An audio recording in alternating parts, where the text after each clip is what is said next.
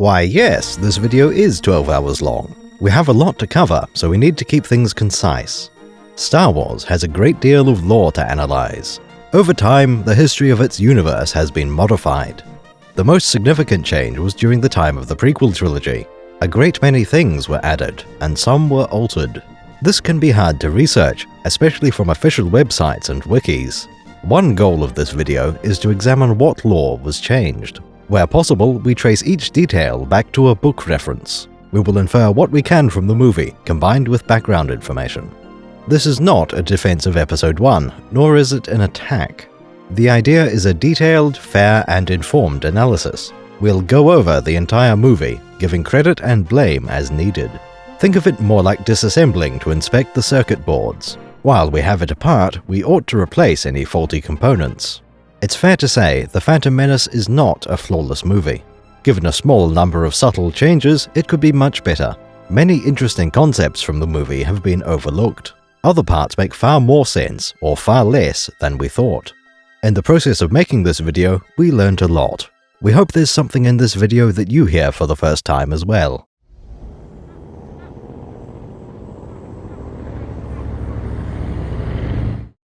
Well, thought you had to wait 71 days to see Star Wars? And exactly 29 days and counting. And finally, the new Star Wars must run in the largest theater in the movie complex.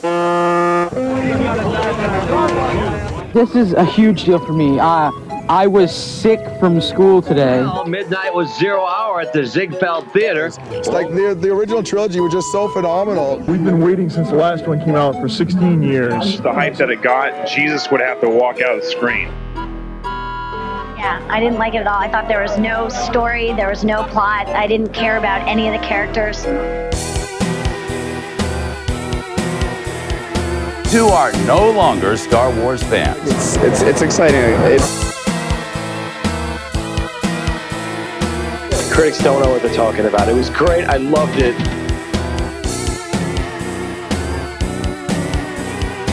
Go see it as quick as you can. It was better than all.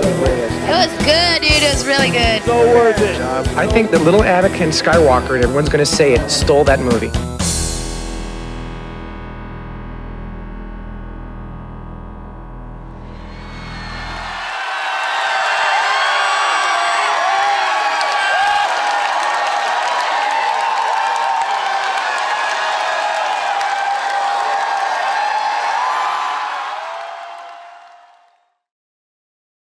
If you're not sold on sitting through a 12-hour video, we'd like to present a testimonial from a member of our community.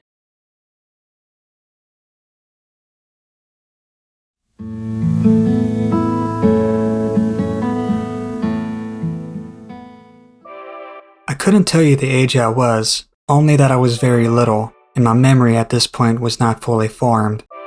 It was a sunny day, as I was with my father, not on some moisture farm, but shopping.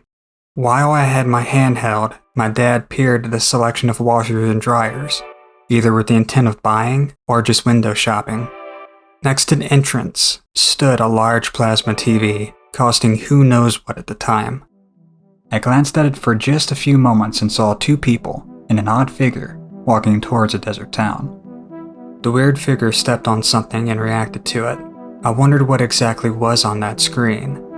Was it a movie or a show? It intrigued me to no end. To my little 5-year-old mind, it was out of this world, and it sparked my imagination.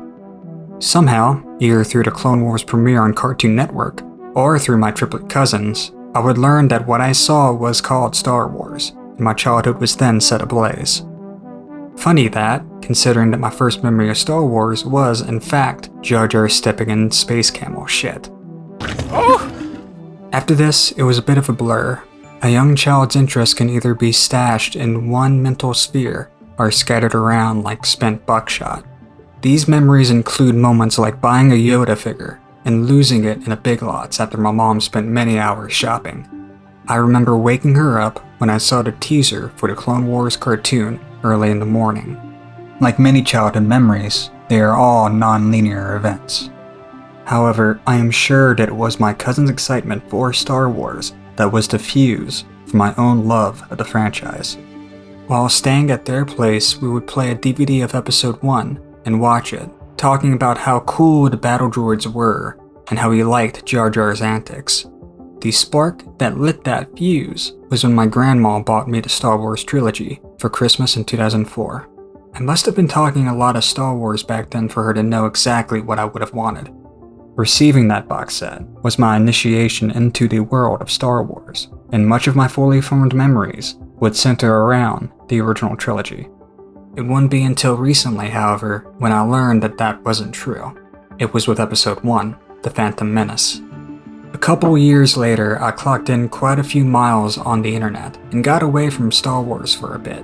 That's when I discovered the attitude of the fandom at the time. For example, I played flash games of Jar Jar getting shot with a blaster on Newgrounds. Later, I watched a video of an advanced age man pretending to be an obese, recluse, murderer film critic, talking the biggest takedown of a film not since the Italian government took down Cannibal Holocaust. Somehow, I began to agree. I probably thought something like, well geez, I guess I was just a kid. This really is a dumb movie.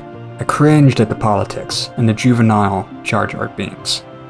Episode 3 impacted me greatly, having watched it with my mom in theaters. Despite it and my attachment to the prequels, I disregarded them. Eventually, my conclusion would become this. With the exception of Episode 3 is a mildly good movie, the prequels do not come close to the great classics. For many, Star Wars ended in 1983. This remains the consensus. George Lucas, a man of great ideas and passionate philosophy, only does his best when working with others on equal ground. His prequels, while good in concept, fail in execution. It's seemingly how many beyond the theater screen feel. It was how I felt, but not now. I don't think that's true anymore. I cannot convince anyone directly of changing their mind. Taste is taste. But do take the time to reignite your love for the saga by exploring the prequels. I can't even begin to start with the modern history of Star Wars and how complicated, controversial, and ruthless it has become. It's been rough for many to proudly say that they are a Star Wars fan. First world issues, right? The Lucas bashing of prequel-era Star Wars looks like a mild gripe when compared to the current state of the franchise. The rapid corporatization of the brand and the stories, and the mishandling of new established lore feels haphazard in general. I think it's best to let go of this. Let go of it all. You can now come back to the things that made you in your youth, and value it in a new perspective. I started that with Episode 1, and I'll be damned, it was better than I remember. Ultimately, I hope that the following retrospective convinces you of the positive merits of The Phantom Menace. Engaging with Episode 1 seems to require standing up for its position in the saga, which is unfortunate because it can get in the way of appreciating the film for what it is. I hope that this analysis proves to justify the lack of an outright defense, as it highlights the film's strengths in atmosphere, mythology, world building, and characterization. These are the qualities that make Star Wars, Star Wars. There's much that can be extracted here, but let's see what the lore says. Thank you for hearing me out, and enjoy. Let's start at the beginning, a very good place to start. The title is great, possibly my favorite title of any Star Wars movie. Where the original trilogy was about overt conflict, updates on the state of rebellion, this is completely different. At this point, the Old Republic is in power, there is no large-scale conflict, but the audience is aware that a change is coming. The Phantom Menace is truly worthy of the name Star Wars, despite its differences. The conflict is not between an evil empire and the good guys, it is something elsewhere, elusive. This is why the opening crawl begins with the taxation of trade routes. Turns out taxes are quite a hot topic, might even have started a war or two, but this decision is good even beyond that. Taxes are quite clearly something the Old Republic must have dealt with, even if their stance was, we have no official position regarding taxation. We never knew all that much about the Republic, so it's critical to set the scene. Everyone can agree that the Old Republic must have dealt with taxes. The only point of contention is to say that taxes are boring, so all of this should be off camera. This is incredible. We recommend a commission be sent to Naboo to ascertain the truth. The Congress of Malastare concurs with the Honorable Delegate from the Trade Federation. But that's the entire point. Yes, a minor trade dispute is mundane. It's supposed to be. This is the last normal thing that happens. The precise nature of the objection seems to be, I don't want to think about this. Not that these events wouldn't have happened, but that they aren't exciting. It is clear to me now that the Republic no longer functions. I pray you will bring sanity and compassion back to the Senate. Can't we just have a bad guy chasing a princess or something instead? This is Mickey for the new millennium. Struggling with smartphone addiction and impossible burn syndrome. We've seen where that line of thinking leads, right to a certain vermin company. The most foul rodent gives no thought to the history of the galaxy, which is a mistake. You can't have a setting if the universe only exists where the camera is looking. The rebellion will continue to gain a support in the Imperial Senate. The Imperial Senate will no longer be of any concern to us. The regional governors now have direct control over their territories. This is perhaps the point that the prequels understand best, and the reboot does not grasp at all. Knowing the situation of the galaxy only makes the action more interesting. The first ship on screen is excellent. I love this ship. In fact, I think this is the greatest design that appears anywhere in the prequels.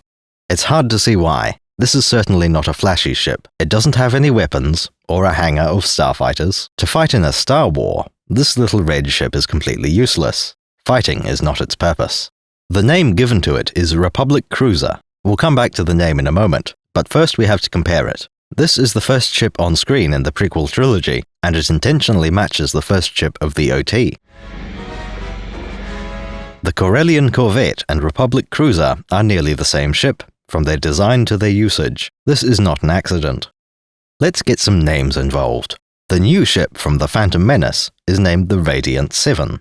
The original ship from A New Hope is named the Tantive 4. The term Blockade Runner is more complex than you might think, though we all know it refers to Leia's ship. The Empire has noticed that this type of ship is suspicious, and matches the famous Rebel Blockade Runner. After the fall of the Empire, we all know that in fact, the Tantive 4 did all the blockade running to earn that name. That's a bit questionable, since we know Leia uses diplomatic immunity to get out of trouble. This is a consular ship! We're on a diplomatic mission! If this is a consular ship, where is the ambassador? Blockade running, in a way that can be tied to the rebellion, is sneaky. For that, your ship needs to slip through the crossfire and escape. To use diplomatic status as a consular ship on a mercy mission, that's unsneaky. I don't know what you're talking about. I'm a member of the Imperial Senate on a diplomatic mission to Alderaan. It only works if everyone knows who you are, and the Imperial Senate would defend your mission. Blockade runner and consular ship are completely different modes of operation. It might work in cases where you disable your ship's transponder, stopping it from broadcasting a fingerprint code. Otherwise, the first blockade could just report, Senator Organa is a traitor. You are part of the Rebel Alliance and a traitor. Take it away! Worse still, prequel-era information tells us the red stripes on the Tantive 4 mark it as diplomatic. How many of those are there in the galaxy, and why has nobody noticed? Would Leia have to paint over the red stripes every time the ship goes incognito? We know the Rebellion has at least 4 of the Corellian corvettes by the Battle of Endor.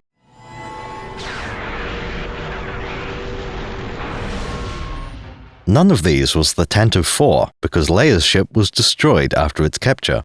We know these are a very common model of ship, just like the inconspicuous YT-1300 freighters. Republic cruisers also have a civilian model, but they don't seem to be quite as popular. Next, to actually look at the designs. Now, I happen to know the Tantive 4 is about 150 meters long. It's hard to find references to the length, and for the same reason, I can't give a model number.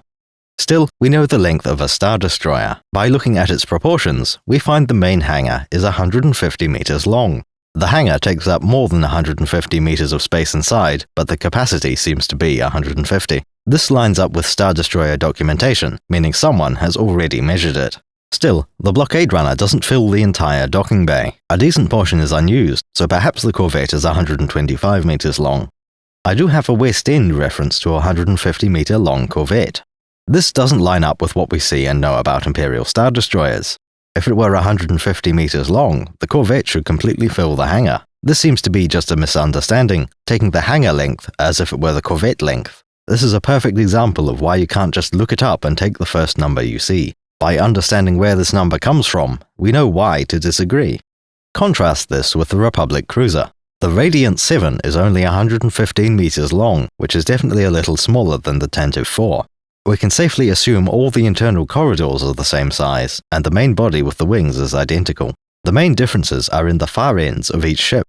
One obvious difference is the bridge. The Tantive 4 has a hammerhead mounted perpendicular to the main body. The Radiant 7 is mostly missing that feature, though the shape is still there. It has been rotated into line with the thrust axis and is proportionally smaller.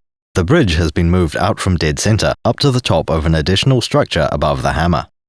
We can clearly see a line in the center of the Radiant 7's hammer. This puts it into a category alongside a lot of Star Trek ships. Some say the original Constitution-class Enterprise had landing legs on its saucer for use after separation. The Galaxy, Sovereign, and Intrepid class have a shuttle docked on the bottom of their saucers. The captain's yacht is generally never shown in action, despite being designed into the ship. It can be hard to tell what was originally intended, and what's a later invention.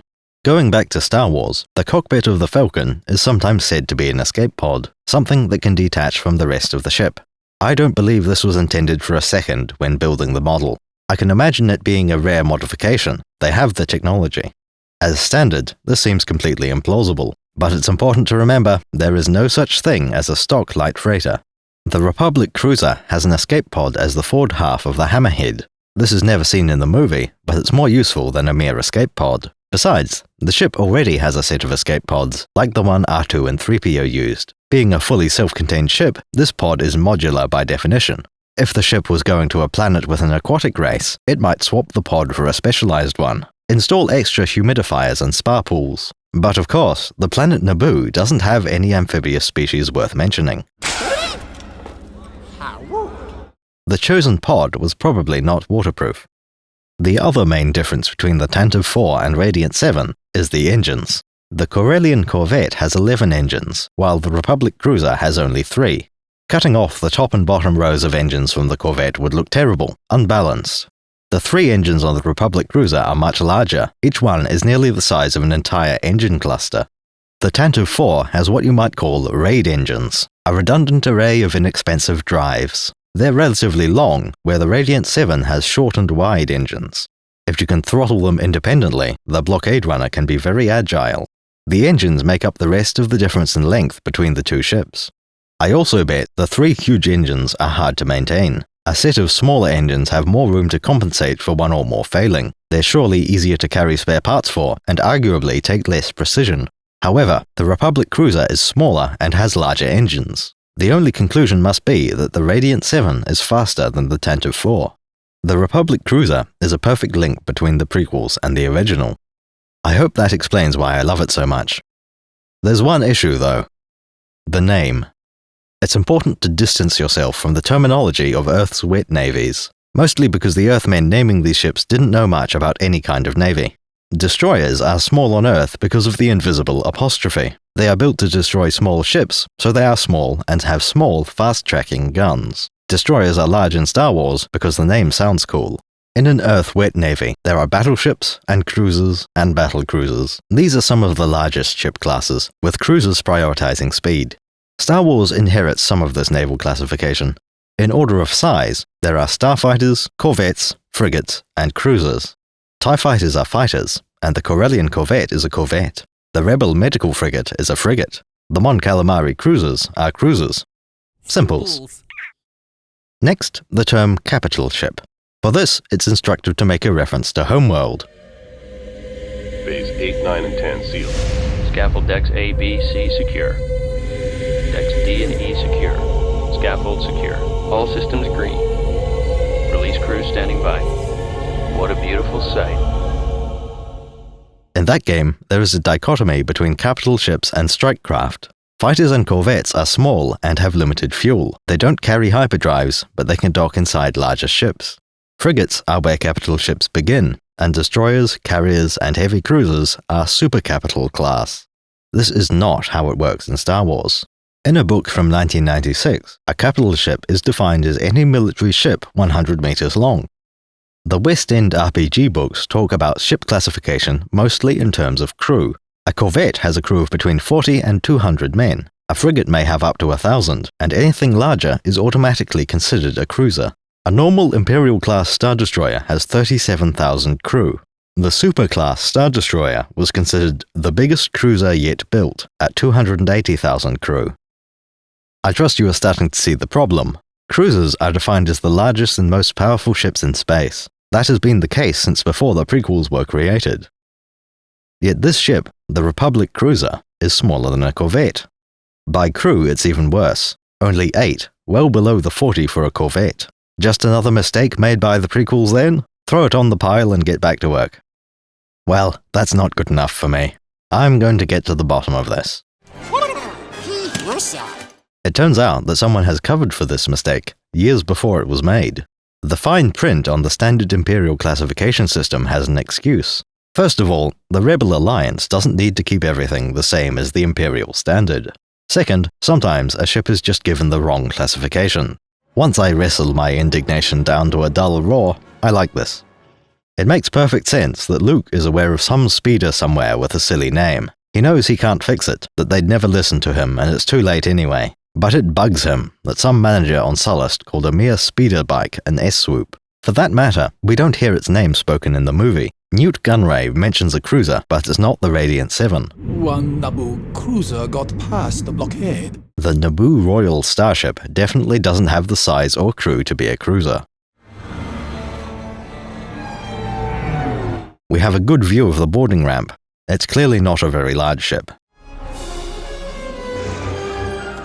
It'd be nice to own, granted, compared to some grimy freighter.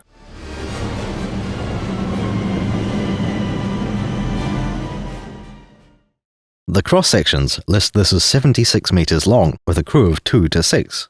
That's not a Corvette, it wouldn't even be a capital ship.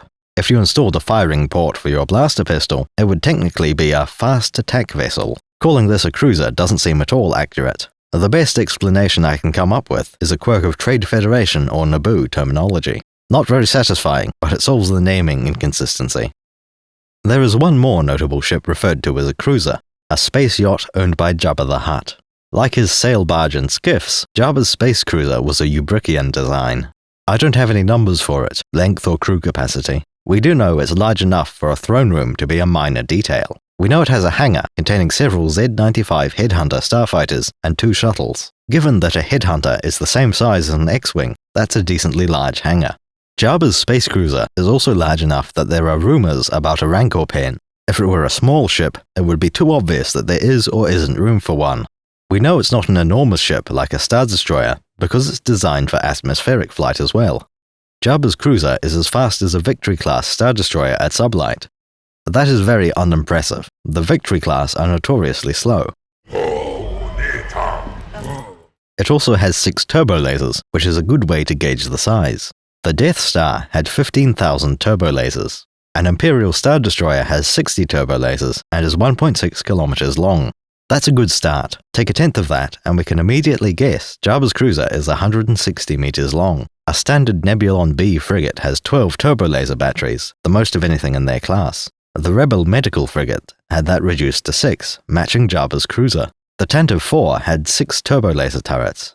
Finally, our Corellian Action 6 is 125 meters, and one has been modified with 3 turbo lasers. That allows us to make an educated guess as to the size of Jabba's cruiser. It must be around the size of a large corvette or small frigate. It must be larger than 150 meters, but less than about 300 meters. That means it really isn't a cruiser by the Imperial classification system we all use. Perhaps we should think of these luxury yachts as more like passenger cruise liners than military cruisers. Moving inside the Radiant 7, we see the interior of the bridge at exactly 2 minutes. This is quite a slick introduction. First, there is an establishing shot of a ship with familiar lines, approaching the blockade mentioned in the crawl. Cut to inside and we see 2 robed figures, the Jedi Knights mentioned in the text. Tell them we wish to board at once. The Jedi hailed the blockade, which introduces us to the greedy Trade Federation. Well, the Jedi don't open hailing frequencies. Qui-Gon Jinn addresses the Radiant 7's captain. This turned out to be the largest surprise until Jar Jar or the battle droids. The captain of the ship leans forward, and we can clearly see that he's a little boy. Yes, sir. Tell them we wish to board at once. I was quite confused. Why do you have a prepubescent kid in charge of a starship? It doesn't make sense. This choice is immersion breaking. Did they put a child in a position of authority to appeal to a young audience? Why is the movie like this? What were the writers thinking?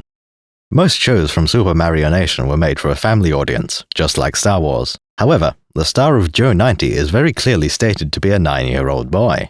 Boy, aged about 9. The 9-year-old boy. And he was 9 years old. 9-year-old.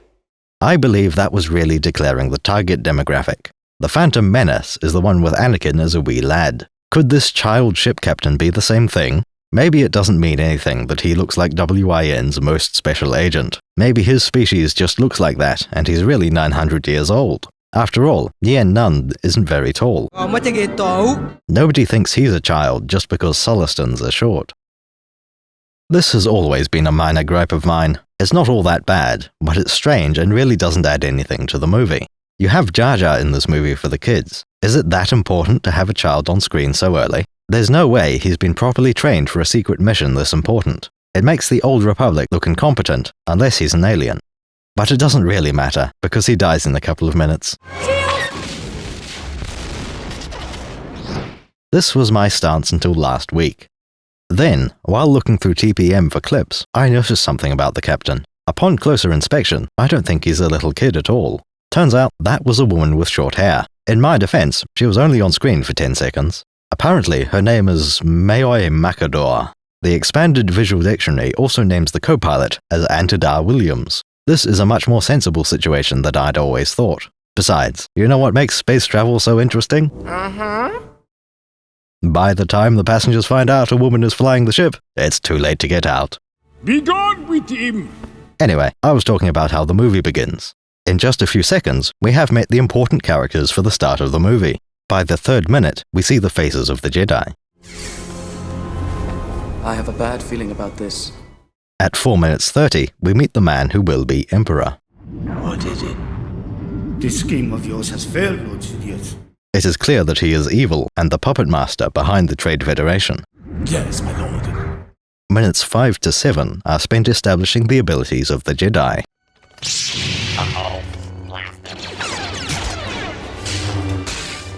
They have extraordinary power, but they are immediately shown to have limits. At the very start of the movie, there is a protocol droid. I sense an unusual amount of fear for something as trivial as this trade dispute. A silver one in service to the Trade Federation. We have always known there are various casing options. The first droids we ever see are an R2 and 2 colors of 3PO. In fact, C-3PO himself has a silver right leg. We see a white protocol droid on Hoth and a silver one on Bespin. Nice to see a familiar face. Ichuta. How rude. These colors are completely meaningless. We know there are multiple options from the factory. It will be easy to have your 3PO painted or to buy customized plating. I'm TC-14 at your service. As etiquette demands, the droid introduces itself as TC-14. This way, please. 2 things are slightly surprising. First, that number doesn't line up with C-3PO at all. Second, this droid has a woman's voice. Visually, TC-14 looks identical to a 3PO model. There are multiple different ways to explain this. My preferred option is the simplest. TC-14 is a 3PO like any other. The Trade Federation just selected silver when placing a bulk order. Make yourselves comfortable. My master will be with you shortly. As for the number, maybe that's a Federation naming convention. There's no reason a 3PO has to have 3PO in its name. That approach avoids adding or contradicting any lore. The alternative is to fixate on some detail and create a new model. Originally, the 1999 Visual Dictionary avoided the topic. There was no reference to what model TC-14 was. It was 2002 before something went awry, the New Essential Guide to Characters. It says that C-3PO uses a part from a TC droid, the Tranlang 3. Less than ideal, but it's okay for a TC series to exist. I draw the line at parts from 2006 and 2012. There is a significant difference in the 2012 Expanded Visual Dictionary. It adds a data file box containing 2 factoids I can't abide. Both of these can be traced back to the New Essential Guide to Droids. All the later lore assumes TC-14 cannot be a 3PO model. These 2 books explain the difference as being a single component. The Tranlang 3 communications module, first used in the TC series. A luxury variant of the base model, but still technically a TC 3PO. Like TC-14, all of them are said to use female voices. These ideas are completely unacceptable for me. We seem to be made to suffer. It's our lot in life. They contradict existing lore while adding nothing of value to the setting. Based on this newly invented lore, the 2006 book claims something absurd. That the most famous 3PO isn't really a 3PO at all. That our 3PO uses parts from a TC, so he's really one of those. By my own rules, I should only disregard this if older lore disagrees. Conveniently, everything contradicts those changes. The oldest I can find are from 1987 and 1990. Even back this far, it was clear. 3PO was a 3PO.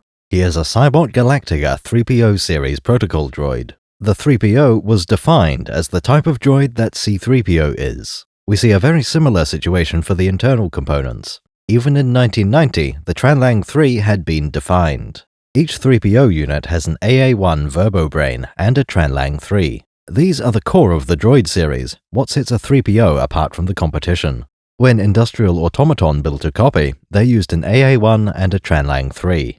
According to lore from 2006, the 3PO series was designed around a Tranlang 2. After decades of production, a more expensive variant was created. These new TC droids would carry a Tranlang 3 instead of 2. Eventually, the Tranlang 3 became a standard part on all new production 3POs. There is no basis for this idea, except for TC-14's name. The only supporting evidence comes from EV-99. How many languages do you speak? I am fluent in over 6 million forms of communication. Splendid. Any fan of Star Wars could tell 99 that. A 3PO's Tranlang 3 supports 6 million languages. That implies she expects some variation in 3PO specifications. To be fair, C-3PO has spent time in a Jawa sandcrawler. Don't shoot, don't shoot. There's no guarantee how original all his parts are. The 2006 New Essential Guide seems to be the problem. It implies the 3PO was built with a Tranlang 2. Personally, I think 3POs were given Tranlang 3s for a reason. The reason is that both machines have the numeral 3 in the name. Now, for no reason at all, I think we should look at a different droid. A J9 worker drone from Roche Hive. In the new book, J9s are stated to have a Tranlang 3 communications module. However, this is the one place we'd expect to see a Tranlang 2. The 1999 Essential Guide to Droids also describes the J9. That one specifies a Tranlang 2 module with 1 million languages. That mutated into a Tranlang 3 with only 1 million languages. These can't both be right, and one makes less sense than the other. I reckon that proves the new Essential Guides are sometimes wrong. Where they contradict, we'll assume the original version is correct. Claiming C-3PO isn't a 3PO, well, that contradicts everything. I completely reject the idea of a TC series with different internals. If we take that difference away, there's really no substance to the newly invented model. There is one characteristic left for you to base a 3PO variant on. What? What did you say? The ambassadors are Jedi Knights, I believe. Unlike every protocol droid of the original movies, TC-14 has a female voice. Is that enough to justify an entirely new model number? Given that they use the same translation hardware, I think not. I conclude that the model doesn't exist. There is no TC series. C-3PO and TC-14 have identical hardware. If the TC series was meant to be a female variant of the 3PO, we'd expect some new parts. Protocol droids are built to be generic and neutral. A Twi'lek would notice a lack of head-tails. Wookiees would see a 3PO as short and hairless. However, they would all agree, 3PO is a metal man. That's no gynoid. The droid is an android. I'll always remember you, Fry. Memory deleted. Of course, there's no such thing as a male or female droid. When a droid turns up in a list of characters, Star Wars does it correctly. The sex is listed as NA because droids are non-biological. In the case of R2 and 3PO, inapplicable masculine programming. That's by far the third most common sex for a Star Wars character. It also tells us the answer. No, you don't need to create a TC series. There aren't any unique parts, it's all done in software. You'd never find a female voice box for a translator droid. To be fit for purpose, their vocabulator can accurately produce any sound. Our C-3PO could mimic any voice or accent in the galaxy.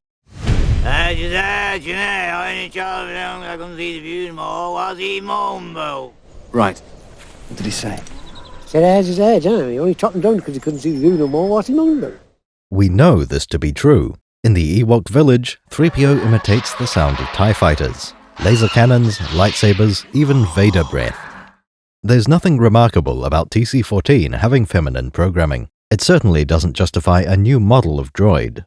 Cybot Galactica would offer both options and any color you like. It can't be a difficult operation either. Toshi Station could probably manage it. Okay. Turn this into a woman. I'm serious. So am I. Most people don't really care, and most droids don't come with programming options, nor do they have options for gloss and matte or color. Books from 2006 and 2012 fixated on this detail. They consider TC-14 to be the template for a new model, instead of a minor variation. From there, it makes sense to distinguish the TC by making them mostly female. In 2006, that's understandable. When designing a droid, that's usually decided for the entire series at once.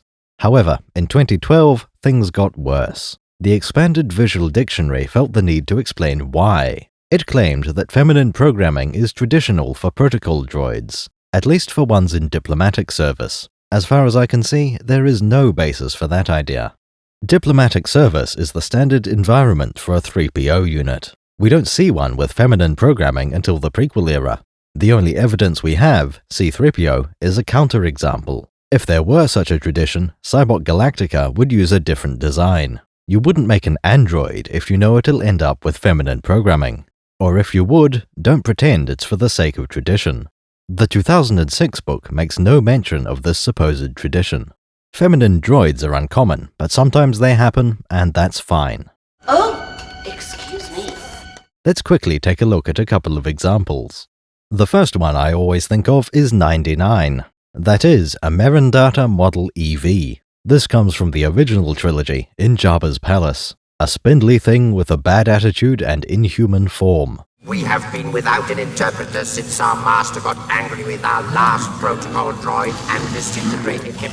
The EV series are droids built to supervise other droids. Jabba's example, EV-99, is loved by the fans. At least I assume she's popular. I've never heard a complaint. You're a feisty little one, but you'll soon learn some respect. 99 has 3 tiny eyes, which is not standard for her model. The mouth flap is perhaps her strangest feature. Maybe her masters want a visual cue that the EV is working. The duties of a supervisor droid are mostly related to speech. 99 is as evil as a machine could possibly be, so let's move on. I have no understanding of the word exterminate! From the prequel era, the first one I think of is Dexter's Waitress. Someone to see you, honey! Jedi by the looks of him. This is a very simple machine. There exist many variations on the concept. A competing design of droid might be the R10, a self-propelled serving tray. You can accomplish much the same thing with a shelf on an R2 unit. R2, what are you doing here? Well, I can see you're serving drinks, but this place is dangerous. All of these droids have to stand out in some way, and this one chose a striking design. The WA-7 Waitress is only moderately more agile than R2-D2. Darrell, beyond the outer rim, thanks to them cloners. For a customer-facing role, though, having a face may be an advantage. You want a cup of Jawa juice? Oh, yes, thank you. The final example is an LE model from Cybot Galactica. That designation was actually used twice centuries ago. The older of the two is an LE repair droid. Their primary function is ship repair, much like an astromech. Unlike an R2 unit, the LE can speak basic. Their humanoid form is closer to 99 than 3PO. No polished bronzium plating, just exposed joints and wiring. This one is not specifically an android, but has masculine programming. As a secondary role, the LE droid is the radio man. A freighter captain like Dash Rendar has other priorities. An LE can handle the landing permits on your behalf. No, I don't have a landing permit. Oh, wait a minute, let me explain. This brings us to another LE model from 300 years ago. That's 3 times older than the 3PO series. We can tell they were older protocol droids, since that's what an LE is. The LE Manifest droid is based on 3PO's ancestor. Instead of etiquette, a Manifest droid knows about paperwork. What had been a secondary function of a repair droid was now the sole purpose. There's no need for much translation. A dozen languages would be plenty. The critical knowledge is of spaceport regulations and red tape. Like the R3 and R4, this is a droid for a different market. Han Solo likes astromech droids and treadwells. They're very useful in repairing his ship. Check it at the other end. Wait a second. You alright? He doesn't have much patience for C-3PO and would never buy one. Sir, might I Shut him up or shut him down. However, you might be able to sell an LE manifest droid to a freighter captain. If I owned a Droch 720 and an R4, this would be my second droid purchase. Though based on a protocol droid, there are certain hardware changes. Perhaps most notable is the waist. There is no gap in the droid plating. Most droids of that kind have a flexible section at the waist somewhere. We can assume the LE has a more limited range of motion than most droids. While that might work in a throne room, it's safer to have the waist covered. Aside from that, an LE has only one notable feature. Her feet are said to be magnetic. That would serve no purpose for a diplomat, but aboard ship it's quite helpful. There you go. Now you just walk around like you're in pumps. How do you know what it's like to walk in pumps? I didn't always work in space. Cybot Galactica has made one other modification from the base protocol droid. Princesses and senators are content with the 3PO series. Freighter captains tend to lose patience when dealing with etiquette droids. As part of fixing this, LE droids were built with feminine programming. A droid's personality is a very important feature. That's why the R2 is so popular. By having an endearing attitude, a droid can avoid the off switch. The Empire may be gracious enough. Thank you. Let's bring this back around to TC-14. I have always considered her to be a normal 3PO droid. There are millions of droids, so the names must be more elaborate than what we hear. Droids would have to select a locally unique name. There's also a preference for putting the model number in the name. That would mean TC-14 and TC-3 are normal names for 3PO droids. There is no TC model, and C-3PO is a 3PO. All the hardware is identical. No 3POs used Tranlang 2s. Nor is there any merit to the claim of traditional feminine programming. That seems to be an invention of 2012 with no basis in Star Wars. As a standard 3PO, TC-14 can't come from a mostly female production run. We've seen what Cybot Galactica does when making a new kind of protocol droid. If you wanted a protocol droid of a different model, LE would be the one. Manifest droids were made for customers just like the Trade Federation. Let's not try to infer any lore from TC-14. The Phantom Menace changed Star Wars forever. Traditionally, a lightsaber was always described using 3 words. Cut through anything. Sometimes it's almost anything or practically anything. In the original movies, they were always used as blades. Han slices a tauntaun, which tells us almost nothing. Hang on, kid. We do see flames dancing along the saddle straps. Luke cuts open an AT-AT hatch, which is the most tool-like usage. Episode 1 changes everything by establishing limits. We will not survive this. Qui-Gon strides boldly over to a door. This appears to be a normal interior door, a 1/4 decimeter thick, much like the doors aboard the Death Star or the Enterprise. The lightsaber slices through with contemptuous ease.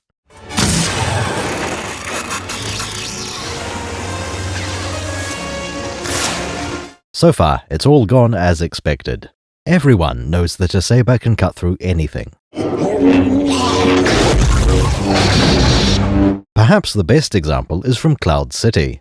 Darth Vader slices through a set of triple columns, leaving an exposed cut.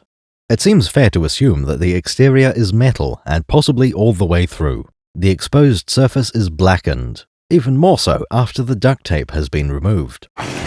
That's a lot of damage! This sets the standard for using lightsabers against metal. In the time of the prequels, we have significantly more options.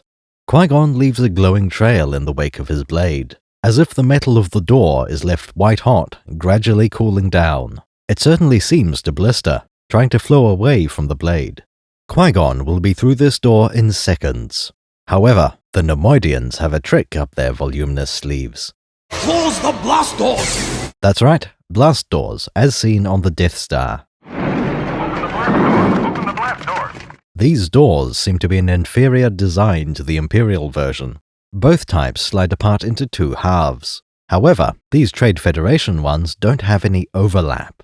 When the doors close, they actually interact with the blade. The first blast door causes the lightsaber blade to bend. We can still see the blade, despite the door closing around it. Finally, the second blast door hides the lightsaber from view. Blast doors are extremely large and heavy slabs of metal. Opening and closing them takes real effort and big drive systems. Qui-Gon, standing right next to the door, senses a heavy double thud. Our Master Jedi doesn't finish the incision. This time he stabs into all three doors.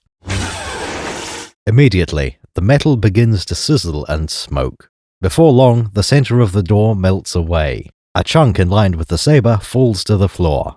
Things are looking grim for the Federation. These Federation types are cowards. This looks amazing and it's informative. We're shown that the lightsaber can still cut through almost anything. More importantly, it adds a limit. Qui-Gon can't wave his sword at a wall and have it fall away. Even cutting through a thin door will take 20 seconds. To get through multiple blast doors, it could be several minutes. That's an exceptional solution to the Red Faction effect. The door's jammed. Blast around it if you can. If your sword can cut through anything, why not use it? Luke could have sliced a path directly into Leia's cell. It's no good. Let me try mine. The moment a character gains certain tools, the world falls apart. And now, Your Highness, we will discuss the location. To the rescue! Suddenly, the strength of a lock doesn't matter. It's always easier to get in through the wall. This scene tells us why Jedi can't walk through walls. That part is good, but it gets better. Despite putting limits on them, lightsabers didn't get weaker. As far as we can see, they still cut through anything. The lazy answer would have been lightsaber-resistant materials. Placing a limit on battery life wouldn't solve anything. You'd just reload your saber batteries after cutting each door. Using time is a much better constraint, and it lines up with the original lore. Most of the original lore, at least. There's one detail out of place. Lightsabers are said to emit no heat. That metal is glowing red hot, so what's going on? We know it's some kind of stable energy loop. Battery life is almost unlimited, multiple years of use. A lightsaber only loses energy when the blade touches an object. With this information, we can make an educated guess. When the lightsaber is idle, it doesn't give off any heat. Sabers are not a containment field around some hot plasma. The blade itself isn't particularly hot. Toast. Bread. While you're slicing it. I reckon the heat only appears when an object resists the saber blade. That would mean you can cut through paper and kindling without causing a fire. The perfect fire hazard would be some kind of dense hardwood. That also allows for a flesh wound to be cauterized. Think back to the Tauntaun saddle straps. Only the leather caught fire because of the dense material. For a lightsaber to cause any significant heat, it needs a lot of metal. No matter the door, the blade passes through with virtually no resistance. Like a monomolecular blade through, well, anything. Looking for evidence, we find some subtle hand movements. Little click out of pin 1. If I'm right, we'd expect blade movement to generate heat. The door wouldn't get any hotter unless there's solid metal touching the blade. What Qui-Gon does is similar to the optimal move. There's not enough movement to cause a real difference, though. I'm not sure what the official answer is. Not anymore. On one hand, certain Disney books avoid saying the blade is hot. Melt after exposure to a lightsaber blade is vague. Other books are less cautious about lightsaber technology. Original lore may say energy, but never plasma. Saying a lightsaber blade is plasma would imply it's very hot. Personally, I see plasma blades as a serious problem. A hot blade must emit light and heat. Anytime the plasma saber is active, it would lose energy. Suddenly, battery life becomes a serious concern. There's no way a portable heater can run for years without recharging. Lightsabers being hot would genuinely shatter my immersion. Think of when Mr. Spock heats up a rock with his phaser. It would be unbelievable if the phaser battery never ran out. To function with a substitute fuel supply, our phasers I can adapt them and use their energy. Hot plasma blades work the same way. You need a much bigger power source. Something backpack-sized, I would say. Let's see now. There. Regardless of how sabers work, it will take time to cut through. Qui-Gon never gets a chance to finish the job. The Phantom Menace has more than a few surprises in store for us. The next is another kind of battle droid, the Droideka. These are mobile blaster turrets, a kind of super battle droid. When set up on all three legs, Droidekas have a slow walking speed. This lack of mobility would have been a severe flaw. To compensate, these destroyer droids were given a wheeled mode. Transforming between them takes about 1 second. Originally, they were called Baron droids, though this name was dropped. Early concept art was simply a heavier version of the standard battle droids. One of these designs would reappear under the name of E4 Baron droid. Destroyer droids have a combination of technology that represents a true threat to these Knights of Justice. The second time we ever see a lightsaber used, it's to deflect bolts of energy. Being able to parry a blaster volley is also the second force ability we see. It is absolutely right for Jedi to be able to block a withering torrent of fire like this, but they aren't invincible, and with good planning, their enemies can win. That puts the movie into a grounded realm. We're not dealing with Superman or the Hulk here. They can't just pull out a new power. I don't think so. No one can kill a Jedi. I wish that was so. To beat them, a blast door, a shield, and a repeating blaster are all it takes. If you have a squad of Space Marine Devastators or Fire Warriors, you can force a few Jedi to retreat. From the OT, we know that an ambush or a dark side Force user can also work. You take it easy, let's just figure out a way to get out of this thing. When I left you, I was but a learner. Combined with trying to protect others, that makes it easy for the movie to present a threat. In fact, 2 battle droids are already enough to match the Jedi in combat. Jedi do not crave combat. There is no reason to standard fight. They are in a difficult situation, a narrow corridor, a kill zone. Every blaster bolt flying down the corridor is a danger. Retreating under fire would be hazardous, even with lightsabers. Naturally, the Jedi pull out a new power. This is an unexpected move. To escape from the destroyer droids, the Knights use a force sprint. It's a standoff. Let's go. Cheese it! Robot house! This isn't a recurring feature. We almost never see it again. This power of celerity is related to the agility of the Jedi. The combat in the prequels is very acrobatic, much more than in the original movies. Obi-Wan and Qui-Gon both display an incredible jump height.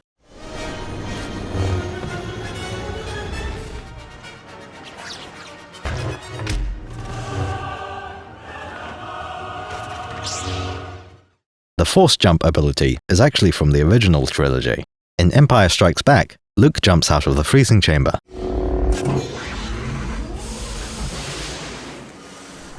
This is a vertical jump, several meters straight up from a standing start. It is impressive. Most impressive. It seems logical to assume the same ability can be used in another direction, such as along a corridor instead of straight up. It bothers me far less than, say, R2-D2 having hover thrusters. Since the Jedi are not warriors, it's perfectly fitting for them to run away. There are alternatives to fighting. At the 8-minute mark, we are introduced to the mother of the Skywalker siblings. A transmission from the planet. It's Queen Amidala herself. As queen of a small planet, she starts with as much prestige as Princess Leia did. It makes sense for the royal Organa family to have adopted that lineage. However, notice how everything so far has taken place in orbit. There has been no sign of the planet Naboo, except the establishing shot of the blockade. It lurks in the background, out the windows. The Jedi had decided to stow aboard the landing ships. This is an odd play for the Trade Federation. We've got to warn the Naboo and contact Chancellor Valorum. Let's split up, stow aboard separate ships and meet down on the planet. 15 seconds later, Queen Amidala appears for the first time. The first sight of the planet is at 9 minutes, after the Federation start talking about the surface. The next minute shows a communications disruption on Naboo. We have just seen Lord Sidious communicating via hologram. Kill them immediately. Now we see someone else using the same technology. The Queen addresses him as Senator Palpatine. Massive spoiler alert, but it turns out Sidious and Palpatine and the Emperor are all the same man. For someone watching this movie before the OT, there's just enough similarity to pick up on. 2 people using holograms within 4 minutes. Coincidence? I think not. The Emperor appeared only in hologram form until Episode 6. The son of Skywalker must not become a Jedi. More importantly, the name Palpatine is never spoken in the OT. To those who read the novelization, he was Emperor Palpatine. To a casual viewer who only saw the movies, he is only the Emperor. I've just received word that the Emperor... Oh, the Emperor maintains... the Emperor now. The Emperor commands... The Emperor... The Emperor... The Emperor... To the Emperor. On the Emperor's... The Emperor. The Emperor! The Emperor. The Phantom Menace was definitely made with these 2 viewpoints in mind.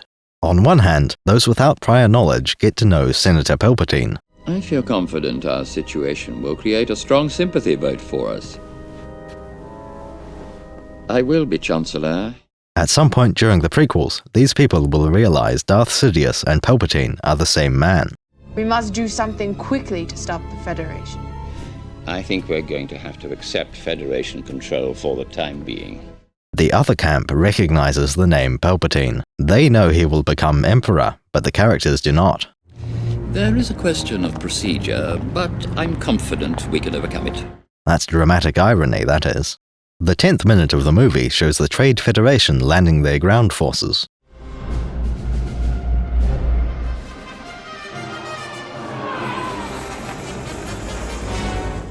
This is good. As we all know, you can't just fly a Star Destroyer down into the atmosphere. If you could do that, you could deploy your ground forces by extending a crane from a hovering ship.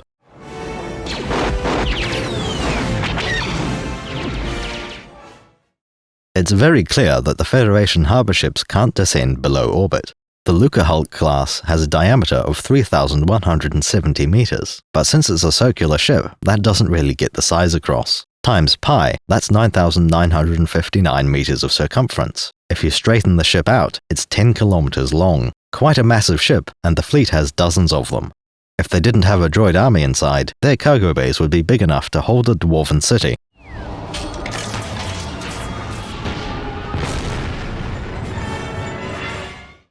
"10 kilometers is a remarkably large ship. It's the size of 8 Mon Calamari MC-80B cruisers, 1.2 kilometers, 6 Imperial-class Star Destroyers, 1.6 kilometers. It'd be more than half the length of the Eclipse, 17.5 kilometers, 2 kilometers longer than a Super Star Destroyer, 8 kilometers, or, if you prefer, 1,037 A-wings long, 9.6 meters. There's no way you can bring something that ungainly into land. We'll get around to tackling Star Destroyers in atmosphere, don't you worry. Instead, the Trade Federation army comes with landing craft. Each of these has a wingspan of 370 meters. I suppose you could just about use these as cargo shuttles for non-military goods. To handle the strain of landing something that large, they're mostly held together by structural integrity fields. All seems fine to me. You'd need something that large to transport a grand army.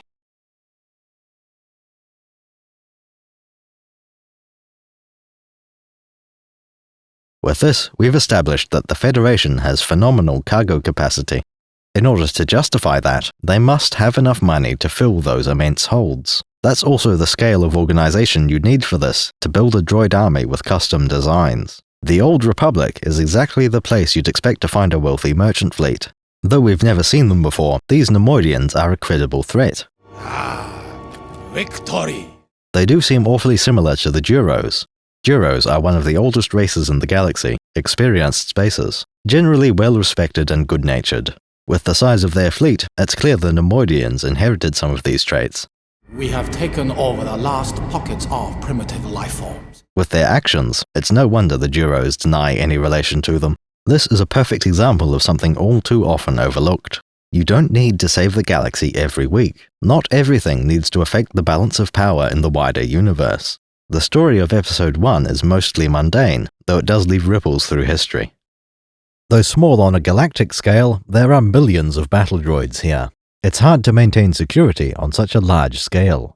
Federation war freighters weren't made to repel borders.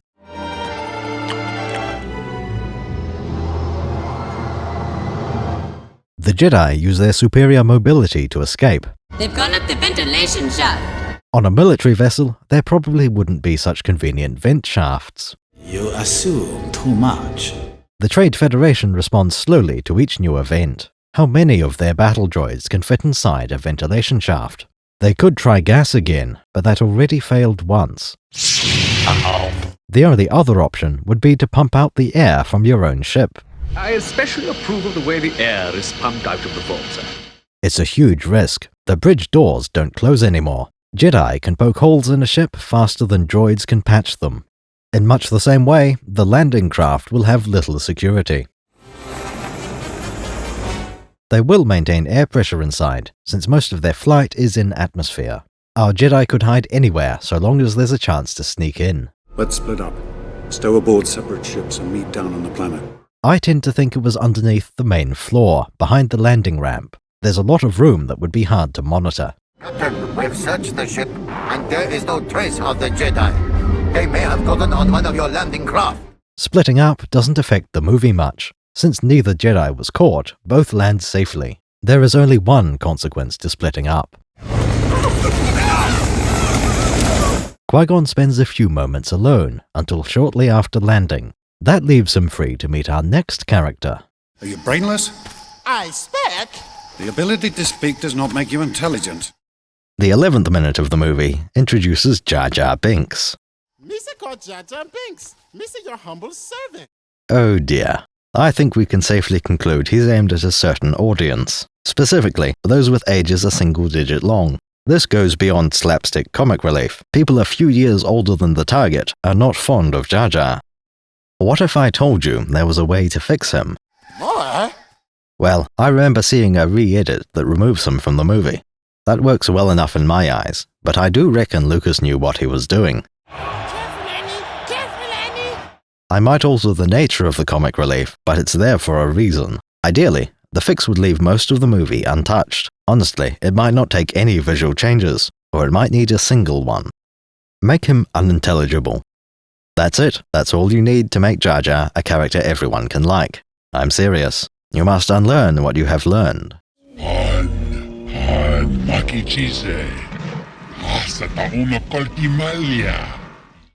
That didn't take very long, did it?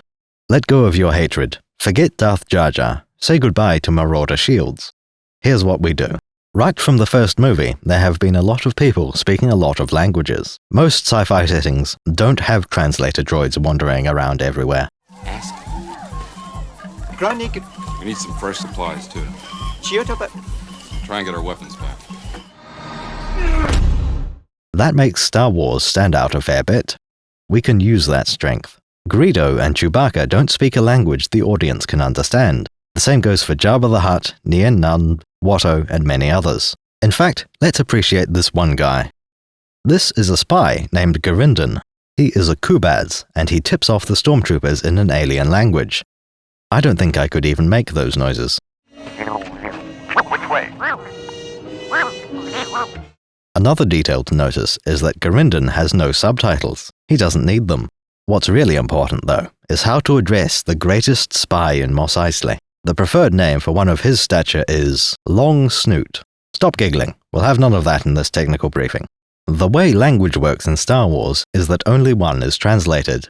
Well, you said it, Chewie. This language is called Basic. I believe in Middle-earth or D&D, it's called Common. Other settings might include a trade language or Belter Creole. Oye, Beltalada. Most characters will speak this one language, which becomes English in most cases. If you watch it in Italian, they're still speaking Basic. It's just been translated to Earth differently. Certainly, most organic beings and droids can understand Basic. They can't always pronounce it, but you can carry on a conversation in two languages. I don't know. This happens all the time between Han and Chewie, or Han and Jabba. Jabba, a pave trip. You're throwing away a fortune here. Don't be a fool! Characters will only be fluent in a few languages, but which ones they are is key. Jar Jar will have a grasp of Galactic Basic, otherwise he couldn't speak to other people. We can even have him start speaking Basic for key scenes, like when talking to the droids or the Naboo. When Jar Jar does this, he's being a bit condescending. You're thinking, people gonna die? I don't know. Gungan's not dying without a fight. We are warriors. He might start speaking English, but reverts to Gunganese around the Jedi. When he's talking to Queen Amidala, he speaks Basic. He knows she sees him as stupid and annoying. They're also both aware that she doesn't speak a word of his language, but he knows most of hers. There's no downside to this. Most of Jar Jar's actions aren't based on language. Do we need him to say icky yucky goo? Oh! Icky goo! No, that gag works without words. He steps in something, we hear a squelch, and then makes noises of complaint. Being able to understand the words Jar Jar says doesn't enhance anything. Another example, in Watto's shop, blowing a raspberry, playing with a pit droid, and juggling. We're leaving. Jar Jar. None of these require Jar Jar to speak. The actions are funny, they speak for themselves. Another scene, he tries to steal some fast food. Alas, it is securely fastened. The shopkeeper tells him off, so Jar Jar walks away whistling innocently. It doesn't work. A confrontation with Sebulba ensues. This entire sequence happens without needing a single word of Basic. The locals all speak Huttese, and Jar Jar just makes noises. As for interaction with other characters, consider Padme Amidala. When she first meets Jar Jar, she asks if he is a Gungan. You're a Gungan, aren't you? Is she being polite, or does she not know what Gungans even look like? How'd you end up here with us? My lord, no. Mr. Binks tries to have a friendly conversation with her. Miss a day starting pretty oaky day with a brisky morning munchin', then boom! When he reveals that he is terrified and out of his depth, she laughs. Everyone laughs. They find his pain and panic amusing. The Queen will not approve. She can say what the Queen disapproves of. Is it so much to say the Queen's guards will protect everybody aboard? Captain Panaka seems like a decent bloke. We can enter the city using the secret passages on the waterfall side. We are ready to do arson part. That's not a real part. There's no arson in this plan. We are ready to do arson. I'm not sure what you wish to accomplish by this. Arson part. Okay, fine, just this once, you old scallywag.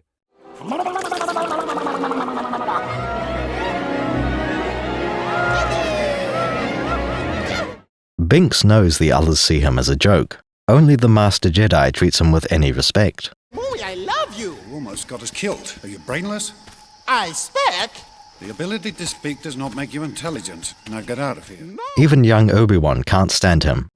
What's this? A local. Why do I sense we've picked up another pathetic life form? When Qui-Gon leaves the ship, Jar Jar follows him. He doesn't want to be left in the ship, where he is tolerated at best. Now stay here, and keep out of trouble. Tatooine is nearly the worst planet possible for Mr. Binks. He is a giant frogman, and the desert air immediately starts affecting his skin. The son doing murder to Mrs. Skin. It would be sensible for him to turn back. Mr. Binks grumbles, but keeps pace with Qui-Gon. Before they can leave, the Queen interferes. Wait! The Jedi is commanded to take another pathetic life form with him. Her Highness commands you to take her handmaiden with you. One of the Queen's handmaidens, Padme. She doesn't interact much with Jar Jar, mostly just laughing at him again.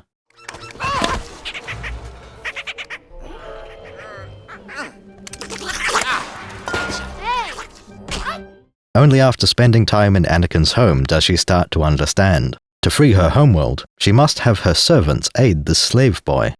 How might I serve you? He's perfect. Oh, perfect. There are 3 characters working on the Podracer. Anakin is a pilot who has repair skills, an obvious synergy. He had fixed a pair of engines on his own already. His pair of Radon Ulza turbojets were meant to appear worthless. With this? Oh, no, you're Annie. Like the Millennium Falcon, intentionally deceptive in appearance. R2-D2 was also at work on the engines. The only other person contributing, that would be Jar Jar Binks. Padme walks towards the Podracer thrice, once when Anakin's friends arrive, and once when they leave. The final time, it's to get Jar Jar's hand out of the jet intake. For the rest of the day, she stands on the sidelines, watching the others try to accomplish something. The handmaiden stays in the shade when we know humans can survive in this desert. As for the alien, whose native habitat is the eternal night at the bottom of the sea, he's only been standing in the blazing heat of this world's G1 and G2 binary suns. It's a risky thing Mr. Binks is doing. The audience just laughs at him. The night before the race, or on the journey to Coruscant, they talk. You have a big day tomorrow. Not only was Mr. Binks working in the worst environment for him, it was using foreign tech. Gungan technology is fundamentally different from what Anakin has access to. The conversation involves some of the Gungan language. Showing the first sign of interest, Padme asks Jar Jar what that means. Before long, he falls asleep, and the handmaiden turns to little Annie. Adding a language barrier to Jar Jar is the most elegant solution. It changes the least, and gives the most improvement for that. This adds more depth to the two best scenes featuring Boss Nass. The first is the initial courtroom scene. Boss Nass will speak mostly in Basic, to show off. When talking to Jar Jar Binks, he uses the language of his own people. You, sir, have no live play with this and his'n? Be gone with him! The Jedi can mostly follow the discussion, and the audience may or may not get subtitles. The other scene is later, when the party goes to the Gungan sacred place. You know where they are, Jar Jar? When in trouble, Gungans go to sacred place. Mr. show you. Come on, Mr. show you. The Queen of Naboo goes to beg for help from the Gungans. The scene begins with a conversation between Boss Nass and the decoy queen. I am Queen Amidala of the Naboo. I come before you in peace. A lot of this is in the Gungan language. You shall bring him the mechanics. You shall all bombard. The decoy, Sabe, is bewildered and out of her depth. The real queen, Padme, steps forward. We wish to form an alliance. Your Honor. Who's this? I am Queen Amidala. Originally, she kneels and begs for help from the Gungans. It plays out much the same now, with one little addition. She ends this plea with one short phrase in the Gungan language. No, I beg you to help us. We are your humble servants. Our fate is in your hands. We will have seen her learning it from Jar Jar earlier, but he never expected her to remember it. In fact, the Queen from the start of the movie would never have done this. After watching how the Jedi treated Jar Jar, after all they've been through, Padme can see the value of the amphibians. This is what secures the alliance. You shall not think you are greater than the Gungans. Me shall like this. If the Queen had managed to flee straight to Coruscant, she would have found no help there. But more importantly, she would never have listened to Jar Jar Binks. Amidala went to the Republic Senate looking for an army. Gungans not dying without a fight. We say warriors. We say got a grand army. That's why you know liking us, Mr. Dinks. Turns out the real army was the friends she made along the way. Using the threat of the droid army, the Jedi obtain a guide. Jar Jar has been exiled from Gungan society. My friend might have been banished. My forgotten. The bosses would do terrible things to me. It's actually illegal for Mr. Binks to return home. His world is changing, and he has sworn a life debt to Qui-Gon. Fans of Star Wars may find that concept oddly familiar. It originally appeared as part of Chewbacca's backstory. As a young Imperial officer, Solo saved Chewie's life. The Wookiee version is more about honor than demanded by the gods. Mr. Your humble servant. That won't be necessary. Oh, but it is. 'Tis demanded by the gods, it is. Still, if we are to admire Chewbacca for his loyalty, the same applies to Binks. Despite his doubts, Jar Jar leads our heroes into the Gungan city. Let's get right to it, shall we? The Gungan city is perfect. A jewel at the bottom of a murky lake. The novelization makes it clear that Otoh Gunga is hundreds of meters down, minutes of swimming. The only light down here comes from underwater sources. Naturally, Jar Jar is at home here. The Jedi are using A99 Aquita breather devices. There is a problem with these. Books from the time showed a completely different prop from the one used in the movie. This was corrected in a new edition, but both say air tanks. These tiny tubes the size of a finger, and they're supposed to hold 2 hours of compressed air? That sounds absurd, even for sci-fi.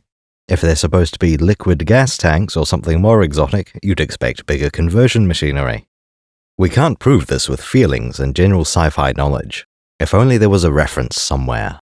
something that predates the prequels and describes air tanks in Star Wars. As it happens, there is. Here's one about the planet Mon Calamari. We see air tanks are considered bulky, cumbersome, unwieldy. That doesn't line up with the A-99. This book is from 1996, so by my standards it overrules all newer contradictions. Do you mean the canon controls your actions? Partially, but it also obeys your commands. I'm going to make this a catchphrase. You can't stop me. The lore will lead you away from infinite possibility. It will guide your pen or proton torpedo to the right place, to the only correct stories which you can write skillfully. You can even add your own personal style while writing within the established universe. This book offers both proof and a fix. The pre-established lore forbids air tanks that small. It also tells us that an organic gill exists at around the same size. We say the A-99 is a mechanical gill, made using Old Republic expertise. By putting the lore through this harmonization process, we cleanse it of paradoxes. The bionic gills are new, but now they're consistent too. Later books came to this same conclusion. By 2004, a new essential guide had been published to include prequel items. It specified that the A-99 extracts oxygen from the water. However, think about it. Look at Jar Jar's face. He has nostrils that conceal, and he can hold his breath. Like whales, Gungans can't breathe water. Gungans can dive to the city, but how was it built? Gungan civilization needed time to develop bubble technology. So good being home. That means their ancestors lived near the surface, retreating downward into hidden cities. That's cultural. You might well ask why swamp-dwelling primitives have force fields. We are sending all troops to meet this army assembling near the swamp. It appears to be made up of primitives. I'm fine with that. If you notice, these shields are about the only technology the Gungans have.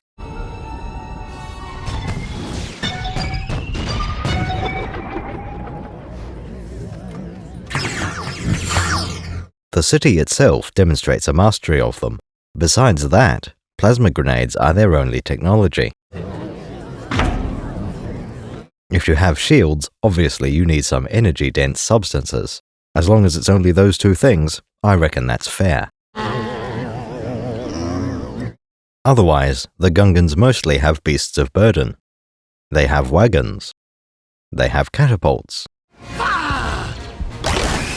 They use slings, one of the most ancient human weapons. They have two more devices to throw grenades at long range. The Atlatl is a short lever and existed on Earth. The Sister is a grenade cup at the end of a spear. Gungans have electrified spears, which is still fine.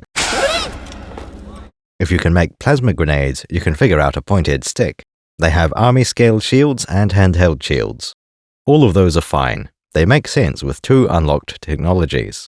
We'll get to all that plasma stuff. There's only one Gungan machine left. It's time for Dr. Bob to begin his bongo practice. Good grief, it's talking red! The main vessel of the Gungan Aquanaut Security Patrol. This submarine has an organic shape and a whirly bit at the back. Wait, that's the one that torpedoed Steve Irwin. This is the real bongo.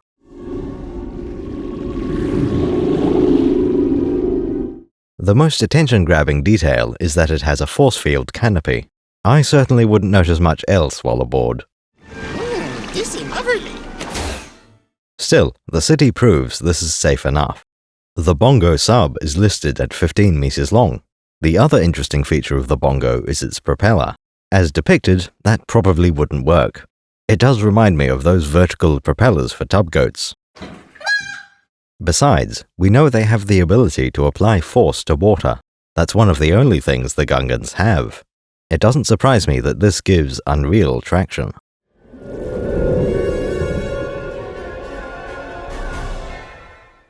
The cross-sections book says these are agitators. There is a drive field generated behind, and the spinning increases the amount of affected water. I don't think there's anything wrong with the submarine at all. What's wrong is the navigator, namely Jar Jar. At the next intersection, turn...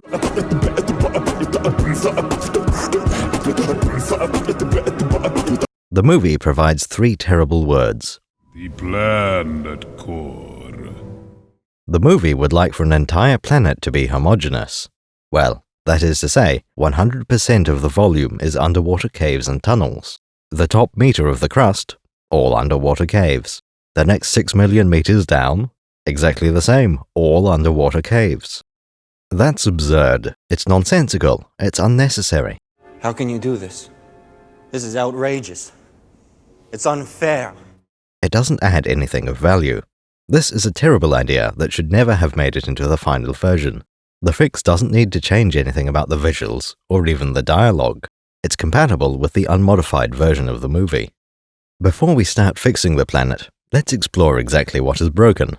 Boss Nass gives directions through the Plaaanett Core. How did this happen? Wait a minute. How did this happen? We're smarter than this. I think I've found the cause. I do not like this law of the planet Naboo lacking a molten core. The idea of underground rivers, a tunnel network, that's absolutely fine. It's a great idea. I don't care if Naboo is unique like that. The problem is caused by how deep the tunnels go. If you want them to extend 100 meters down, that's fine by me. 1 kilometer, that's fine too. Underwater caves all the way down to 10 or 11 kilometers? No problem, go right ahead. I have no objection to a submarine diving as far as Challenger deep. 100 kilometers? Still okay. 1,000 kilometers? Whatever you say, George, it's fine for the submarine to dive that far. I may have gone too far in a few places. It's okay to have underwater passages 1,000 kilometers deep. The problem is when you go beyond that. Because I have no objection to diving 100 or 1,000 kilometers, it doesn't stop.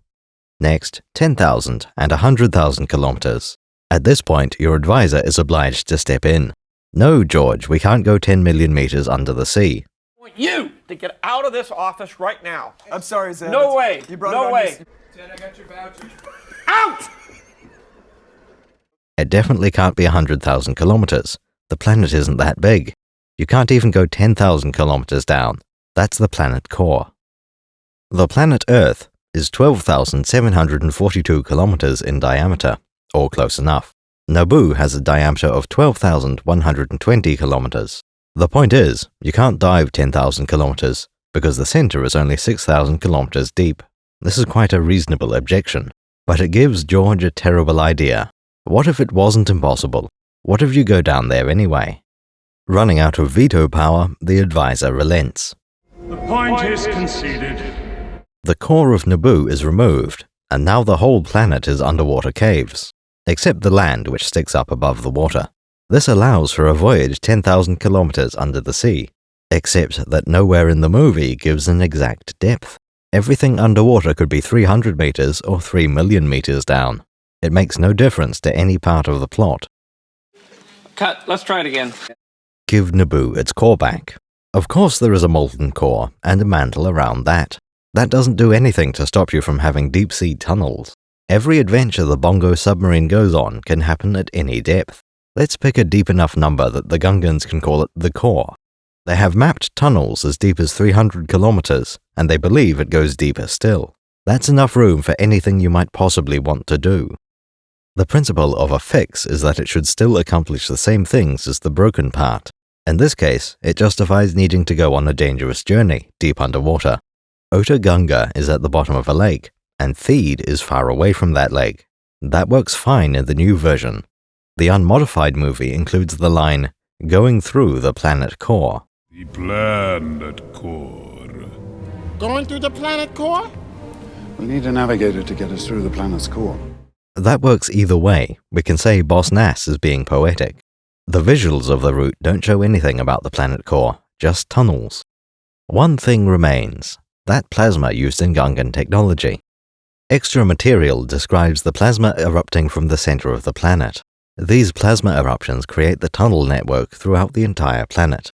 Planety planet. This is matched with a deep-sea plant called Locap. It burrows through rock to extract plasma, which the Gungans then harvest. In contrast, the humans of Naboo have their own plasma power station. It has a deep shaft that will be useful later. All of this still works if Naboo has a core like every other planet in the galaxy. Almost nothing needs to change at all. The Gungans still harvest plasma from the Locap plant. Farming is dangerous business because these plants have teeth. But the locap only collects and refines the plasma. The origin of the plasma is something else. I suggest it is biogeothermal. Deep below the mapped tunnels, there is a life form nobody has ever seen. Down where the crust of Naboo meets the mantle, there are colonies of giant single-celled organisms. They have set up a natural geothermal power station. The plasma is a byproduct of their life cycle, and it makes its way up toward the surface. From there, the locap taps into pockets of raw plasma and naturally refines them. From my perspective, this change has only positive consequences. Having a uniform cave system through 100% of the planet's volume was bad. It didn't make any sense in 1999, and it still doesn't. That's not how planets work. A planet of only desert is one thing, but this is supposed to be our universe. Believe it or not, Star Wars is science fiction. I know, some people say that having melee weapons in the setting makes it fantasy. If you say Warhammer 40k has melee weapons, that doesn't really help your case. Star Trek is always recognized as sci-fi, but that's due to the writing. If it is the only survivor of a dead race, to kill it would be a crime against science. Mr. Spock. An episode of pre-reboot Trek is written as a sci-fi story. There is a concept, and to explore that idea, we need characters. You could write a sci-fi story set in 17th century Italy. Who put the tribbles in the Quadro Triticale? I remember once Peter the Great had a problem like that. Captain. Kirk here. By its setting, Star Trek is not very hard sci-fi. Forget the writing style, Star Wars is harder sci-fi than Trek.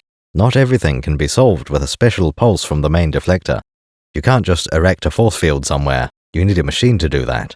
It needs to be installed right by the area that needs shielding. We're opening the magnetic field. You can't discover a new space-time anomaly in every nebula. You won't find the Falcon being shrunk into a Christmas tree ornament. We seem to be tethered to some kind of large plant. Computer, I need a wider angle. You can't hide from me, Q. With the exception of the Force, the Star Wars universe is very industrial. Androids aren't for debating the personhood of artificial beings. Droids are made to work. What are we going to do? We'll be sent to the spice mines of Kessel or smashed into who knows what. Do you think they'll melt us down? You can't reach Warp 13 on a scale that goes up to 10 by thinking. What is our velocity? It's off the scale, sir. With the Force, it is possible to make a hyperspace jump without a computer. That's about the most you can do, and Trek goes beyond that every week. My point here is that as described, Naboo does not belong. In the expanded universe, Naboo is described as unique. There is literally nothing else in the universe like it. Having a planet city is something much less drastic. That only concerns the surface area of a sphere. The honeycomb structure of Naboo would affect the entire volume of the sphere. The 2009 Essential Atlas book describes Naboo as peculiar. The series of Inside the Worlds from the year 2000 goes further. Naboo is an enigma, unlike any planet in the galaxy. It is bizarre and unique. That's because it doesn't belong. The book, The Science of Star Wars, tries to explain how such a planet could exist. It was published in 2000. Apparently, the explanation available didn't mention locap plasma. The planet is said to be made of large rocks. Being potato-shaped, they don't fit together perfectly. The gaps between are flooded due to water from comets. This is all good and well, except it still leaves problems. As you go deeper into the ocean, the pressure increases. This is because of the weight of water above you. That principle applies to stone as well. You know why planets are spherical? All that gravity pulling down on the rock. Any surface irregularities are crushed back into line, even on a planet as small as Pluto. What do you think happens to a cave at the planet's core? We would expect the pressure to melt the rock, even if no heat came from forming the planet. Naboo is listed as having either 1 or 3 moons. Presumably, we can interpret this as one significant moon, and a couple of captured asteroids. I believe Luna was created through quite a warm process, and has a molten core of its own. How about Naboo's moon? Does that one have a molten core? Was there any heat involved with the collision that formed it, or was it a captured satellite? Not having a mantle would also mean no volcanoes. The only eruptions would be raw plasma. There would be no tectonic plates. The oceans would be nothing like those of any other planet. No seafloor vents or geothermal energy. This doesn't line up with what we see. We know Naboo is a sphere. Its size is almost exactly like Earth. Its gravity appears to be 1g. Everything about it looks like Earth.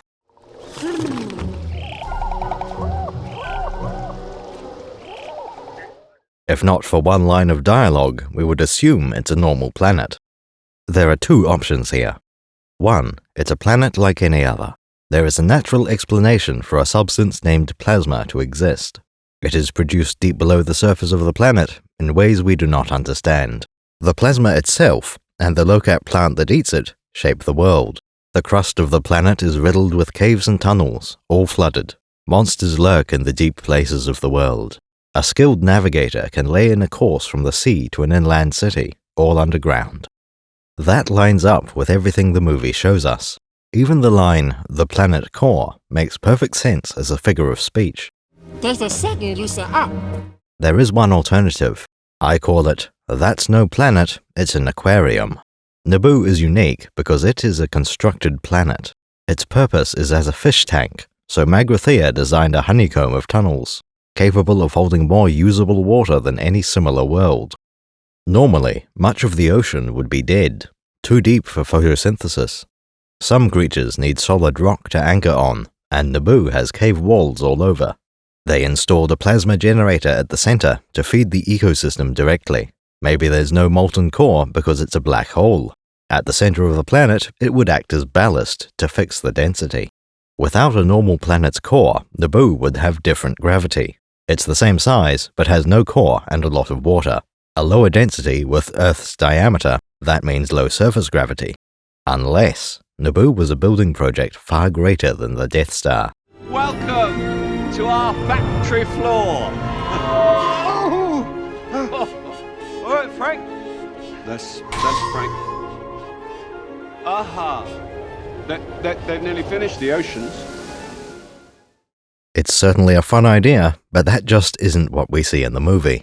Nothing about Naboo looks like an artificial world. There are mysterious statues implying this world has been home to more than 2 species. The statues predate the Gungans and the humans. Just as you would expect, the oceans are teeming with life. There are animals in the swamps and on land. The Gungans are native to this world, but they might not be the first. A planet of shallow oceans and swamps is exactly where you'd expect lightning to strike twice. Speaking of life in the deep, that's where the bongo is going. The first monster we see is the big goober fish, or rather, the OP sea killer.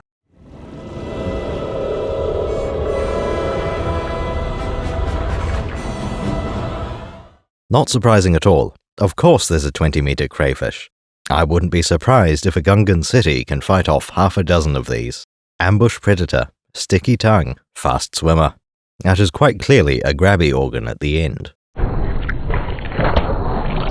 Then it has 2 sets of nested jaws, exactly what you'd need to hold on to strong, slippery prey. It has 2 lures on the head. That's the perfect missing element, making sure the fish is effective. Not a single complaint regarding this creature. Next up in scale is the Colo clawfish, about 40 meters long, so twice the length of an AT-AT. Power's back. It's a nice escalation from the first monster, and with not a feature in common. Well, you could say teeth and eyes, but I have those too. The Colo clawfish uses its claws for clawing. This monster is also the only one that glows. Documentation says the clawfish is venomous. Fair enough, the sea killer doesn't need that. Clawfish can unhinge their jaws and swallow large prey. That's another common one for snakes or eels. It'd be weirder if the Colo couldn't. It is said to have chin lures as well, which does line up with the glowing. However, I draw the line at this next bit. It has a hydrosonic shriek. Not just that, but specifically a weird one, as opposed to your bog-standard everyday hydrosonic shriek. Glowing, lures, venom, claws, jaw. That's all fine. Why does it have to be sonic as well? You're a beta male, Sonic. Yes, the clawfish roars in the movie.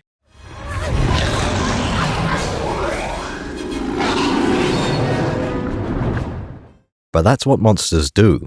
All of them make a noise. Did they feel it was of the utmost importance that they provide a definitive answer to why the neck has flesh in it? Sound effects are something Star Wars does particularly well.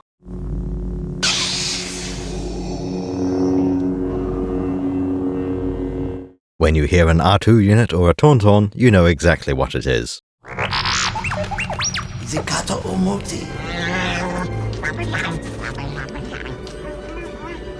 The engine of a TIE fighter, the sound of a blaster or turbo laser.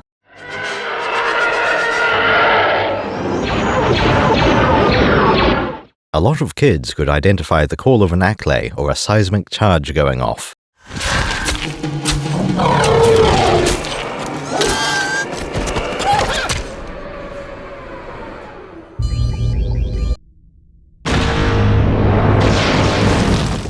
Spelling their own names, that would come later in life. Truly wonderful the mind of a child is. I think that's enough to explain the sound effect. The monsters just make noises. That's all there is to it. Finally, we arrive at the biggest fish.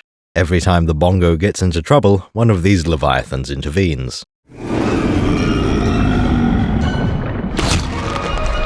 The Sando Aqua Monster is far larger than any other creature in these tunnels. At 160 meters, they're longer than a Star Destroyer's hangar. The Sando Aqua Monster is 3 times the length of a Reaper Leviathan.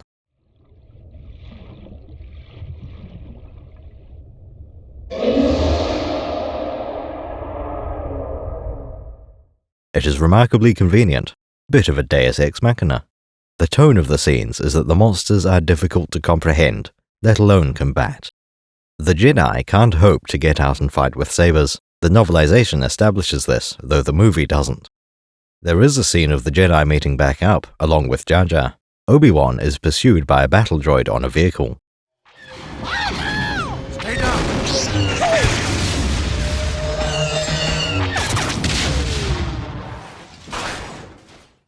This is the STAP, Single Trooper Aerial Platform. It uses familiar repulsor tech, and it has a twin-linked blaster.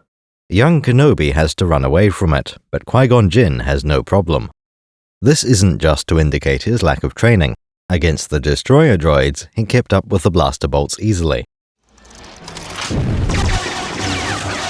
Shield generators. It's a standoff. Let's go. Something else is going on here. The book tells us Obi-Wan's lightsaber wasn't functional. His master says he should have turned off the power. Not again. Obi-Wan's gonna kill me. It has cosmetic damage and will take a long time to clean. It's implied to have short-circuited and drained the power cell. To recharge it will be quick. Sabers don't use very much power. While it might be possible to waterproof a lightsaber, this is not a standard feature. Presumably, Obi-Wan had charged his saber from the bongo's lighter socket. Power's back. Huh? For either Jedi to fight, they would need to keep the saber hilt inside the canopy bubble. That could certainly make for an entertaining combat sequence. This detail doesn't contradict anything we know about lightsabers from the OT. Anyway, back to the Sando Aqua Monster. With its appearance, it seems more like a land animal than a fish. However, it also has gills. There's no indication that this creature ever leaves the water. It does seem to walk on the sea floor, but it might have trouble shifting that bulk on land. Its face is also rather square, instead of pointy like a shark.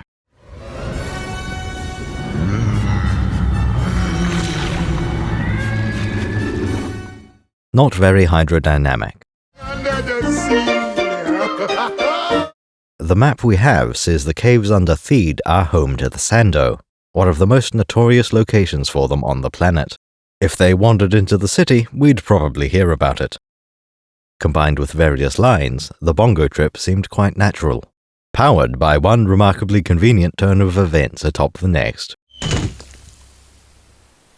Granted, but it works. Where is it going? Don't worry. The Force will guide us. The impression is of a dangerous route, much like Han going through the asteroid field. You don't use the Force to clear some rocks out of the path. Here it is subtle. The Jedi slip through the ecosystem without disturbing it.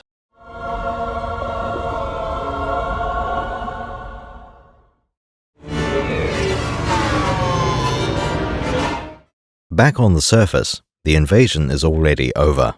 The capital city, Theed, has fallen.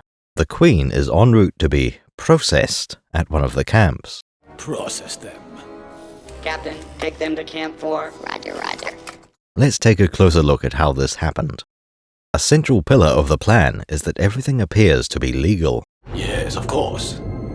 As you know, our blockade is perfectly legal. Despite the size of its fleet and the droid army, the main concern is with the law. The Neimoidians expect to lose if the Republic opposes them. The Queen has great faith that the Senate will side with her. In the beginning, they ask Darth Sidious to confirm his illegal orders. He admits that the actions are currently prohibited, but laws can be changed. Is that legal? I will make it legal. The Trade Federation disrupts the planet's communications to prevent any distress calls going out. They've knocked out all our communications. Their Sith Master has slowed down the government's inner workings too. I have the Senate bogged down in procedures. They will have no choice but to accept your control of the system. Accordingly, there is one thing they need from the Queen. To resolve this in a profitable manner, they need a treaty. How will you explain this invasion to the Senate? The Queen and I will sign a treaty that will legitimize our occupation here. In time, the suffering of your people will persuade you to see our point of view. First they invade, capturing the world with overwhelming force. Then the planet is signed over, leaving the Trade Federation in control. Any such treaty should be worthless, given that it was signed at gunpoint. However, the Trade Federation has a lot of money. In a corrupt system like the Republic of this era, that brings great influence. Enter the bureaucrats, the true rulers of the Republic, and on the payroll of the Trade Federation. The authorities will do nothing to defend the citizens of this world. Invading Naboo went off without a hitch. To begin with, the Trade Federation had de facto control over the planet already. Queen Amidala was being escorted to her cell until she was willing to sign. Only the intervention of 2 Jedi derailed the plot. We could criticize the Viceroy for only assigning 8 battle droids as an escort. That should have been enough to defend against most threats. Still, Newt Gunray was aware that 2 Jedi were on the loose. It may have been better to lock the Queen inside the palace instead of moving her. On the way, Qui-Gon Jinn and Obi-Wan Kenobi drop in.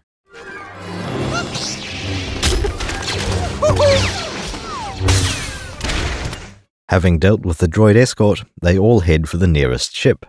The hangar building shows a different way of handling captives. A group of pilots has been rounded up, guarded by battle droids. We'll need to free those pilots. As usual, the droids are effective despite being outnumbered. Keeping these particular prisoners here is dangerous. Get to your ships! These are fighter pilots, sitting meters away from the ships they fly. This is far more unwise than moving the Queen. A single pilot flying away could cause weeks of fighting. Once again, the Jedi are the ones to free these prisoners. The best pilot is selected to fly Queen Amidala's ship, which would be Rick Ollier.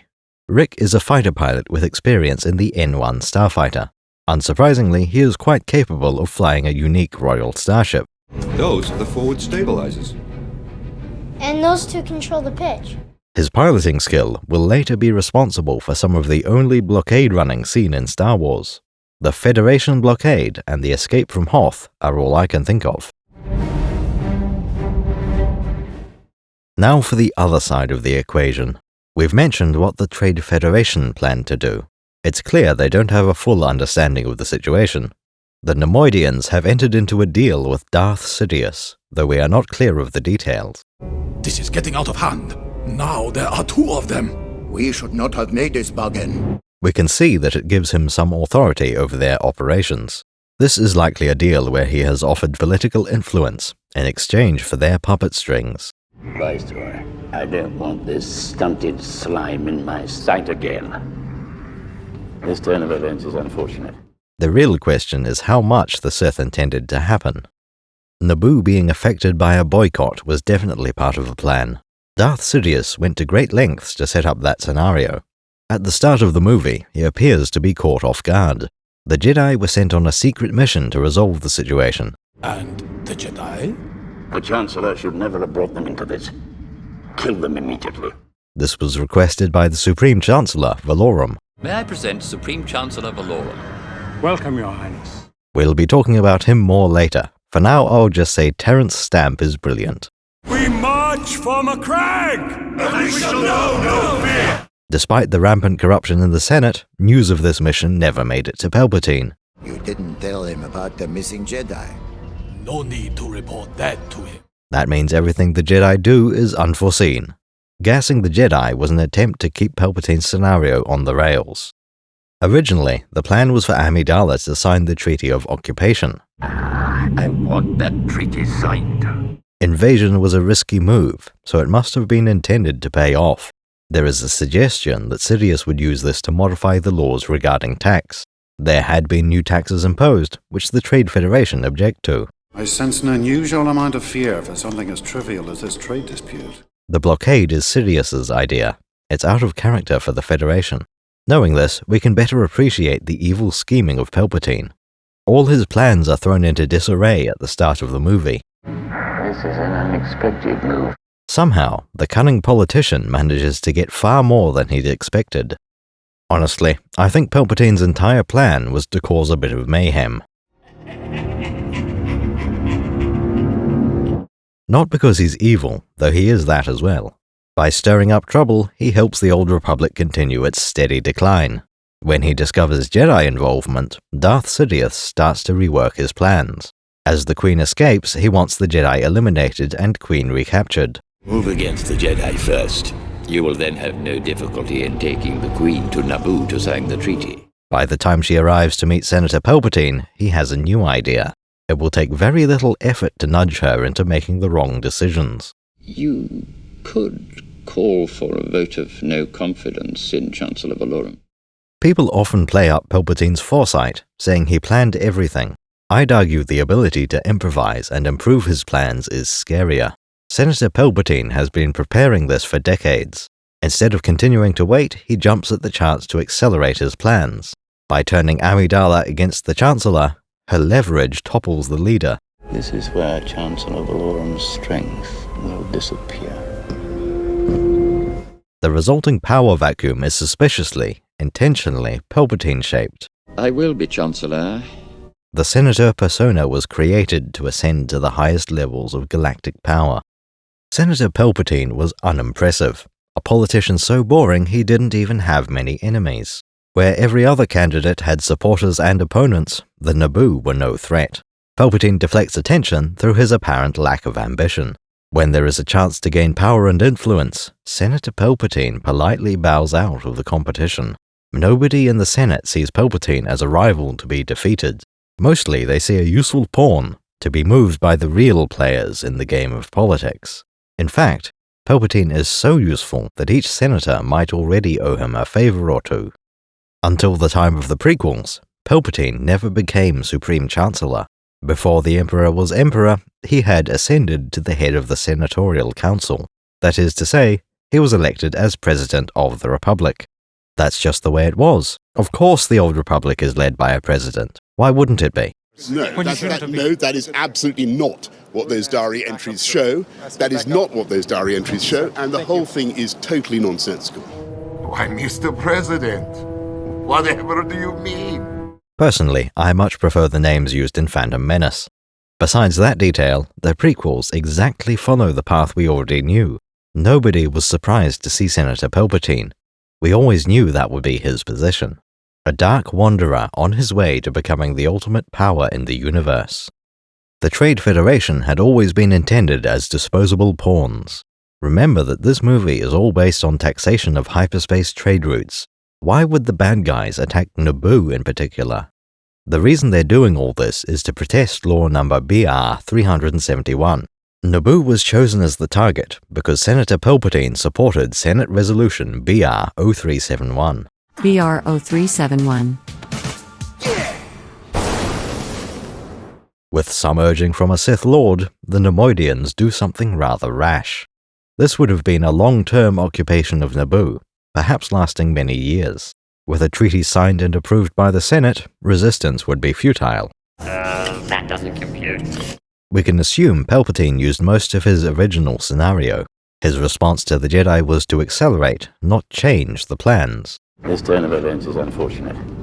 We must accelerate our plans. Palpatine was always going to use the invasion to collect sympathy votes. I feel confident our situation will create a strong sympathy vote for us. This was the situation he created in order to become Chancellor. Palpatine may have tried to organize a rescue mission, meant to fail. Now they will elect a new Chancellor. A strong Chancellor. One who will not let our tragedy continue. Then, months or years after the invasion began, he is elected Supreme Chancellor. The Queen would be rescued just before or after, if she lived that long. From this, we have to conclude that Palpatine is patient and skilled. He can make long-term plans that come to pass as he foresaw. Everything that has transpired has done so according to my design. He can also respond to unplanned events, turning them to his advantage. There is a great disturbance in the Force. We have a new enemy. These are all traits that we saw in the Emperor from the original movies. It would have been more surprising if anything else had happened in Episode 1. Your boldness has saved our people, Your Majesty. It's you who should be congratulated. Back to our heroes, who plan to liberate a ship and its pilot. There are too many of them. The Jedi are as effective against battle droids as we would expect. However, this ship is small. There are a lot of captive pilots, and only a few board the Queen's ship.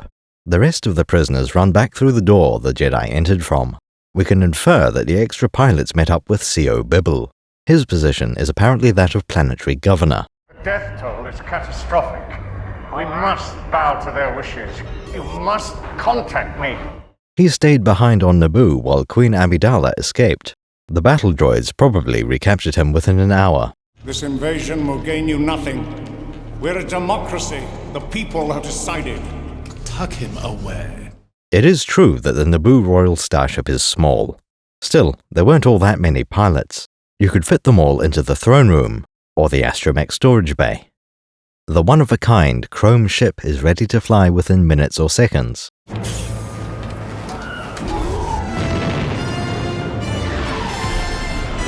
There is some room for ambiguity on the exact timing. Long startup times are specified in the lore. When the Millennium Falcon takes off from Docking Bay 94, it takes time to get the ship airborne. In the next movie, escaping Hoth also shows the Falcon needs time. Would it help if I got out and pushed? Captain Turner, Mike! The Essential Guide tells us the Falcon takes about 3 minutes for its startup sequence. This is stated as remarkably fast, something that gives Han the advantage. Perhaps the Naboo pilots had warmed the ship up before they were captured. A fair estimate might be 4 to 5 minutes of startup time and pre-flight checks. Almost enough time for the battle droid reinforcements to arrive. Nothing in the movie contradicts the startup time lore. Infer one little time skip here to fix everything. We can also question the time taken to reach space. From surface to orbit could take seconds or minutes. I tend to like slightly longer numbers for travel time, so perhaps a minute or two. Repulsor lifts will be doing most of the work, until the edge of the planet's gravity well. Once in deep space, the ship can engage the hyperdrive to escape. Unfortunately for the Queen, there is a blockade in orbit of her planet. There's the blockade. Our hero's ship attempts to run past the blockade fleet. The Trade Federation ships open fire on the chrome Naboo yacht. Here's where things get interesting.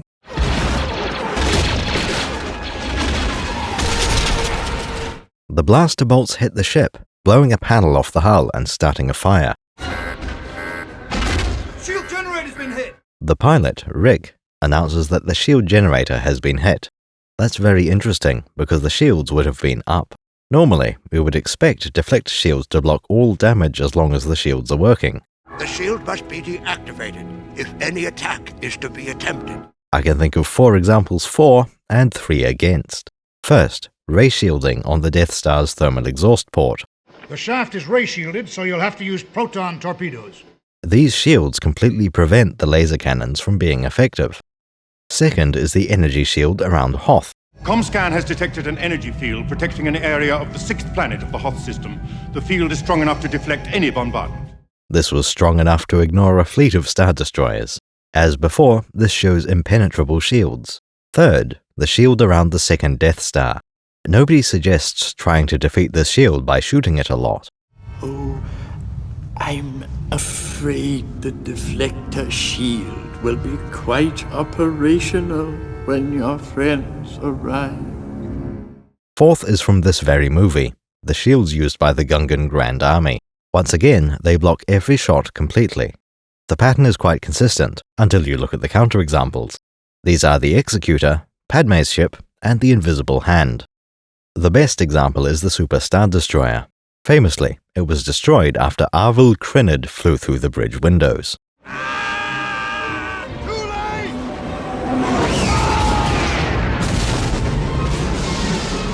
This is the sort of thing that looks spectacular in a movie, but would cause problems. Wouldn't you just build an anti-bridge missile? Take a starfighter hull and put in a basic droid brain. Knock out a Star Destroyer for half the cost of an A-Wing. What a weapon! The solution, already in the movie, is that shields would have stopped an A-Wing.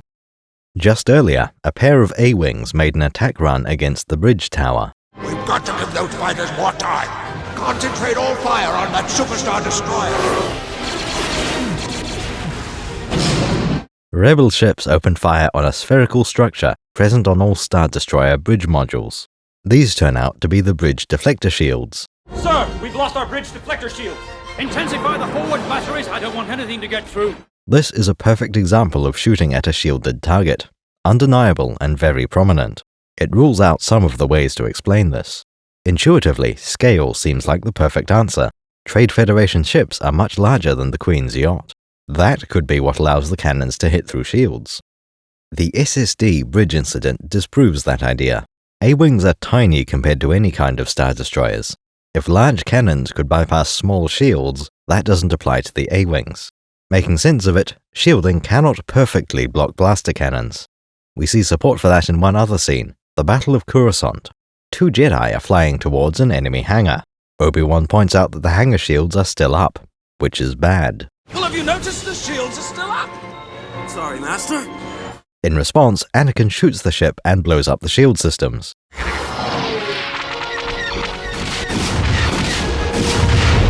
Again, we can assume there are other shields that he must shoot through.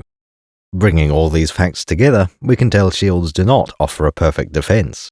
Ships of any size have the possibility of bypassing deflector shields. Unexpected, but we can see support for this too. In the very first movie, there is an unusual concept, angling the deflector shields. It's like an Imperial cruiser. Our passengers must be hotter than I thought. Try and hold them off. Angle the deflector shield while I make the calculations for the jump to light speed. When under attack, one of the Falcon crew may decide to angle the rear deflector. Angling the deflector is a way to make it more effective. Perhaps an angled deflector causes a turbo laser bolt to ricochet off. Just a ricochet. We're okay. Bullshit, that's a crowd high velocity gun. I can hear it whistling. This turns up again as the rebels approach the Death Star. Switch your deflectors on. Double front. We're passing through the magnetic field. Hold tight.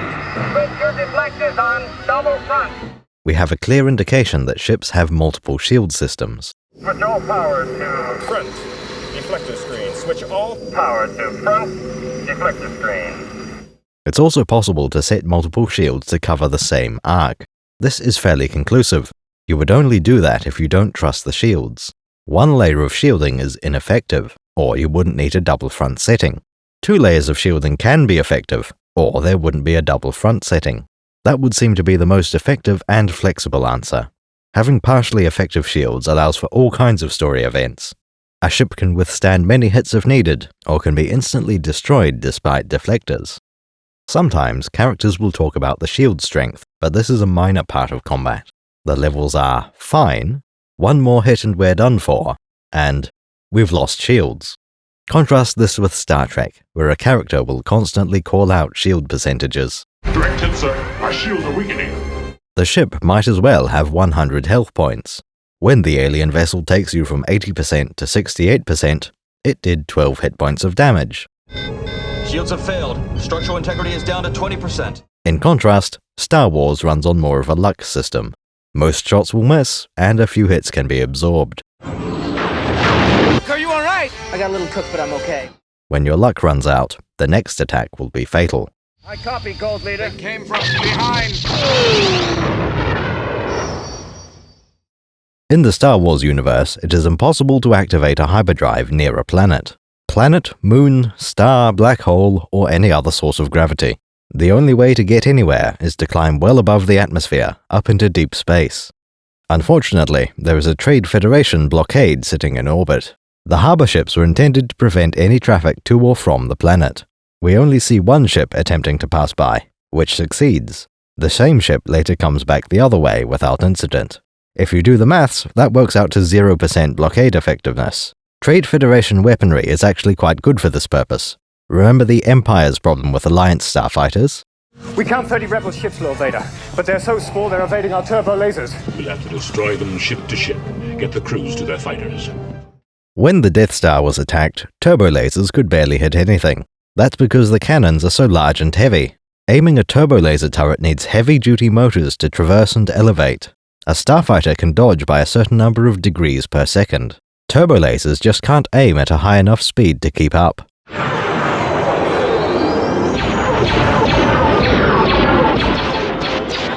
The Imperial Navy is well aware of this problem. There are two main solutions to this. If you happen to have your own fighter squadron, launch those. Starfighters are the best way to fight other starfighters. This was how the Death Star responded to the Rebel trench runs. At that point, numbers tend to be the deciding factor. The side with 144 TIE fighters will usually beat 30 X-Wings. As it happens, the Trade Federation has a lot of good starfighters. The Vulture Droid starfighter can be extraordinarily effective. For quantity, each Lucahulk can carry 1,500 droid starfighters. That could be anywhere from 15 to 60,000 starfighters chasing one target. Failing to launch these was the biggest mistake the Neimoidians ever made. There is one other solution to the turbo laser tracking problem. Install something lighter than a turbo laser with a faster turret motor. This solution was extremely common. Stepping a turbo laser down inside, you get a laser cannon. The Death Star included several deck guns, firing out through force field windows. These were definitely a reference to 20th century anti-aircraft flak guns. That was also the role the turbo laser towers filled during the trench run. You can see these routes every once in a while when laser bolts explode in empty space, almost like an 8.8 centimeter shell with a timed airburst fuse. Many anti-aircraft guns are made from 4 machine guns bolted together. This approach is common in Star Wars as well, in the quad laser cannon. We first saw these aboard the Millennium Falcon, a pair of quad laser turrets. I got him! Great hit! Don't get cocky! These fire in pairs, a balance between rate of fire and number of bolts. Being well aware of how effective starfighters are, the Empire designed new ships. The Lancer frigate has 20 of the Corellian quad laser turrets as used on the Falcon. Luke's new hand was installed aboard a Nebulon B frigate, captured from the Empire. A standard Nebulon B comes with 12 turbo lasers and 12 laser cannons. Both ships were created to fill an anti-starfighter role in the Imperial Navy. Now, let's get back to the Trade Federation ships. They have quite an unusual set of weaponry. There are 42 quad laser turrets scattered across the hull of a Lucahulk. That's it, a complete list of every weapon system on the ship. Going all in on a single weapon type is a risky idea, no matter what you pick. Quad lasers are the best possible choice for the Trade Federation. They don't expect to get into a broadside battle with other large ships. Turbo lasers would generally be overkill, though you may want a couple. I'd have put them on a spinal mount, facing out through the gap in the ring. Some kind of heavy weapon, like a missile launcher or railgun, might also work.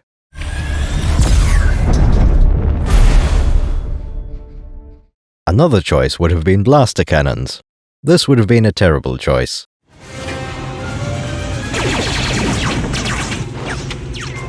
Very few starships use blaster cannons as a primary weapon. They're just too small and low power. Any decently large vehicle will want a laser cannon. Blasters could be used on large ships as point defense guns, used to shoot down incoming torpedoes or starfighters.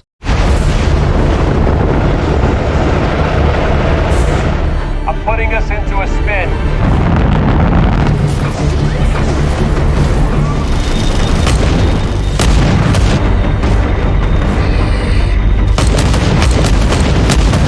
Even so, laser cannons would be better for most cases. Quad lasers are a perfect compromise between speed and firepower. They can swivel fast enough to hit starfighters, and they're still strong enough to threaten a capital ship.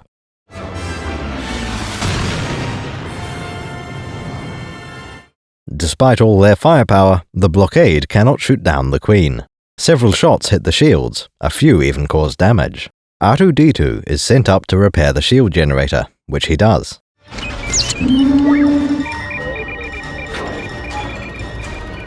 Power's back!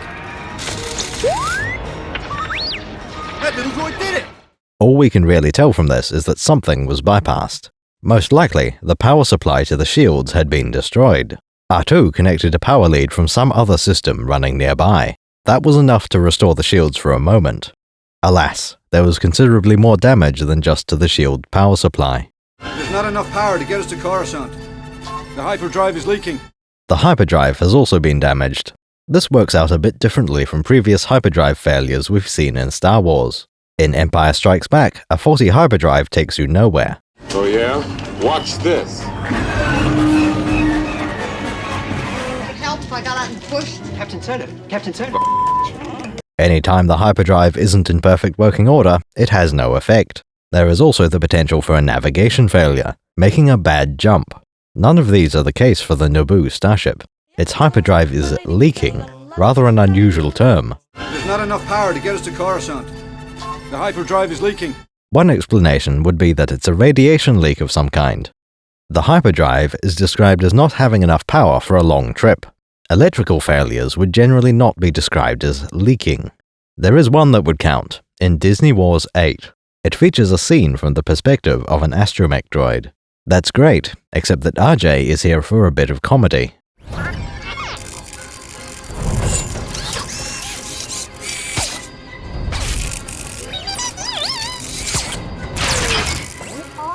Sparks start to appear all over a bank of resistors. The droid fixes this by sticking a finger into each leak, a transparent reskin of a standard jape. One step removed from drilling a hole in your boat to let the water out. The veneer is sci-fi electronics, but the joke is really about holes in a container of fluid.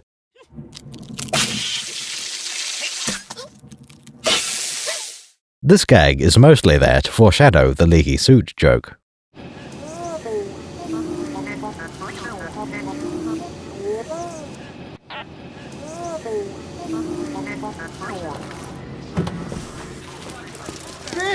Ben, buddy! It's so good to see you. But we need to get you dressed. Come on. We'll assume electricity works about the same as in reality. This could be a fuel leak instead, a limit on how much power can be generated. Qui-Gon does mention the ship will need to be refueled. An alternative explanation would be a coolant leak.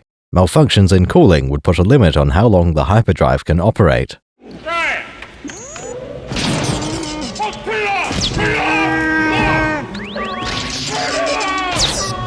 Pushing this to the limit may leave liquid metal where the hyperdrive used to be.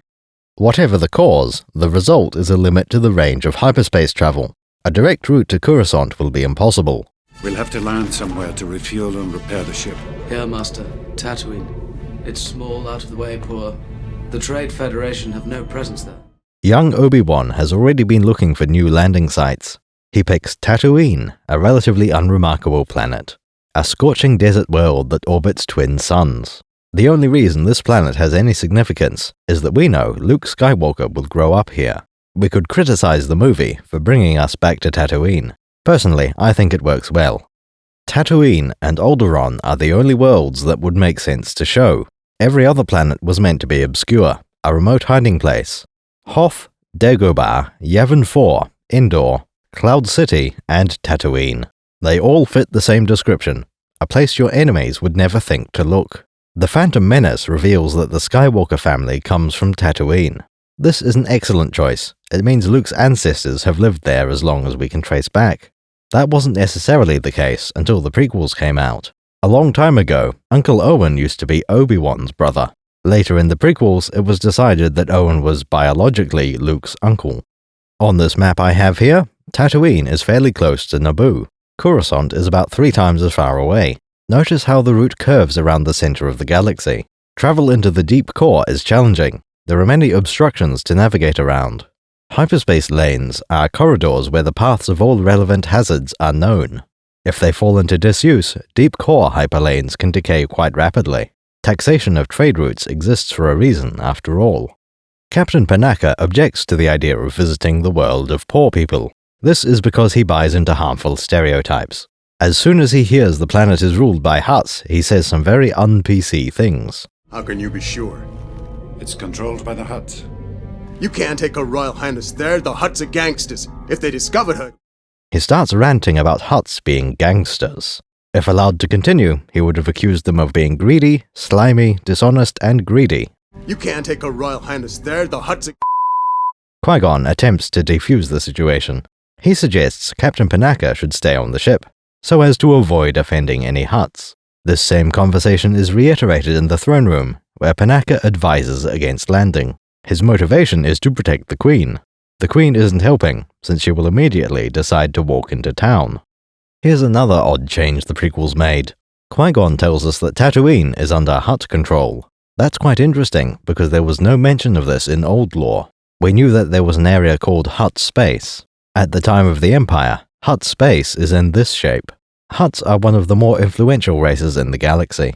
They have maintained their own territory as far back as history records. The shape may change, it will expand and contract. Before the Clone Wars, the galaxy looked quite different. Hutt Space extended across a large part of the galactic rim. Tatooine just barely falls into its most distant tendril. Our Jedi friends persuade the Naboo that Tatooine is a good choice. In theory, nobody should be able to follow the Queen. It starts getting interesting after the Naboo ship arrives in orbit. Obi-Wan starts scanning for a place to land. At this point, the movie subverts your expectations. That's it. Tatooine. There's a settlement. Land near the outskirts. They don't want to attract attention. Fans interpret a settlement to mean a familiar location. 2 of the 3 Star Wars movies take place on Tatooine. We've heard of several places mentioned, so this could be any of them. Mos Eisley, Anchorhead, Toshi Station, Jabba's Palace, Beggar's Canyon, the Pit of Carkoon, the Jundland Wastes and the Dune Sea, the Lars Homestead and Old Ben's Hut. Star Wars fans could have expected any of these locations. That's not the entire list, though. We also knew about Bestine, Motesta, and Arnthout. Perhaps the most interesting place was Fort Tusken. The Sand People attacked this fort, the first act of violence in a long history. Ever since, we have referred to these creatures as Tusken Raiders. That was a story the prequels could have told. The Phantom Menace shows us none of these places.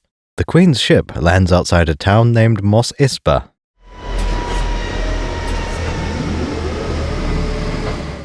This is a relatively large town, yet one we've never heard of before. Creating a new town is sensible. It's safer than using a name from the lore. With the kind of story that needs to happen, only Bestine would have been large enough. Qui-Gon, Jar Jar, and the Queen walk into town. Top priority is to repair their hyperdrive, allowing them to continue their journey. Other repairs, such as to the shields, are likely to be simple. Fuel, even less of an issue. The West End books describe fuel in terms of fuel cells. A ship like the Falcon carries about 50 fuel cells. At a starport, these can be recharged by plugging into the mains power. This is extremely cheap. It might cost 100 credits for the fuel needed by the ship. There also exist fuel converters and solar panels. With a solid fuel converter, they could turn sand or seawater into rocket fuel. It takes about 5 tons to charge a single fuel cell, so 25 to 50 tons should do the trick. The solar option is slower. It needs a day to charge a few cells. All that really matters is a replacement hyperdrive. We'll try one of the smaller dealers. Qui-Gon directs the party into a relatively small shop. As he is trying to avoid being detected, the larger buildings are risky. The Hutts would be likely to have their eye on the major locations. While Jabba the Hutt is not actively searching for the Queen, he's still bad news. Avoiding notice is the wise course of action. As it happens, Qui-Gon selects Watto's shop. Depending how you look at it, this could be a tremendous coincidence.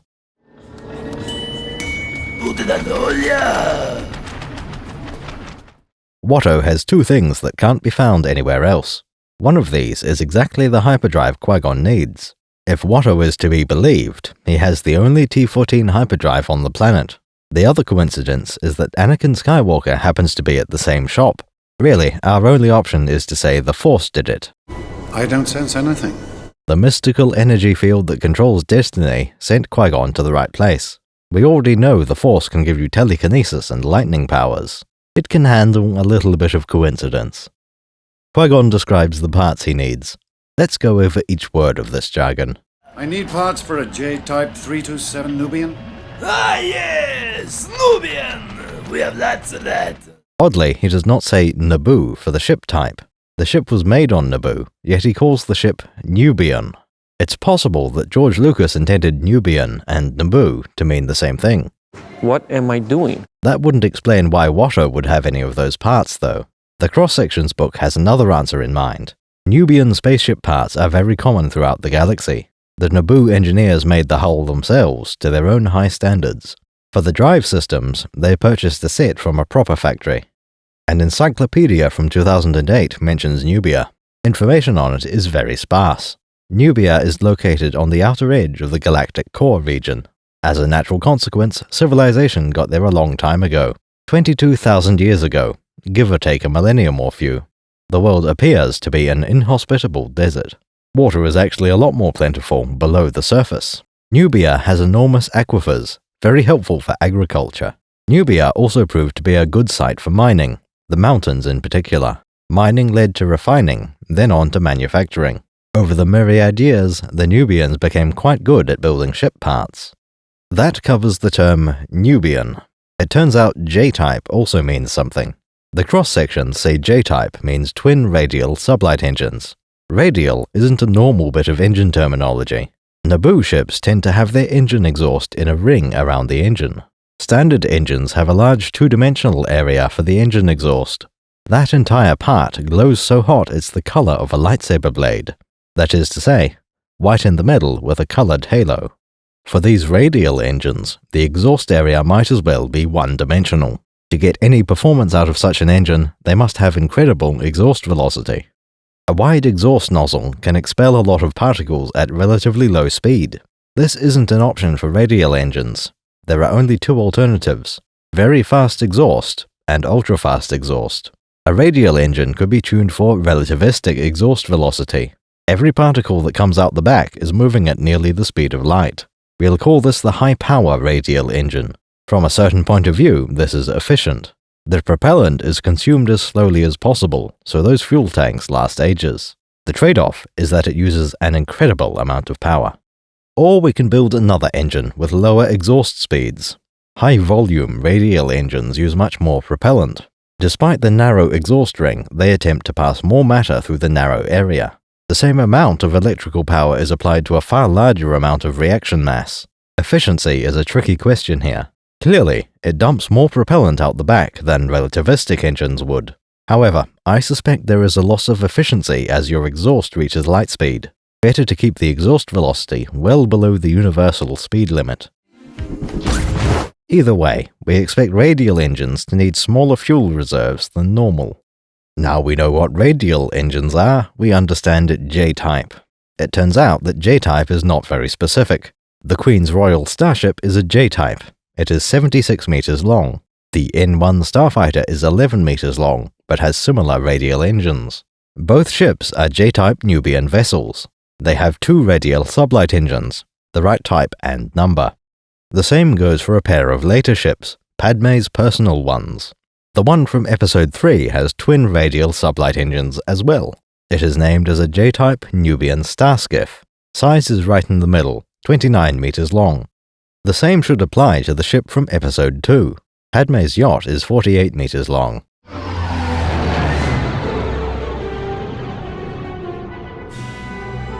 This one has an entirely different layout, engines tucked underneath the fuselage. Logically, this ought to be J-type as well. It has the correct type of engines and the correct number of them. They aren't extended on struts or wings, which should make no difference. The cross-sections say this one is an H-type. Unexpected, but let's continue.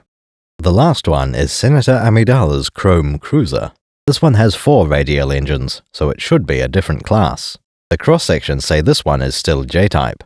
Perhaps twin radial engines is broad enough to mean 2 pairs. That would mean everything is a J-type, so long as it has an even number of engines. This classification is not the most useful system. That covers almost every term Qui-Gon uses to describe the ship. All but one set of numbers. I need parts for a J-type 327 Nubian. Ah, yes! Nubian! We have lots of that. Parts for a J-type 327 Nubian. This number, 327, was clearly chosen because it sounds good in context. Numbers do all the heavy lifting, supplying all the missing information. Clearly, the N1 starfighter has a smaller set of engines than the Queen's ship. 327 is a number from the Nubian parts catalogue. That is indisputable. I say these have to be the sublight engines. Support for this idea is mixed. The cross-sections book uses these numbers inconsistently. On the N1 starfighter, it is said to have Nubian 221 engines. Other Naboo ships have this number listed as their hyperdrive model number. The Queen's starship has a Nubian 327 drive system. Quite a respectable speed. It can outrun a lot of military warships. The successor to this ship, the Senator's barge, has Nubian 288 engines. Padmé's personal yacht has Nubian 150 engines. It would make sense for Qui-Gon to say the model number of the part he needs most. The movie addresses this. It's clear that the Nubian 327 is a set of parts. Nubia's catalogue offers a set of radial sublight engines, paired with a hyperdrive. These are the most important parts, the ones that can't be made locally. Ship hulls are built on Naboo, around the engines and hyperdrive. And no one else has a T-14 hyperdrive, I promise you that! Qui-Gon asked for a Nubian 327, yet Watto was talking about a T-14 hyperdrive generator. It's only reasonable to assume that Watto knows his salvage. What is valuable, exactly how much he can charge to which customers. This interpretation is also supported by the cross-sections book. All it fails to mention is the T-14 on the Queen's ship. This hyperdrive is class 1.8, so relatively quick, faster than many military vessels, such as the B-Wing starfighter. The N1 fighter uses a Nubian Monarch C4 hyperdrive, class 1. The Senator's diplomatic barge has a pair of S6 hyperdrive generators. The idea is that even if one is damaged, the other should still be in working order. These bring the hyperdrive class up to 0.7, very nearly as fast as the Falcon.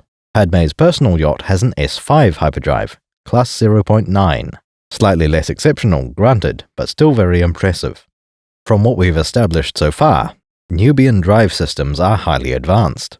They do things in a way that looks nice, but is needlessly difficult. We've talked about the extreme exhaust velocity of the radial sublight engines. The only hyperdrive we see in the movie is similar, in its own way. The hyperdrive generator's gone, Master. We'll need a new one. That'll complicate things. Conspicuously elegant, it looks ornamental instead of mechanical. Remember that this hyperdrive sits hidden away underneath the floor panels. It may only be seen for a few hours every month, and it still looks this good. We can assume that's a selling point, that there are photos in the Nubian catalogue. The only problem with this style is the cost. Replacement hyperdrives don't come cheap. Be wary. I sense a disturbance in the Force. I feel it also, Master. Don't let them send any transmissions. Cost. Replacement hyperdrives don't come cheap. Be wary. I sense a disturbance in the Force. I feel it also, Master. Don't let them send any transmissions. There is one last detail about Nubian engines I'd like to bring up. In hindsight, this one is blindingly obvious. Take a close look at the exhaust nozzles for both Naboo ships. The Royal Starship and N1 have a very specific shape in the middle. Not just a cone, there's a complex taper and a long tail. Later Naboo ships would lose the rat tails. This choice of curve is an important part of nozzle design. Naboo ships appear to use something called an aerospike. The idea is an alternative to traditional rocket nozzles. Let's take a Star Destroyer for example. Notice how the inside of the nozzle is a dome. That bell-shaped curve is the norm for rockets. It allows all the exhaust to be directed straight out the back. One of the most iconic uses of the bell nozzle is on an escape pod.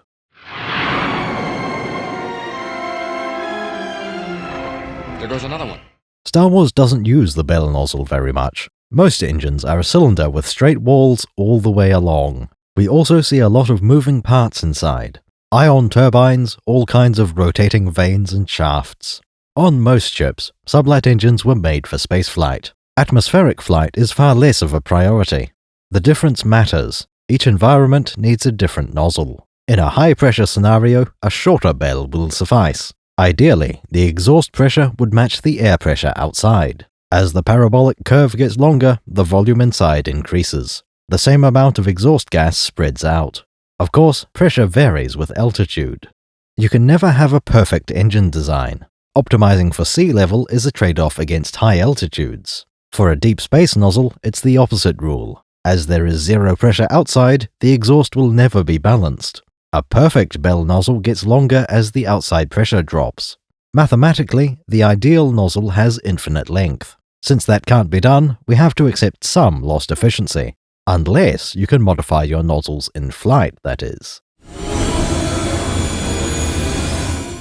We can see plates around the engines of the Falcon. These could be used to fine-tune the balance. Naboo takes an alternative path, the aerospike. A spike takes the bell nozzle and turns it inside out. The linear version of an aerospike is a wedge. Instead of containing the exhaust in a bell, we use an imaginary one. Engines are set up at the wide end of the wedge. Exhaust streams along the curved surface of the wedge, just like a bell nozzle. When air pressure is high, that interacts with the exhaust flow. On one side, the exhaust meets solid metal. The other side is empty air, which completes the nozzle. That's the secret of the aerospike. It works at any altitude. When at sea level, the air is relatively substantial. As the pressure drops, the imaginary bell changes size. Aerospikes will self-compensate for altitude changes. That's the linear version of aerospike. The Millennium Falcon could have used these, but it doesn't. We're more interested in one with rotational symmetry. The radial aerospike, or toroidal if you prefer. All the principles are the same as before, just wrapped into a circle. This produces a very familiar spike shape. Look at the way it tapers, especially near the base. The cone lines up perfectly with the Nubian radial engines. Really, the only difference is the length of the spike. These photographs show a truncated or short spike. During Episode 1, Naboo ships have an extremely long tail. This is actually a point in their favor. According to maths, the perfect aerospike has an infinite length. The shorter versions we see are just a compromise. Because of their superior technology, Naboo can create a much longer nozzle spike. We don't want to accept the extra weight of building an infinitely long spike. This is a perfect example of the aerospike, and I can't believe I didn't notice it myself. I've played Kerbal Space Program. I've used aerospikes. Someone in the comments pointed out the similarity. Watto seems to be doing quite well for himself. He has a large stock of parts, a shop, and even a damaged podracer. We're particularly interested in two of Watto's possessions, the Skywalkers, Shmi and Anakin. It's hard to tell exactly what they're worth, but it's thousands of credits. We know that one slave and a podracer are of similar value. The boy and his mother. No pod is worth 2 slaves, not by a long shot. Luke's landspeeder sold for just over 2,000 credits. A podracer must cost at least 5,000 credits. If that's so, then a slave must be about 5,000 to 10,000 credits each. That's the price of a hyperdrive. Qui-Gon can't just go around buying everyone. Slavery is a bit of a heavy topic to bring up. The original trilogy does not use the word itself. Apart from a reference to the spice mines of Kessel, it's not even implied. They're heading in this direction. What are we going to do? We'll be sent to the spice mines of Kessel or smashed into who knows what. Jabba the Hutt has several involuntary visitors, of course. Fans universally refer to this particular costume as Slave Leia. Boba Fett's ship is named Slave One. Apart from that, only the expanded universe has anything to say. For example, that Admiral Akbar had been the personal slave of Grand Moff Tarkin. The Death Star was mostly constructed by Wookiee slaves, on a world named Despair. Depicting slavery was not something we expected from Episode 1. Most of the time, slavers and pirates only exist as background characters, a generic bad guy to attack your ship in deep space. That can't be good. No, it can't be. Someone's locked onto us. All controls are overridden.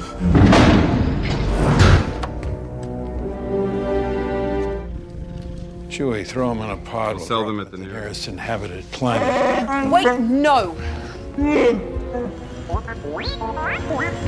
Get below and stay there until I say so. Making Anakin a slave was a good choice. It's the only thing keeping him on that planet. The first thing we ever knew about Anakin was that he spent time aboard spaceships. No, my father didn't fight in the wars. He was a navigator on a spice freighter. That's what your uncle told you.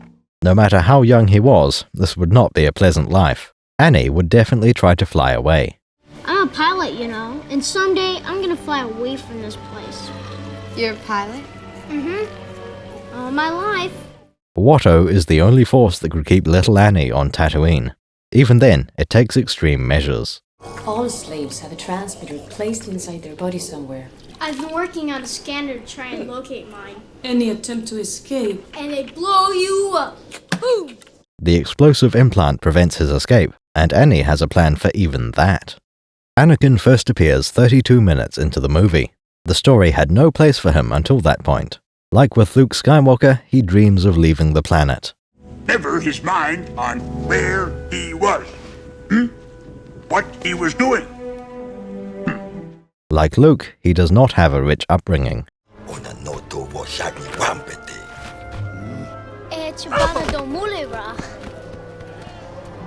Like Luke, he is a great pilot and a decent mechanic.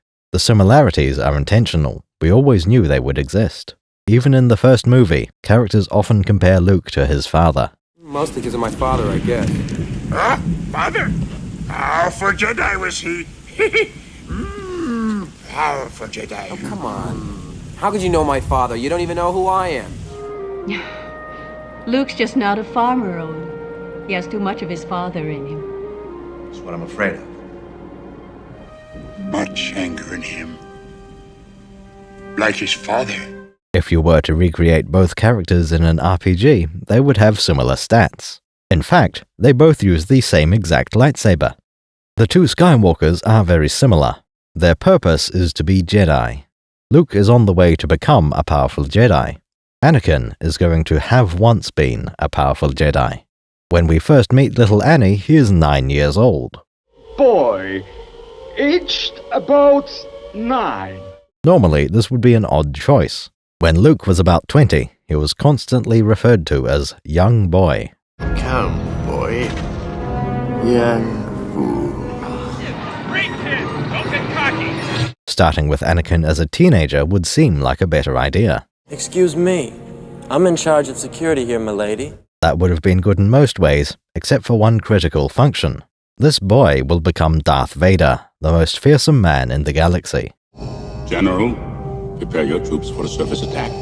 Yes, my lord. His youth in Episode 1 is meant to contrast with his later evil. Had he been a moody teenager, we would constantly be reminded of Lord Vader. It's all Obi-Wan's fault. He's jealous.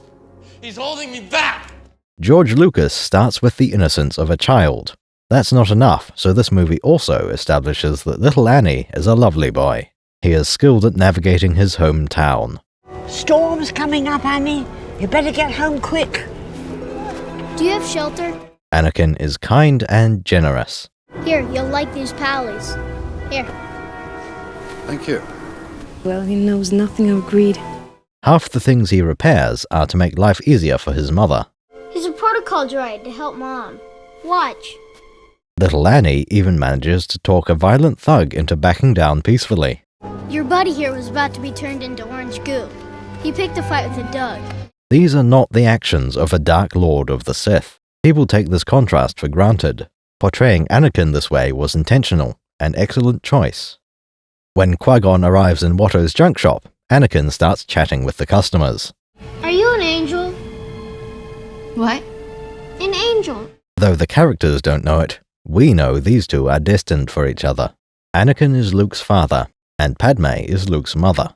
The quality of the romance is debatable. What really matters is that the romance is functional. We know these two have kids, so we might as well introduce them early.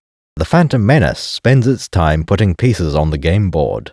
Everyone of significance to the prequel trilogy is introduced here. All this movie needs to do is show that Annie and Padme like each other. I'm glad to have met you, Anakin. I was glad to meet you too. She leaves the shop empty-handed. Despite being queen, she cannot afford to repair her ship. Taking pity on the poor monarch, Anakin catches up to the party. You'll never never reach the outskirts in time. Sandstorms are very, very dangerous. The slave offers the queen and her knight shelter in his hovel. Mom, I'm home! These are my friends, Mom. Hi there. At this point, there is one tiny detail with great significance. Right at the end, Qui-Gon lifts his poncho and reaches for his belt. He plans to take two things from their pouches. The first, I am sure, is the food Anakin had bought earlier. The other is the cap from a ballpoint pen, the ones with the clip. These are meant to contain Jedi food capsules. If you miss this detail, it seems like a bad day for Shmi Skywalker. The main problem is that Jar Jar is going to eat all her apples. We must survive on our own. Excuse me. Qui-Gon contributing to the meal changes the meaning of the scene. Jedi do not function as parasites, in theory. Mom, you say the biggest problem in this universe is the Hutts of gangsters. Over lunch, Anakin hears about the plot. Our ship was damaged and we're stranded here until we can repair it. But first we must acquire the parts we need. Obtaining the expensive spaceship parts will not be easy. The main challenge is a lack of acceptable money. But they might as well buy a new ship. It would be cheaper, I think, huh? Qui-Gon has 20,000 Republic credits, which Watto does not accept. Republic credits are no good out here. I need something more real. Obviously, there is an exchange rate of some kind. That's enough money to buy a spaceship. It's still worth something. All you need to do is fly closer to Republic territory before spending the credits. Currency conversion is likely to be controlled by the Hutt crime lords. Would you like to discuss it with the Hutts? I'm sure they can settle this. Attempting to change such a large number of credits would bring too much attention. The only way to obtain such a large sum of money would be to win a race. Conveniently, there is a large prize pool available the very next morning. Expecting to hit the jackpot would be a terrible gamble. The only reason Qui-Gon expects this plan to work is the Force. The Jedi senses that Anakin has a great deal of Force potential. Not wanting to trust everything to a mere hunch, Qui-Gon tests the boy's blood. I need an analysis of this blood sample I'm sending you. I need a midichlorian count. The reading is off the chart. His apprentice analyzes the sample. It is clear that little Annie is unusual. Little Annie will grow up to be one of the most powerful beings in the galaxy. The movie goes out of its way to establish this fact. The Force is unusually strong with him. That much is clear. Doing so has made a lot of people unhappy and is widely regarded as a bad move. I don't understand. With time and training, Annie, you will. In order to quantify how powerful Anakin was, this movie explains the Force. George Lucas probably figured this was no big deal. I'm all set. All I need is an idea. Elaborating a little on what had already been established. The Force is what gives the Jedi his power. It's an energy field created by all living things. It surrounds us and penetrates us. It binds the galaxy together. The Force is an energy field that connects all living things. This movie is the first to mention midichlorians. Sipping on straight glory.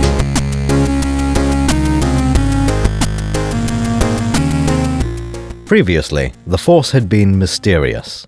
Where is it going? Don't worry. The Force will guide us. Oh, Maxie big the Force. Nobody really knew anything about how it worked. How is it that Vader can move objects with his mind? How does Force lightning work on an electrical level? These questions have no real answers. All we can say is, the Force did it. I've been wondering, what are midichlorians? Midichlorians are a biological component to the Force. Midichlorians are a microscopic life form that resides within all living cells. This caused a minor kerfuffle amongst the fans. Some felt that biology cheapens the mystical, magical, occult aspect. Luminous beings are we, not this crude matter. They had imagined a different magic system from Lucas's. There may also be some confusion by taking the Force as more religious than it is. As you may notice, I don't understand the anti-midichlorian position. Perhaps some people don't like the idea of putting a number to the Force. Ha! You want me? You got me! Vegeta, what did you say his power level is? It's over 9,000 penises. From the very first movie, we know Force strength is variable. The Force is strong in this one. The Jedi have the ability to sense that the Force is strong with someone. Numbers are inevitable. They would have many classification systems. The Jedi have been around for 1,000 generations. An attempt has definitely been made to quantify one's Force potency. It just happens that midichlorian count is a very good way to measure the Force. Perhaps some didn't like the idea that Force strength is genetic. This is implied in the original movie and stated outright in the second. Luke's father was a Jedi Knight, therefore Luke can use the Force. The Force is strong with him. The son of Skywalker must not become a Jedi. Had he been a navigator on a spice freighter, no Force potential would be expected. No, my father didn't fight in the wars. He was a navigator on a spice freighter. That's what your uncle told you. We have always known that your Force affinity can be inherited. The Force is strong in my family. My father has it. I have it. My sister has it. As for biology, we always knew that must be involved. The Force is described as connecting all living things. We always knew that droids could not become Jedi. Life creates it, makes it grow. Its energy surrounds us and binds us. All organic life forms are involved in creating the Force. Certain individuals have a hereditary talent for Force sensitivity. Think about how this would need to work. There cannot be a Force gland, some organ that grants Force powers. That would be very obvious. A Jedi is anyone with 3 kidneys. We can't say the Force is related to brains and consciousness either. Trees don't have brains, but they still affect the Force. What about single-cell organisms? Can they interact with the Force? There can be only one answer. The only way to explain all of these is for the Force to be subcellular. Whatever physical structures are involved in the Force, they are smaller than a living cell.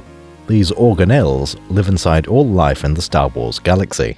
They live inside me. Inside yourselves, yes. And we are symbionts with them. This explains why everything that lives has a presence in the Force. It explains why an entire family would be strong in the Force. Handily, it also explains why the viewer cannot become a Jedi. Our galaxy has no midichlorians, so the Force doesn't exist here. Without the midichlorians, life could not exist, and we would have no knowledge of the Force. It's clear that the Phantom Menace is getting at one idea in particular. Multiple times throughout the movie, a character will explain symbiosis. This first appears as a way to describe the Gungan and human populations of Naboo. You and the Naboo form a symbiont circle. What happens to one of you will affect the other. You must understand this. Mostly, this exists to foreshadow the midichlorians. Symbionts? Life forms living together for mutual advantage. The symbiote angle had never really been part of the Force until now. While I don't think this is a bad change, it's worth noting that the symbiosis was news to most fans. While a few reacted badly, midichlorians seemed to fit in. A few questions even become clearer. When levitating objects, where does the weight rest? Where does the Force come from? Is it in the head? Midichlorians tell us. Every single living cell at the same time. The Force is evenly distributed throughout a Jedi's body. Midichlorians are not a twist. I am your father. They aren't meant to subvert your expectations. There was no intention to rewrite the universe. Regardless of what ideas George Lucas had in which year, it works. It is a very hard movie. Midichlorians line up so well with the Force in the original movies. If there were no genetic aspect, that would be an argument against midichlorians. Or, if it wasn't tied to biological life, that would also be evidence against midichlorians. Life creates it, makes it grow. Really, the only flaw is a line from Qui-Gon. Without the midichlorians, life could not exist, and we would have no knowledge of the Force. This causes a slight problem. If life really can't exist without midichlorians, then everyone on Earth must have them, which means the Force exists here too, and so could the Jedi. This really is inexcusable, but it's easily fixed. We can say Qui-Gon meant, life as we know it, then all is well. However, it does give us an interesting idea. Qui-Gon might think this because of the exact role midichlorians play. Our cells have a microscopic symbiote as an organelle. Suppose that midichlorians are basically the same thing as mitochondria. They are an essential part of breathing and digestion. The difference is that mitochondria generate adenosine triphosphate, midichlorians generate the Force, and some ATP as a byproduct. It turns out that midichlorians are what give the Jedi his power, just like they do for everyone else. Given this, it's understandable why Qui-Gon thinks they're so important. Another function of midichlorians is that they may be Anakin's father. That's quite a complex topic. Who was his father? That's quite enough microbiology for the time being. Right now, what's important is the Force-assisted piloting. Use the Force, Luke. Let go, Luke. Tomorrow, Anakin will make one of his most unpopular decisions. You've never won a race? Not even finished? Kitster's right, I will this time. This next chapter stands out as one of the most spectacular in the movie. Podracing gives us a lot of fascinating machines. We shall treat them with all due seriousness. If these were jet engines, would they work? How do they differ from Earth turbojets? In order to do this justice, we need more than the movie. We will use several sources, including books and websites. To get a better feel for each podracer, we'll also bring in a computer game.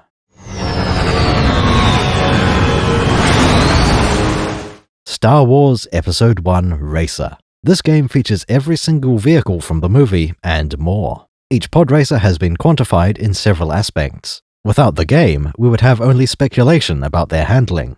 Now we can cross-reference with vintage 1999 speculation. Barring a few exceptions, they do line up well. The origin story of Anakin Skywalker shows him as a pilot. I'm the only human who can do it.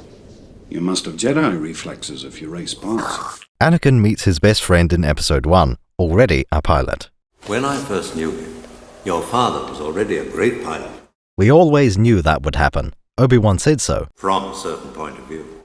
That's a handy skill, because the plot has a tricky obstacle. Let him take that back, huh? You'll find what you need. Qui-Gon needs free stuff from a boy who has nothing. He gives without any thought of reward. To solve this, Anakin's piloting expertise gives him prize money from winning a race. The boy's good, no doubts there. That's about the simplest and most elegant solution possible. Luke started the movie owning 2 vehicles, and Anakin has 1. That's a perfectly reasonable thing to give your characters.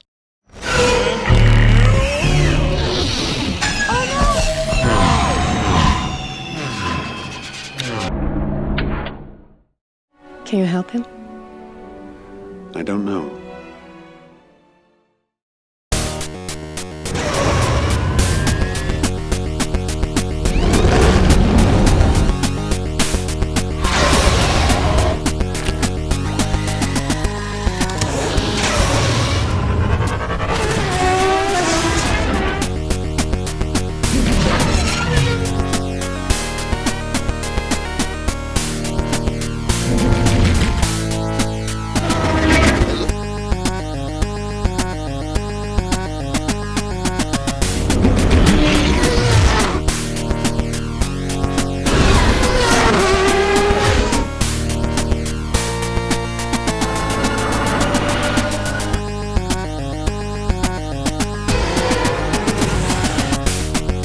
I didn't actually come here to free slaves.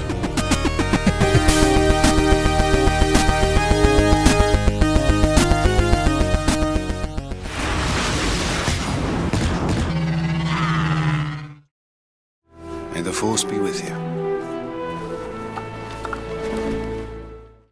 What is a podracer specifically?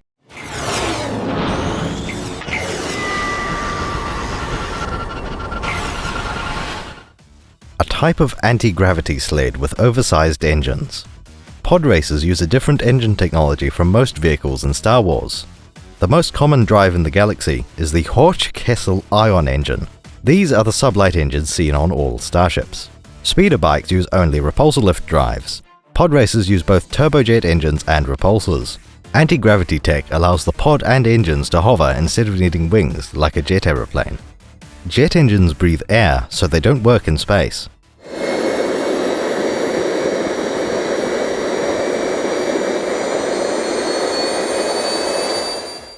Jar Jar gets his hand stuck in the air intake at the front of the engine.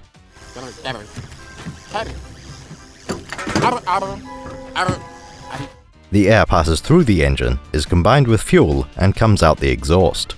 Oddly, there doesn't seem to be enough room for fuel on the pod. Arguably, that is the case for most spaceships as well, but pod racers are very bare. From this, we can infer that Star Wars fuel is very dense and efficient. At this point, it's time to discuss another aspect of jet engines. Not all the air that comes in the front needs to go through the entire engine. Instead of using jet thrust, it's possible to use a turbine to run a propeller. Just replace the piston engine with a turbine one. It's a little more complicated than that sounds, but the point is it's possible. That would be turboshaft and turboprop engines. The other option is to combine the propeller with the intake turbine. This creates a turbofan engine, still much like a propeller. Instead of generating thrust from the engine exhaust, it uses air flowing outside the engine wall.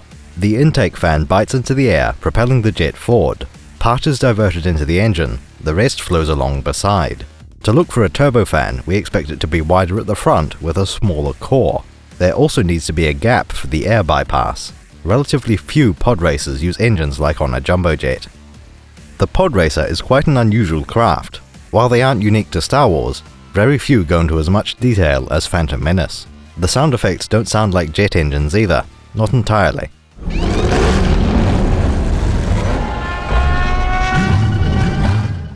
The X-Wing sounds more like a jet than the pod racer does.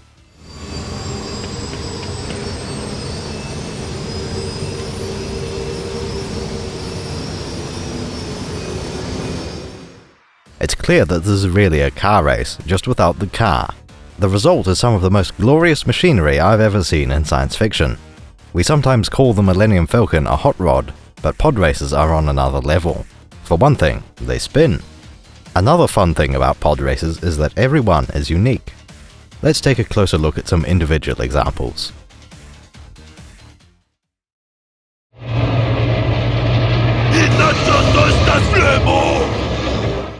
in the front row, near side pole position, Mahonic.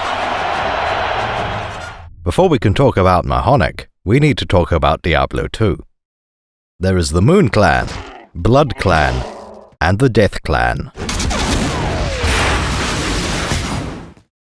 Mahonic. He is a relatively famous racer, a Gran, the three-eyes goats of Plaaanett Coaaarrrr. Gran are described as highly social, yet have a reputation as criminals. This is because of Ree-Yeez, a Gran from Jabba's palace. He was exiled for his crimes, which is worse than you might expect. It seems that it doesn't take much before they're driven mad by loneliness. In the prequels, they are said to be from Malastare. That was resolved by saying Malastare is one of their earliest colonies. Mahonic is later determined to be from another Gran colony, Hock. We can speculate on why Mahonic might choose to race pods. His pod racer is quite unusual. It is a Galactic Power Engineering GPE 3130. The cockpit has a smooth casing in a pale green. His engines are the smallest of any in the race, at least in length. There are also an extra set of outriggers on the outside. These must be quite powerful and lightweight. Where other racers go for size above all, Mahonic cares about power to weight ratio. We can tell he must be confident in his skill as a pilot. The engines are likely also advanced, expensive, precise. I'll tell you later. I see the contestants are making their way out onto the starting grid. Screen system. Tea time, winner bowls roll. In the Boonta Eve race, Mahonic was the first pod racer to be destroyed, rammed by Sebulba, the main antagonist of Tatooine. The game gives him exceptional traction and cooling. Turning and top speed are below average, and acceleration and braking are terrible. Another very strange choice is to put the exhaust on the outriggers. During the race, no visible exhaust comes from either the main body or the outriggers. That would mean the smaller side engines are mostly there as afterburners for a boost.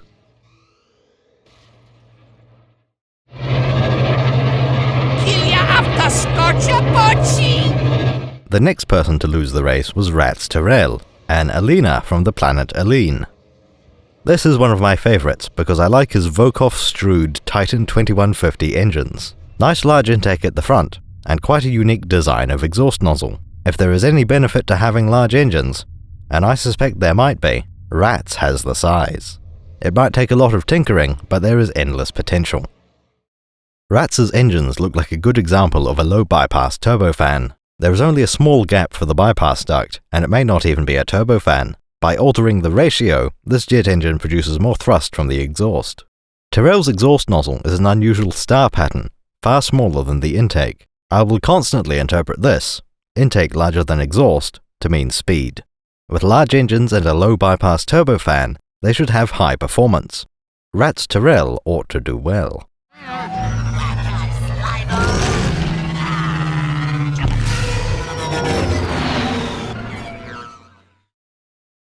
He does not.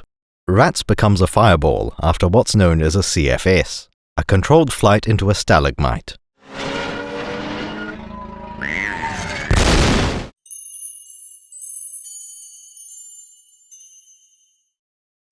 This happens on the first lap, which makes you wonder how much experience Tyrell has. In the game, he has one particularly bad stat: acceleration. That is mighty strange. I would expect the exact opposite. The game gives him quite good traction and top speed. Turning and braking are also respectable. The in-game model also has a higher bypass ratio and a visible exhaust flame. The movie shows no visible exhaust and only a small gap behind the intake. The game model has a wider intake and narrower body than in the movie. Both versions look good, but this is not the most accurate likeness. There is also no bypass duct in the game. Behind the intake is solid metal. The cockpit has an array of rudder vanes on the sides, a moderately prominent animation.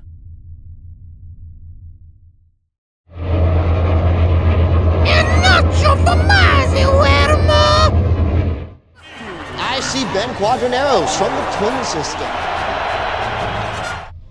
Ben Quadraneros clearly was named after his podracer, instead of the other way around. Ben is announced as being from the Twin System. It turns out his species is the Tung, of planet Tungel. His pod is given the name Vulture Droid, BT-310. Each engine is 4.5 meters long. This design is exactly what it looks like. There are 4 engines, but each one is the smallest in the race. It would appear that complexity was its undoing.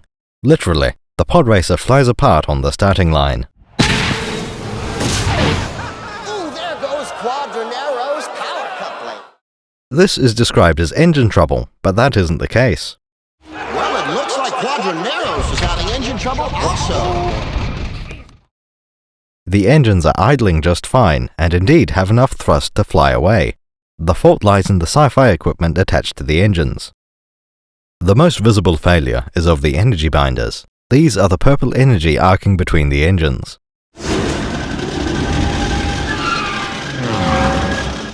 We can infer that they hold the engines together, which does make sense.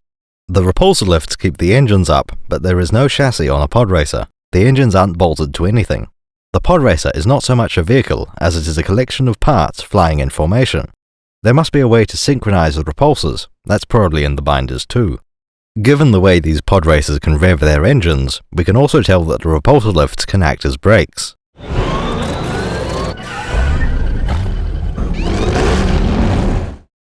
The question of anti-gravity traction is one we can't easily test. However, we can tell other properties by looking at the engines themselves. Excitingly, we can tell Ben Quadraneros has exactly what we're looking for. His engines are large at the front intake fan and narrow behind. These are the turbofans we expected not to see. We have a good look at the back of the intake fan. That looks like a lot of air bypassing the core of the engine to me. The podracer itself should be a powerful design. It might have a lower top speed than other pods, but I expect good acceleration. The weak point here is mostly in the pilot. Another significant factor could be sabotage, of course. It is rumored that Arc Bumpy Ruse might have been to blame. In the game, most of Ben's stats are very low.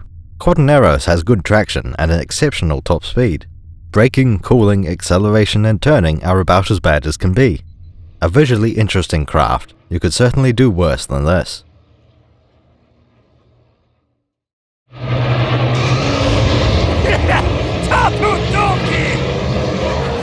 hoping for a big win today, Odie Mandrell. Next to set out the race is Odie Mandrell, an Urkit. Like Anakin, Tatooine is Odie's homeworld. He is notable for his pit droids, according to the movie.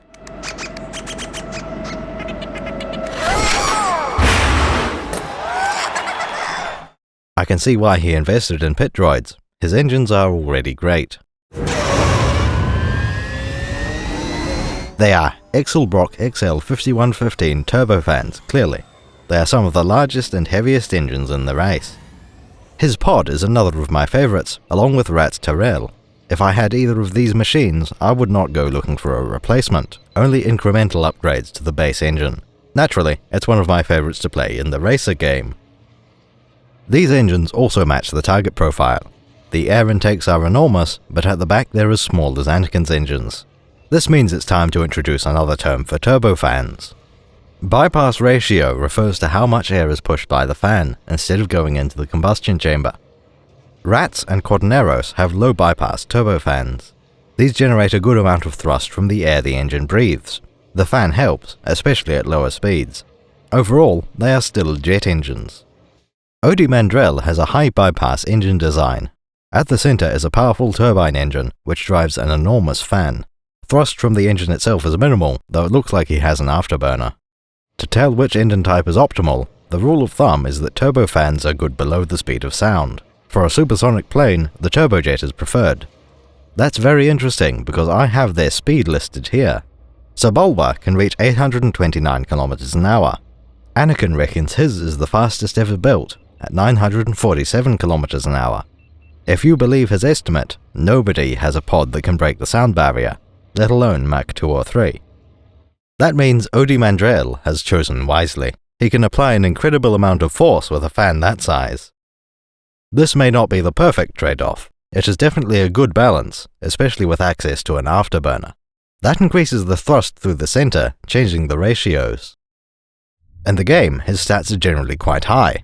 The weakness is top speed with acceptable turning and cooling. Everything else is above average, making Odi a good choice in the game. One more thing. We're introduced to Odi Mandrell with praise for his team of pit droids. With his record-setting pit droid team.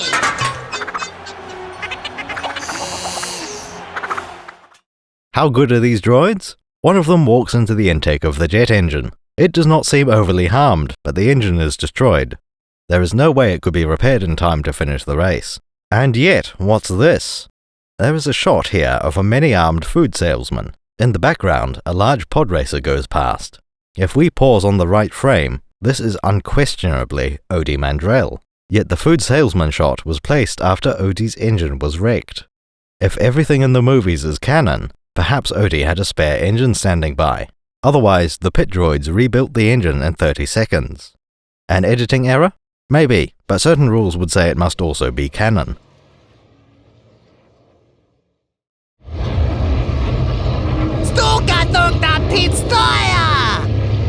The next racer is quite odd. A Fui from the planet Fu. Mars Guo has some of the largest engines in the race, mostly. They are named Kolor Pondrat Plug 2 Behemoth. These have a large diameter at the front and back. From the side, we can see the engines go very narrow in the middle. However, from above, we see that the width is consistent. Most jet engines are rotationally symmetrical. Not exactly, there are all sorts of pipes and wires on the surface. Having a rectangular section like this is very unexpected. Looking from the back, this is quite informative. We see that the exhaust only comes out in a flat line. All the vertical parts in the back half seem to be unimportant. There are clearly slats here, so perhaps they're for steering. Diverting part of the exhaust out one of these ducts changes the thrust vector. That seems like a good idea to have in your engines. Most pods do not have thrust vectoring. Another surprising detail is how quickly it narrows. The intake fan on a jet engine is called the compressor. Normally this means a series of turbine stages all in a line. These are used on Anakin's engines and are called axial compressors. They extend along and rotate around the central axis. Mars Guo has a different kind. There is only room for a centrifugal compressor. These are wide instead of long and produce a shape much more like Mars's engines. Instead of directing it backwards, the intake air is flung to the outside edge. In the case of Mars Guo, it must be concentrated into two ducts on the sides. That explains the rectangular shape of the engine's core. This air will feed a fairly large combustion chamber. Overall, it would seem Mars Guo has quite a good racer. As with Odi Mandrell, the air intake is a vulnerability. Still, the large cross-section for a small exhaust should mean high speed. In the game, Mars Guo has quite good stats overall. There is a notable weakness in cooling, the stat used for the boost system. Top speed and traction are particularly good, everything else is above average. You acquire this pod early in the campaign, it is a good choice as your main pod racer.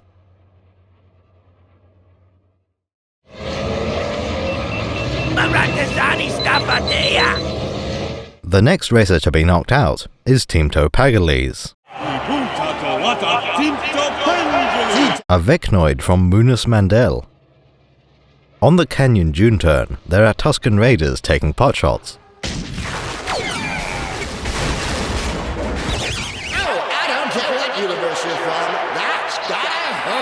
All it takes is one solid hit to the engine to cause utter destruction.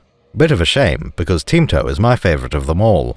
In the Podracer game, I have played Teemto more than all the other pods combined. All the pod racers are unique, but some are more unique than others.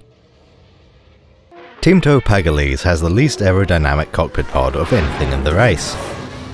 The leading edge is not so much a blade to cut through the air, more of a flat brick. On the other hand, this pod is also the most complex one. The trailing edge is a rudder, which is probably of some use. The rudder animation is a large part of why I like flying this in the game. The cockpit has two other features. One of these is a large lever entering the cockpit from outside. The cross-section labels this as the main throttle, but that can't be right. We can see Teemto's wrist move as he revs the engine. This is a motorbike control scheme. Rotate the hand grip to increase power. Obviously, your choice of controls will depend on what limbs you have. Anakin has a similar near-human body layout to Teemto. He also uses similar controls. The other neat feature of the cockpit is based on its circular shape. It was decided that this has a heavy gyroscope running around the ring of the cockpit. That would mean Teemto Pagalies has 2 extra systems in his cockpit, beyond everyone else. On top of that, he also needs a screen on the inside of the cockpit. Since it blocks his view forward, this allows all sorts of sensors and readouts. It must be tricky facing backwards and driving by TV monitor. You get used to it.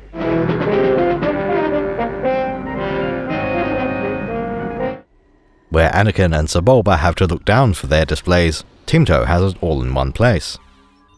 Teemto's engines are visually interesting.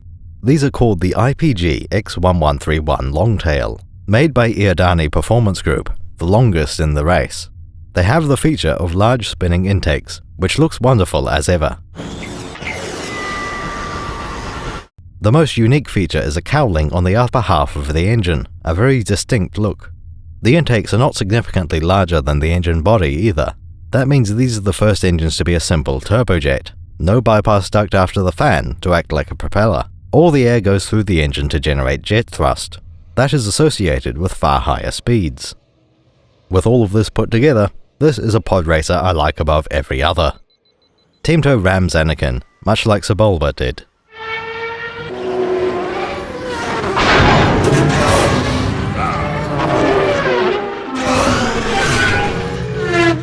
He's a solid bet, if you were to gamble on these awful races. In the game, he has good stats in most categories. Top speed is the notable weakness, but can be fixed with upgrades. Turning and cooling are also not particularly great. Traction, acceleration, and braking are all above average.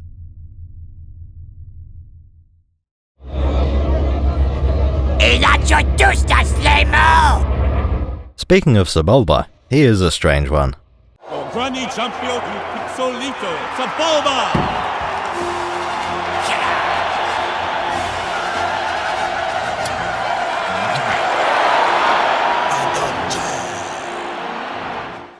I've heard it said that walking on his hands is a personal decision, that most of his species, the Dugs, walk in a way we would consider normal. This is a fascinating idea, but it doesn't line up with the other information we have. Nothing I can find points to Sebulba walking differently from other Dugs. The evolution of this knowledge is quite interesting. When Qui-Gon thinks about pod racing, the first planet that comes to mind is Malastare. They're pod racing on Malastare. Very fast, very dangerous. This name is spoken twice in The Phantom Menace. The second time, one of the Goatmen names himself the Congress of Malastare. The Congress of Malastare concurs with the Honourable Delegate from the Trade Federation. All of this would be fine in isolation until you try to put it all together. The expanded universe had already named the world of the Grand Trigoats. That completely changes the political implications of the scene.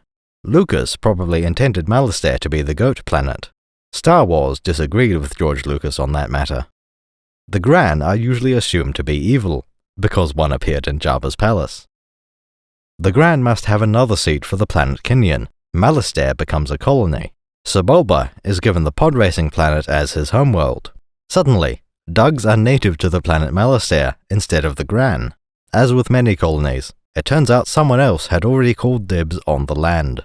The Dugs have the Good Continent on the west. The Old Republic established a spaceport on the eastern continent. Gran decided to settle there from off-world in significant numbers.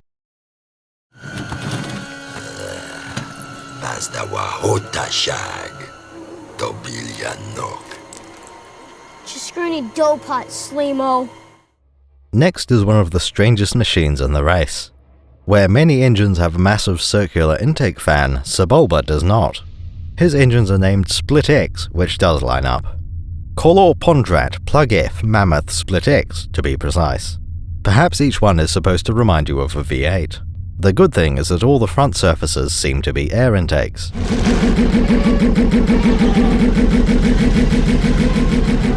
The cross-sections book also decides the Split X has the repulsor lifts in it. These engines are as large as any other, only the X is unusual.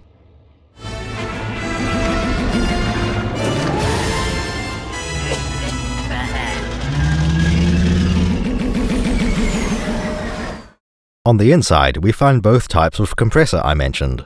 Starting behind the X intakes, there is the axial compressor we see at the front of most Podracer engines. This drawing has either 7 or 8 stages to the compressor, which sounds entirely normal. Anakin's is specified to be 8 stages. Behind Sebulba's axial compressor is a centrifugal one. This arrangement is not uncommon, though it was unexpected. What I do find bizarre is a system of baffles. After leaving the compressors, the airflow needs to make 2 turns of 180 degrees. That strikes me as a distinctly bad idea. When you put corners in a pipe, that usually causes it to slow down. This is the hot part of the engine, where the fuel is injected and ignited. Perhaps that's enough to offset any losses from the U-bend. After that, there is a final spike like on other engines. In this case, the end cone is fully hidden inside the engine. Finally, there is an afterburner nozzle. Another questionable choice is the jet fuel. The placement is right next to the hottest part of the engine. There are fuel tanks built into the afterburner exhaust nozzle. There is an annular fuel tank wrapped around the centrifugal compressor. This is a good idea in some ways, given that the fuel is near the places it needs to go. It also seems like a relatively small amount of space, given how much fuel these engines must burn. We can assume the fuel used is extremely dense and efficient. Also that it can be stored safely at high temperatures, given the location of these tanks. We do have a name for the fuel. It is tritium power fluid, pressurized with quadronium. It is activated with injectrine. Now, granted, that's all a load of nonsense. Power fluid makes sense, that's just a term for jet fuel. Tritium is capitalized, so that's likely a brand name. Some specific formula that is stable for transport, even if not ideal for usage as fuel. It's hard to account for what quadronium might be, how it would add pressure. Likely, this is a fuel additive that helps it stay compressed in the tank. Finally, the fuel needs to be activated. Hello, Evelyn, is this Microsoft Tech Support? Yes, this is Microsoft Tech Support. How may I help you today? This could mean the jet engine runs on a 2-part fuel mix. Or, if it has been stabilized for transport, activating undoes that process. Injectrine could also be some kind of fuel accelerant to help the engine burn. And 3. Perhaps injectrine releases oxygen as it burns somehow. 2. 1. That would allow for the engine to run more fuel-rich than is possible otherwise.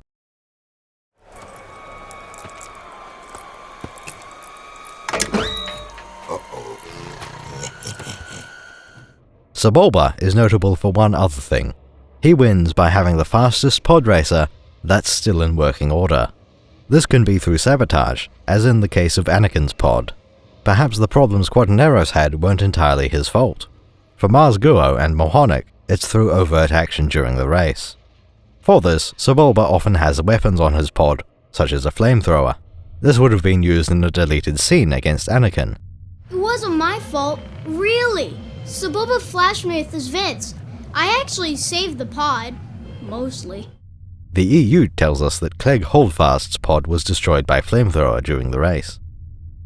Why do you think that? He always wins. The advantage of using a flamethrower is the lack of evidence. Since you already have jet fuel running through the engine, nothing looks suspicious. There will always be heat damage to the engines, so it isn't evidence against Sebulba. There's no need to carry fuel for the flamethrower either. It can operate using the fire of the engines themselves. In the cross-sections, it looks like a side door next to the combustion chamber. It could even be disguised as an access hatch for working on the engine itself, to access the fuel injectors or something. A key part of Sebulba's strategy is to have his weaponry removed before his pod can be inspected. This also goes for Mars Guo, throwing a lump of metal into the engine intakes.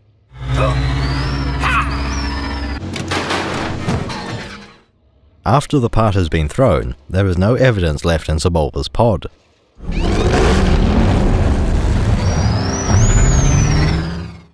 Before the flame emitter, his earliest weapons included a nail launcher, far less subtle than a flame, more likely to get you caught.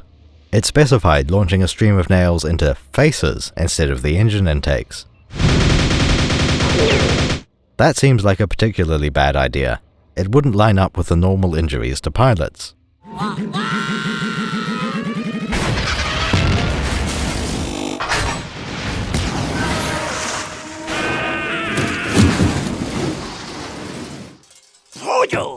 As Sebulba's pod was obliterated during the race, he needed a replacement. Mom, we sold the pod! Look at all the money we have! Oh my goodness, but that's so wonderful, Annie. He ended up buying Anakin's pod from Qui-Gon and went on to use it.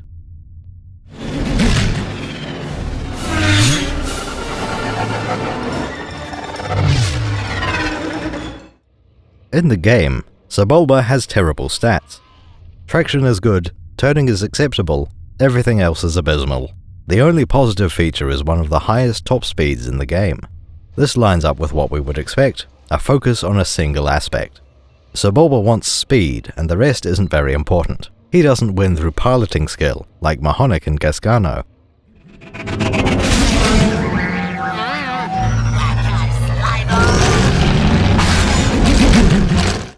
The game also lacks the deep, slow ticking sound from the movie.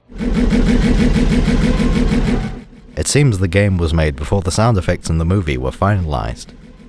Fair enough, and I imagine it'd be easy enough to mod in the engine sound.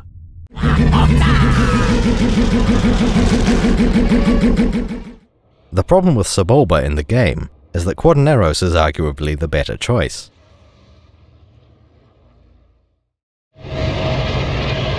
It's working! It's working! The perfect contrast to Sebulba is little Annie Skywalker.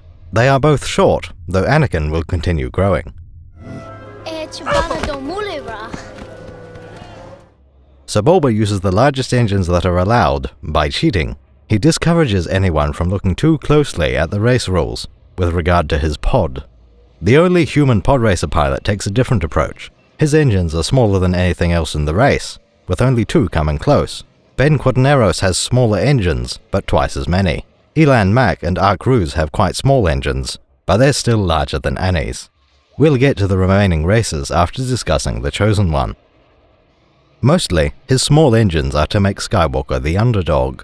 All the other races have bigger and more expensive cars than our hero.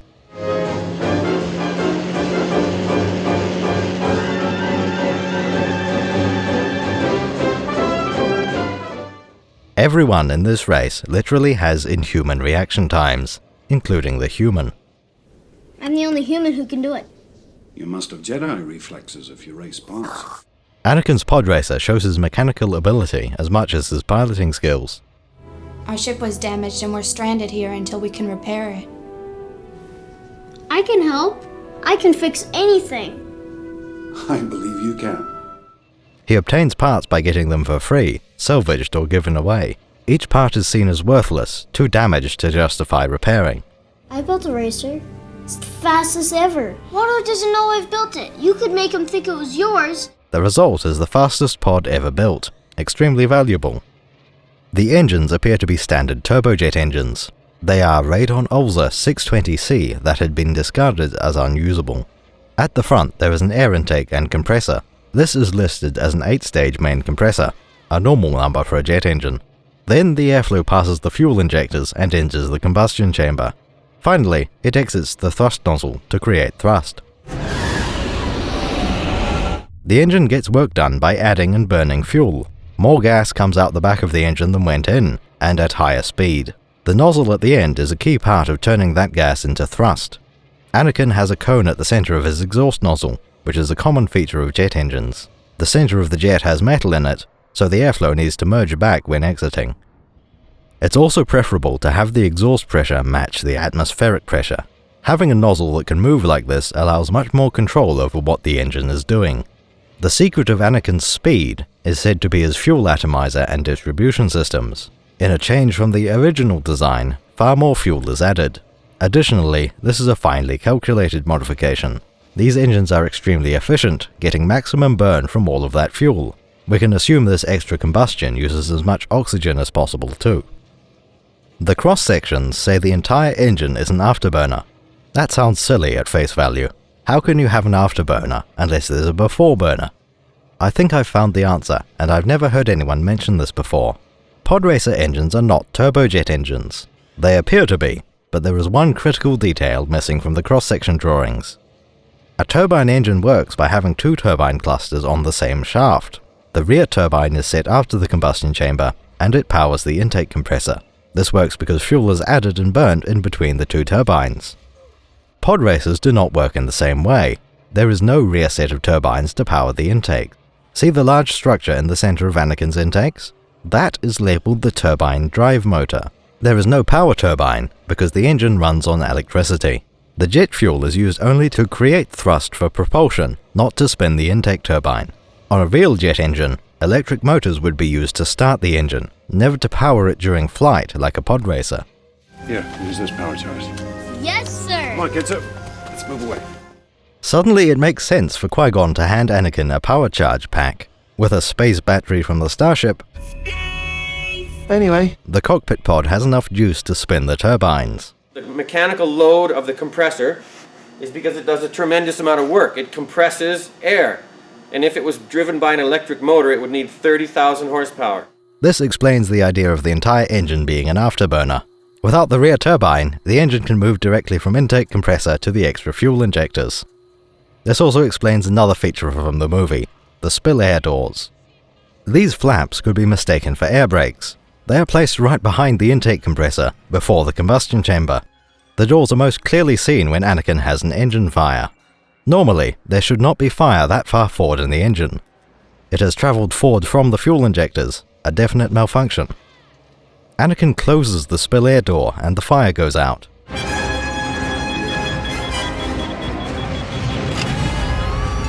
I don't understand why that would help, but I can't say it's the wrong choice. This engine was sabotaged by Sebulba before the race started.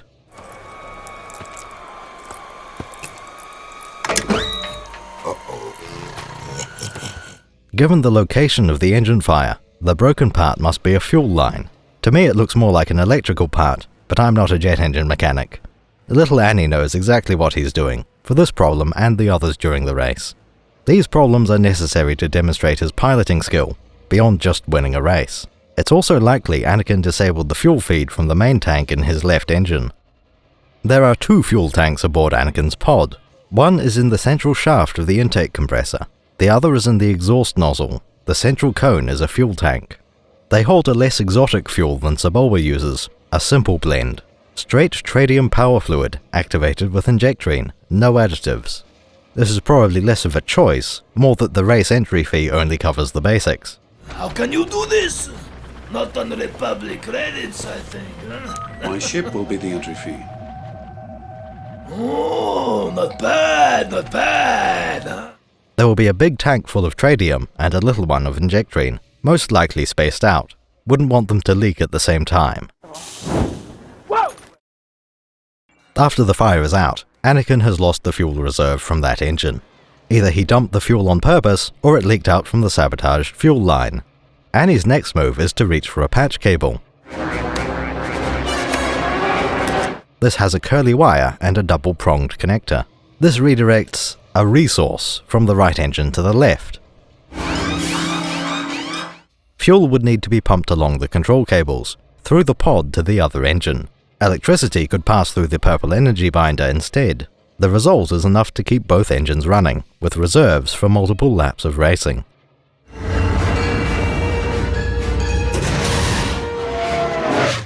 The next control we see used is a momentary switch. This is the ignition, and I will hear no arguments to the contrary. Anakin reaches for this switch exactly 4 times in the movie.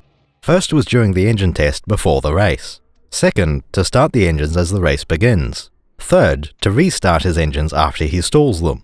Fourth, after one of his engines has a flame out and shuts down. This ignition switch is never used when the engines are running. This sort of consistent control scheme is what makes the Podracer sequence work. Even if you didn't know what this switch does, you know Anakin knows. Every time he uses it, that is the correct decision for him to have made. Other controls are less evident.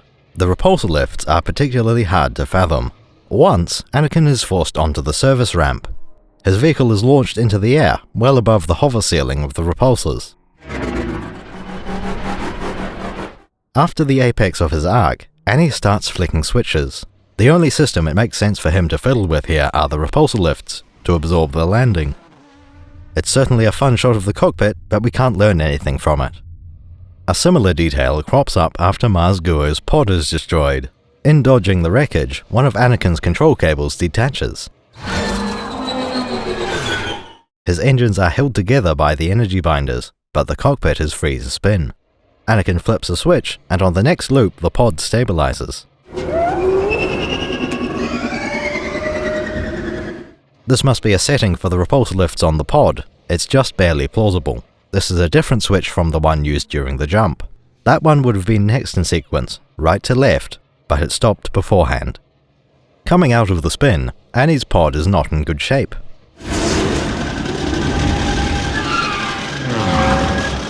The power coupling is starting to flicker, clearly about to fail. Anakin reaches out with the tool, taking his eyes off the level terrain in front of the pod. He is able to grab the cable and reconnect it to the side of the cockpit. This is perhaps the least plausible fix in the entire race sequence. Even with inertial dampers, it should be disorienting. Grabbing the control cable also seems a bit implausible. This part was not in the version of the movie that I first saw. Perhaps something went wrong with the taping, a mistake from whoever was manning the VCR. That was probably my fault. I know part of A New Hope was missed. On the other hand, that was a part with the special edition changes, so no great loss. And nothing of value was lost. Even with the risks of taping this way, it's better than having ads play in the middle of the video. More likely, a different cut of the movie was chosen for broadcast. Cutting this particular scene is a good choice. The others are too important. Without the mishaps, little Annie would be entirely unbelievable. The most distinctive feature Anakin added was 2 sets of triple air scoops. These are exactly what they look like, movable vanes that bite into the air. This will be good for cornering, especially with how large they are in relation to the engines. In the pod racing game, there are also large flaps on the cockpit pod. These open when going around corners too. These are barely visible in the movie, but it's a nice bonus feature. Animations on the cockpit or engines are uncommon in this game. Fitting the central figures of the saga, there are animations on both in the game. Anakin's stats are extremely good, with 2 notable exceptions. Little Annie's pod, the fastest ever built, lacks top speed and acceleration. Traction, braking and cooling are better than most other pods. Turning is a little less exceptional. Since so many people will pick this, it makes sense for Anakin's to have good stats. It can be modified to increase its speed, just as Anakin repaired the engines.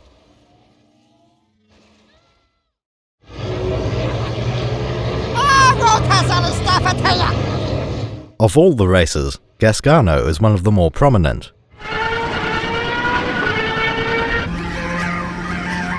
He doesn't have the largest engines, but he stands out anyway. Gasgano has a great many spindly limbs, and is very competent. He is a Zexto from the planet Troikan. Gotta love Troikan, that's where VTMB was made after all. Vampire the Masquerade Bloodlines. His pod is a unique design from Ord Petrovia. As with Anakin and Watto Qui-Gon, the pilot has a sponsor. Gardola the Hutt, previous owner of the Skywalkers. From the start of the race to the end, we see Gascano right behind Sebulba.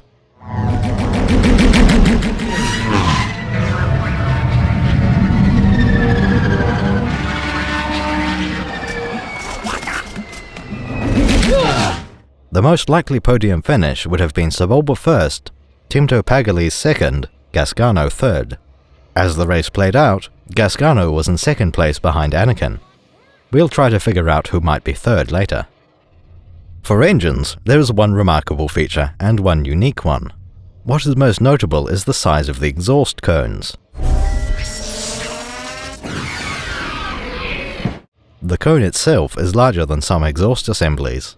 This means a lot of airflow is channeled into a very small ring. The result must be extremely high exhaust velocities. While the engines are fairly large, they are nowhere near the size of the competition. Gascano achieves his success through piloting skill and clever engine design. The other two leading the pack were much less clean races. Timto and Sebulba both attempt to ram Anakin. Gascano blocks him from overtaking for a while, very different.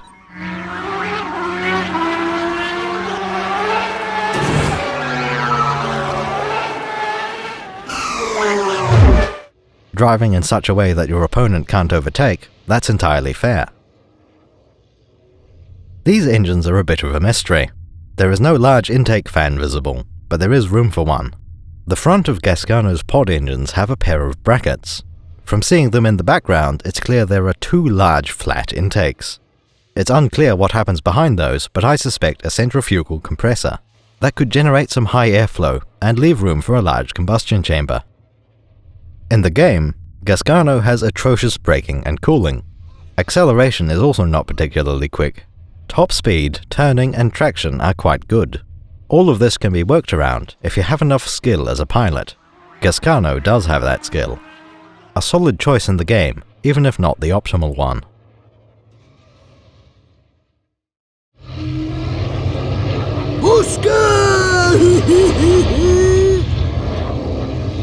In what has to be the second most surprising fact of this video, I have identified who could have come in third place.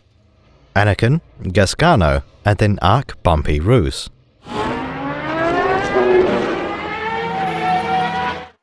This is completely unexpected. His is one of the least prominent pod racers. His cockpit is one of the least aerodynamic. Nothing we see from him implies that he would be anywhere near a podium finish. It's surprising that he even survives the race. After we last see him, he collided with Dud Bolt and failed to finish the course. Arc Roos is a Nucknog from the planet Sump. Let's see what the secret to his success might be. The most distinctive feature is that his engines are really a cluster. They are named Volkov Strude Plug 8G 927 Cluster Array. Like with Quaterneros, there are two fairly small engines on each side. The difference is that Bumpy has all four side by side, bolted to a frame. It also has a circular gap in the middle of each engine cluster. Wow! This would seem like an inefficient design, one that can't possibly compete with some of the larger engines. Apart from the main engines, there are several other parts to the engine cluster. There are a couple of parts 90 degrees offset from the large side engines. On the top and bottom, there are some considerably smaller tubes. Then, at 45 degrees, there are another 4 small tubes per cluster. The very bottom engine of the cluster is by far the longest. The X formation are by far the smallest. For any of this to make sense, it needs to be extreme specialization.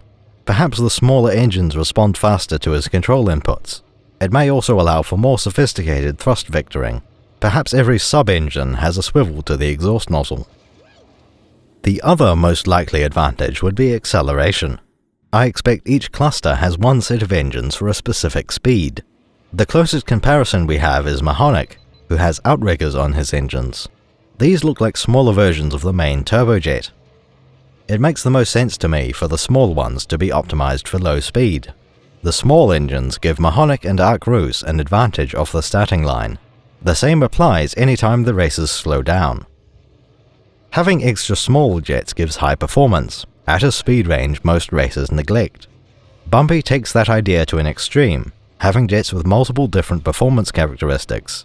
As the smallest ones stop being useful, there is a slightly larger set already taking over, almost like having a gearbox to keep a single engine within its power band. In the Podracer game, this is reflected in Bumpy Roos's stats. Everything is unremarkable to bad, except he has great acceleration. The pod cockpit also has a small wing that pivots from horizontal, and a rudder. The official record claims that Eldar Beedo came third. Bumpy did not finish. Still, he was definitely the next in line the last time we knew the order of races. He started back in the 4th row, and there were only 5 rows.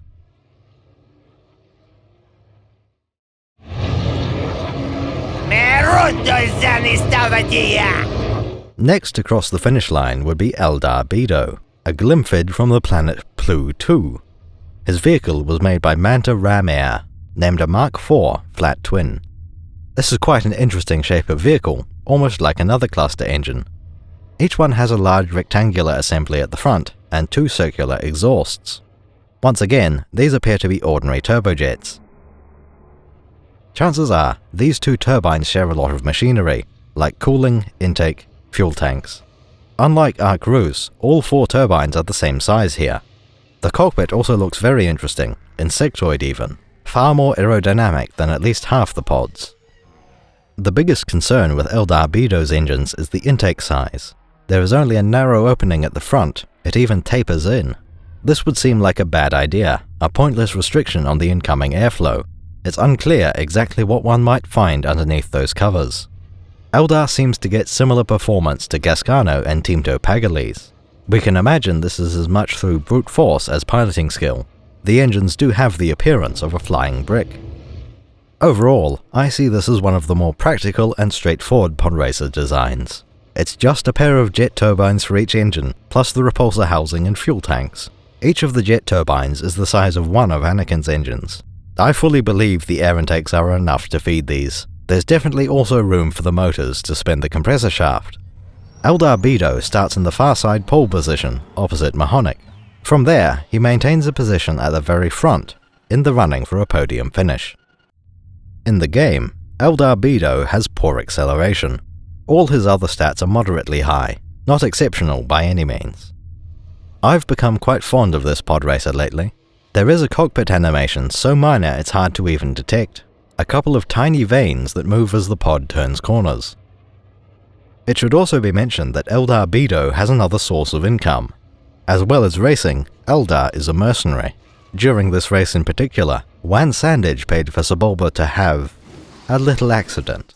Eldar Beedo never managed to collect that bounty.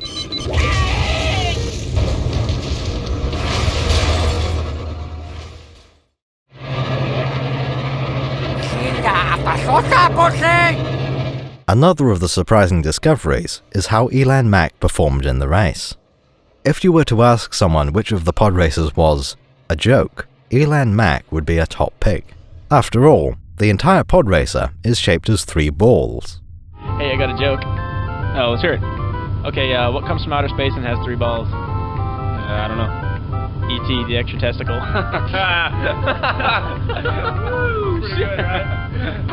One for the cockpit, and one is the body of each engine. The length of each engine is shorter than Anakin's engine, which is very uncommon. The only others would be Mahonic, Wan Sandage, Bumpy, and Quaderneros. This is an obsolete pod, a Kurtob KRT-410C. The best to compare might be Mahonic. In both cases, these engines start at their widest, then narrow down to a smaller exhaust. While there is room for a turbofan to work, I think all the air flows through the engine. Concentrating the airflow through a smaller exhaust nozzle like that should produce a higher velocity jet. In this case, with the spherical engine housing, I suspect another centrifugal compressor is behind the intake fan. Like Gascano, we expect Elan Mak to skillfully use relatively small engines. We don't see this craft very often, more towards the beginning of the race.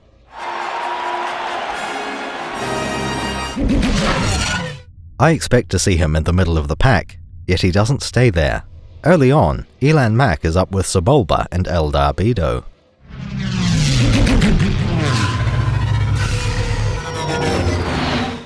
Later, he drops back to a group in the middle, where Anakin overtakes.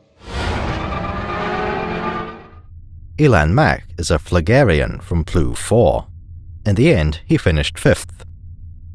Now, I know what you're thinking. Perhaps you've looked up Elan Mak on the wiki, and found the name is written backwards. How could they have made such a mistake when it's written right there? Despite what you might be thinking, this is not a new development. I have traced this back to 2001. It is quite venerable lore.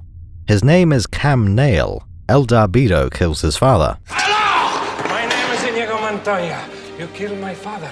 Prepare to die. Stop saying that! This left Nail with a grudge and the remains of his father's criminal empire. He converted these assets into enough funds to buy a once great podracer to enter the same race as Eldar Beedo. In the game, Elan Mak has terrible stats. A particular weakness is acceleration, the opposite of Arc Rus. That makes sense. Mak has one turbine optimized for high speed, instead of an engine cluster.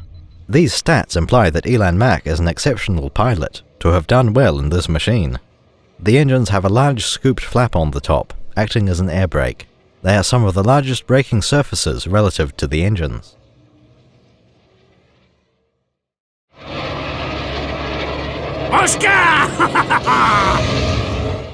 Another podracer is often spoken of in the same breath.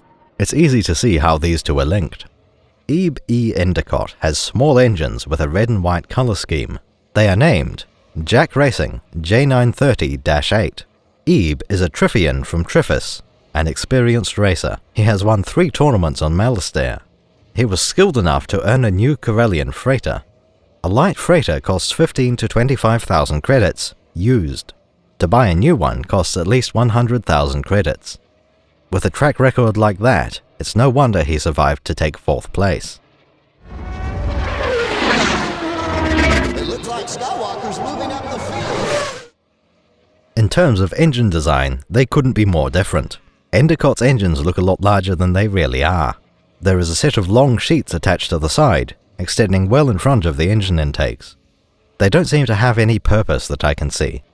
Technically, they're similar to Sebulba's Split X, but far smaller. It's possible they might contain repulsor lift emitters. They would function as aerodynamic control surfaces, even if that is complex. By far the most likely explanation is that these are radiators. They extend forward, as far away from the hot parts of the engine as possible. For their entire length, cool air flows along the huge radiators. Personally, I would have a more complex shape to increase the surface area. This might be an ideal trade-off to minimize drag, and they provide enough cooling as they are. In the game, Ebe Endicott has great traction, cooling, and repair stats. That would line up with these being repulsor and radiator fins. The engines are quite narrow, though they do get wide at the middle. I believe this implies an axial compressor first, then perhaps a centrifugal one. I also consider it particularly likely that Endicott has afterburners installed. In the game, everyone has a boost ability, and cooling determines how much it can be used. That means Ebe does have relatively good afterburners.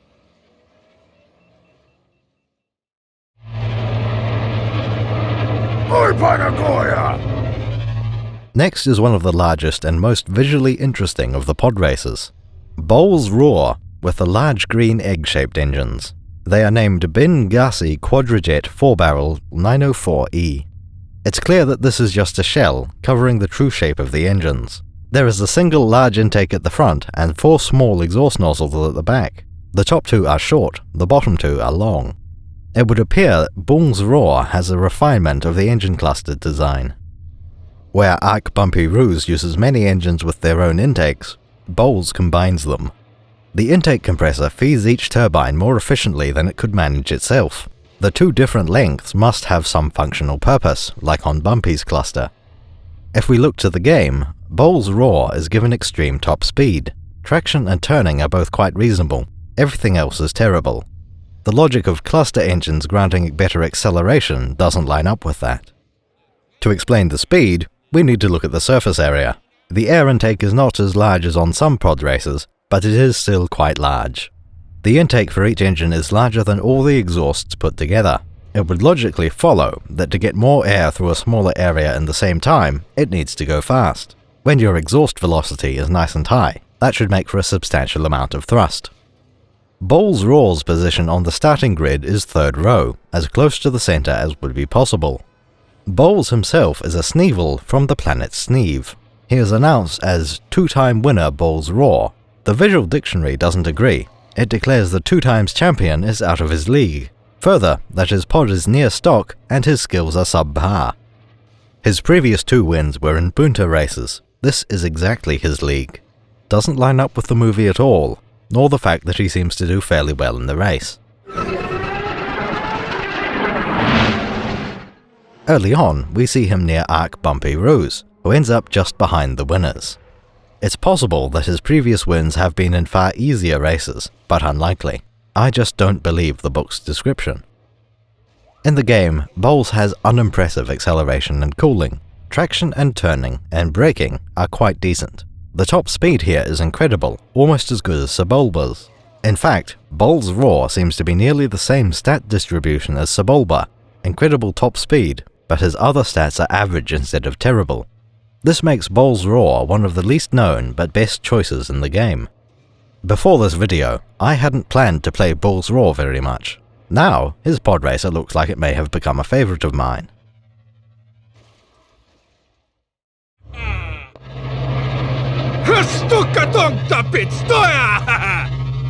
Now it is time for one of my favourites. If Odi Mandrell is second behind Timto, Clegg is third. Holdfast is a Nosorian from New Plimpto.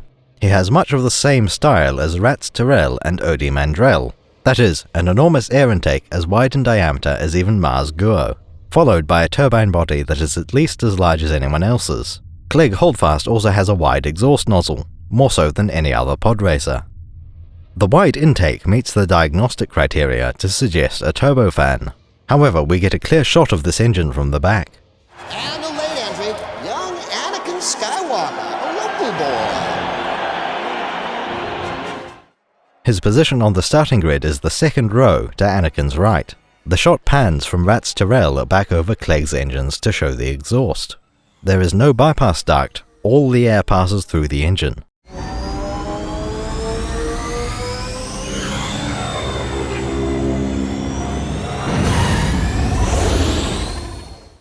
The intake air from the giant fan is constricted into a far narrower tube.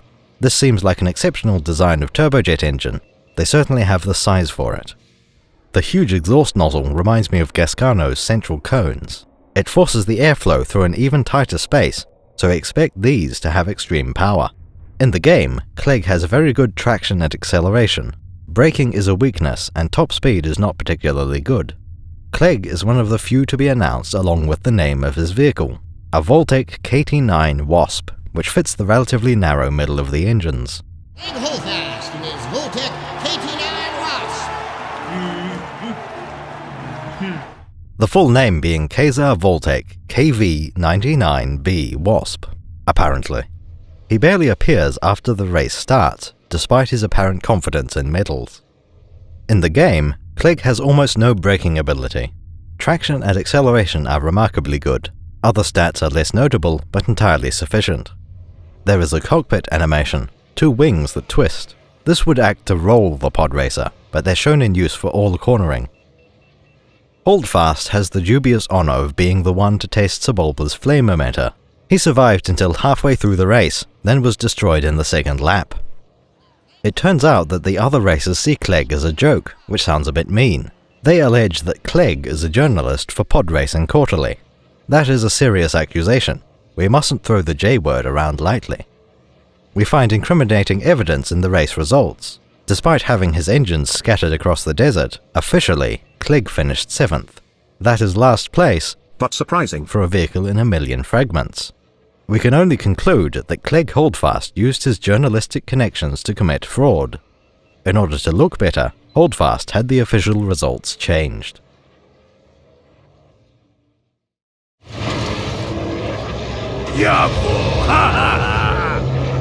If there was one Podracer that is almost completely unremarkable, it would have to be this one. Wan Sandage has a simple, unobtrusive pod with no notable event during the race. He is barely in the movie, and his pod looks a lot like Mahonic's. An Elsinore Cordova Turbodyne 99U. For one thing, it's green, and the size is very similar. Like in that case, these must be based on power-to-weight ratios. Extreme speed through lightweight and pilot skill. Wan is a devlik from Ord Radama. He has been racing professionally since he was 2 years old. That means little Annie is not the youngest pilot in the race. Wan Sandage was 6 years old at the time. The devlik lifespan is a decade on average. His position on the starting grid is the 5th and final row, to the left of Quadraneris. He's barely even in frame of the camera. Similarly, he doesn't appear much in the movie. Corners of the outer...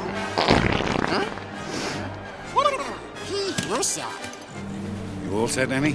Yep. Right. May the Force be with you.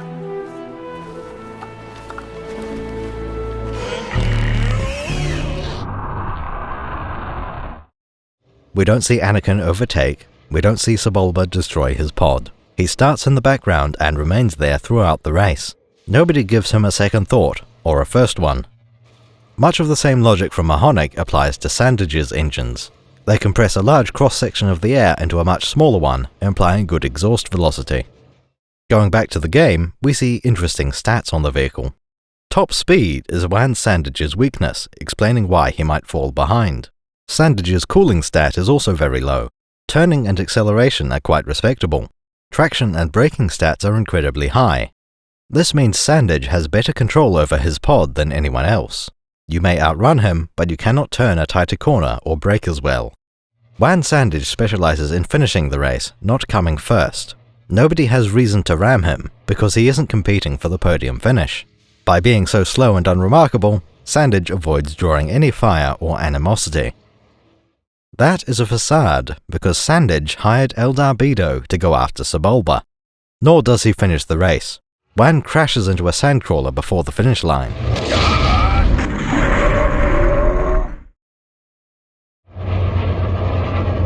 Pushy Whopper! Scotcha Clunky!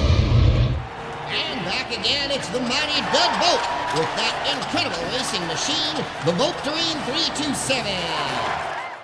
Dud Bolt looks like a crocodile.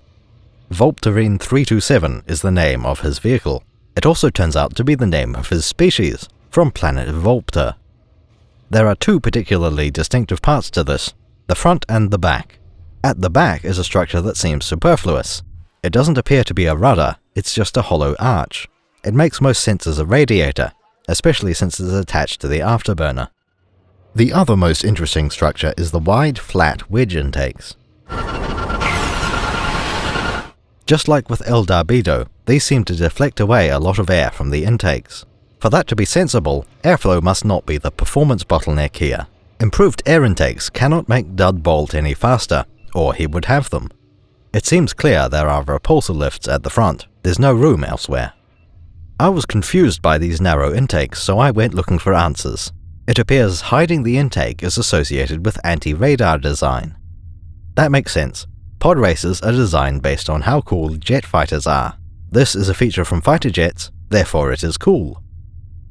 The real reason is simpler. The engines are backwards in the movie. There were originally large intakes at the front, coming down to a flat, narrow exhaust. Dud Bolt's position on the starting grid is the second row from the front. Anakin starts just to Dud's right.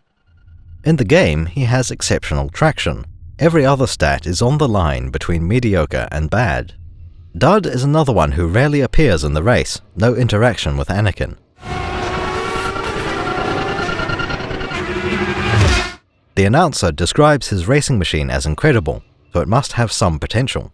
The game also shows the exhaust extending all the way up the vertical section, when the movie shows a circular exhaust. The game also has a set of flaps that pivot out from Dud Bolt's engines. These flaps are used when steering, or as air brakes. As it happens, Dud Bolt optimizes his vehicle for durability over speed. He is secretly being paid to support Sebulba during these races. Though we don't see it, Dud Bolt uses similar tactics of ramming to eliminate the competition. He gets paid cash for every opponent he causes to crash. During an attempt on Arc Bumpy Rose, both pod racers are eliminated from the running. A shame, since both could have done well otherwise.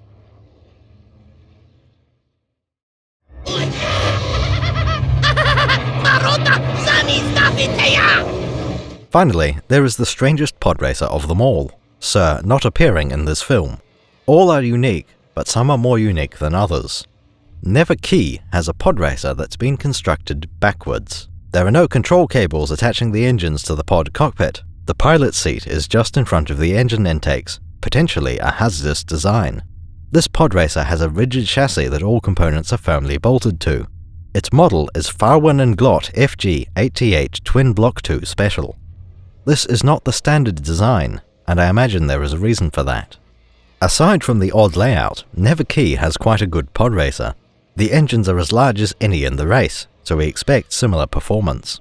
One consequence is that the giant engines are outside your field of vision. Anakin can see when there's an engine fire, without needing to rely on the instruments. Assuming all is well, that ought to make no real difference.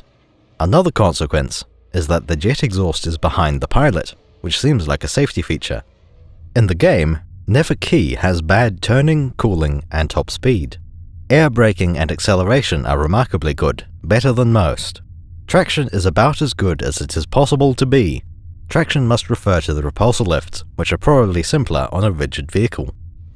The game has an animation on the engines, with large fins in a ring around the exhaust nozzle. These can be deployed as air brakes for steering or stopping.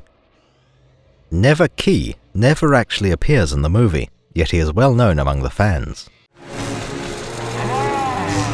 What do you mean by that? I'll tell you later.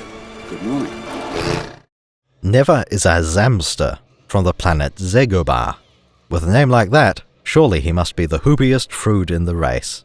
He was too cool to finish the race and officially wandered off. That's a euphemism if I've ever heard one, given he was never seen again. His pod racer does appear on the cover of a book in the Jedi Quest series. In this story, Anakin is dragged back into the racing scene during his Jedi training. This pod was likely chosen because the camera can be closer to the pilot, while still showing the engines. In the actual book, I don't believe Neva Kee turns up at all. Outlanders, they come here. How do they find me? They come here, they mess up my store. Hey! The pod racing game is relatively old now, as you may have noticed. Its full title is Star Wars Episode 1 Racer. Quite a mouthful, but I bet it did well in search results at the time. While it isn't overly complex, it was an excellent simulation for its time. Every vehicle is recreated with enough quality to be recognized. The same goes for the pilots, but the real key is the sound.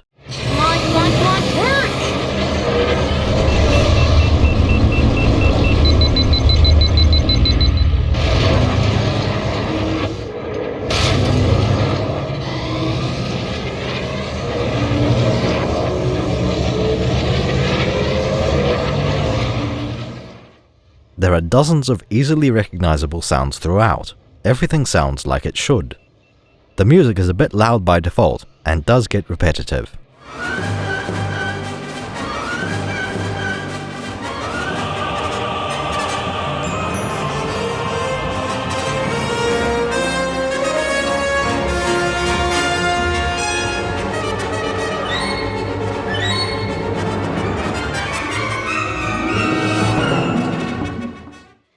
Having the familiar music just adds another layer of simulation. Racer is available on Steam and GOG, and it runs well with little to no tweaking. The most surprising aspect of playing it is the control scheme. The throttle is bound to W, right trigger, and A. Turning left and right is with the cursor keys, or left stick. A and D, or right stick to the side, is to flip the pod on its side for narrow gaps. Left stick forward and back, or arrow keys up and down, tilt the pod's engines. Tilt nose down is required for a second before you can boost.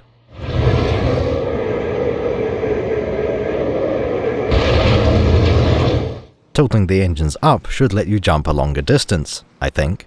Braking is on S, or B and right trigger. Boost is X on controller, or shift the sprint button. Later on, a sequel was released. Its name was Racer Revenge, and it was exclusive to the PlayStation 2. Where the first game was on everything but the PS1, the next was only on the PS2. I had been aware of a Jango Fett and Jedi Starfighter game on PS2 before my research. Despite enjoying the original, I didn't know about Racer Revenge. The most notable changes in this version seem to be that Anakin is years older, and the cockpit hover. In the original, the cockpit floats in the same position as during the race, meters in the air. Racer Revenge has the cockpit low and the cables hanging down from the engines. I'm not sure which version I prefer. Gameplay seems largely the same as the last game. The most striking change is that you are expected to survive the entire race.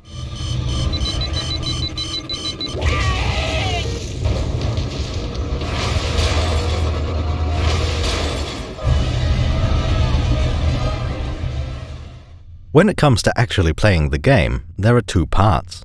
Before and between each race, you need to select your Podracer. There is a good selection to start with, including Anakin's pod. Everyone who was missing can be unlocked by satisfying some sort of challenge. You will get a few unlocked during your first tournament.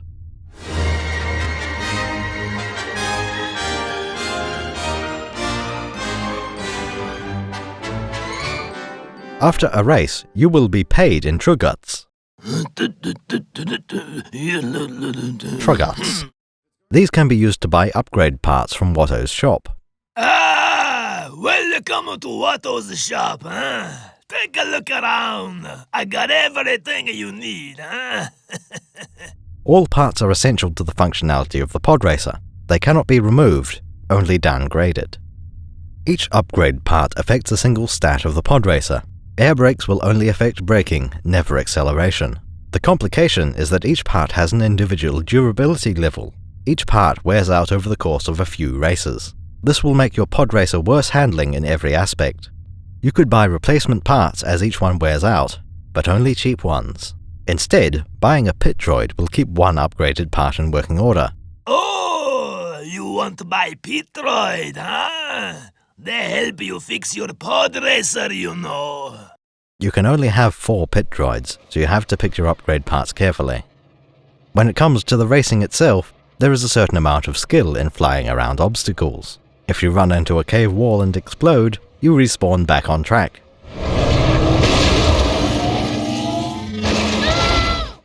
This is very convenient because some races are still difficult for me to survive. Knowing the track beforehand is extremely helpful, but there is a map.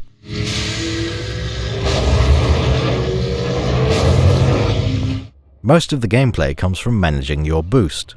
Cooling is the stat that determines how long you can boost for and how quickly it recharges. Boost too long and it causes an engine fire.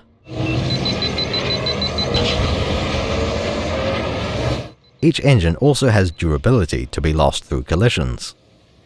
Luckily, there is also the option to repair while you're in flight. It can't replace an engine that's been destroyed, that still requires respawning. While you can build a pod to avoid using the boost, it is generally powerful. The trick to every course is finding when and where you can get away with boosting. It requires a minimum speed before the boost is unlocked. You need to tilt the engines to charge the boost, which generally takes a straight for me to use. Some corners I can even maintain a boost through. This boost is the core of the racing gameplay. All things considered, the game is an exceptional simulation.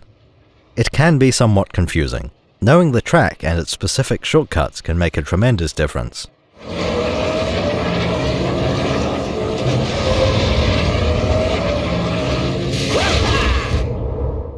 Overall, the campaign is compelling enough to extract tens of hours of racing from. Difficulty is generally forgiving in allowing you to cross the finish line. To advance to the next level, you need to place at least 3rd in the previous race. You also have control over the prize distribution within the top few places. If you expect to win, set it so the entire prize pool goes to 1st place. When you can't be sure of that, set it to a more even split. With enough money, parts, and unlocked vehicles, it gets easier. If you find the race too easy, you can reduce the stats of your Podracer to achieve game balance.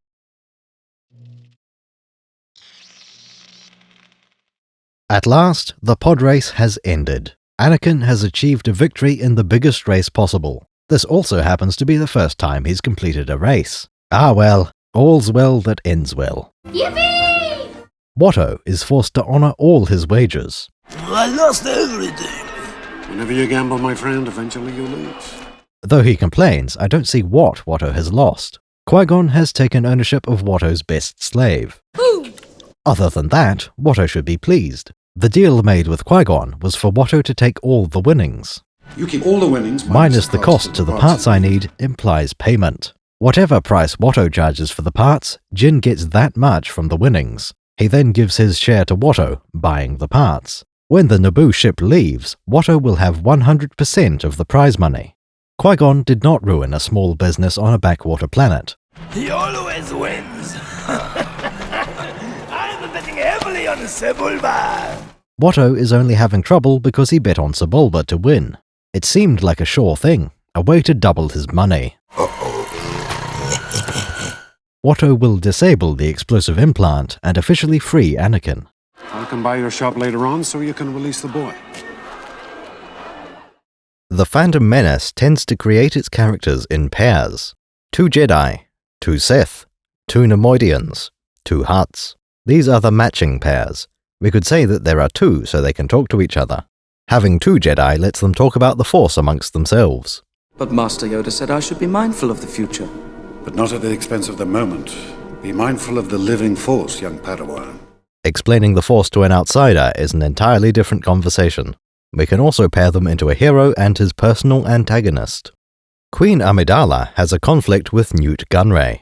Anakin must deal with Sebulba. Shmi Skywalker's main tormentor is Watto. Obi-Wan's patience is tested by his foe, Jar Jar. Misa propose that the Senate give immediately emergency powers to the Supreme Chancellor. Why were you banished, Jar Jar? As for our dear friend Palpatine, he must defeat Chancellor Valorum. Every character needs an appropriate foil. It wouldn't be proper for little Annie to address the Republic Senate. The biggest problem in this universe is the Hutts are gangsters. The nemesis allocated to Qui-Gon was Darth Maul. 2 of our characters are Jedi Knights, extremely powerful beings. They need an opponent of a similar power level to cross blades with. Against a trained Jedi, most battle droids are no threat at all. A competent, menacing adversary is needed. Drawing your sword in a cantina isn't particularly heroic. For a proper lightsaber duel, you need someone like Lord Darth Vader, capable of defeating even an experienced Jedi in combat. We can't expect Emperor Palpatine to wield a red lightsaber himself. That would be undignified. Also a bit incriminating if he was caught with one. Darth Maul is quite similar to Vader. Both are apprentices to Emperor Palpatine. Both are physically imposing and visibly hostile. Maul has far less elaborate clothing, since he isn't a cyborg. Not as many buttons and switches on his chest. Aside from his weapon, Darth Maul has 2 distinctive features. First is the red and black tattoo pattern all over Maul's body. Since Maul is a full-time Sith Lord, he can get facial tattoos. Otherwise, he might run into career issues. Hello.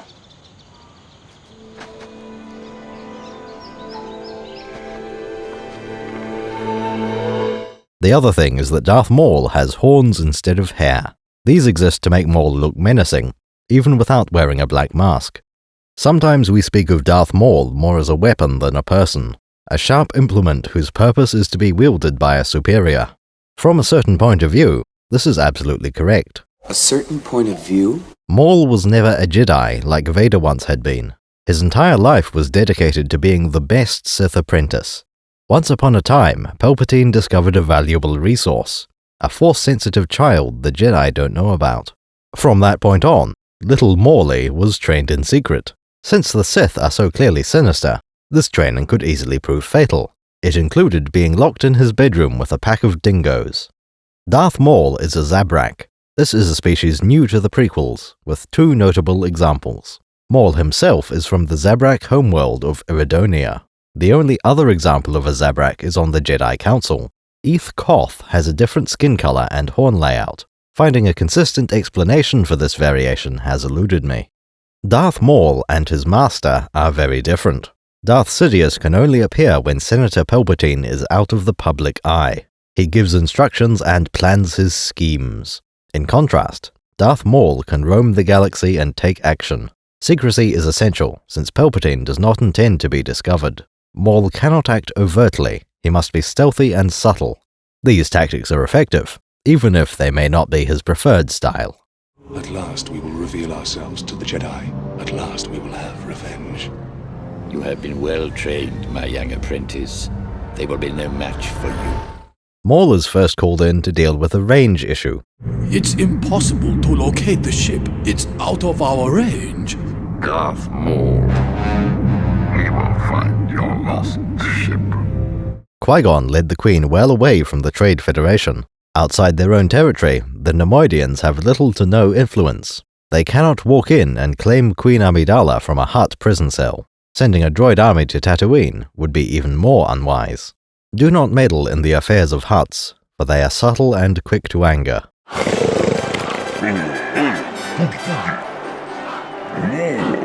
Newt Gunray is right. The Queen is out of their range. Even if they knew her exact location, there is no way to capture her. Darth Sidious sends his apprentice to resolve the situation. His plan starts with a little deception. The Queen gets a message from C.O. Bibble. The death toll is catastrophic. We must bow to their wishes. You must contact me. Back on Naboo, the situation is rather grim. The Trade Federation are withholding food until the Queen returns. Obi-Wan, the heartless monster, suggests this is a trap. It's a trick. Send no reply. Send no transmissions of any kind. I suspect C.O. Bibble has no idea he is bait. Viewing the message is almost certainly a safe operation. Being able to track that way would be catastrophic. Sending some kind of trace report through the comms network means increased traffic. A subspace message system would not establish a two-way TCP connection. That would only be possible with two subspace radios in range of each other. Doing that using a relay system would be too slow. Subspace messages back and forth across the galaxy use UDP packets. As soon as they hit the relay network, they are on a best effort delivery system. This message has likely been relayed across the subspace comm network. If so, it will have been broadcast across the entire galaxy. The Naboo ship's subspace transceiver picks up the message as it passes through Tatooine. Alternatively, this could be a HoloNet message. Move the ship out of the asteroid field so that we can send a clear transmission. The HoloNet was the system used by Vader and the Emperor to talk. This is how real-time, two-way conversations can happen across the galaxy. In this case, it was a pre-recorded message. The death toll is catastrophic. We must bow to their wishes. You must contact me. There was no live conversation going on, so even in the case of the HoloNet, it's fine. There still should be nothing to give away the Queen's location. Technology is not the weak link that causes the security hazard. Immediately after the Jedi establish that this message is bait, we cut to Coruscant. Two Sith Lords are taking a stroll around the city. They casually discuss how they have already traced the Queen to Tatooine. Send no reply. Send no transmissions of any kind. It sounds like bait to establish a connection trace. If the trace was correct, I will find them quickly, Master. Despite how funny that is, the movie doesn't play the interaction for laughs. Someone aboard ship ignored Obi-Wan's instructions. It's hard to say who that might have been, since the Queen had left already. It could have been a pilot, or one of Captain Panaka's security officers. One would expect those military types to appreciate the value of radio silence. No, I think there are only a few likely suspects. Handmaidens are more likely to have taken the bait. Specifically, I blame Sabe, the one serving as decoy for the Queen. Padme. Clean this droid up as best you can. It deserves our gratitude. If not her, then it's probably definitely Rabe. We'll get to the bottom of this, one way or another. Send in the ITO interrogator droids.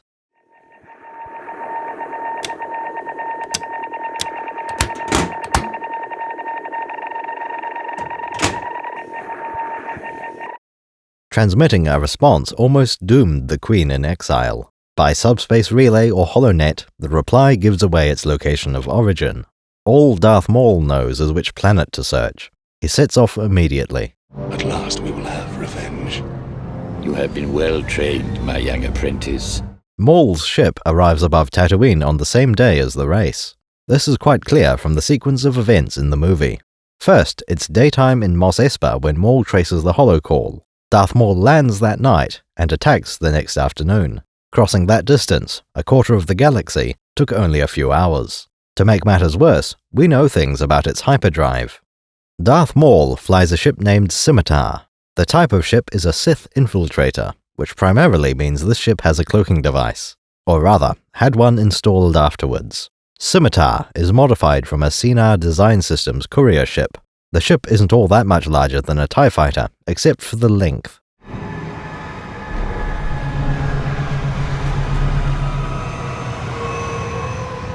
Main issue is that the Scimitar is listed as having a Sinar SSDS-11A hyperdrive. The hyperspace speed of this ship is class 3.0, slower than many freighters. If this ship can travel that far in 6 hours, a better hyperdrive can do it even faster.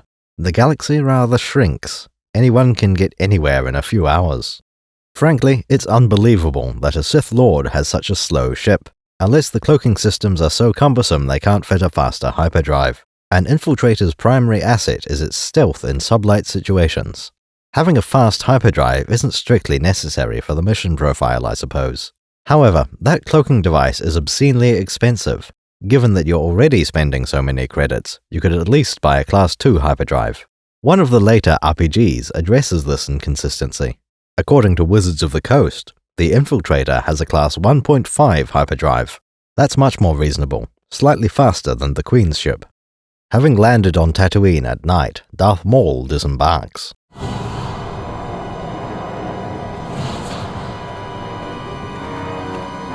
He has the general location of his quarry. Clearly, he wasn't able to locate the Queen's ship by scanning for it from orbit. The Sith apprentice starts to examine the landscape in front of him. He has spotted at least 2 settlements nearby. Using a set of electro-binoculars, he can see easily in the dark. Each town forms a glowing spot on the horizon.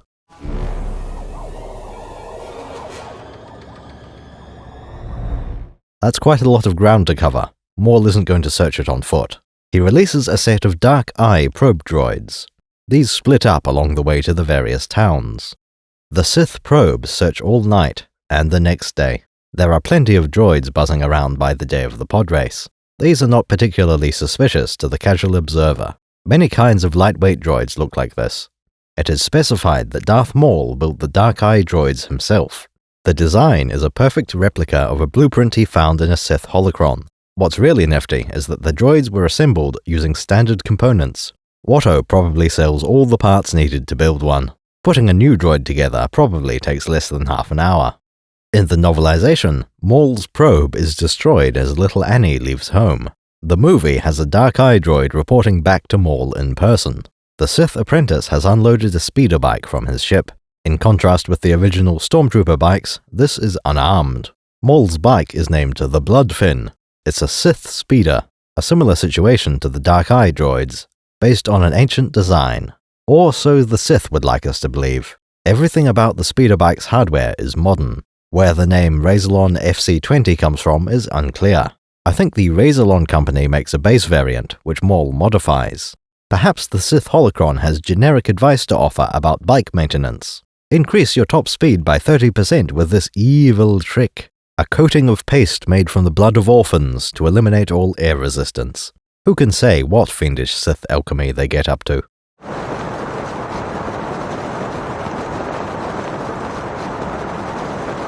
All speeder bikes are fast, this one more than most. The Bloodfin represents the only vehicle smaller than a spaceship.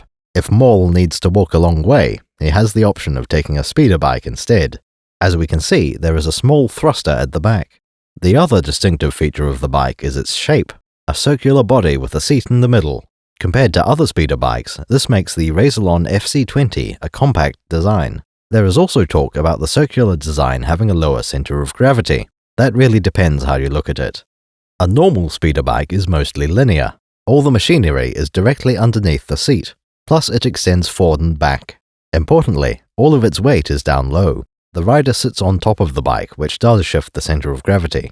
When a Scout Trooper bike goes into a spin, the rider rolls around the bike. Its path doesn't even seem to wobble during the spin.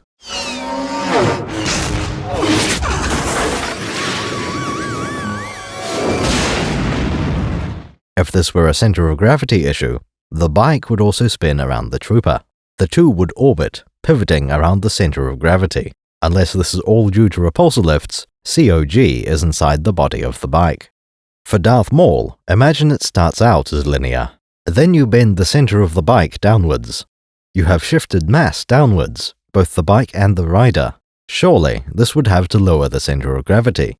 On the Razalon circular bike, that isn't necessarily the case. While the middle has been lowered, the front and back are considerably higher now. It's not a big deal for the front, the handlebars and dashboard. That rear section looks rather heavy, and look at the placement of the thruster. The center of thrust is directly behind Maul's sternum.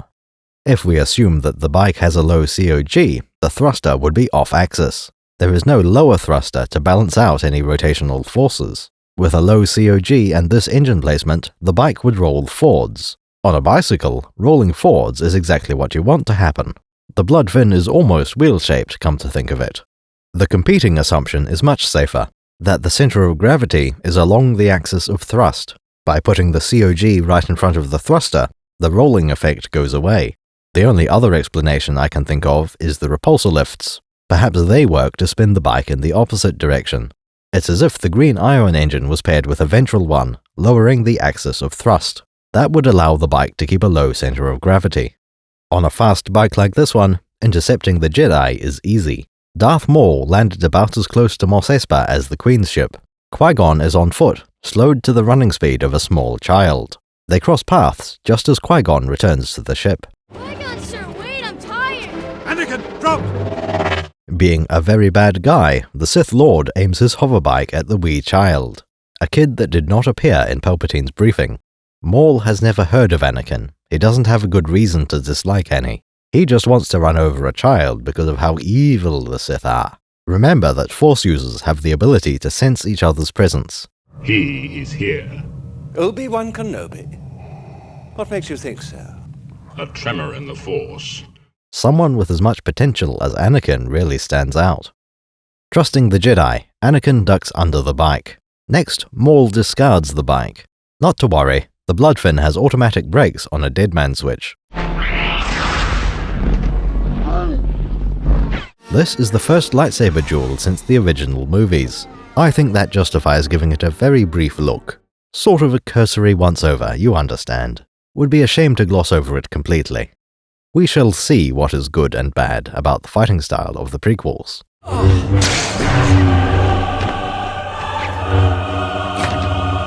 Maul ignites his saber as he gets off the bike, which I like. As the lightsabers activate, they are already in motion. Qui-Gon draws his lightsaber from his belt, exactly like he would draw a steel sword. Lightsabers are generally worn in such a way that the blade emitter faces down.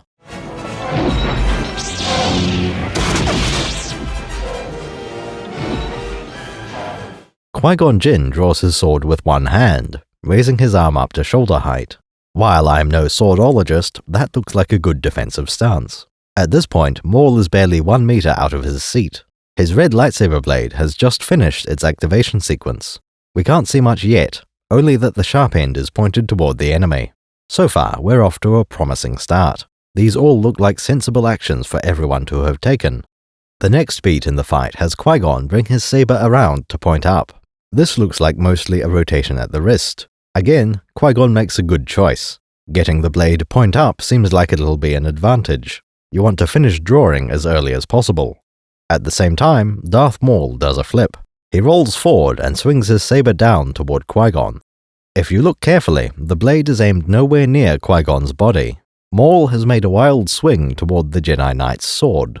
This is a profoundly bad omen. The characters are trying to win the fight. They should be trying to hit the opponent. Aiming for the other guy's sword is a laughably bad move. Anyone can see that. So unrealistic. We've already got a flip, and a swing aimed at a sword. Surely, these are the indicators of a bad fight scene. Well, I've got a couple of ideas. Perhaps aiming properly is difficult to film, dangerous to the actors. We'll just have to keep that in mind. On the other hand, maybe Maul is also making good decisions. Instead of attempting to cause a fatal wound already, this is a control move. Maul knows that he can win this fight. He wants to enjoy it. By attacking Qui-Gon's saber, Maul keeps the green blade away from his head.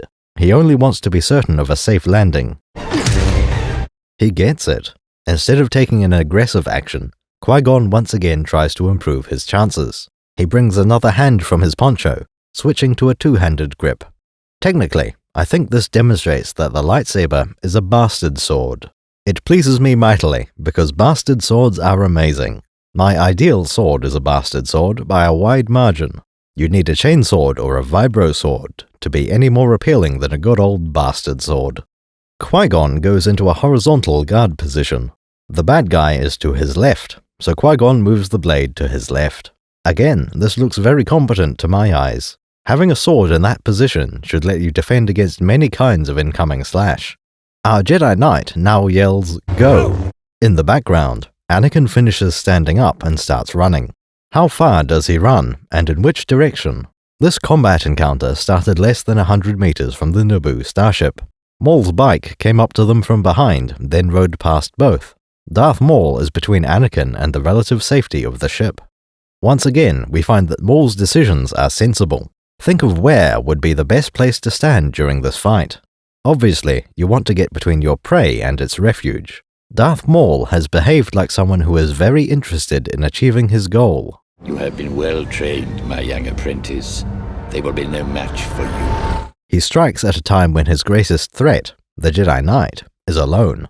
This is a duel that the Sith apprentice has the best chance of winning. If he can manage to take out Qui-Gon, everything else will be easy. He's already tracked down the Queen once, despite her best efforts at stealth. Even if Obi-Wan gets away, Maul can just track the ship to its next destination. Then he'll have one last saber duel and mop up the stragglers. Captain Panaka would barely slow down the Sith Lord. At this point in the duel, Maul has his saber raised. It looks like he's preparing to swing it either down or from that side. Qui-Gon has his blade high, covering against an overhead strike. He is prepared to defend the side that Maul will attack from. The next move is what's known as a feint. Or rather, this had been a feint to distract from the coming move. By pretending to attack, Darth Maul has forced the Jedi to block in a certain way. A few frames later, Maul has changed the angle of his sword. He moves to strike the area that Qui-Gon hadn't been covering, around the back of the hilt. By the time Maul's aim changes, the Jedi has already started reacting. When the strike begins in earnest, Qui-Gon is halfway into position to block. The strike connects near the base of the defending saber. Qui-Gon has made a good decision to block in this way. Leverage makes his guards stronger here.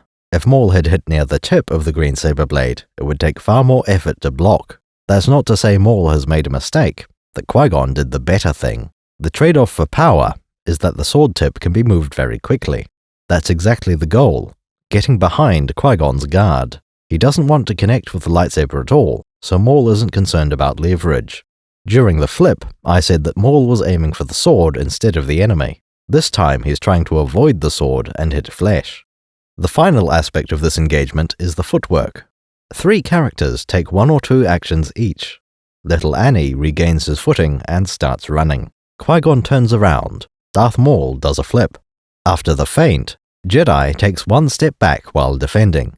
Sith takes 1 step forward while attacking. You could read a lot into that. Symbolism about aggression versus adaptability. Looking at it purely from a combat perspective, that looks about right. This is the correct footwork to go with these sword movements. There is a lot of established wisdom about the importance of footwork in a fight. In much the same way, there is a trick question regarding tanks.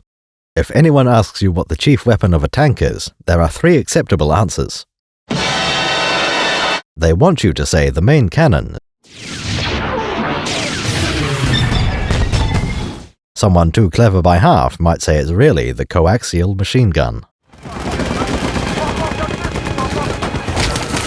Maybe the smoke grenade launchers, or the radio. The correct answer to the trick question is the engine. Either the engine or the tracks, which amounts to the same thing. Mobility is always relevant in a fight. Good, flank left, left! Aim is crossing! Flank right! Copy! Right shit! Traverse left! As far as I can tell, this fight choreography has been flawless. Everyone constantly makes the best choice he possibly could. Assuming this pattern continues through the movie, I'd like to speculate. Darth Maul is one of the most popular characters in the prequel era. In fact, he's so beloved that some would rank Maul above Vader. Part of this is due to the appearance. Part is because his lightsaber is particularly cool. I'd like to suggest Darth Maul is popular because he is competent. The same applies to Jango and Boba Fett. Both present a legitimate threat to our heroes.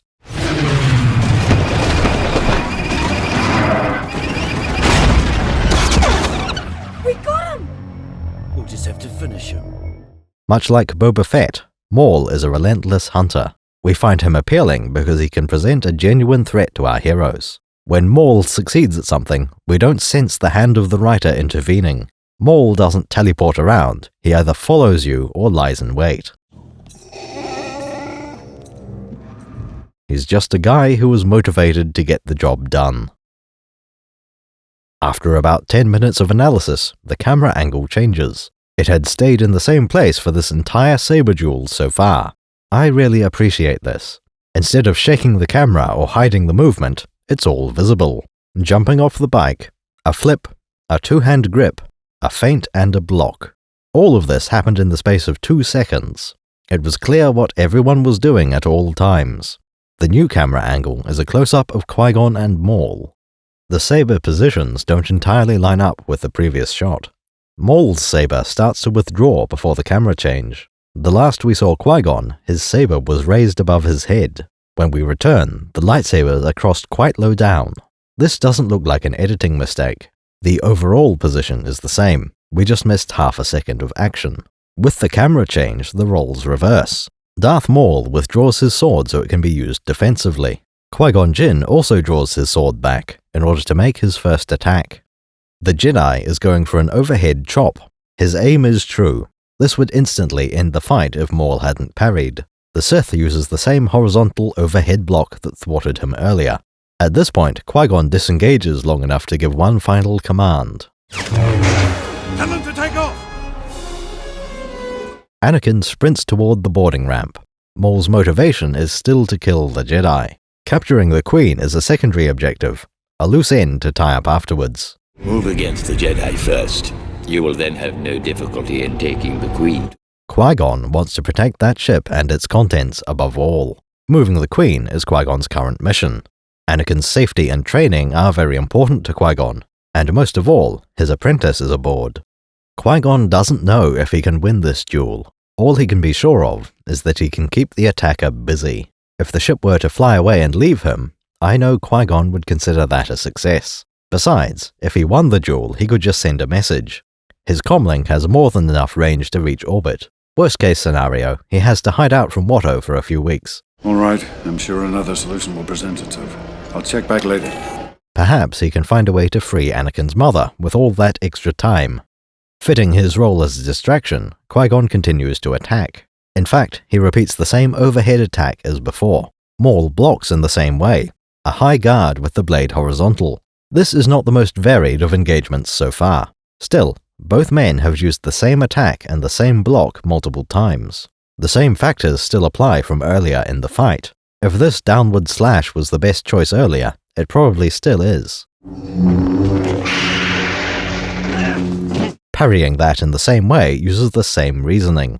The main reason you need to vary your attacks is so you aren't as predictable. Speaking of which, Maul now does something rather unexpected. First, he pushes Qui-Gon's blade up and out of the way. Then he spins 360 degrees and walks away. For the first time in a fight, a less than ideal move is made. This spin should have little to no practical benefit. Turning your back on the enemy is generally a bad move. At least, before spinning, he creates an opportunity. That gives a moment of leeway that can be used to spin. There can only be one justification for this: the Force. Given that this seems to be a bad idea, perhaps it helps to summon the Force to aid you. If that's the case, the excuse only applies to Force users. When anyone else does it, a taunt is all it could be. Maul does seem to fight with renewed ferocity. He starts advancing while delivering a flurry of attacks. Qui-Gon retreats significantly, doing nothing but defend. First, Maul prepares an overhead vertical swing. Qui-Gon uses a horizontal block, but at a lower height than other times. This is only at shoulder height. The previous ones had the saber above his head.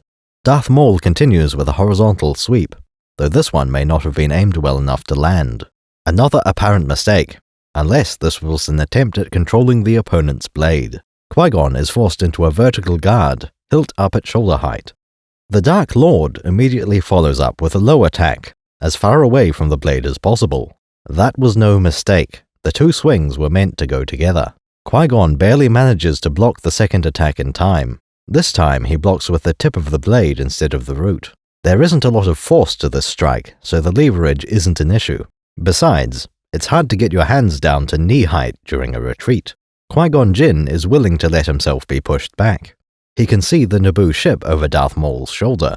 When Maul gains ground during the fight, he is walking away from the defenseless targets. Maul wants to finish the fight quickly, then resume pursuit. His fighting style reflects that. Once again, the characters are acting consistently with their motives.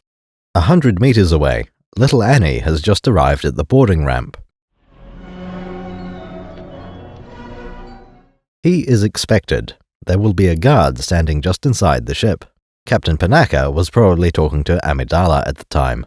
Guarding a door is a little beneath him. What's the worst that could happen?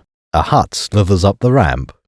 Back on the ground, the saber duel continues. Maul executes another spin, starting with a horizontal slash. Qui-Gon ducks under the blade, even if he didn't need to.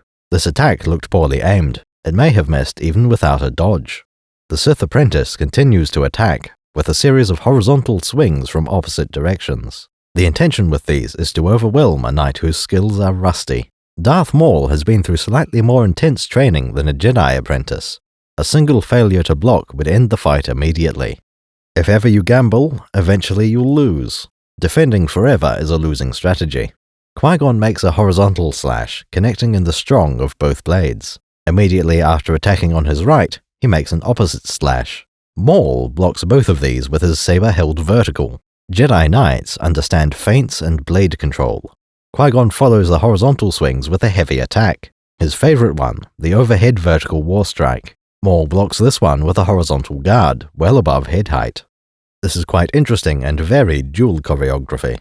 The flip and the spinning add a bit of extra visual interest. Both warriors clearly come across as competent.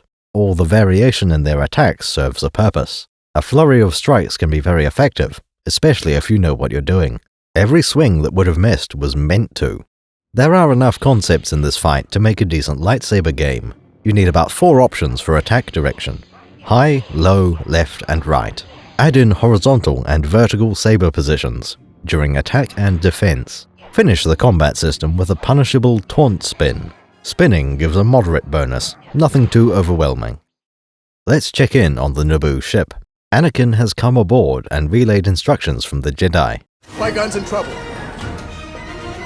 Take off. Over there, fly low. It is good that the Jedi apprentice has a plan. Nobody else knows what to do. Options are limited by the equipment on hand. As a diplomatic vessel, the Naboo ship is completely unarmed. It does have what look like recesses for weapons. With 4 laser cannons and a fixed forward mount, it would have been well armed. Early scripts mentioned the Naboo ship having weapons, so these may be left over. These were explained to be recesses for the ship's headlights. Another problem is that it's difficult to fire into melee combat. Even if the ship was armed, it couldn't aim precisely enough. Worse still, there are 2 lightsabers involved. A blaster bolt could be deflected in any direction. Those aboard the ship are almost completely incapable of helping. Obi-Wan Kenobi commands the action here. He interprets Qui-Gon's order to take off. He decides not to abandon Qui-Gon, which is the correct decision. Still, we should recognize that the option was there. If Maul had won, nobody would blame Kenobi for returning to Coruscant.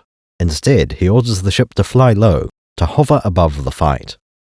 As the ship takes off, we get a view of the fight through the cockpit windscreen.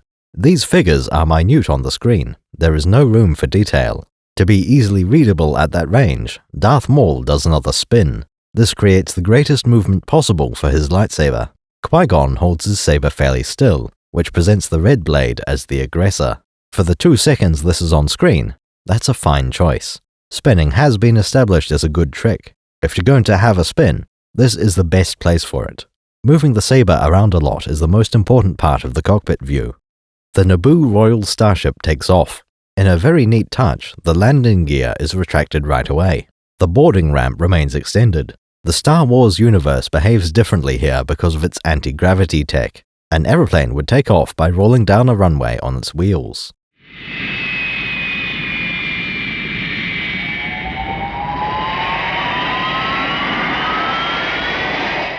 Having the wheels down makes the plane a lot safer at low altitudes. If you end up touching the ground, better to hit the wheels than the fuselage. Repulsor lifts allow these ships to use landing legs instead of wheels. Everything can take off vertically, so nobody needs a runway.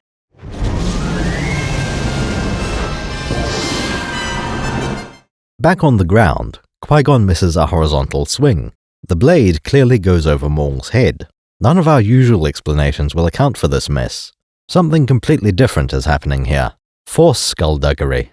Qui-Gon misses his attack because of the interaction between two force powers. Darth Maul was preparing to make a force-assisted leap. The other was a force sense ability. Qui-Gon, being a Jedi, can see things before they happen. He misjudges the time and swings far too early. The lightsaber blade goes over Maul's head. Then, a fraction of a second later, Maul's neck and waist rise up through that location. Only the timing was off. The aim itself was exactly correct. Maul's jump turns into a flip, which I should really have seen coming. Unlike when dismounting the bike, there is no good justification for this. A spin could just barely be interpreted as gathering the force to you. Surely a force jump must tax your reserves, even if just a little. Darth Maul doesn't seem to gain any advantage from making this move. It isn't even part of an attack, not really. The blade does go near Qui-Gon, I suppose. Qui-Gon doesn't attempt to block or even dodge, so this isn't a serious threat. Now that Maul is on the ground, we can see the most likely reason he jumped. Going over Qui-Gon's head was meant to put Maul between him and the ship. On the other hand, Qui-Gon is now clear to reach the boarding ramp. This flip is the first move that seems unarguably a bad idea. That's because we know Qui-Gon escapes from the saber duel. Upon landing, Maul is forced to block. Qui-Gon has prepared an overhead vertical attack, which makes sense. He has plenty of time to prepare for Maul's landing. This overhead swing is the heavy attack, slow and powerful. A familiar attack comes with a familiar block, the high horizontal guard. This one starts above head level, dropping down as far as shoulder height. Immediately after the parry, our Sithy friend does another spin. That actually lines up with the idea of spinning regaining your force mana, by which I mean, it doesn't make sense any other way. That spin will turn out to be Darth Maul's last move.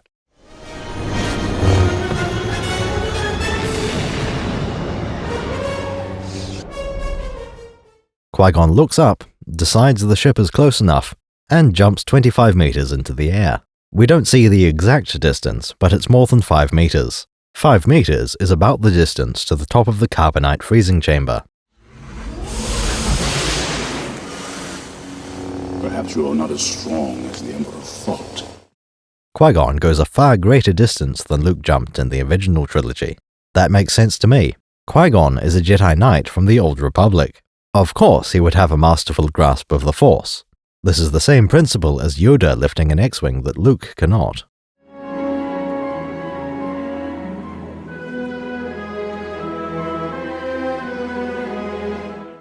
Maul was not expecting a jump quite like this, and nor was Qui-Gon. I believe this plan was improvised halfway through the fight. Qui-Gon had intended to be left behind. When his apprentice provided a better option, Jin jumped at the chance. And to keep me from killing myself during this whole thing, I am going to handcuff my arm to this chair. The Sith apprentice is left to seethe in the desert sunshine. Maul stands up straight as he deactivates his saber. We have not seen the last of him. Aboard the Naboo ship, Qui-Gon collapsed back onto his elbows. When he deactivates his saber, he is out of breath. He is immediately surrounded by friends, 2 humans and a droid. Are you alright? I think so. What was it? I'm not sure, but it was well trained in the Jedi arts.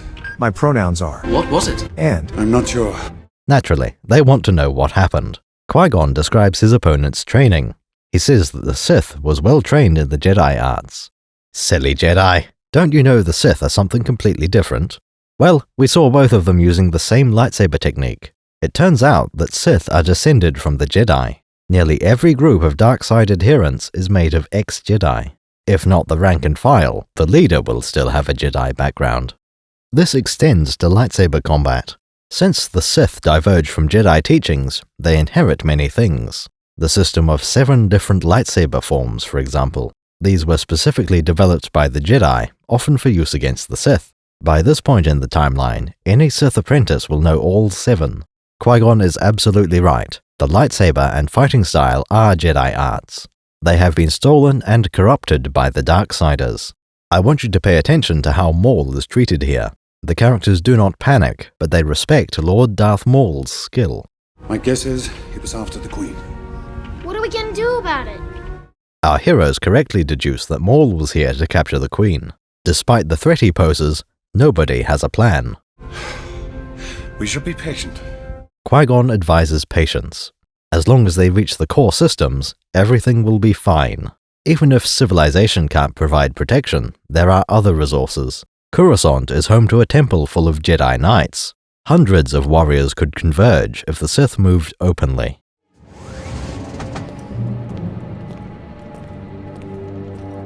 No, the only sane plan is for Maul to wait. He has failed to prevent the Queen from reaching the Republic Senate. His master, Palpatine, will have to modify the plan. At last, the first lightsaber duel is over. Would you believe the entire fight takes only 50 seconds? If you include the bike ride, it's still only a minute and a quarter. Despite all that, we still managed to breeze through it in only 20 or 30 minutes. We like to keep these things concise, as you have just witnessed. Tatooine has been quite an exciting place. With pod racing and a saber duel, there's plenty of action. From this point on, our heroes are relatively safe. Nobody will face any danger until the final battle. The movie slows down, just as our characters get moving. The Chrome transport ship had barely taken off at the end of our last video. Everything is calm as we reach space and leave orbit. For the moment, Padme is still disguised as her own handmaiden. She activates a hologram recording, thinking about the suffering of her subjects. The death toll is catastrophic. We must bow to their wishes. Then Padme notices that she isn't alone. She walks over for a brief interaction with the newest passenger. You alright? While casually talking with the kid, the monarch says something scientifically inaccurate. Little Anakin mentions that he is cold. It's very cold. This is great, it's a wonderful idea. The movie is far better because of this scene.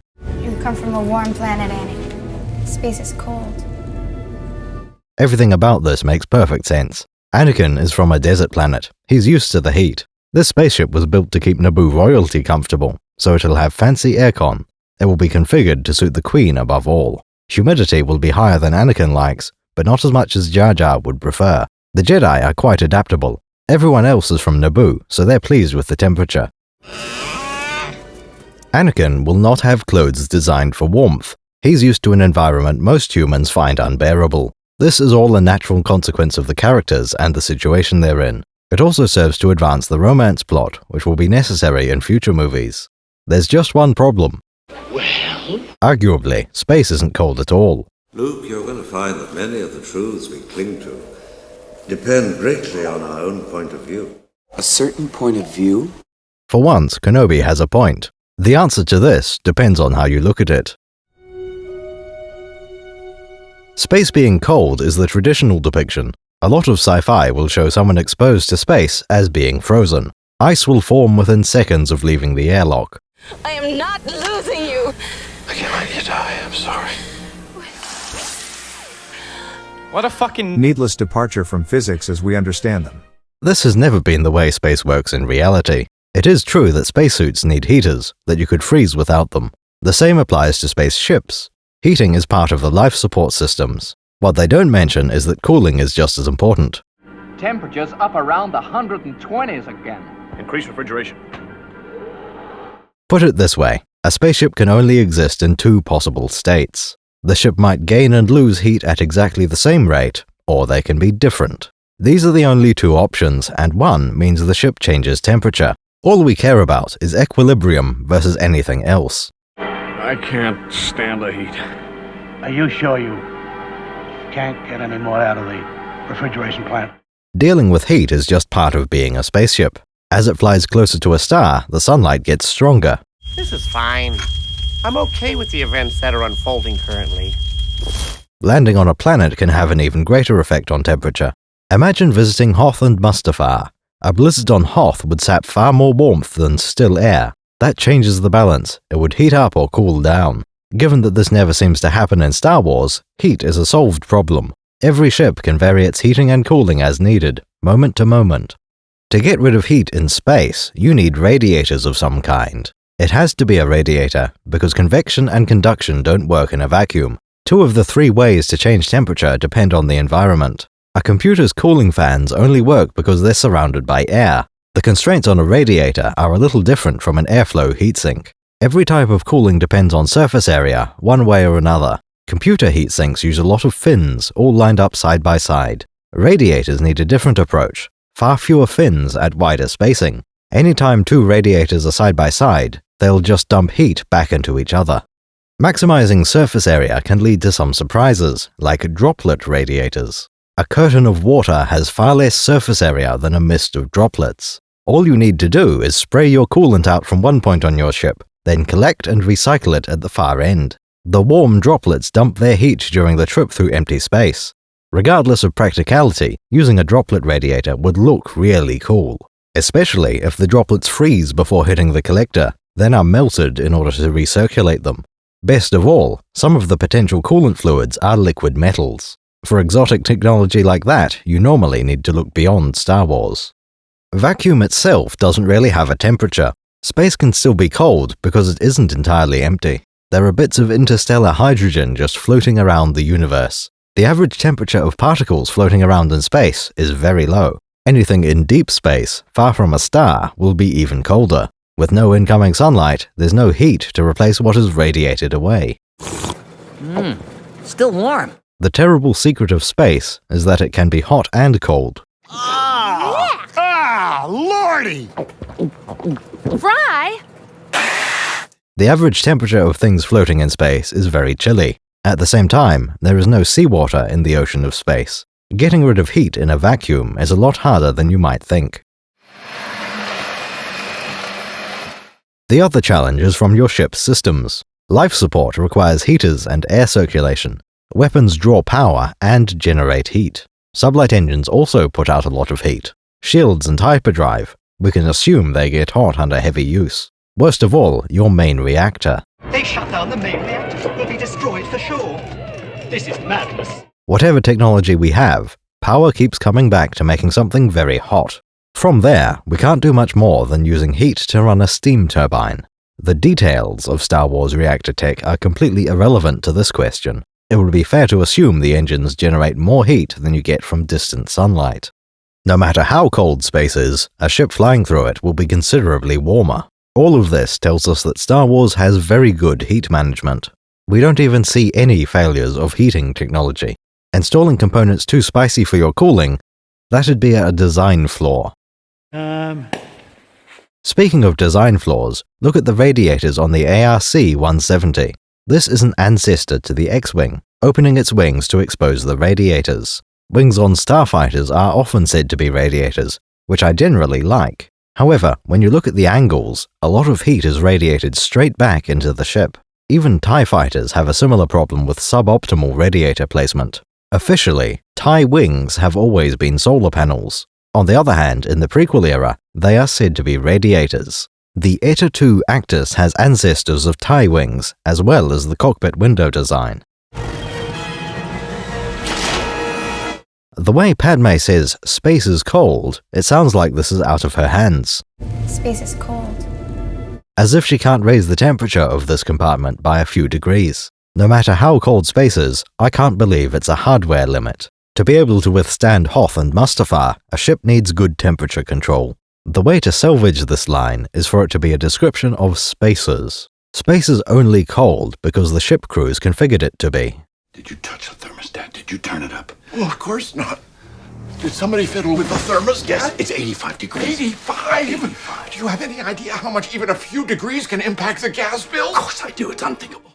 Despite all the stories Annie had overheard, he didn't expect it to be this chilly. When you look at it that way, it shows Anakin's overconfidence. How do you know so much? I listened to all the traders and star pilots who come through here. He thought he knew all about space, yet failed to see the cold coming. On the whole, I think this is an effective scene. I made this for you. So you'd remember me. It's beautiful. But I don't need to remember you.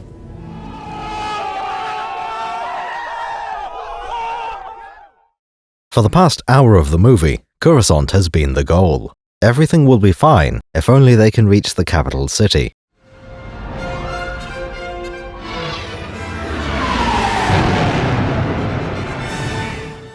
The planet Coruscant is at the heart of the Old Republic, not in the geographic center, rather the most ancient core of territory. Over the years, its influence spread to most corners of the galaxy. What sets Coruscant apart from most worlds is its terrain. Coruscant. The entire planet is one big city. Another term for a planet city would be an ecumenopolis. An ecumenopolis. Ecumenopolis. Something along those lines. This world used to be like any other planet. Over the 20,000 years of history, its cities expanded. Now the seabed has been paved over. The world has the same environment over its entire surface. For Star Wars, that is exactly what we expect to see. All desert, all ice, all ocean. Regardless of how realistic this might be, it is a traditional approach. The city is only a few thousand meters tall anyway. It's just the entire surface area of the planet, plus the volume of a tiny layer on top. If there was any one planet we'd expect this to happen to, it would be the galactic capital. A planet city is not all that different from building a Death Star, especially given the timescales involved. Coruscant wasn't built in a day. It took millennia. Death Stars only take a few years for the Empire to build. One particularly fun bit of lore talks about the lower levels of the city. Deep down by the roots of the skyscrapers, life is nasty, brutish, and short. At the top levels, you might get natural sunlight and fresh air. You wanna buy some death sticks? The deeper down you go, the more crime appears. You're supposed to find answers in that. Hey, twice the scum and half the space. I love this vertical, stratified city idea. It turns up in other places. The hive cities of Warhammer 40k have this aspect to them. In that case, each city has a hive spire for the most influential residents. Each hive city narrows at the top, completely unlike Coruscant. Other sci-fi settings might feature giant arcologies for their luckiest citizens. For the rest of us, perhaps just endless habitation blocks. There is another comparison to make within Star Wars, if you know where to look. Two worlds with nothing in common to the casual eye. Maybe you've thought of it already. A world covered in a blanket of spires, extending about 3 kilometers from ground level. These structures are home to roughly the entire population of the world. Most importantly, the lower levels of this environment are considered a death trap. Everyone with any sense stays much higher up. That world is Kashyyyk, homeworld to the Wookiees. Instead of skyscrapers, they have Rosha trees. Instead of violent thugs, the Wookiees have monstrous creatures to fight. Giant lizards, slugs, spiders, carnivorous plants as well, you know the drill. On either world, visitors should stay in the safety of the upper levels. Exactly like the city of Coruscant, the soil will never again see the light of day, and nor will you if you try going that deep. Let's get back to Coruscant. And look over there. Senator Palpatine is waiting for us.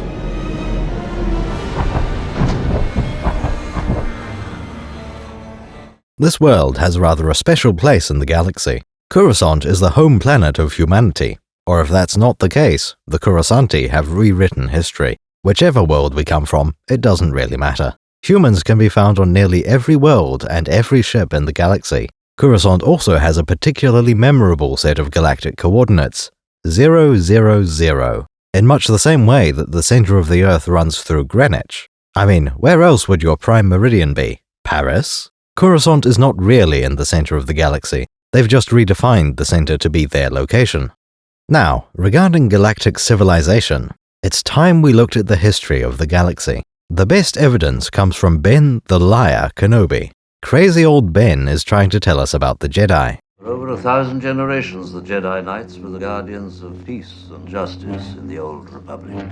This tells us the age of the Jedi and the Republic. When you try to convert generations into years, it's very easy. A generation is about 25 years, at least on Earth. That means civilization is 25,000 years old. We don't need a book reference for this one, though obviously we have it. Any moderately informed fan can work out this number on his own. 25 millennia is a long time.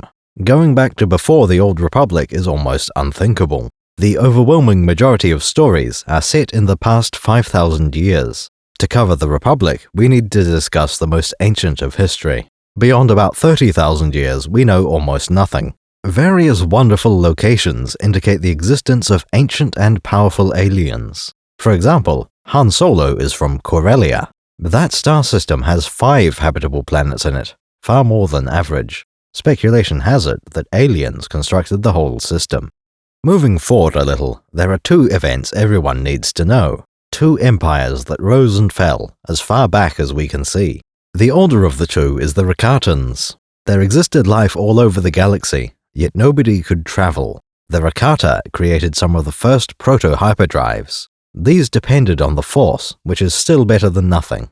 At the time, humans used generation ships to get anywhere. Later, they would upgrade these to sleeper ships, using carbonite freezing. These technologies are good enough for interstellar colonization.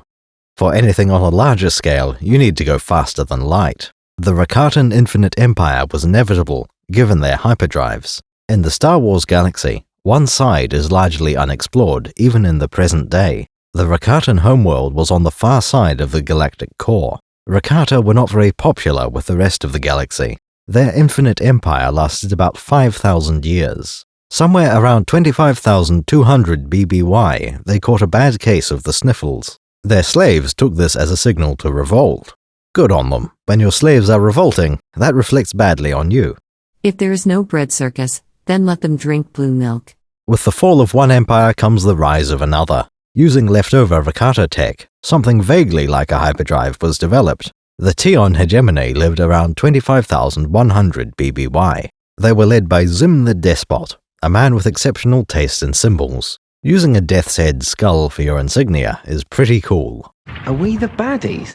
Zim the Despot conquered quite a sizable region of space. Some of the earliest droids are Zim's giant war robots. These are 2.8 meters tall and incredibly future-proofed. An army of Zim droids is still a fearsome sight after 25,000 years. Zim the Despot met his undoing when his borders ran up against Hutt space. With a history like this, we start to see the benefits of the Old Republic. Zim the Despot is a very old bit of lore, from before the prequels. The Infinite Empire is newer, established no later than 2005. Development of the first true hyperdrives made all the difference. Both Corellia and Coruscant will claim to have invented the first hyperdrive. The Duros had also been experimenting with the same technology. I am unwilling to assign credit to any one of these worlds. All of them were simply trying to modify old Rakatan tech. The modern hyperdrive has existed since 25,000 BBY. We can't exaggerate how significant that is. With the ability to visit another star in hours instead of decades, you get trade routes. That leads to crime and piracy, as well as lawyers. Lawyers lead to disputes about how much tax you have to pay at each starport. It was inevitable that some form of galactic government would pop up.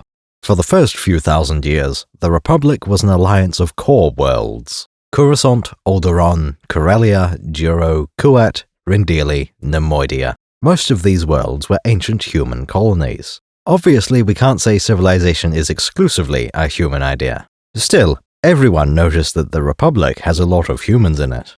As we are now in the hyperdrive era, the Old Republic expands rapidly. Every few thousand years, the Republic doubles in size. Partially, this comes from diplomacy, absorbing new civilizations. The rest is from colonizing uninhabited worlds. Borders gradually creep across the map as colonies are established. A few worlds will decide not to join the Republic. This is one of the differences between Republic and Empire, how voluntary it is. In theory, you may insist the Old Republic leave you alone. Not sure it makes much difference once your world is parsecs deep into Republic space. Hyperdrives control the shape of the Republic. A straight line is no longer the fastest route between points A and B. Travel along an established hyperspace route is far safer than the direct path. In the early days of the Old Republic, there are two main hyperlanes. One extends off in this direction, towards Mon Calamari. The Perlemian trade route defined one end of Republic territory. On the opposite side was the Corellian run. These two are critical to understanding galactic geography. Between the two, there is a wide arc called the Slice. Eventually, it reaches all the way to the Outer Rim. The Slice was the focus of Republic efforts for 20,000 years. We definitely don't have time to go over the entire history of the Old Republic. Parts of it will come up later in order to explain the Jedi. It's mostly important to understand the size and age of the Old Republic. Now let's take a brief look at how the modern Republic works. We have always known that there must be a Senate. At the start of the first movie, Leia mentions the Imperial Senate. The Imperial Senate will not sit still for this. When they hear you've attacked a diplomatic... Don't act so surprised, Your Highness. I'm a member of the Imperial Senate on a diplomatic mission to Alderaan. You are part of the Rebel Alliance and a traitor. The princess is formally considered to be part of the Empire. She turns out to be a double agent, secretly working for the good guys. That isn't the only time we hear about the Senate either. If you're paying attention, the very first movie is filled with boring politics. Grand Moff Tarkin is the last person to mention the Senate. The rebellion will continue to gain a support in the Imperial Senate. The Imperial Senate will no longer be of any concern to us. This isn't simply a boring, optional bit of lore. Star Wars depends on this exact scene. Think about it. The Senate was part of the Old Republic. That tells us a lot more about the setting than you might think. Obi-Wan had already explained a little about life before the Empire. We knew that the Empire had appeared within living memory. The Jedi Knights were the guardians of peace and justice in the Old Republic. Before the dark times. Before the Empire. The Empire was a recent corruption of all that is good and right. From Leia's first reply to Vader, the Senate is powerful. She thought it could defend her from the Emperor's right hand. Word of this gets out, it could generate sympathy for the rebellion in the Senate. Darth Vader needs to move carefully to avoid the Empire unraveling. Send a distress signal, and then inform the Senate that all aboard were killed. Thanks to Tarkin, we know that the Senate was not an imperial idea. Rather, it was one final relic of the Old Republic. Regional governors now have direct control over their territories. Fear will keep the local systems in line. Before the first movie, Leia had tried to work within the system. Institutions like the Senate still existed, still had power. The Emperor has dissolved the Council permanently. The last remnants of the Old Republic have been swept away.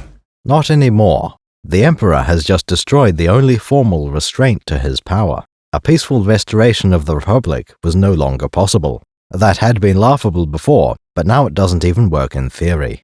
All we really knew from the original movies is that the Senate matters. Even Imperial officers believe it is necessary to control the galaxy. It's impossible.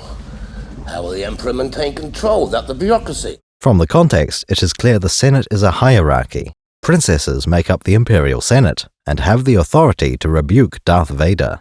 We knew that regional governors already existed during the Empire's reign. Regions are some of the largest divisions of the galaxy. Core worlds, Outer Rim, that sort of thing. There are only a few regions, so their leaders would make for a very small council. The Phantom Menace shows the Republic Senate on screen for the first time. The exterior is an enormous mushroom-shaped building. An establishing shot like this constantly appears throughout the prequels. While the shape is a little unearthly, it's not too remarkable. The real magic happens inside. Inside, we see a vast array of seating, hundreds of individual balconies. Every one of these is a flying saucer, capable of floating around under its own power. I found the design very unexpected. The best kind of unexpected, the sort that makes sense in hindsight. These are the same size as Luke's floating car, very mundane technology. Senate pods only travel at very low speeds, so they might be cheap to build. They certainly look cool for the audience, adding visual interest to these scenes.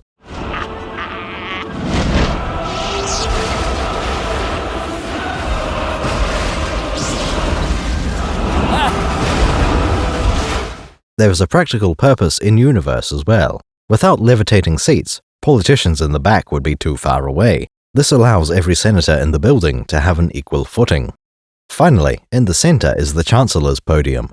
At the very top is a station with room for 3, maybe 5 people. Valorum has standing room, as well as a chair. There is a lectern front and center, for documents and such. Every senator's pod has a similar lectern in front. Any relevant treaty can be displayed to everyone. If your species needs special infrared holoemitters, you can get a modified pod. That's also how the more distant seats can see anything. At the center of the room, holo camera droids capture the debate from all angles. Below the Chancellor is a circular bank of screens. This is where the support staff monitor and transcribe everything that goes on. Look at that design, isn't it interesting? Large petals raked back and with a blue interface on the inside. If you think that seems familiar, it's because you've seen them before. Aboard the second Death Star, in Palpatine's throne room, these are stations for guards, even though in the movie they remain unmanned. Where are you taking this thing? How can we be sure what the blue panels are for? I wasn't notified. Because we've already seen its ancestor. Aboard the first Death Star, they weren't lit up in blue. I'll have to clear it. The shape and layout are exactly the same. This reference is subtle yet intentional. The movie is telling us that podium already belongs to the Emperor. In a way, the entire Republic exists for Palpatine to destroy.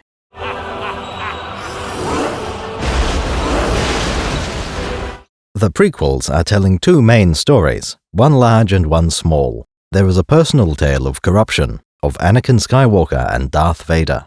On a larger scale, the entire galaxy is starting to fall apart.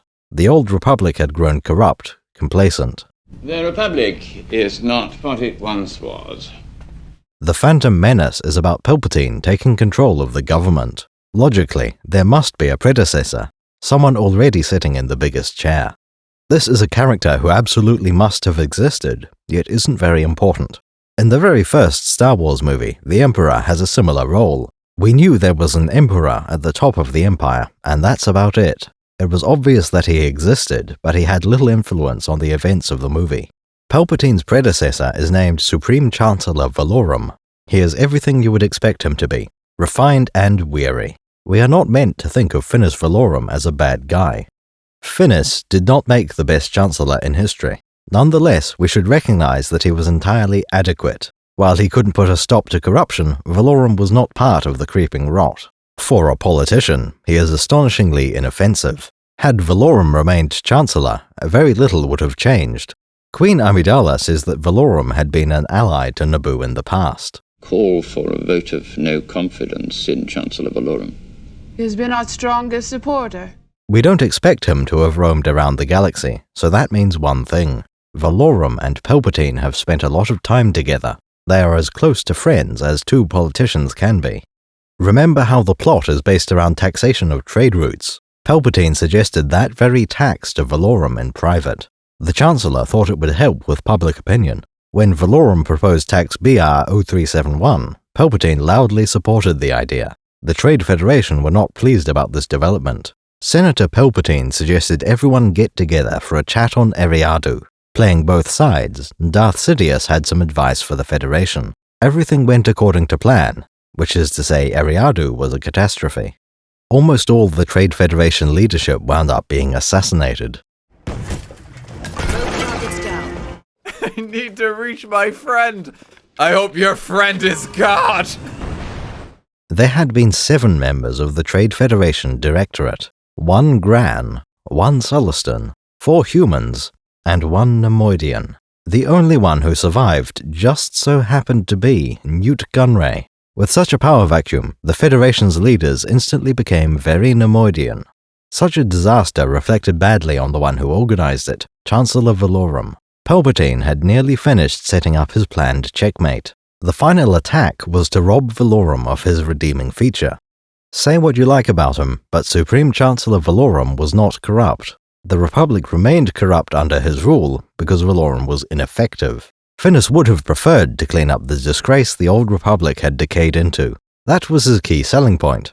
At least Valorum isn't corrupt. Darth Sidious had made it look like Valorum was out for profit. Evidence had been planted to link the Valorum shipping company with new taxes. Even Senator Palpatine says the corruption scandal is baseless. If I may say so, Your Majesty, the Chancellor has little real power. He is mired by baseless accusations of corruption. Everything is set up. Next move? All that's left is to spring the trap for Palpatine to take power. Finis Valorum has no idea that his good friend Palpatine was planning a betrayal. Normally, I don't bring up actors, as you may have noticed. And who is your superior? I answer only to the President. And he will answer to me! Valorum is played by Terence Stamp, and I think that's perfect. He has all the dignity and refinement that we would expect from the Old Republic. Welcome, Your Highness. It's an honor to finally meet you in person. Even the English accent points to the old world, a more civilized age. The Galactic Empire isn't old enough to develop an accent of its own. Any lesser actor could never have been so convincing. As for the rest, the weak shall be winnowed. Terence Stamp has been in too much to mention, so I'll just point to Captain Severus. If he can lead a company of Ultramarines into battle, he can lead the Republic. What size was the Imperial Fist contingent, Captain? Data says 100 battle brothers. Overall, I am entirely pleased with how the Old Republic has been presented. It needed to be spectacular, to show the height of civilization. The prequels succeeded at presenting a universe Obi-Wan would have remembered. Coruscant is exactly the sort of place Ben Kenobi left behind to guard Luke. Almost everything on Coruscant has been perfect so far. However, I smell a rat. And something about this rat seems fishy.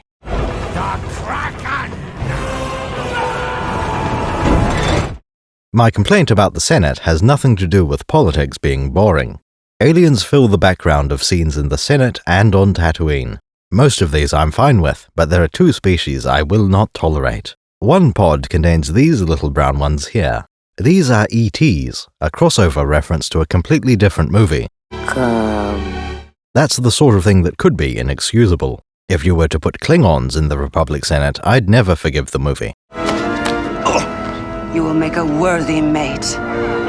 First of all, the Klingons would never join such a feeble republic. The child cured me. Well, I was the one who devised the treatment. Doctor? Yes, of course. The child cured you. I will actually give a pass to the ETs. With the great variety in aliens, they don't seem at all out of place. An alien like this could easily have existed in the Star Wars galaxy. For that matter, the ET movie could even take place in the same universe. There's plenty of time for the ETs to develop intergalactic travel. No, I object to having these squid abominations in the building. If I had my way, they would never have left their homeworld. Letting them into the Senate chambers was one of the biggest flaws in the prequels. The squid heads are named the Quarren. They're a very cool species. I understand why they're in the movie. They look highly distinctive and can breathe water. Quarren are also a paired species. They come with classic enemies. We like to contrast the Quarren with their Mon Calamari neighbors. The Quarren like to live on the ocean floor, or at least below the surface. Mon Cals build floating cities, in which they prefer to live above the waterline. Where Quarren are content at home, Mon Cals look to the stars. Mon Calamari have technical know-how, but they can't mine as deep as Quarren. Later, the dichotomy will extend into the Clone Wars. Mon Calamari are the good guys who side with the Old Republic. As for the Confederacy, they get Quarren instead. This is all great except for one thing. Before the prequels, expanded universe lore already explained the history of the Mon Cal people. It had to. These are the largest ships in the Rebel fleet. There are a crew of fishmen who appear in the last movie of the OT, aboard the best ships. All craft, prepare to jump into hyperspace on my mark. All right, stand by. Admiral Akbar appears to be in military command of the entire rebellion. That level of coolness cannot go unanswered. At this point, it's important to remember the rules of the time. The prequel era had always been off-limits for lore. Saying the Mon Cal had been around for ages, that is forbidden. You would be adding lore that affects the prequel era. Under constraints like these, finding a compelling backstory isn't easy. The solution was that Mon Calamari made first contact recently. They had their own primitive hyperdrive, and they controlled a tiny bubble of space. The Empire discovered the planet Mon Calamari shortly before losing the Death Star. This lore is great, and most of the old lore carried over into the prequel era. Trouble is, George Lucas didn't know enough about Star Wars. It'll be better for the universe, it'll be better for everybody. They did everything right. Original Quarren lore left room for the prequels. The old lore is too good to throw out. I'm keeping that. I don't believe the Quarren are even shown as part of the CIS, not in the movies. This is not looking good at all. We must disregard all prequel-era appearances of Quarren and Mon Cal's. This inevitably leaves a gap. What you need is some kind of aquatic bad guy species. It would be preferable if there's also an internal conflict, some kind of civil war. I suggest you set a course for the Gugu Gajoob system.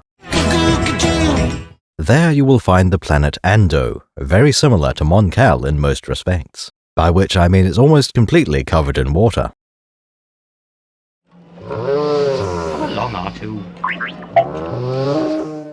Aqualish is the race of that one thug from the Mos Eisley Cantina. He thinks you look like a nerd. Ponda Baba picked a fight with a kid, and lost. I also think you look like a nerd. When Kenobi cut off Ponda's arm, he literally sliced the species in twain. This arm is the one Ponda Baba pokes Luke with initially. When the arm is sliced off, it has fingers instead of a flipper.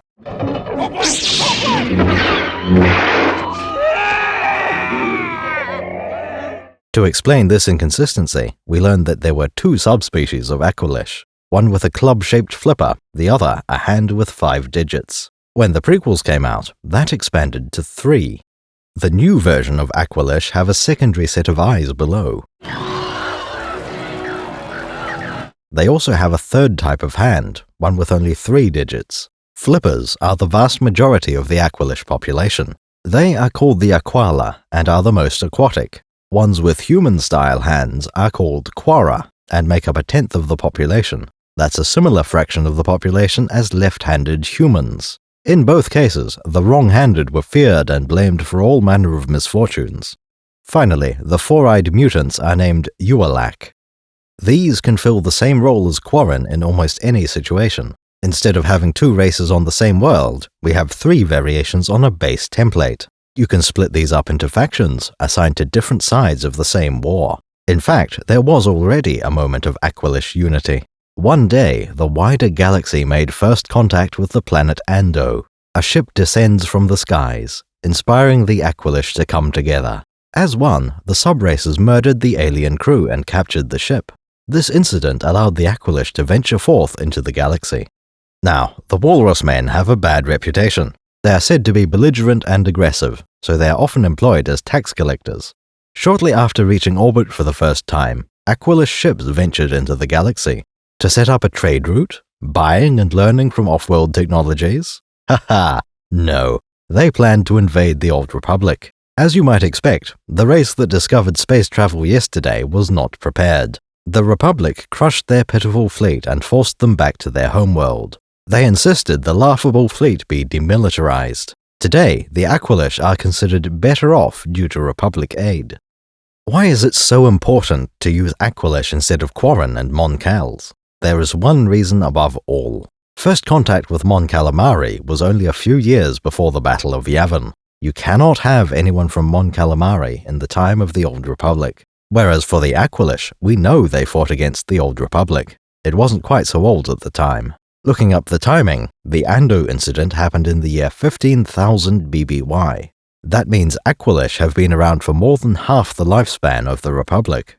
The only time Aqualish are off-limits would be before the Kai Mudon era. To put that in context, the Hutt homeworld is named Nal Hutta. Around the year 15,000 BBY, the Hutts arrived on Nal Hutta. Well, they arrived on Evokar and renamed that Nal Hutta. Before that point, Hutts evolved on the planet Val. My point is that if you go back before the Aqualish, a lot changes. They're almost always available. Any time you want Quarren in the Old Republic, just use Aqualish instead. The best example is during the Clone Wars, where Quarren are the bad guys.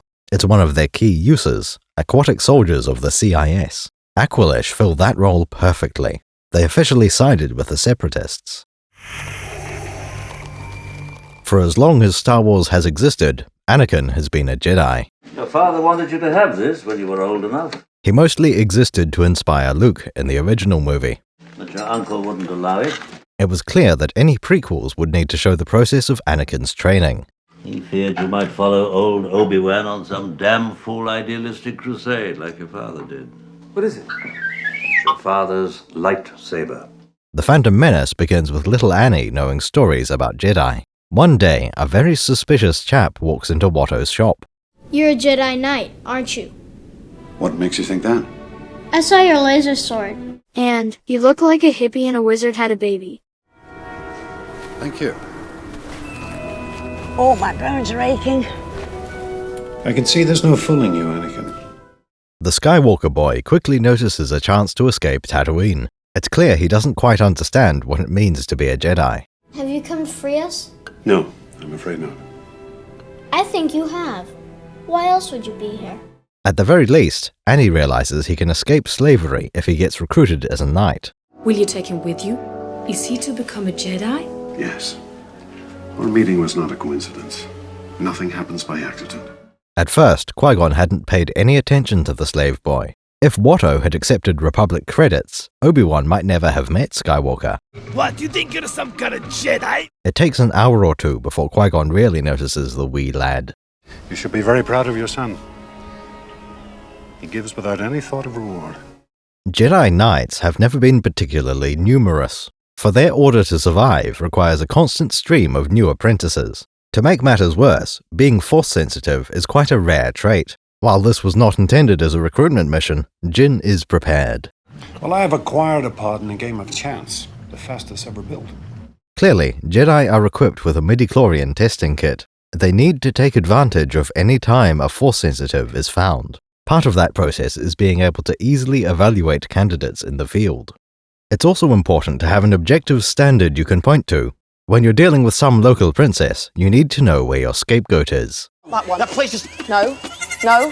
The one I'm pointing to. No. No. No! You never want it to be your word against hers. Sorry, Exalted One, I just get the feeling your daughter won't make a good wizard. That won't do at all. You need to take her side against the cruel machine.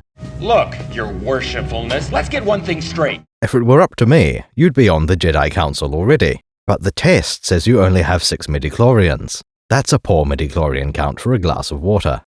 Anakin doesn't have to deal with such problems, of course. He passes the test with flying colors and with bells on. His cells have the highest concentration of midichlorians I have seen in a life form. It is possible he was conceived by the midichlorians. This kid is so incredibly awesome that he set the all-time high score. Qui-Gon is absolutely certain that no Jedi has such an affinity for the Force. Over 20,000. Even Master Yoda doesn't have a midichlorian count that high. No Jedi has. The Jedi Order had calibrated their midichlorian scale, expecting Annie not to exist. I'm certain the Jedi Wiki was updated with, except for Skywalker, on all the articles.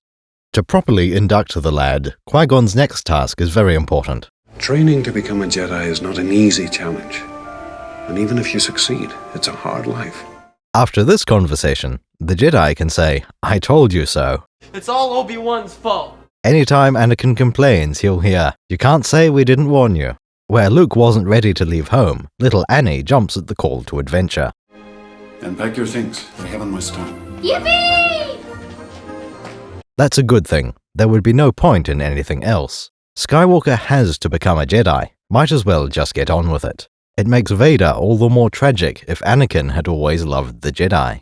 I had a dream I was a Jedi. I came back here and freed all the slaves. This cannot be the usual scenario, though. The movie tells us that there are ways of finding potential Jedi. Had he been born in the Republic, we would have identified him earlier. The Force is unusually strong with him. That much is clear. Qui-Gon seems confident that if Anakin had been born on Naboo, the Jedi would have noticed. We know of 2 ways to detect that someone is strong in the Force. One is to have a Jedi close enough to sense the Force potential and track down its source. We can immediately rule that out. It doesn't work on a galactic scale. Not even Jedi can detect every Force sensitive in the star system. It'll work. It'll work. Vader's on that ship. That leaves only one option, the midichlorian blood test. An exceptionally simple and easy process. Obi-Wan activates a small device that is clearly shaped like a microscope. Wait a minute. I need a midichlorian count. This machine is called a meson telescope. It can't be too specialized because it doesn't belong to the Jedi. We would have seen them carrying it off their ship and through the ventilation shafts. They've gone up the ventilation shaft. Meson telescopes are just something the Naboo ship had on board. Testing for midichlorians is not particularly difficult or expensive. Had he been born in the Republic, we would have identified him earlier. Only one conclusion makes sense. Qui-Gon was talking about an organized campaign of blood tests on a galactic scale. This is actually quite practical, despite the magnitude of the task. A wealthy planet like Naboo can test all its own citizens. Out on the fringe of the Republic, it would work quite differently. Instead of each city doing its own tests, they don't happen anywhere on the planet. In theory, each sector of the galaxy contains about 50 inhabited star systems. All you really need is one meson telescope placed on the capital world of each sector. El meson telescope guel desagre guet meantes. Outlying star systems only need to send a blood sample attached to the paperwork. This is all part of registering your colony as having a new Republic citizen. Best of all, you might be able to do this via email. Remember that Qui-Gon has the actual blood sample in his comlink. Obi-Wan has the machinery that carries out the midichlorian test. Wait a minute. How do you get a file of blood from your walkie-talkie to the microscope? There is no physical connection. The sample tray doesn't fly away under its own power. This entire process is carried out over the wireless. You could just call it a mistake, but I don't think so. It's too blatant. This would be a genuine plot hole if it were an accident. I need a midichlorian count. The reading is off the chart. Blood tests over the radio is a fantastic sci-fi premise. That one idea could support an entire series of novels. Adding this concept was intentional, and it was very cool. Sadly, few people even noticed. A bored journalist might write a listicle of prequel plot holes. Do other channels mention this in their prequel videos? How about those red letter media ones? If I get a brain aneurysm as the result of this review, can I hold the filmmaker's response? I'm genuinely asking. I don't have a transcript handy to look it up. Assuming it was intended, how would that even work? We know that it doesn't teleport the blood. Star Wars does support teleportation, but not this casually. Transporters in Star Trek can eliminate the short walk to and from the turbolift.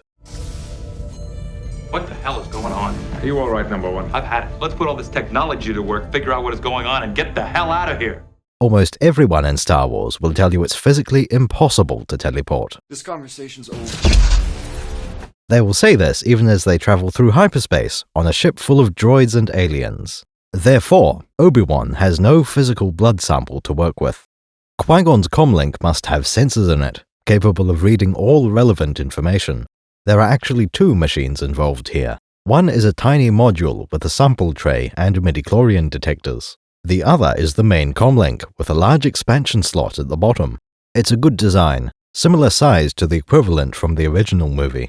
I happen to know that this particular prop is based on a razor, a Gillette-branded women's razor to be precise. Those shoulder buttons on the comlink are actually the blade release catch.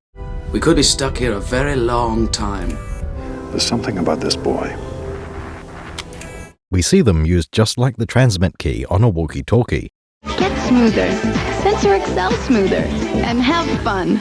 This was always obvious, right from the first day the movie was released. A mold was taken of the original razor, then multiple props were cast from that. Each comlink has a few extra bits attached, and they're painted metallic. This doesn't break my immersion. I actually respect this choice. The wavy lines on the grip are perfect. They bring to mind radio waves. Originally, that part of the grip was a different material, either tall rubber structures for grip or translucent plastic with shallow grooves. For the props, only the shape remains.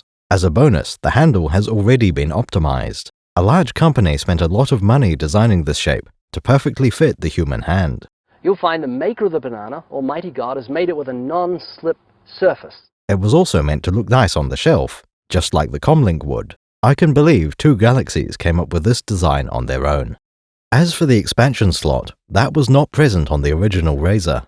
Even that detail is critical, otherwise the blood sensor would be built in. Making it modular allows the Jedi to buy standard comlinks off the shelf. The confusing part is why Obi-Wan is involved. What's the Meson telescope doing if Qui-Gon has the MIDI sensors?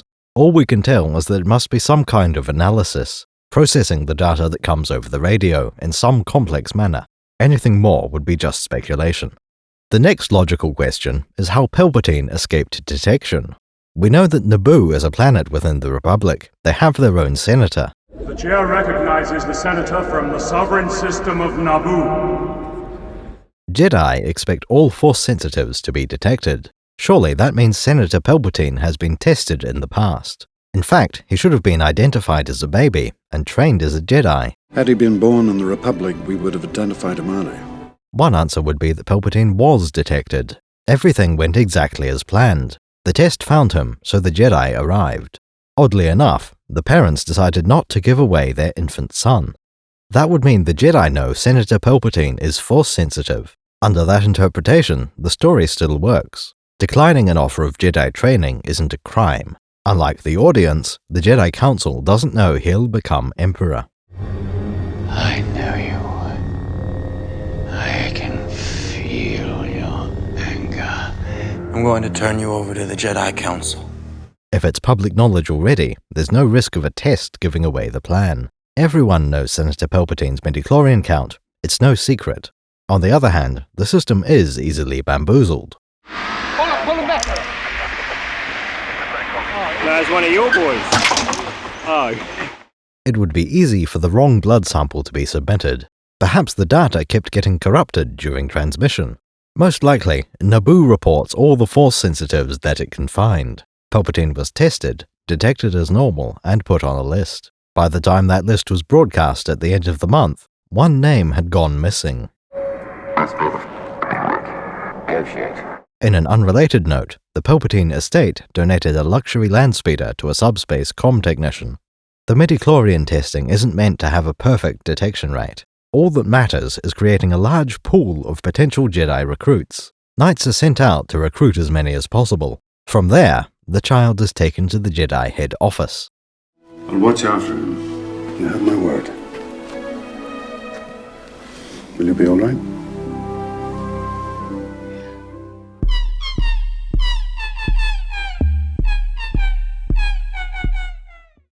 By now, everyone should be familiar with the Republic Senate. A fairly short distance away, there is another relevant building. The Jedi Temple is somewhere over the horizon from the Senate. The geography isn't clearly established. We never see the two buildings on screen at the same time. May the Force be with you. No discussion of the Old Republic could be complete without mentioning the Jedi Knights. Both organizations date back to the edge of recorded history. Remember exactly what Obi-Wan told us about their ages. Jedi and Republic have worked together for 25,000 years. For over 1,000 generations, the Jedi Knights were the guardians of peace and justice in the Old Republic. Where did the Jedi Knights come from? That depends who you ask and when. Our old lore specifies that Jedi originate on the planet Ossus. The expanded universe was careful in how this was phrased. Well-informed Star Wars characters believe Jedi came from Ossus. This lore was specifically designed with the intention of being modified. Some kind of Jedi planet was needed, and we know there was a first one. The lore goes out of its way to say other Jedi worlds can be created. Ossus was meant to be one of the earliest, the best guess that's widely known by experts. We know beyond any doubt that Ossus was an ancient Jedi world. Ossus was at the far end of the Perlemian trade route. Of the two main hyperlanes, this was the spinward of the two. At the time, this was as far away as the Republic extended. Their choice of home was quite good, since it lasted 20 millennia. Eventually, Ossus was devastated in the year 3996 BBY. It's important to understand that back in AD 1998, the Jedi weren't associated with Coruscant. The Jedi had been based at the edge of the galaxy. The government was located in the center of the galaxy, as far away as possible. We often divide the galaxy into two main parts, the rim and the core. Luke Skywalker lives on the outer rim, which implies at least one other rim region. The outer rim, the mid-rim, and the inner rim. Most of the planets we see are somewhere in the outer rim, with few exceptions. Ossus, Tatooine, Kessel, Dagobah, Sullust, Yavin, Endor, Ryloth, Bespin, Mon Calamari, Dantooine, and Dathomir. There are quite a few recognizable place names, many of them spoken in the movie. Other Rim regions don't have quite as many. To an average fan, the Mid-Rim is most notable for its distinctive alien races. Wookiees from Kashyyyk, Ithorians from Ithor, Rhodians from Rhodia. Another notable location is Ord Mantell, mentioned in Episode 5. Solo had visited the world not long ago. I thought you had decided to stay. Well, the bounty hunter we ran into in Ord Mantell changed my mind. Han actually says Ord Mandel instead of Ord Mantell. You could call that a retcon, something the expanded universe got wrong. Given that the novelization spells it with a T, I doubt that. Han Solo just has a very thick Corellian accent. All that's left is the Inner Rim region. This one has even less of note. One of our best references to the Inner Rim involves Han again. Well, look at you, a general, huh? Someone must have told him about my little maneuver at the Battle of Tanab. Well, don't look at me, pal. Lando mentions the Battle of Tanab, where he single-handedly destroyed a fleet of pirates. This establishes Lando as more of a tactical genius than a pilot. The other two most notable worlds in the region are Onderon and Bestine. The latter is actually a reused name. Bestine is a town on Tatooine. That's not really surprising. A lot of colonies give old names to their new towns. Bestine is the homeworld of Jake Porkins, hero of the Rebel Alliance. The name is a bitter joke. One Bestine is an ocean planet, the other is a town in the desert. Much of the Star War takes place on the galactic rim. The core of the galaxy has its own regions, though they are a bit smaller. Its outer shell is called the Colonies region. These are some of the oldest colonies in the galaxy, founded about 20,000 years ago. Next, there is the ancient seed of the Republic, the Core Worlds. Despite the name, there is another layer. We call the very center region the Deep Core. In this part of the galaxy, stars are so densely clustered they affect hyperspace. All these overlapping gravity wells play havoc with the Navi computers. For all of galactic history, the Deep Core has been seen as more trouble than it's worth. For 25,000 years it sat undeveloped. Even after the fall of the Empire, the Deep Core is mostly uncharted. If it could be done, Deep Core settlements would be extremely valuable. That would be guaranteed, given its location near Coruscant. Naturally, there was some early expansion, but it didn't get far. Before there was an old republic, human colonization used generation ships. 10 levels of environmental engineering, crew quarters, schools, wastewater treatment, machine shops, forges. After traveling for several lifetimes, one such ship arrived at Koros. This would go on to become one of the more prominent deep core colonies. Koros exported raw materials for carbonite, which would be used in new ship types. After generation ships came sleeper ships, using carbonite freezing on the passengers. These used a dimensional drive, an extremely primitive form of faster than light. Remember when Han boasted about the speed of his ship? What a piece of junk! She'll make 0.5 past light speed. She may not look like much, but she's got it where it counts, kid. Before we knew about hyperdrive classes, that just meant 1.5 times the speed of light. That's the level of performance these sleeper ships can manage. A dimensional drive can travel 40 light-years in only 30 years. Eventually, hyperdrives were developed, making generation ships obsolete overnight. Galactic travel would now be practical, allowing the Republic to exist. Trade continued to flow much as it always had, only with the cargo arriving in hours instead of years. One of the oldest hyperspace trade routes is the Koros Trunk Line. This is exactly where we need to go, right into the core. A little way past Koros, the planet Tython is the entire reason for this geography lecture. Remember how the planet Ossus left room for an older Jedi world? As time went on, a revised origin of the Jedi cropped up. Tython was the site of a conflict known as the Force Wars. The dark side of the Force had tempted many on Tython. Left to its own devices, that's what the dark side does. All it needs is a supply of Force-sensitive individuals. Sooner or later, one will get unlucky. The Jedi Order was created on Tython to oppose the dark side. Actually, I should bring up a few names. Before the Jedi, there were the Jedi. That's an apostrophe and a double I. Their name for the light side is Ashla. As for the dark side, they call that Bogan. Well, it was. Sadly. We're the Bogans from Buffalo. You heard me. It turns out Jedi have always been anti-Bogan. You don't know the power of the Bogan side. That accounts for the Jedi Order. Some of them left Tython and ventured forth into the galaxy. These wanderers were the first to be called Jedi Knights. After starting in the deep core, they made the longest journey possible. The Jedi Knights flew out along the Polemian trade route as far as they could go. At last, the old and the less old lore come back together. The planet Ossus makes a return, for that is where the Jedi land. Back in these days, the Old Republic was very young and quite small.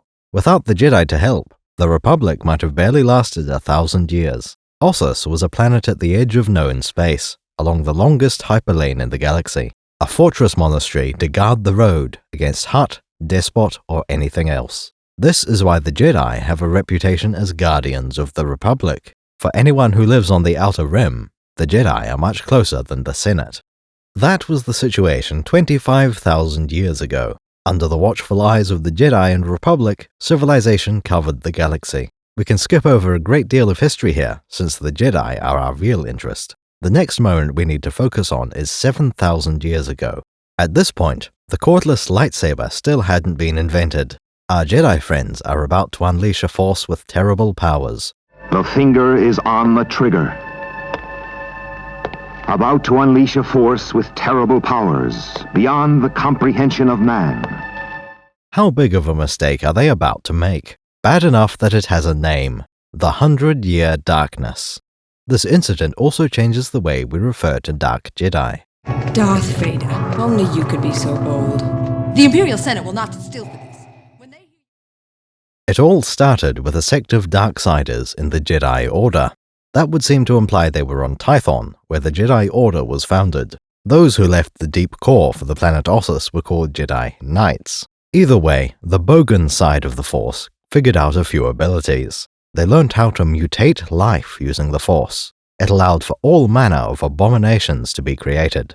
It reminds me of a Warhammer 40k character named Fabulous Bill. Since there weren't all that many Dark Jedi, they created a mutant army. The variety of soldiers was quite remarkable. Most of the army was still vaguely humanoid, with inconsistent workmanship. Make us whole again. Some might have claws and inhuman strength, while others are barely able to stand. More powerful Bogans were able to create giant monsters, walking siege engines. Not even these minions could manage to secure victory for the dark side.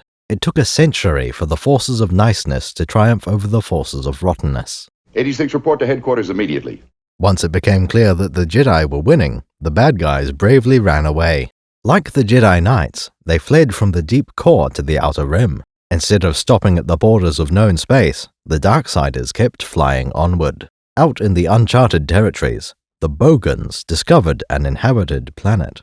You may have heard of it. The planet is Korriban, and the native species was named Sith. This is when the Dark Jedi and the Sith first joined forces. As a species, the Sith had been around for quite some time. Korriban had been attacked by two interstellar empires in its history, by the insectoid Killik and the Rakatan Infinite Empire. Both times, the Sith had enough experience with the Force to fight off the invaders. For the third set of interlopers, the result was quite different. The Bogans had access to Jedi lore, as well as experience with the dark side. Unlike the natives, the exiled Jedi arrived with starships and hyperdrives. Sith and Bogan joined forces to create a small Sith empire. For a couple of millennia, everything seemed fine. This new Sith empire had forgotten its hyperspace routes and galactic maps. They were lost at the edge of the galaxy, expanding into nearby star systems. The Republic had never known where the Dark Jedi fled to, only their trajectory. While the Sith Empire would have liked to strike back, it didn't know which direction to look. This created a period of relative peace. Civilization continued to expand throughout the galaxy, adding new colonies and hyperlanes. Plans for the development of the outlying regions of the galaxy involve the building of a hyperspace express route through your star system.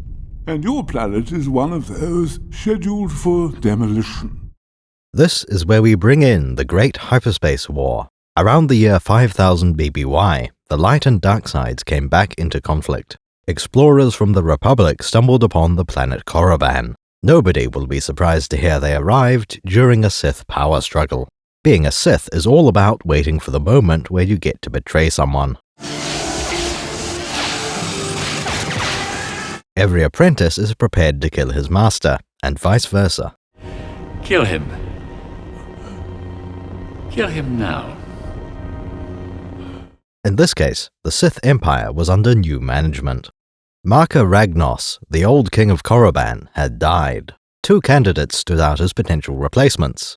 Ludo Kresh preferred to gain power to develop a tall civilization, an empire with relatively small borders, and complete control of a tiny area. His opponent was Naga Sadow, who wanted to invade the Old Republic. Through a combination of brutal cunning and cunning brutality, Naga Sadow prevailed. That's not to say he got the most votes. Rather, Sadow had the strongest battle fleet.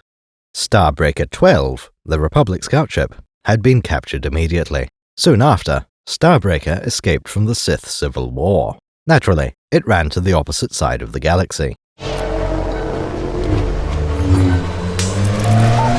Just as planned, for Naga Sadow had placed a homing beacon aboard. This finally solved the Sith Empire's navigational difficulties. Even worse, the scout ship had discovered a new hyperspace route. This was perfect for an invasion. It led straight from Korriban to the deep core. Instead of fighting their way through Republic territory, the Sith jumped directly to its heart. The Republic was caught completely off guard by the attack. Naga Sadow's fleet swept through multiple systems in the center of the galaxy. There was even a skirmish on Coruscant, mostly defeated by the Jedi. The Republic is far larger than the Sith Empire, with proportional naval capacity. Surprise was the primary advantage, striking before the Republic could respond.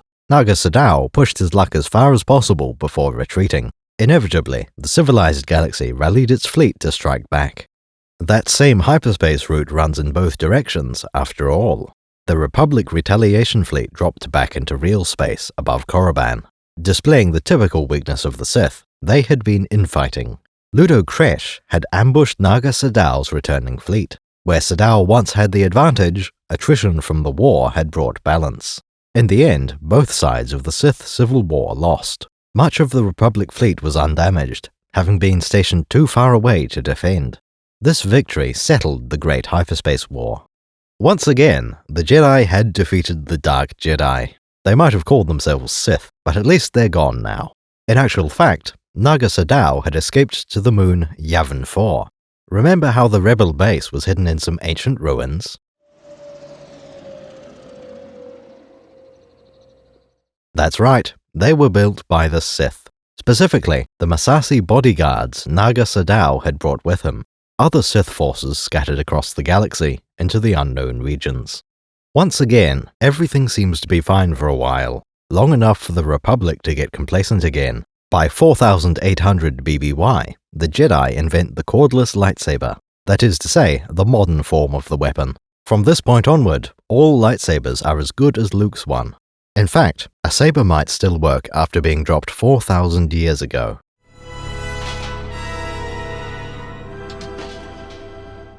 They do not tend to wear out, and the power cell could last for years of use.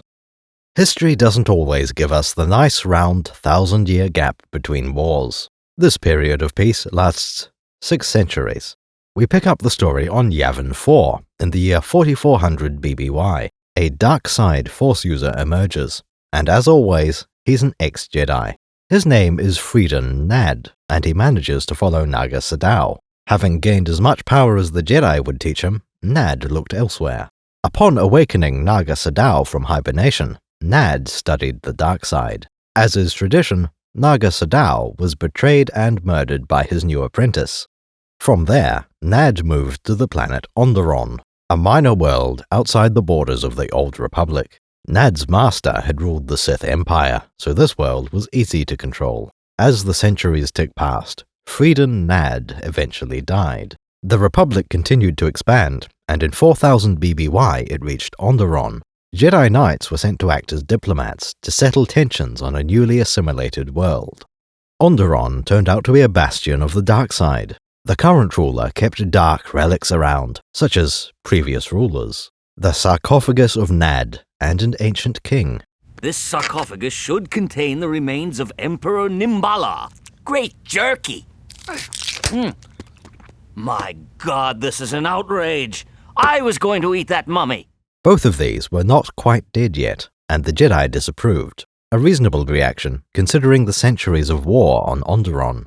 The Sith can be directly blamed for most of that world's problems. In 3998, Republic ships brought peace through superior firepower.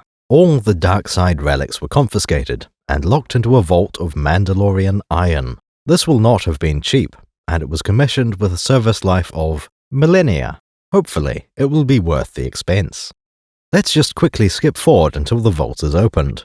We pick up the story in the year 3997 BBY, 1 year later. That seal is 1,000 times less effective than it was advertised to be. A young Jedi apprentice named Exar Kun walks up and cuts through the door. This is a perfect illustration of what we mean by lightsaber-resistant materials. Close the blast doors! If you have a few hours alone with a door, even Mandalorian iron isn't good enough. They are still coming through. This is impossible! At this point, there can be only one outcome. An ambitious young Jedi in a room with a bunch of Sith relics.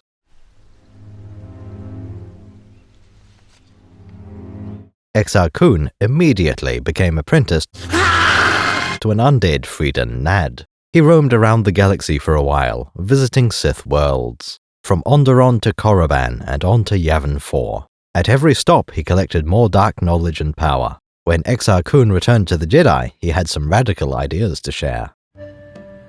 The pipeline! Down the old hatch! For a while, this was only a problem for his fellow Jedi. The wider galaxy doesn't really care that the youth of today have some funny ideas. It quickly stops being an internal Jedi matter. Around the year 4000 BBY, we encounter the Sith War.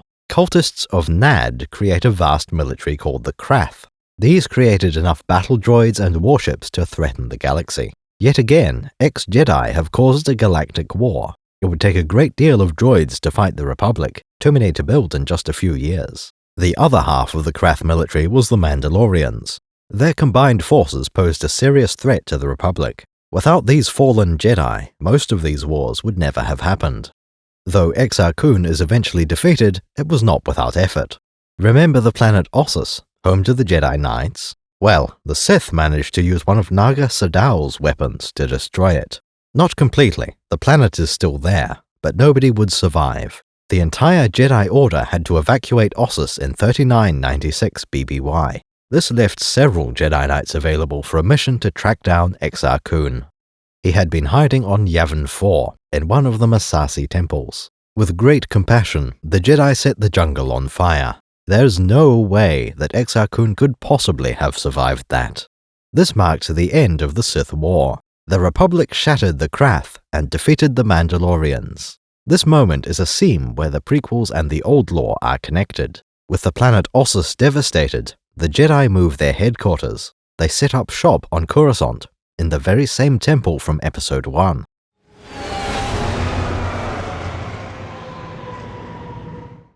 That leaves only a few thousand more years, the Mandalorian Wars, and up to the start of the prequel era.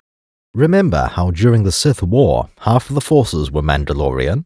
These are some of the only warriors in the galaxy capable of standing up to the Republic. Where the Krath had been thoroughly defeated, Mandalore was too far away from the Republic. Only a few decades after being defeated, Mandalore controls enough territory to make the Hutts look small. You get it, because the Hutt Empire is large, and the Hutts are...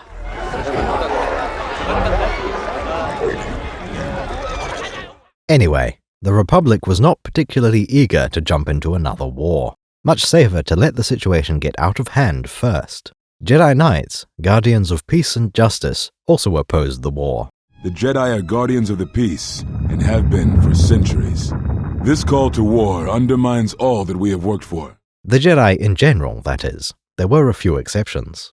We shall use a pair of examples, named Malak and Revan. They were much more interested in the defending than the peace part of the Jedi way. After consolidating power in the Outer Rim for a decade or so, Mandalore invaded. This was an excellent pretext for our heroic pair to prove their might in battle. Those unhip squares on the Jedi Council would never understand how cool this was. Revan might not be the nicest guy around, but he is quite good at war. Eventually, Revan defeated the leader of Mandalore, named Mandalore, in a duel. Occupied with opposing wars and protecting the innocent, the Jedi disapproved. It worked exactly as intended. By exploiting a loophole in the Mandalorian honor rituals, Revan officially ended the war. Immediately after the Mandalorian Wars, both of them fell to the dark side. Turns out the Jedi Council might know a thing or two about the risks. Peace lasted for several years, 3961 to 3958 BBY. This part of history is named the Second Sith War, or the Jedi Civil War. The newly named Darth Revan managed to steal an entire Republic fleet. Many officers and Jedi were willing to ignore the new name and that helmet of his. Darths Malak and Revan returned to the old Sith Empire, allowing them to revive its name. This also makes sense defensively, keeping away from the heart of the Republic. Revan's empire was in the same place the Mandalorians had rampaged through earlier. The Second Sith War ended in much the same way as the Great Hyperspace War. That is to say, thanks to Darksiders and their infighting. Darths Revan and Malak turned on each other, allowing the Republic to win. Revan was the victor of the internal struggle, defeating Darth Malak over Rakata Prime. With this newly created power vacuum, a new generation of Sith rose up to replace the Fallen. This period is called the Sith Civil War, a skirmish with malleable teams. Darth Sion, Darth Krayt, Darth Traya, and Darth Nihilus were not exactly friends. When the last Sith was destroyed, that should have been an end to it.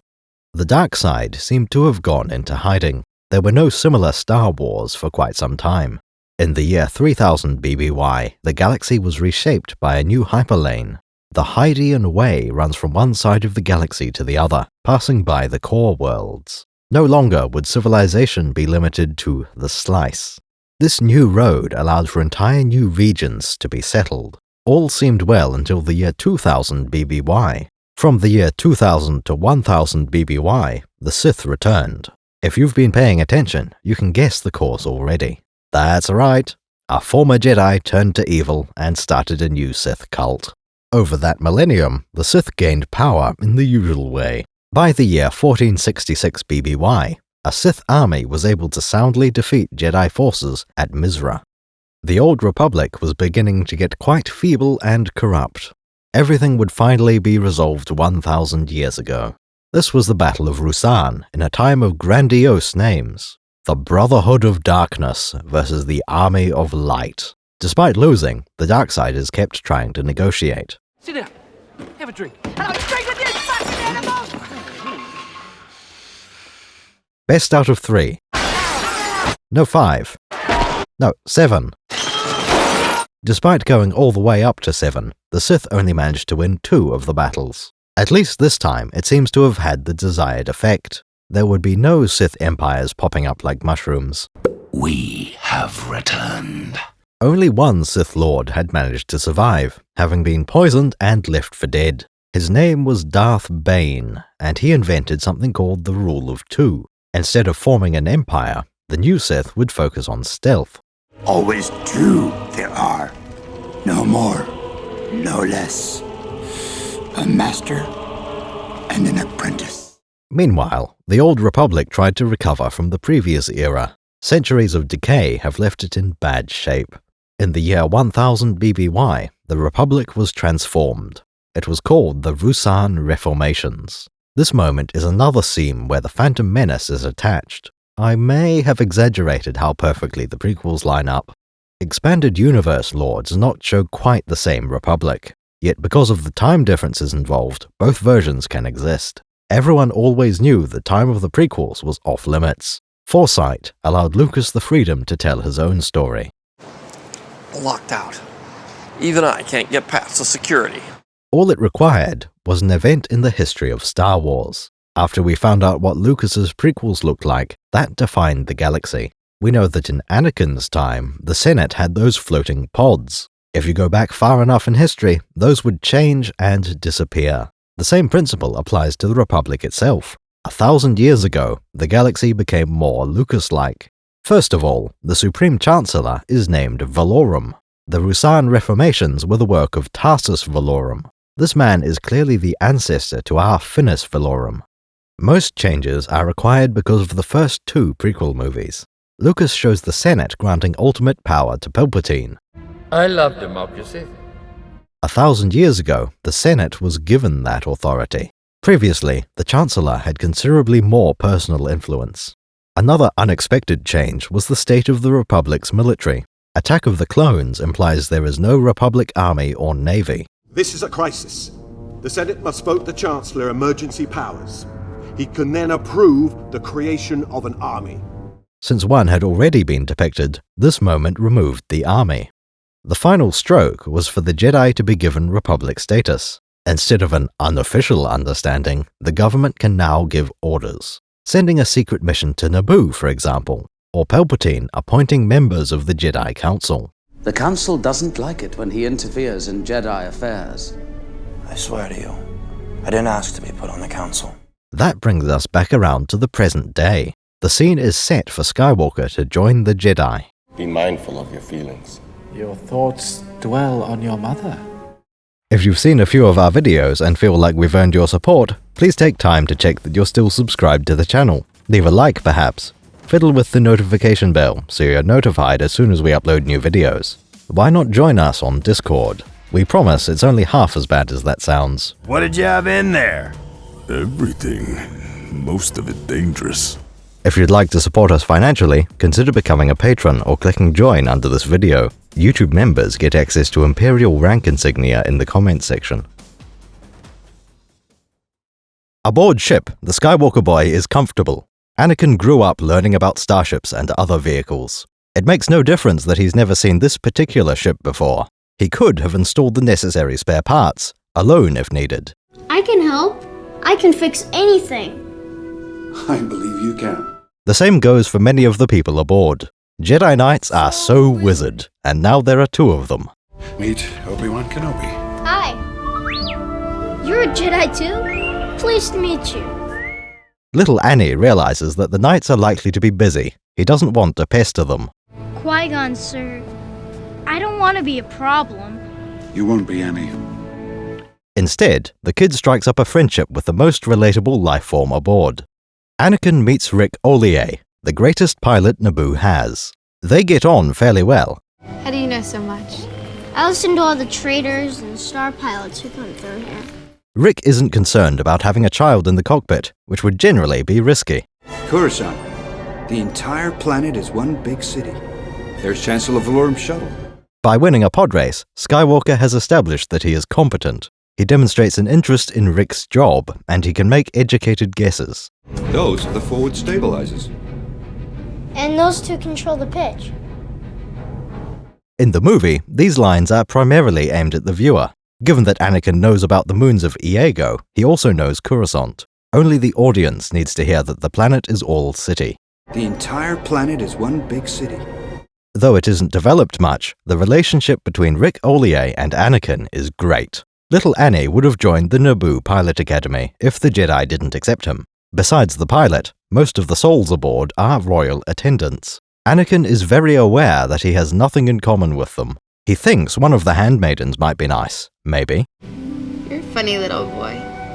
Well, I don't approve. You assume too much. The only trouble is trying to figure out which one you met yesterday. After her! This one's a decoy. When the ship lands on Coruscant, the child is the 3rd to disembark. 2 Jedi are just in front. Jar Jar is half a pace behind. Anakin follows the example of the Jedi, and thus kneels before Chancellor Zod. Though nobody realized it at the time, this moment has great significance. The Emperor and Darth Vader meet for the first time.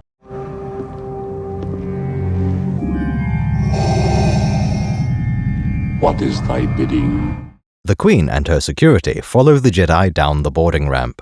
As the politicians start to interact, little Annie is carefully moved to the side. Qui-Gon has both Anakin and Jar Jar standing next to him. They are his responsibility, after all. Why do I sense we've picked up another pathetic life form? Young Kenobi will be pleased to see that both lifeforms are leaving with Amidala. Anakin walks off in the center of the Naboo party. Padme is to his left, with another handmaiden behind and on the right.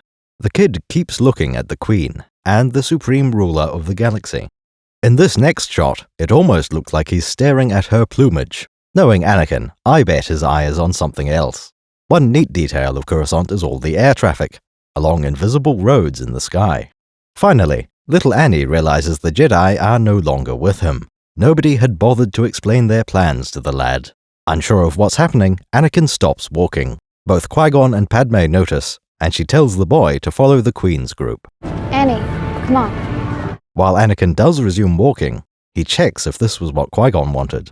It wouldn't do to miss being a knight because you got on the wrong bus. Excuse me, sir. When does this bus get to the museum? It doesn't. The bus in question can fly, of course. Jar Jar and Anakin climb into the front bench seat, next to the driver. Captain Panaka and Senator Palpatine take the far ends of the back seat. The Queen and her handmaidens fill out the middle of the passenger area. At this point, Mr. Binks speaks up. The Queens are being grossly nice, Mr. Tinks. Apparently, the Queen is being grossly nice. That must be a Gungan word, but it almost sounds Germanic. The Goths have a similar word, and it looks very cool. Grob. Now, this one is a little tricky. Grob is pronounced more like gross. Gross. Translated into English, that comes out as muchly, or perhaps great. Amphitheater. Is the Queen really being nice, though? The ones in the front seat could be valuable pawns to her. For one thing, the Gungans have also been blockaded and invaded. It may help to wheel out your token frogman to ward off the anti-human voters. The little human kid has the potential to be even more necessary. If the Queen needs to explain herself, Anakin will be mentioned. Her story doesn't make sense without him, so it might be wise to keep the kid nearby. You'd look pretty foolish if your story involved a child, but you can't find him. By the way, Professor, where is your boy? Well, Commander... Jar Jar also comments that the Queen is pretty hot. Pretty hot. I tried to look this one up, but the reference books didn't mention one way or the other. We may never know the canonical answer to the question. She died when I was very young. What do you remember? Where's Natalie Portman when you need him? Personally, I think Jar Jar has the wrong approach. Try complimenting her on her face paint, or the elaborate dresses and headdresses. She was very beautiful. Chicks like it when you notice how well preened their feathers are. Oh, no. You are being shy. Oh, no. Ow. God, sharp. Look, he's so happy. At this point, we need to look at the various vehicles. There are either 3 or 4 in this clip, depending how you look at it. The most obvious is the shiny one, Naboo's Royal Starship. 2 of the corners have smaller craft docked, an air taxi and a shuttle. The 4th vehicle is the landing platform itself. Just like with Cloud City, the anti-gravity platform is as stable as solid ground. She's the fastest hunk of junk in the galaxy. An argument could be made that it's a vehicle, droid, or even a building. It seems a safe bet that if this can hover, it can relocate. The only question is who flies it, a simple droid brain or a person. We can see the repulsor lift machinery underneath the platform, but no cockpit window.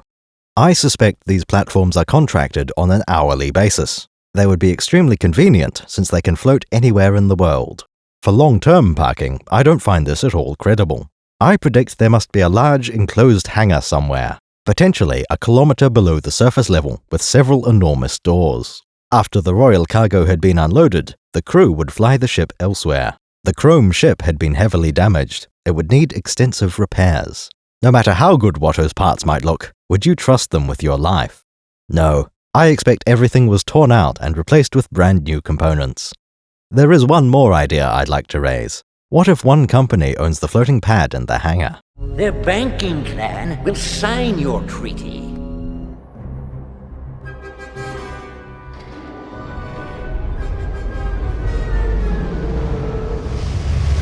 We have to assume these floating platforms need to recharge and refuel every so often. Why not combine that with an opportunity to make a lot more credits? Suppose you offer those same refueling and repair services to your customers. The entire landing pad docks with a reinforced socket, with or without a ship parked on top. That doesn't seem so outlandish, does it? An unearthly system of parking, made possible through technology.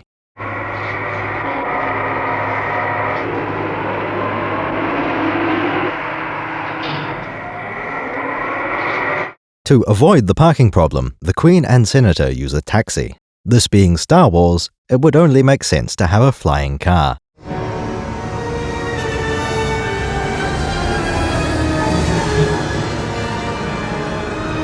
Technically, this taxi is an air speeder, since it uses high-power repulsor lift drives. There are two large cylindrical ones in the center of the keel. These are the lift repulsors, allowing the speeder to hover motionless at any altitude. There are another set of repulsors, spread through the entire bottom section of the craft. They allow for more precision during flight, though they can't support the taxi's weight alone. Around the edge, we have yet another repulsor lift array. This third set is even lower power. It doesn't count as a drive system. The edge repulsors are more of a safety feature.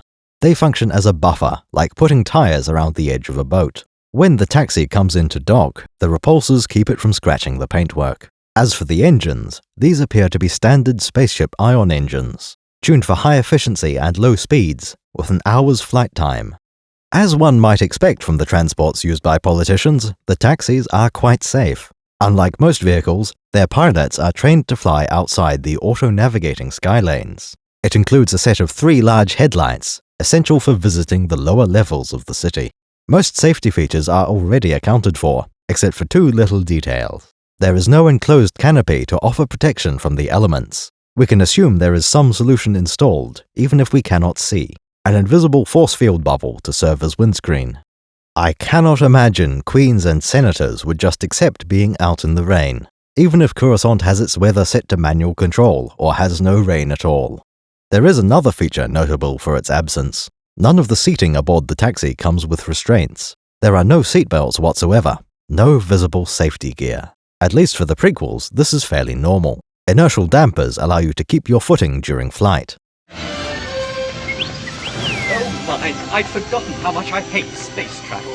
There is no need for seatbelts because the seats themselves are the protection. This is most clearly seen in the Episode 2 cross-sections book on Anakin's stolen speeder. We see a cutaway, an array of tractor beam emitters behind the seat cushion. They aren't ship scale, they're just strong enough to keep the passengers seated securely.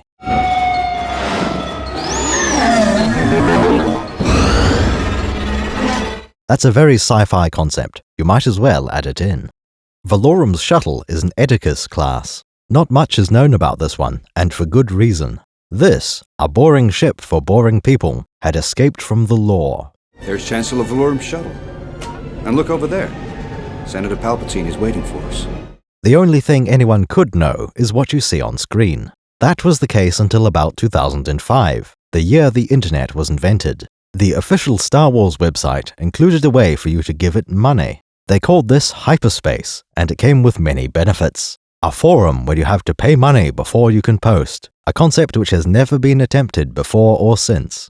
Hyperspace also entitled you to the opportunity to buy things. At some point in the past, it seems to have included a magazine subscription. The most interesting thing about the Hyperspace fan club is called What's the Story? In the year 2007, the Wayback Machine records an entry written by user JMMC. Everything about the Edicus-class shuttle originated here. Valorum's shuttle is 32 meters long, considerably smaller than the Naboo ship. It was made by Kuat Systems Engineering, which is owned by Kuat Drive Yards. Other famous KSE ships include Jedi Interceptors and the Cloak-shaped fighter.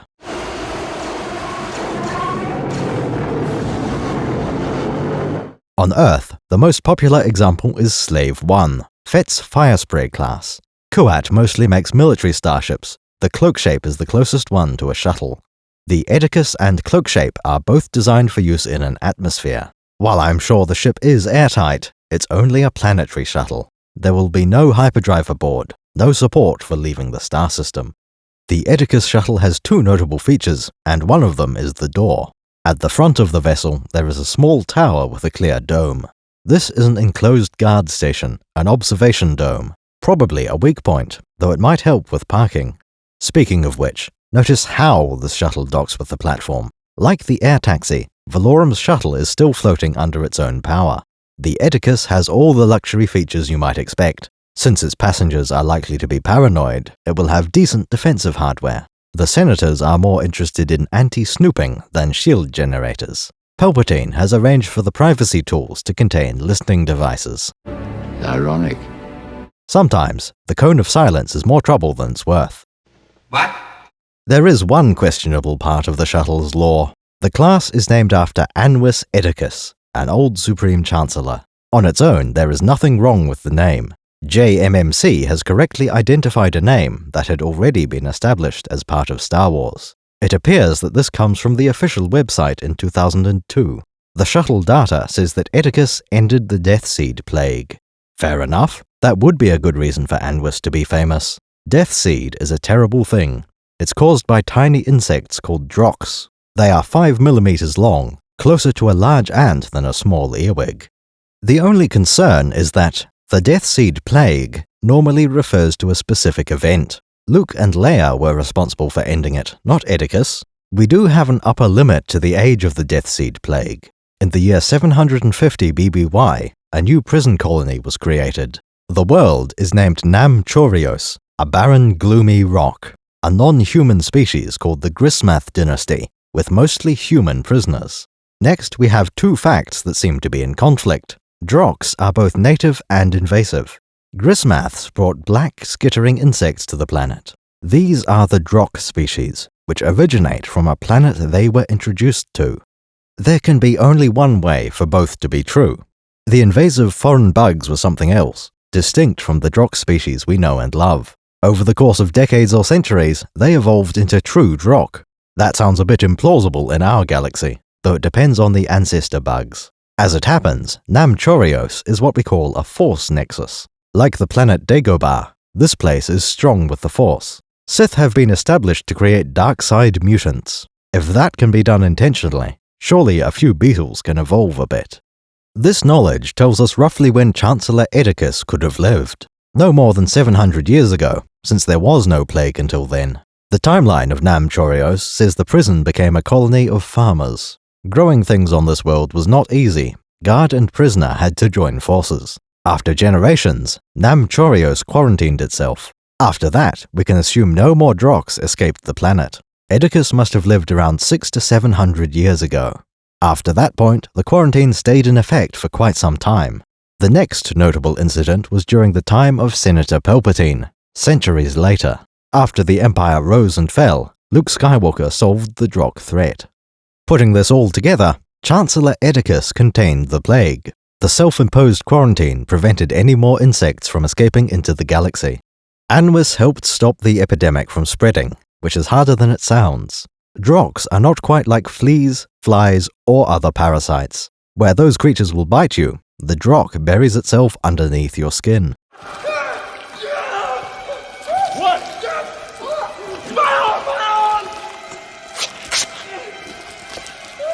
Instead of drinking blood, the Droch drains life from its victims. It's not entirely clear if the Death Seed plague is a disease. There are phrases like vectors for the epidemic and caused by insects. More likely, there is no disease, only infestation. The Death Seed is nothing more than the Droch swarm arriving. They can reproduce fast enough to take a starship within hours. To completely depopulate a city, that will take mere days. Drochs are killed by sunlight, making Tatooine the safest place in the galaxy. Unfortunately, that also makes spaceships their perfect habitat. The lower levels of Coruscant would also be easy to infest. We can conclude that the Death Seed spread throughout the galaxy, starting 700 years ago. Anwes Edicus must have created policies to successfully combat the space locusts. Laws against salvage of derelict ships, stricter quarantine protocols. The galaxy will never fully eradicate the Droch menace.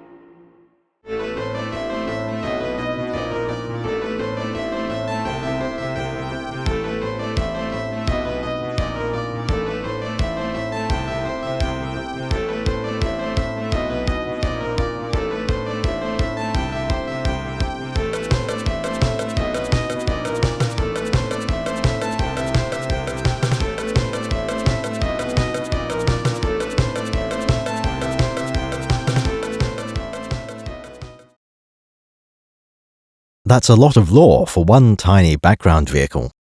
There is one more remarkable thing about Valorum's shuttle, its contents.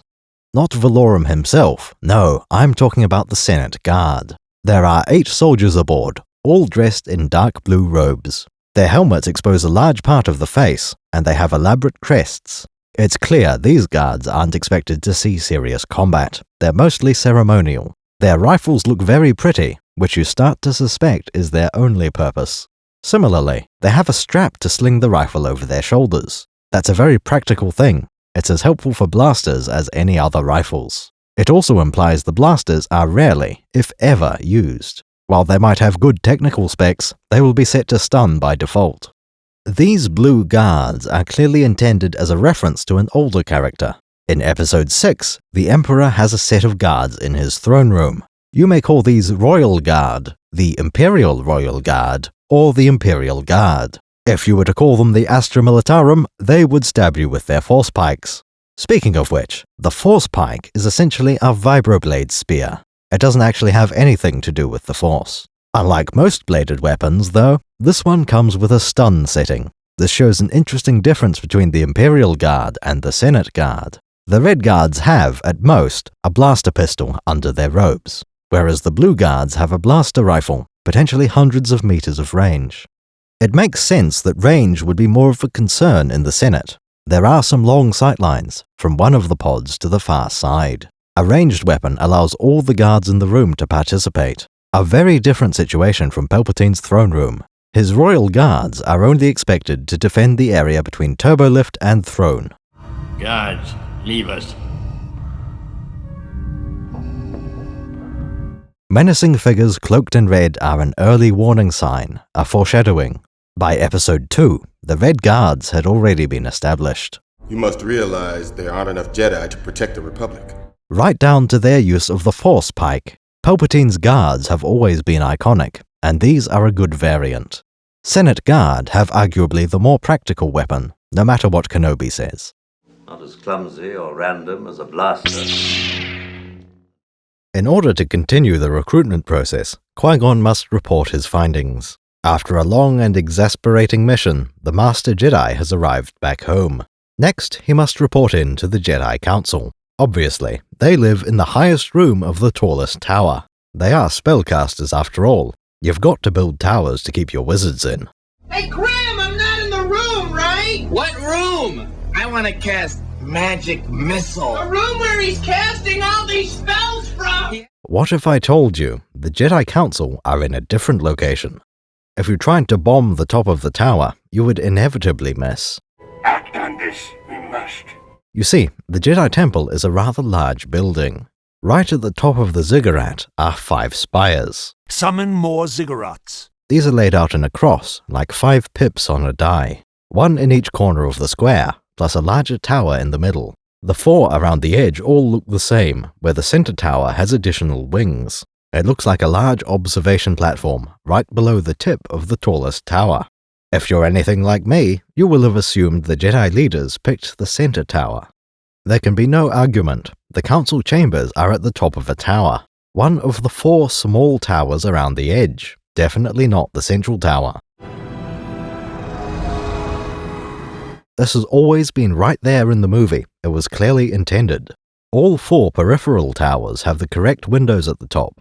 The central one does not. For the tower closest to the camera, we can see the floor inside the council chamber.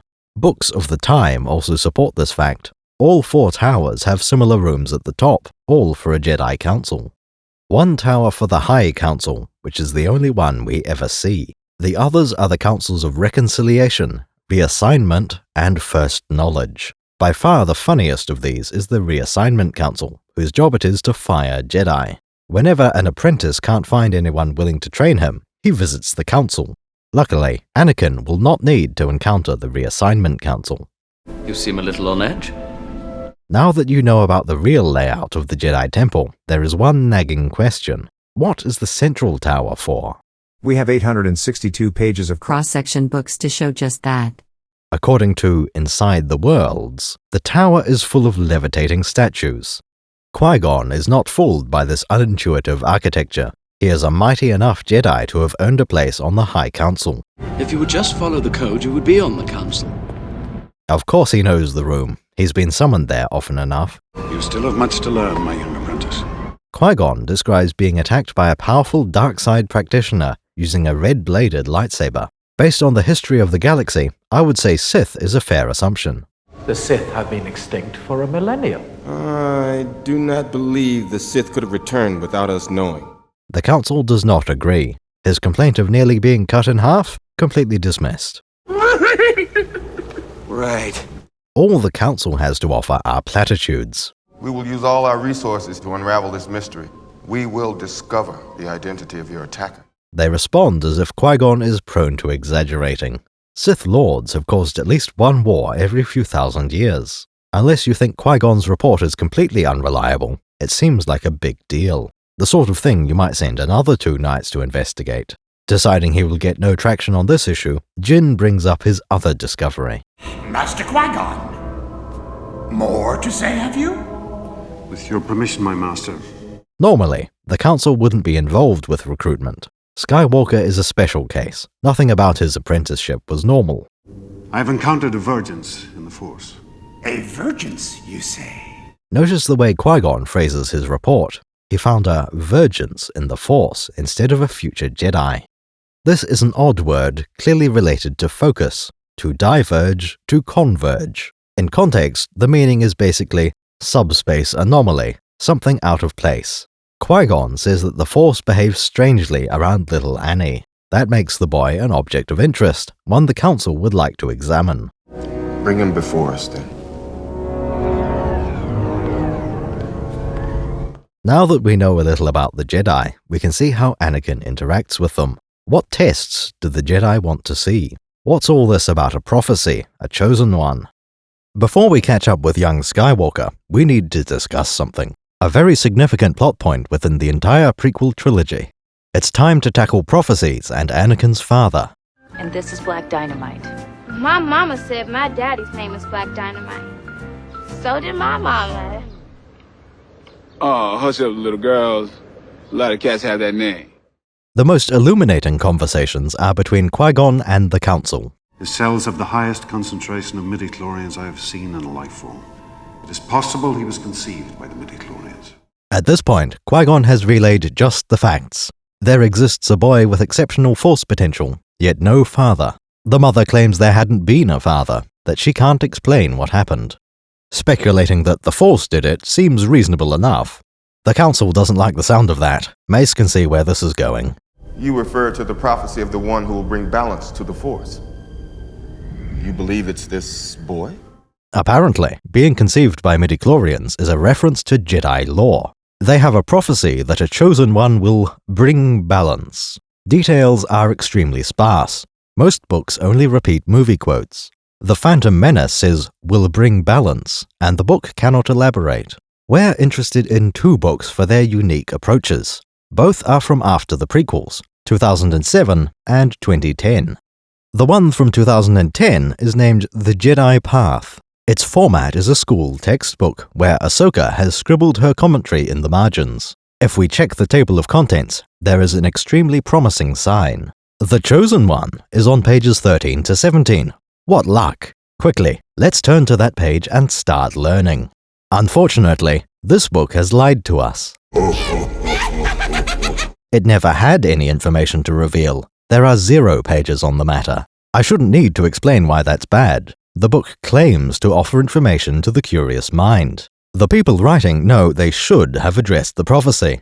It appears in the contents because it would have to be there. Either the writers were unable or unwilling to elaborate, so it isn't in the book.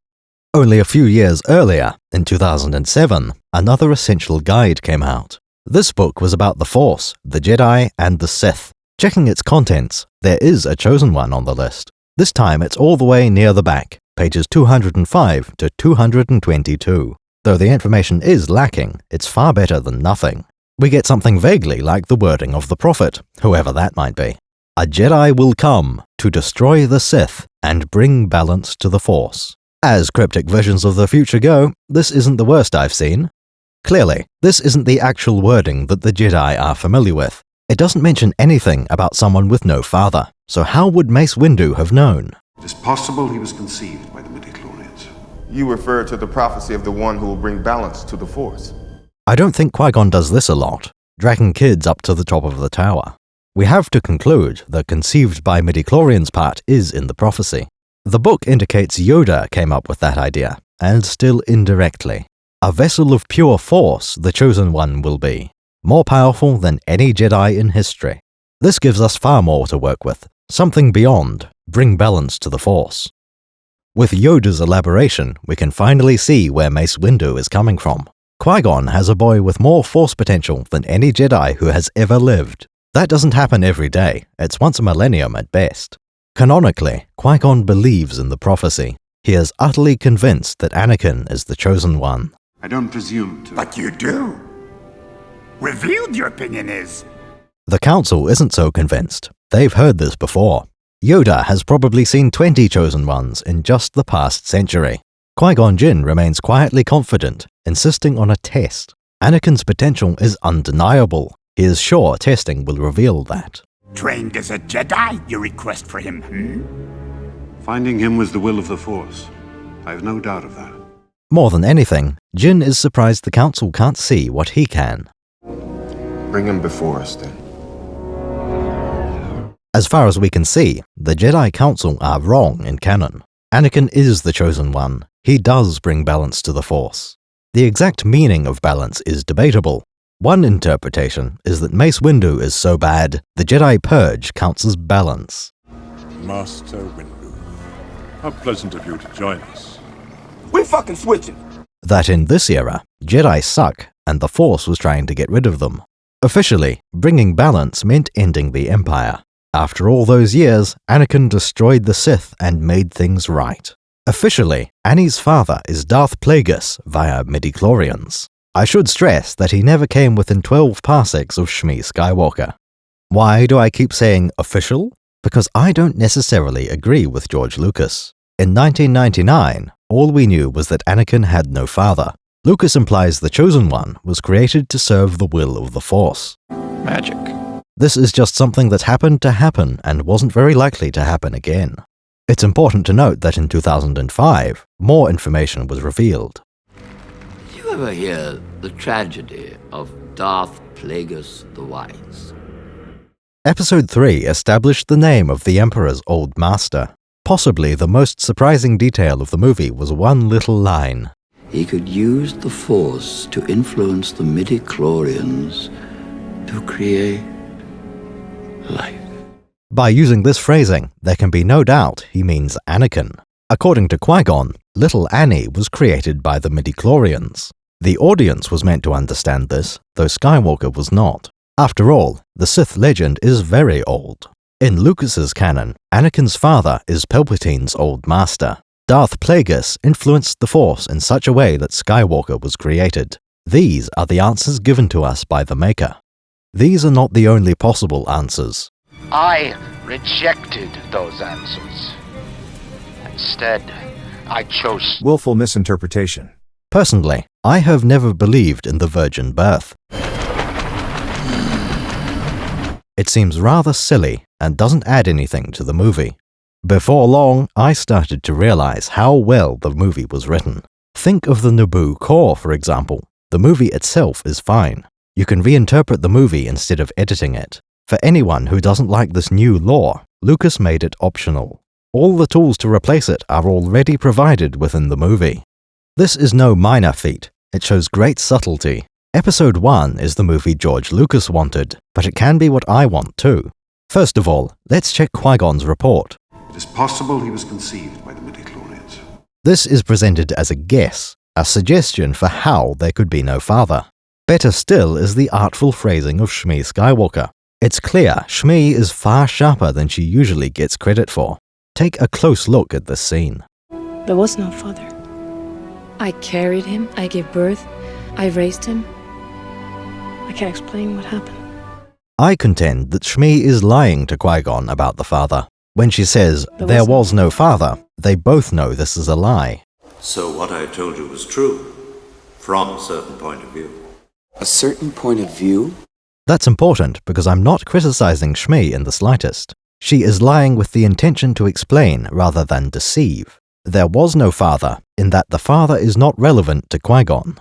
Obviously there was a father at some point, but he's not in the house.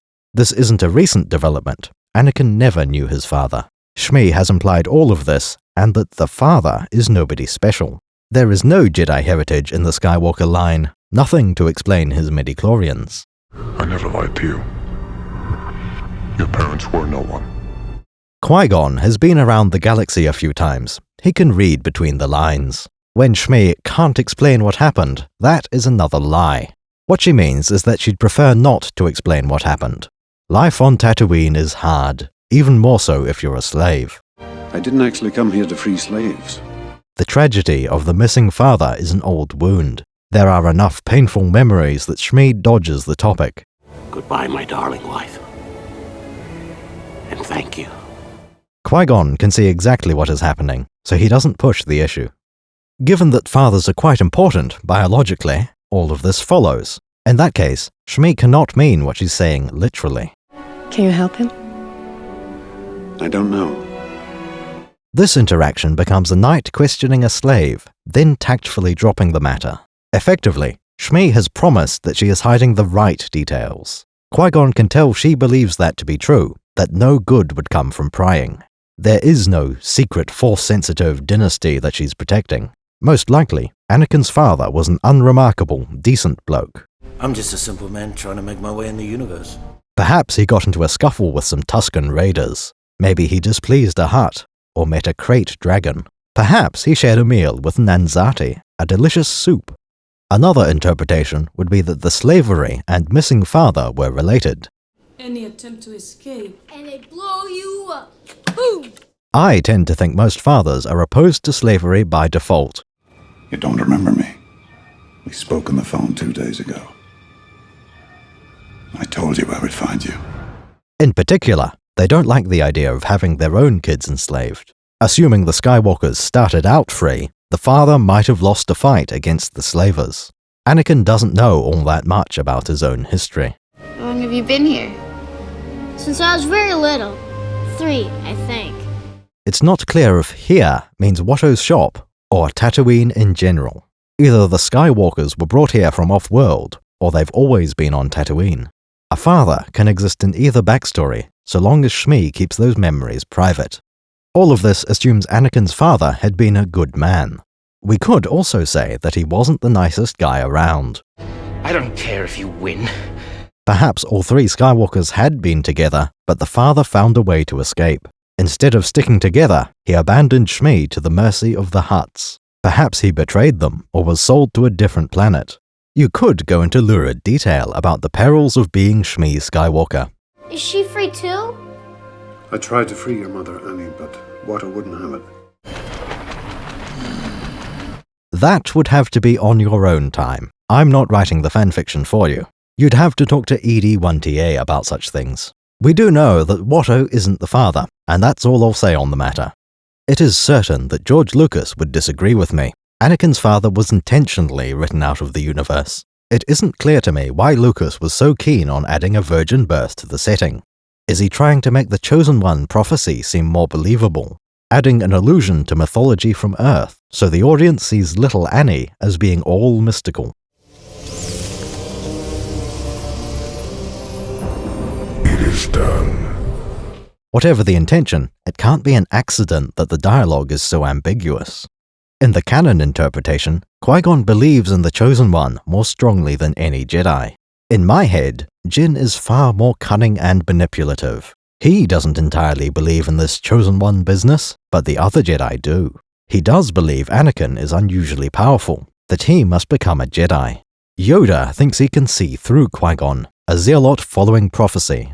I don't presume to. But you do. Revealed your opinion is. I say Qui-Gon is allowing the Council to see what he wants them to. All he really cares about is the training, and he'll use any rhetoric to get there. He is the Chosen One. You must see it. When this doesn't play out quite as hoped, he knows it nearly worked. All it would take to secure Annie's training is one more push. Qui-Gon continues scheming to his last breath. Promise me you will train the boy. He is the Chosen One. With his dying wish, he creates a favorable scenario. The Jedi have just lost a knight, so they'll need a replacement. He even reiterates the Chosen One thing, to add more weight to it. The Jedi Council will have no choice but to train the boy. It's clear that Qui-Gon doesn't have quite the same perspective as the Council. Perhaps Anakin is only the chosen one because Qui-Gon chose him. Master Jin is more interested in bringing balance than prophecies. These are not the intended conclusions. Oh, it's not true. The prequel trilogy was not built around this interpretation. Episode 3 makes a reference to Anakin's lack of father. He could use the Force to influence the midi-chlorians to create life. In this new context, Anakin has still been raised to believe he had no father. Palpatine knows this, even if he doubts the story. Originally, I don't think Anakin realized Palpatine had just claimed to be his father. Skywalker was too busy thinking about immortality. Creating life wasn't relevant to him. Under my interpretation, Annie did notice what was going on. I will even learn to stop people from dying. He understood and believed Palpatine's claim that Sith had created life, namely himself. Of course, in this version, Palpatine is lying. Anakin was a normal kid with a normal father, and he has no idea. The Jedi certainly weren't going to suggest his mother lied. Nor would Palpatine, since this way he can claim credit for influencing the Force. All of this helps to tie Vader and Emperor closer together.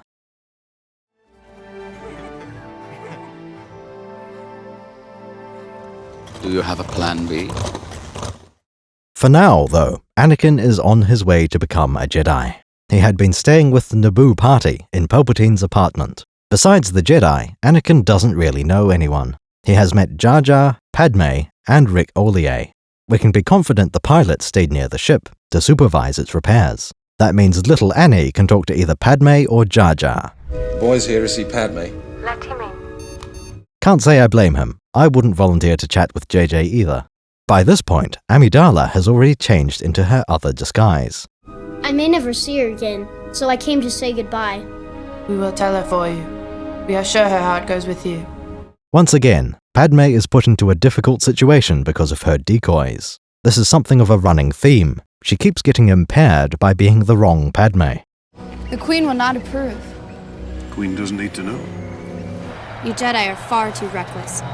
The Queen is not. The Queen trusts my judgment, young handmaiden. You should too. We can assume that Anakin takes another air taxi to reach the Jedi Temple. By the time he arrives, Jin and Kenobi suspect the Council will say no. Anakin will become a Jedi, I promise you. Do not defy the Council, Master, not again. I shall do what I must, Obi-Wan. Moments like these are what make Qui-Gon such a great Jedi. He has his own ideas about the Force, often at odds with other Jedi. Despite that, we never sense for a moment that Qui-Gon is corrupted. In fact, where he disagrees with the Jedi Council, he's usually right. My personal favorite Jedi is Obi-Wan, the first we ever met. Even so, Qui-Gon Jinn is the exemplar I'd use to sum up the Jedi. The ability to speak does not make you intelligent. Whatever he thinks of the prophecy, he wants Skywalker to be trained. The Council seems to begin their testing by using a screen. Mace Windu holds it up facing himself. It's back to the child. A cup. A ship. A speeder. This is a test for ESP, clairvoyance. Little Annie can correctly guess the object shown on the testing display. Square. Good guess, but wrong. Is it a star? It is a star. Very good, that's great. This tells us something about the interaction between technology and the Force. There seems to be no difficulty reading from an electronic datapad. Since that doesn't seem to be remarkable, we have confirmation that the Force isn't anti-technology. It just works. The other most notable detail is that Anakin gets these answers correct. A ship? A cup. A ship. A speeder.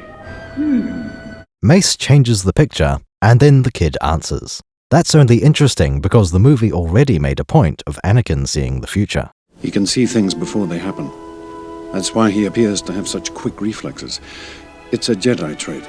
We might have expected Annie to name what will be on screen next. That definitely doesn't happen in the movie, possibly for clarity.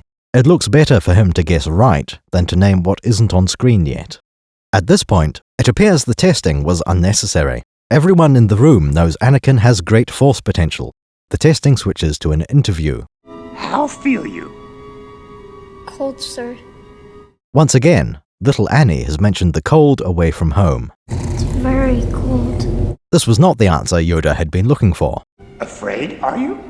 The Jedi have the kid surrounded and ask if he's scared.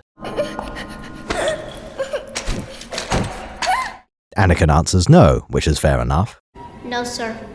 If he'd really been afraid, he could have just run away. Whatever fear he feels is outweighed by his courage. Ki Adi Mundi helpfully explains what's going on. Your thoughts dwell on your mother. I miss her. During the time of the prequels, Jedi are raised in the temple.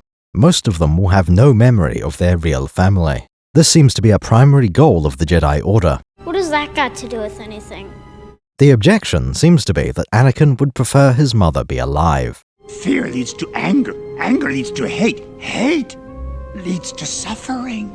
This is actually quite a sensible concept. The dark side is a real phenomenon that leads to corruption. Jedi were created to prevent people from falling to the darkness. Yoda's progression tells us how they tackled the matter. At this time, Jedi try to prevent their knights from having the wrong thoughts. The recruitment process is designed to minimize fear and anger. By only taking very young children, they prevent any earlier memories. You can only miss your family if you were abducted too late. I sense much fear in you. Yoda is not wrong on this point. As history plays out, Anakin's fear will be the main cause of his fall to the dark side. However, it's worth pointing out the differences here.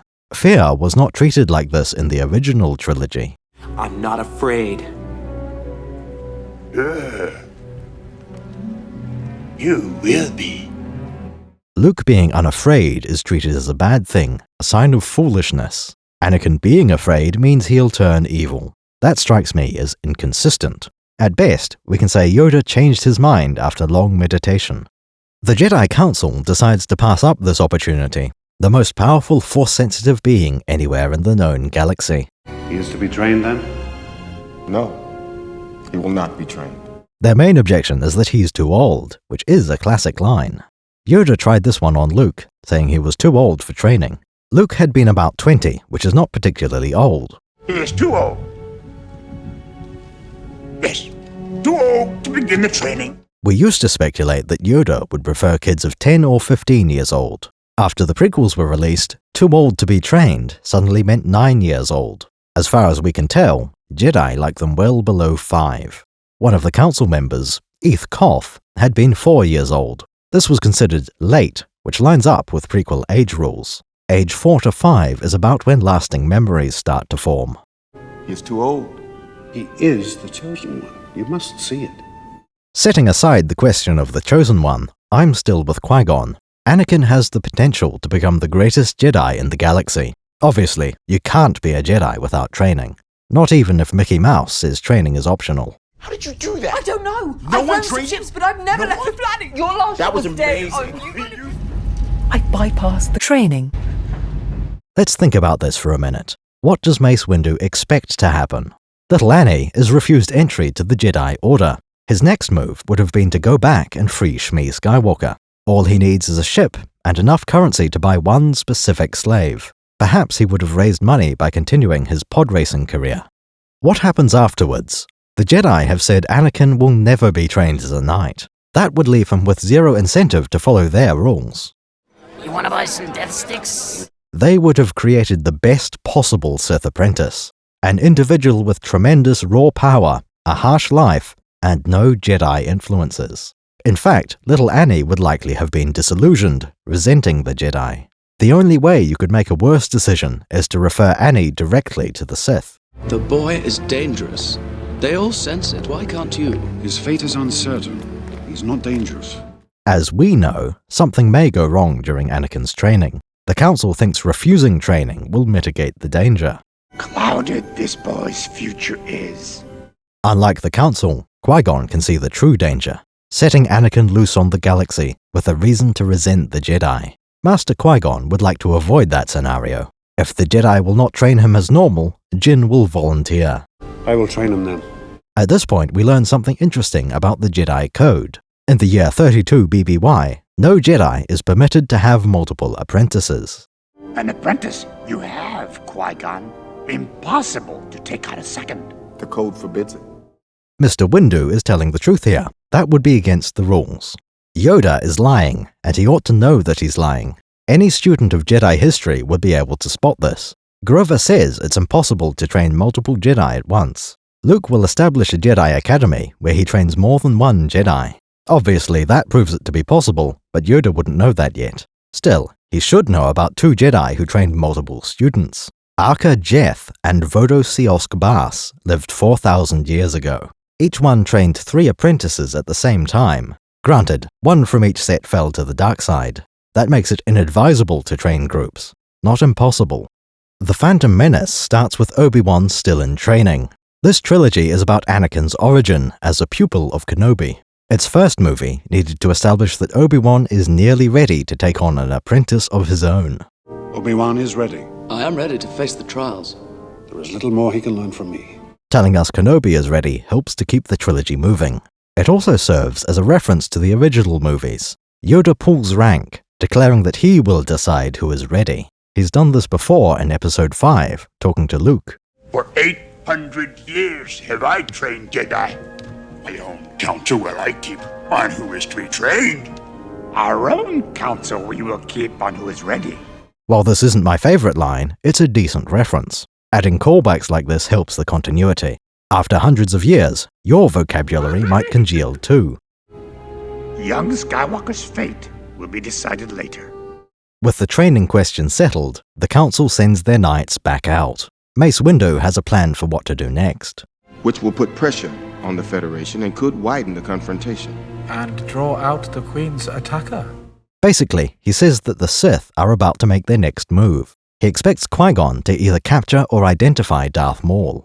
Go with the Queen to Naboo and discover the identity of this Dark Warrior. Remember that Qui-Gon is the only living Jedi to have seen a Sith Lord. Yoda is 850 to 950 years old at this point. Sith have been extinct for 1,000 years, as far as the Jedi know. Windu and Yoda are blundering in the dark. They haven't truly taken the threat seriously, and it will come back to haunt them. And you, young Skywalker. We will watch your career with great interest. Imagine if Saesee Tiin had been sent to Naboo at this point. Qui-Gon might have lived, and Vader might never have been created. Go and bring peace to the Empire. I can't watch anymore. Regardless of what we might think about the matter, the Council has spoken. They will have Maul outnumbered 2 to 1. That should be enough. May the Force be with you. The Naboo party is preparing to return home. The Queen orders her ship be retrieved from the inferred intricate garage system. Captain. Your Highness. Ready my ship. Finally, the group is back together. Some of them traveled by air taxi. There's one on the landing pad. The majority were transferred by Edicus-class shuttles, multiple of them. One is pulling away from the platform, having unloaded a dozen passengers. Our Jedi friends were already aboard the Naboo ship. They walked down its ramp. While you were distracted with talk of midichlorians, another Edicus appeared. Stay close to me, and you'll be safe. This one only carried the Queen and her handmaidens. We can assume there was a lengthy costume change to perform. After a long quarter of an hour on Coruscant, it's time to leave. We've seen enough of the politics planet for one movie. Come on, R2. Jar Jar will have to be patient. Galactic travel takes quite some time. The Phantom Menace takes place across multiple worlds. We can divide the movie up into Naboo, Tatooine, Coruscant, and Naboo. This final part, the return to Naboo, is mostly a large-scale battle. It also represents a major shift in character goals. For the first 90 minutes of the movie, it's been about politicians. I suggest you come to Coruscant with us. I'm taking these people to Coruscant. Where are you taking them? To Coruscant. There's not enough power to get us to Coruscant. We're on our way to Coruscant, the central system in the Republic, on a very important mission. Are you going to finish that croissant? Many things will change when we reach the capital, Annie. The Queen thought the Republic Senate would help free her planet. When she arrives, she sees what Darth Sidious has wrought. A corrupt, paralyzed Republic, no help to the Skywalkers or C.O. Bibble. I must be frank, Your Majesty, there is little chance the Senate will act on the invasion. Queen Amidala will find she can't win this fight. Senator Palpatine is doing all he can, yet making no progress. The bureaucrats are in charge now. What options have we? It's clear that Palpatine is a small fish in a large pond. Amidala is completely out of her depth. She isn't ready to deal with the Coruscant establishment. Our only other choice would be to submit a plea to the courts. The courts take even longer to decide things than the Senate. The court system isn't too relevant here. All we need to know is that it's a bad option. As we know, Palpatine is playing both sides. He arranged the situation that would allow him to be promoted. His public face as senator can openly seek power, at least for now. Darth Sidious wants to prolong the situation so Palpatine can exploit it. The good senator, on the other hand, wants to be efficient. He's concerned with how to collect sympathy votes, wringing every last advantage from it. I think we're going to have to accept Federation control for the time being. That is something I cannot do. The Senate will remain bogged down in procedure. Padme isn't willing to wait that long. Pay attention to the phrasing here. I was not elected to watch my people suffer and die while you discuss this invasion in a committee. I've come before you to resolve this attack on our sovereignty now. Notice how she uses the word committee. This is part of a fairly memorable quote from the original movies. Empire is still out there. I don't think it's wise. No time to discuss this in committee. I am not a committee. There is no doubt in my mind. This is clearly a reference. The same word is used by mother and daughter, with exactly the same meaning. Too many people talking about an urgent matter. That's a relatively subtle reference, which I appreciate. Addressing the Senate does not go well for the Queen. There will be no Republic cavalry to liberate the people of Naboo. She returns to Palpatine's apartment to contemplate her next move. You're thinking people gonna die? I don't know. With the child over in the Jedi Temple, Jar Jar had been left to his own devices. As far as he knows, Jar Jar has never talked to the Queen. She doesn't look very busy at the moment, so he strikes up a conversation. Gungans get pasted too, eh? I hope not. In the Senate building, I'm sure the Queen hadn't thought about the Gungans. All she wanted was to get rid of the Trade Federation, which would help all of Naboo. Jar Jar has just reminded her that there's more than one species on their homeworld. Now she feels even worse about her failure as a leader. Padme is at her darkest moment. She can't see any way out. This next line changes the entire course of the movie. Gungans no dying without a fight. We's warriors. We's got a grand army. Now this is subverting expectations. Previously, Gungans seemed like comedy characters. They're not to be taken seriously, they don't really interact with the plot. Mr. Binks allowed 2 Jedi to hitchhike through the water, and that's it. The most useful he's been since was helping with the Podracer.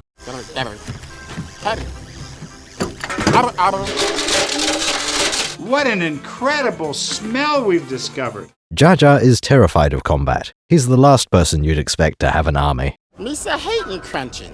That's the last thing Misa want. Yet in hindsight, it makes perfect sense. We know what kind of monsters lurk in the deep places of the world. Their cities are bubbles, which we've seen objects pass right through. There would have to be a Gungan military of some kind.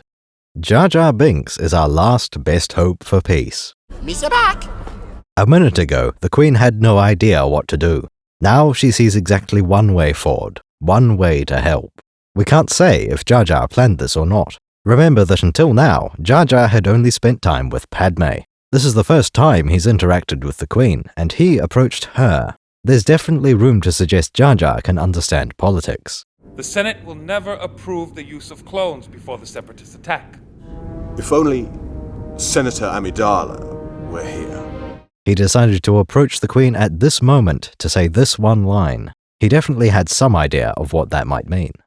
The Queen isn't content to sit around any longer. This is your arena. I feel I must return to mine.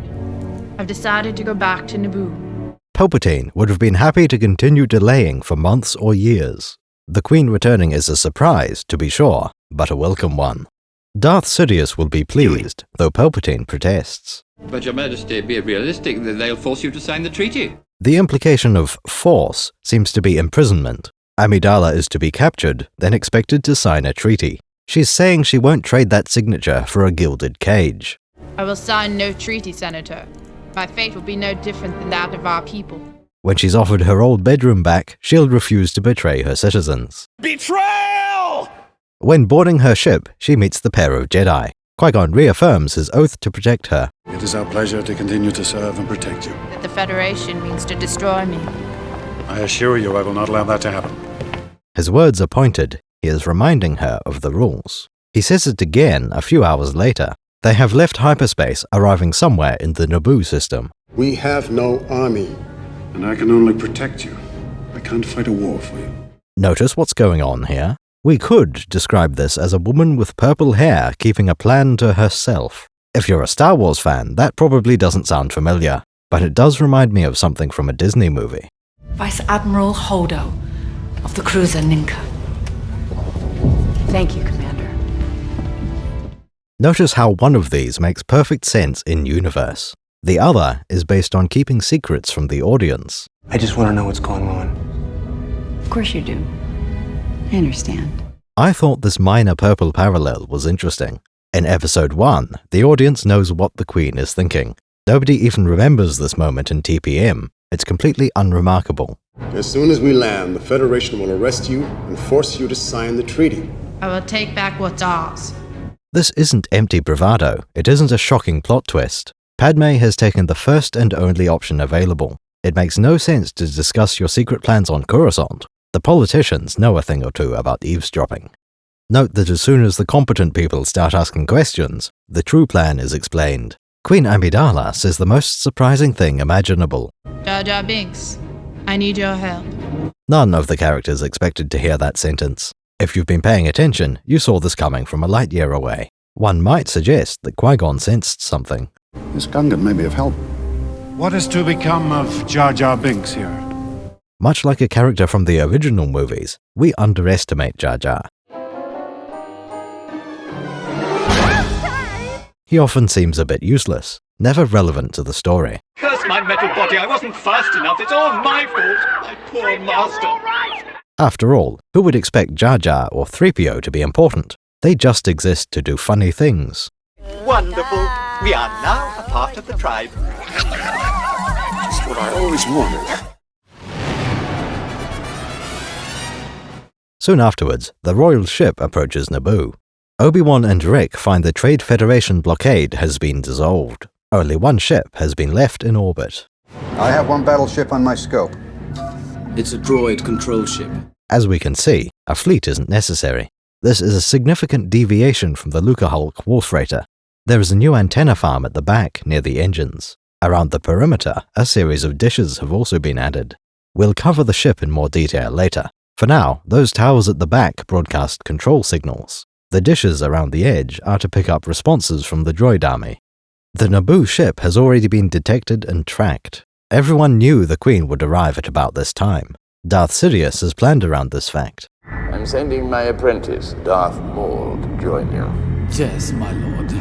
The only unknown is where Padme will land her ship. The natural assumption is near the capital city, Theed. Apparently, Newt Gunray has been living in the palace.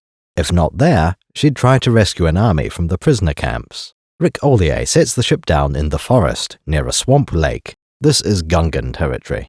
There is no hope of evading detection. A ship in orbit can observe the general direction of flight. Even if they lose track at some point, the search area is quite narrow. Ground forces will already be en route to capture Queen Amidala. The Royal Starship will be abandoned. It isn't useful for this plan. Unarmed and very conspicuous. We're the Seekers, we're important, we gotta have everything chrome. Everyone starts to disembark. Do you think the Queen's idea will work? The Gungans will not be easily swayed, and we cannot use our power to help her. You might think that's an odd thing to say. Qui-Gon has used the Jedi mind trick more often than anyone else. Why would he object to using his powers now? He has already used his Force powers to help people. Not always with great success, but surely it's worth trying.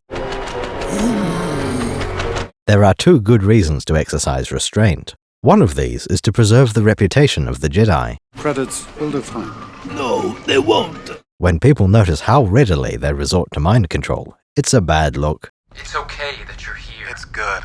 You're relieved that we're here. Thank goodness you're here. Welcome, guys. Did she do that to us? Especially in a sensitive political situation such as this. There is one more reason to be careful. Qui-Gon has already tried to influence Boss Nass. And speeders on our way. We're gonna speed you away. That encounter could have ended very badly. On some level, the trick did work. Nass repeated the suggestion. We could use a transport. We shall give Yusa unabongo. Unlike every other case, Boss Nass is partially resistant. He agrees to the idea Qui-Gon suggested, but in his own way. Thank you for your help. We leave in peace. There's a second Yusa up. Nass definitely tries to kill the Jedi in this scene, either while the trick worked, or because the mind trick backfired. A wise knight will use no force technique during the negotiations. Jar Jar had been sent to propose an alliance to the Gungans. There's nobody there. The Queen had hoped this would be as simple as visiting Ota Gunga. This was already signaled to the audience, so we aren't surprised to hear the city is empty. My troops are in position to begin searching the swamps for these rumored underwater villages. They will not stay hidden for long. The battle droids had started this search as the Queen left Tatooine. By the time she left Coruscant, the Gungan cities had been overrun. We have taken over the last pockets of primitive life forms. We are in complete control of the planet now. Clearly, the Federation believes the primitives have been dealt with. After rounding up the humans on the surface, they sent droids down to clear out the villages. The Gungan city is deserted. Some kind of fight, Misa thinks. Do you think they have been taken to the camps? Droids going for a swim is an uncommon sight, but these clearly were capable. The Gungans refused to abandon their cities without a fight, so many of them would have died. By the sound of it, the city still exists and has air inside. There's no way the Trade Federation would overlook that.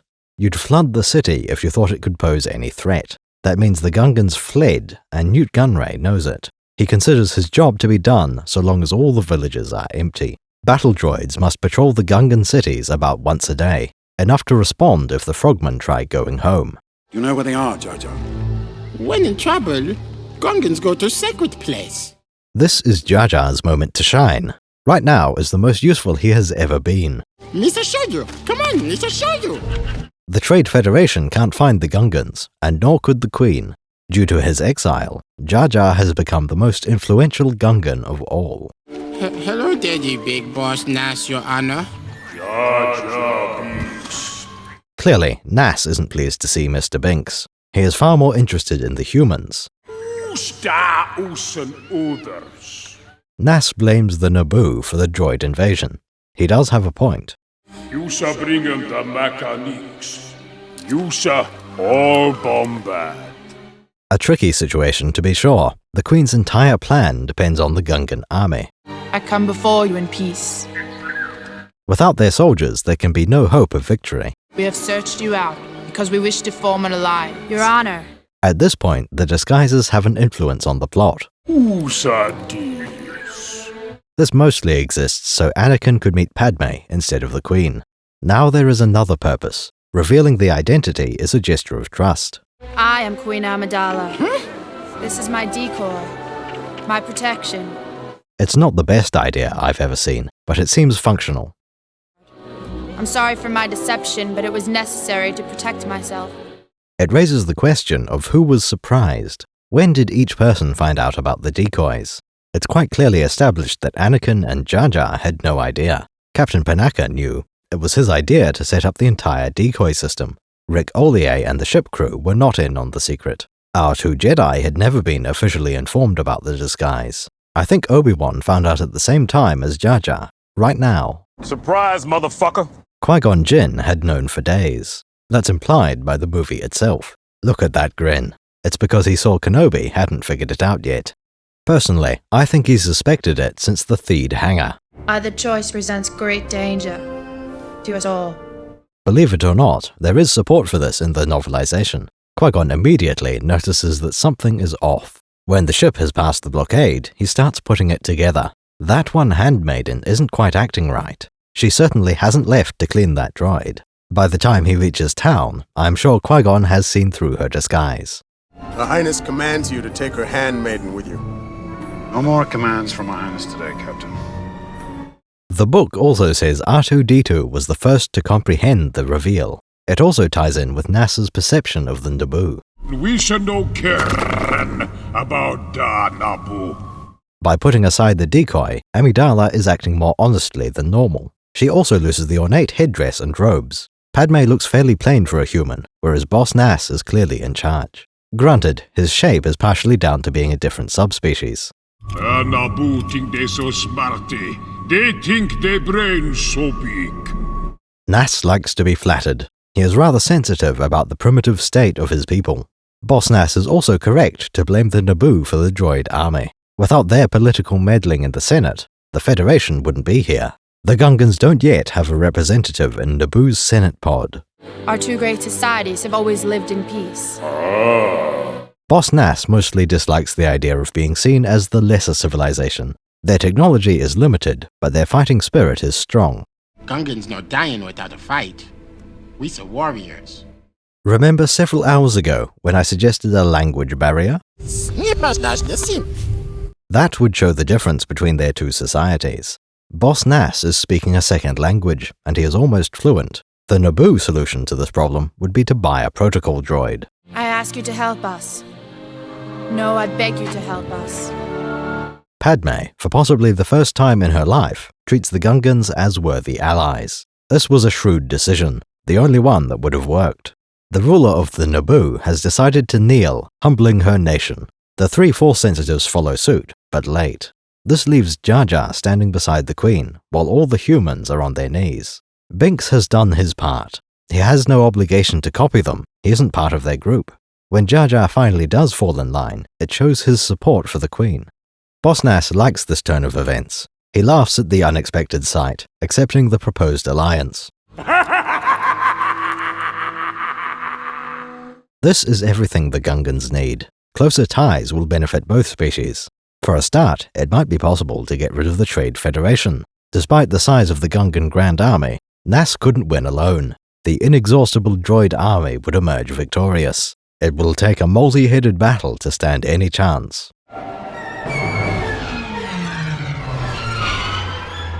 Nass has no starfighter pilots, and Amidala has no army. There is one more question I'd like to raise. What is the Queen of Naboo's name? The answer is Padme Amidala, which is fair enough. Her surname is not the one she was born with. Padme Naberi was her original name. She became Amidala after being elected as royalty. These two facts will be common knowledge on Naboo, and easily discovered by anyone prying. As part of Panaka's decoy system, Padme has many handmaidens. Sabe, Rabe, Yane, Sache, Erete, and Padme. The names of the handmaidens wouldn't be too public, I'm sure. Still, you'd expect someone to notice Padme is the servant of Padme. Even if you don't suspect a thing, it would be an amusing anecdote. It seems like the Trade Federation had no competent spies.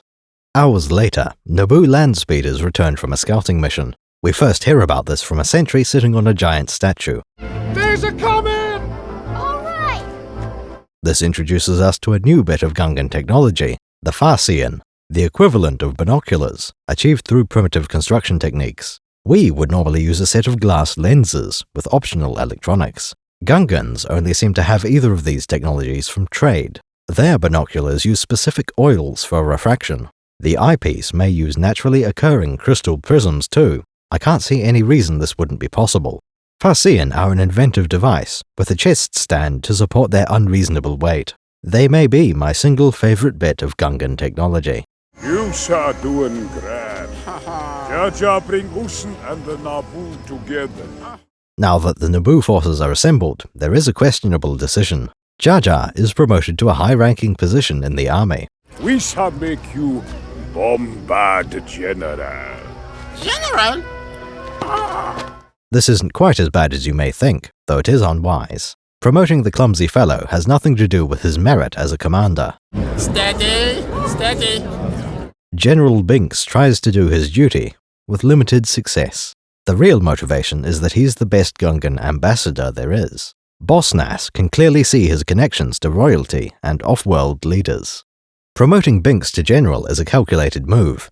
He isn't expected to be a great leader, rather a symbol of unity. Jar Jar represents the Alliance, as well as redemption from his exile. There is one other motive I'm reluctant to suggest. Perhaps Nass wanted Jar Jar to go missing during the battle. There is a possibility with this diversion, many Gungans will be killed. Whatever the reasoning behind this decision, we can't question their bravery. The Grand Army will take significant casualties during its land battle. It's time to meet the Gungan Grand Army.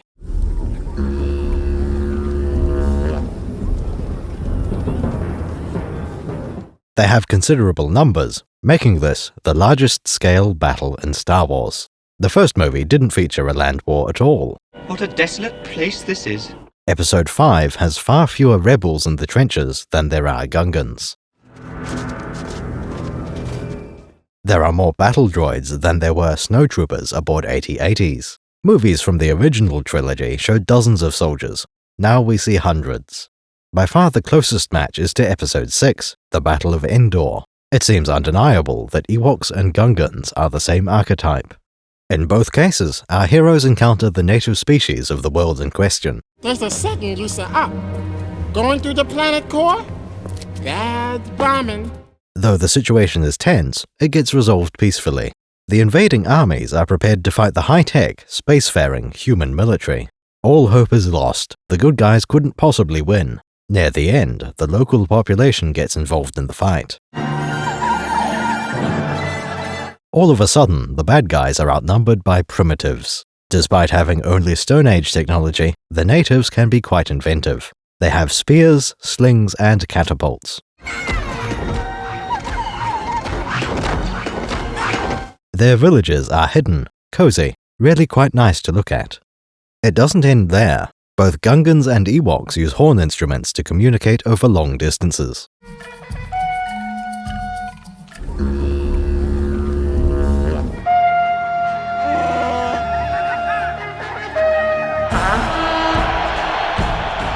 They can even create rudimentary vehicles, the Ewok glider and Bongo submarine, where the Ewoks use log traps to destroy vehicles.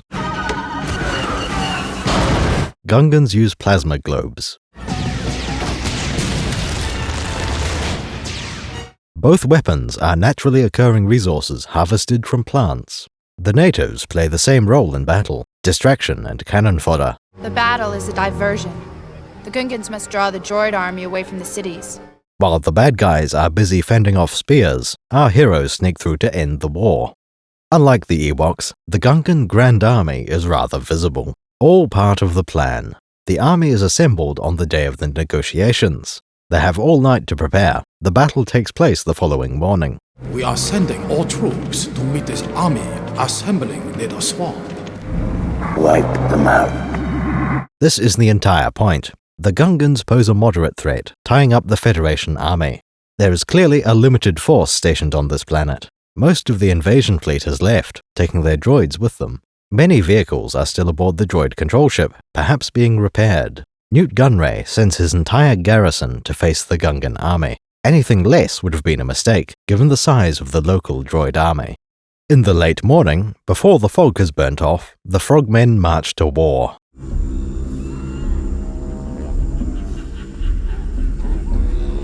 They don't march particularly far, preferring to stay near the swamp. There are some hills behind them, and a swamp jungle to one side. Since the Gungans are holding position, the two armies will not meet until noon. We can tell the battle takes place at noon because of the shadows. The sun is almost directly overhead. Shortly after arriving, Federation tanks open fire on the Gungans. Open fire. This opening volley is blocked by a Gungan shield generator.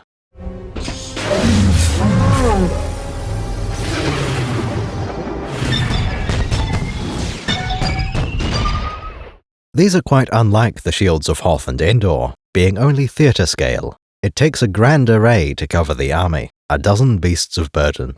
They form a visible shield bubble, unlike in previous movies.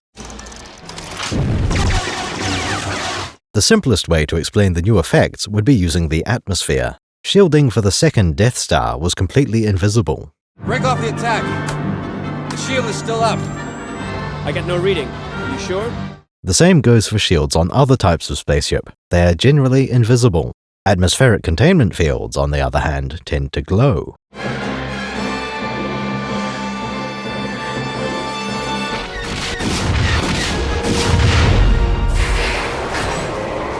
That would imply the shield around Hoth was projected in space, well above the atmosphere. After about 10 minutes of laser cannon fire, the tanks give up.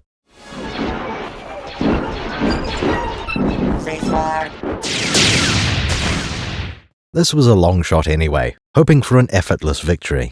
Gungan shields have held strong, so the Trade Federation uses infantry.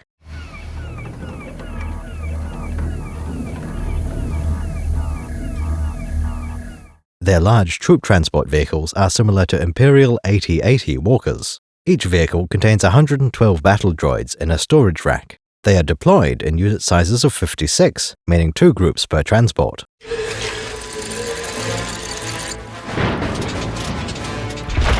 This looks very cool, and signals the start of combat. Apparently, it takes 20 minutes for the droids to unfold and march forward. The time is now 12:30, as battle droids walk through the bubble. Gungans start throwing their plasma orbs with moderate success. They are clearly losing the fight, despite having fought valiantly. Before long, a destroyer droid takes out one of the shield projectors.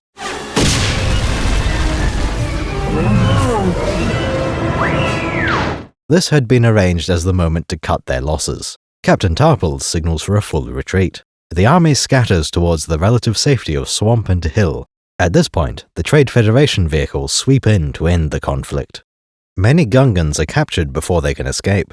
Battle droids begin to round up survivors to be hauled back to the camps.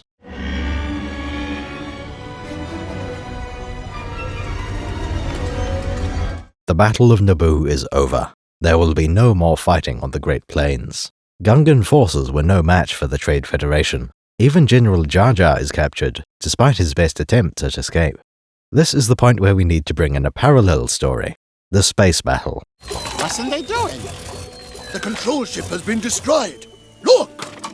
Naboo pilots have managed to disable the droid control ship. The entire invasion army stops moving, like a marionette whose strings have been cut. Through no action of their own, the Gungans have been saved. This has gone exactly to plan. In fact, it's one of the better possible outcomes. Now that we know the structure of the battle, let's examine the tools of war. In a nutshell, Gungans are an army from the Bronze Age. Shields are their greatest technology, at the top of a short list. Below that, you have advanced equipment, such as binoculars, clothes, and rope. Their opposition are literally killer robots from outer space. Captain, we've searched the ship, and there is no trace of the Jedi. They may have gotten on one of your landing craft. Whatever you might think of their accents, Gungans do not lack courage. Following the running theme of symbiosis, the Gungans use several domesticated animals. The more prestigious officers, like General Jar Jar, are set up as cavalry. Their main weapons are an electropole and a cesta.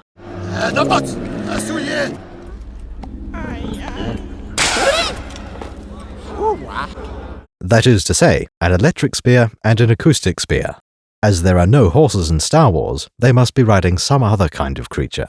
Filling the role of horse are creatures called Cardu. They have a duckbill that looks very much like a Gungan face, perhaps a distant relative. Cardu are most like emus crossed with hadrosaurs. Reptavian is the term. They are fast, but not the most sturdy creature in the swamp. To pull heavy loads, Phalompasets are preferred. These are, perhaps, most equivalent to oxen or hippos.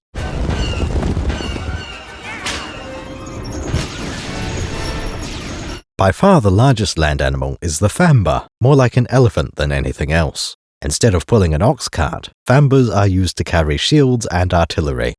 The overwhelming majority of the army walks on foot. They have no kind of sword, club, or spear. If a battle droid gets close, the Gungans fight with bare hands.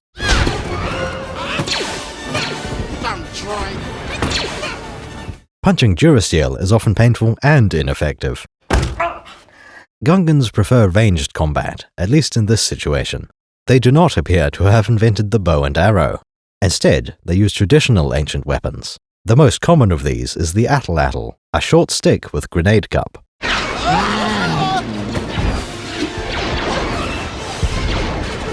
These are one of Earth's older technologies, so it makes sense for them to appear in this army.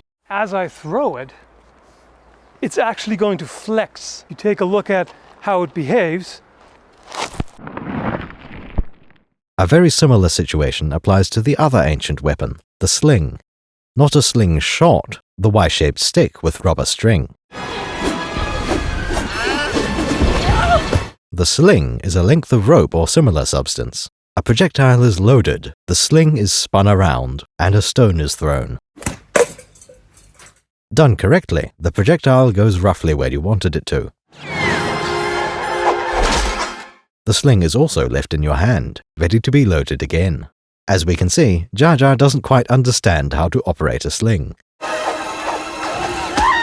We can't be too rude about it, that isn't a skill I've practiced either. For anything larger, there is one piece of Gungan artillery.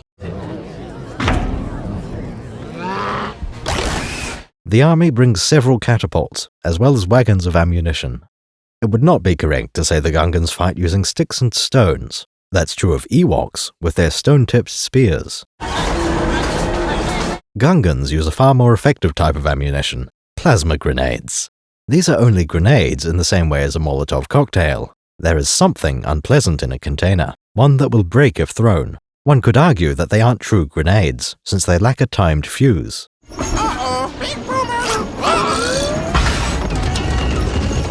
Reference books call them plasma spheres and energy balls. We actually know what the official term is: boomers. There seems to be some debate over boomer with an A and boomer with an ER. Jaja, using the boomer! He said no have a boomer! Here, take this one! It's a little hard to tell what Captain Tarple said that day.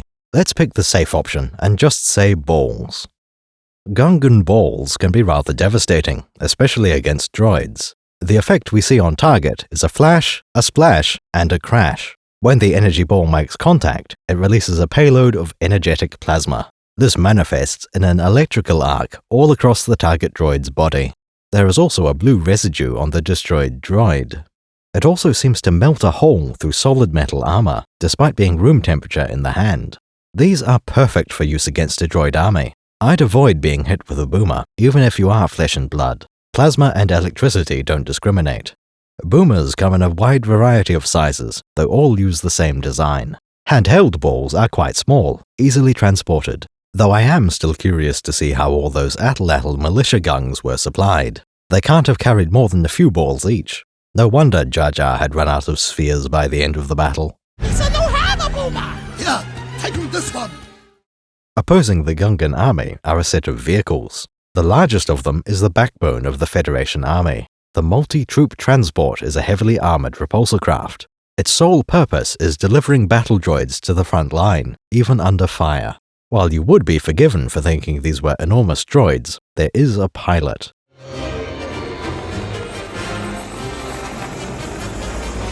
Right at the very top, above the eye hinge, are a pair of sensor apertures. This design makes it possible to capture an MTT from your enemy. It could even be used against the previous owner, since there is no droid brain. Like a looted tank, it's ours now. Legitimate salvage. It most certainly is. The droid deployment rack will probably have to go, if you plan to use these with organic soldiers. Federation transports are armed, technically. We don't see them fire, as far as I know, since they have another job. An MTT has power generators and repulsor lifts in the rear section. These are not as thickly armored as the front, though still too much for laser cannons to penetrate. At the front, as a pair of arms or tusks, the MTT has a pair of twin blaster cannons in ball mounts. These are more of a tool and deterrent than a useful weapon. Visual check. Tree and rock formations, range 8. The front rank is made of AAT repulsor tanks. These are essentially an armored land speeder with multiple heavy weapons. For any of Naboo's population, the AAT tank is the stuff of nightmares. A battle droid can be destroyed with a single blaster bolt. Why, you could sunder a battle droid by speaking loudly. Tanks are virtually immune to hand weapons, short of a grenade or lightsaber. The overall layout of the tank is similar to an Earth design. Different suspension, different guns, same ideas. The shape of the hull includes considerable armor, a 4-man crew, and a turret on top. As on Earth tanks, the main gun is mounted on the turret to give it a superior firing arc. When you look at it head-on, there are very few flat surfaces. The Bactoid designers are using sloped armor to encourage ricochets. An AAT has 5 directed energy weapons on it, each with varying fields of fire. A single laser cannon on the turret, with full 360-degree turret traverse. Each side of the hull has a protruding frob or trunnion. At the end is a much smaller set of laser guns. These would fill a different role from the primary laser cannon. Their range of motion is ambiguous. It could be almost anything. 5 degrees of firing arc, or more like 90 degrees. Would they have 1 or 2 axes of freedom? Can they spin to face up, down, backwards?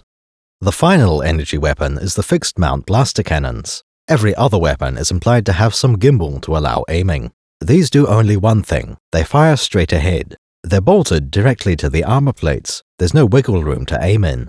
The fixed mount blasters will be fairly rapid fire and fairly powerful, not excessively so in either aspect. The AAT is what we might call an infantry tank, as opposed to a cavalry tank.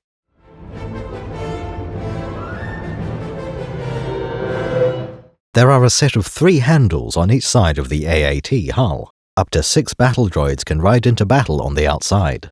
The really interesting part is that those droids aren't in the way.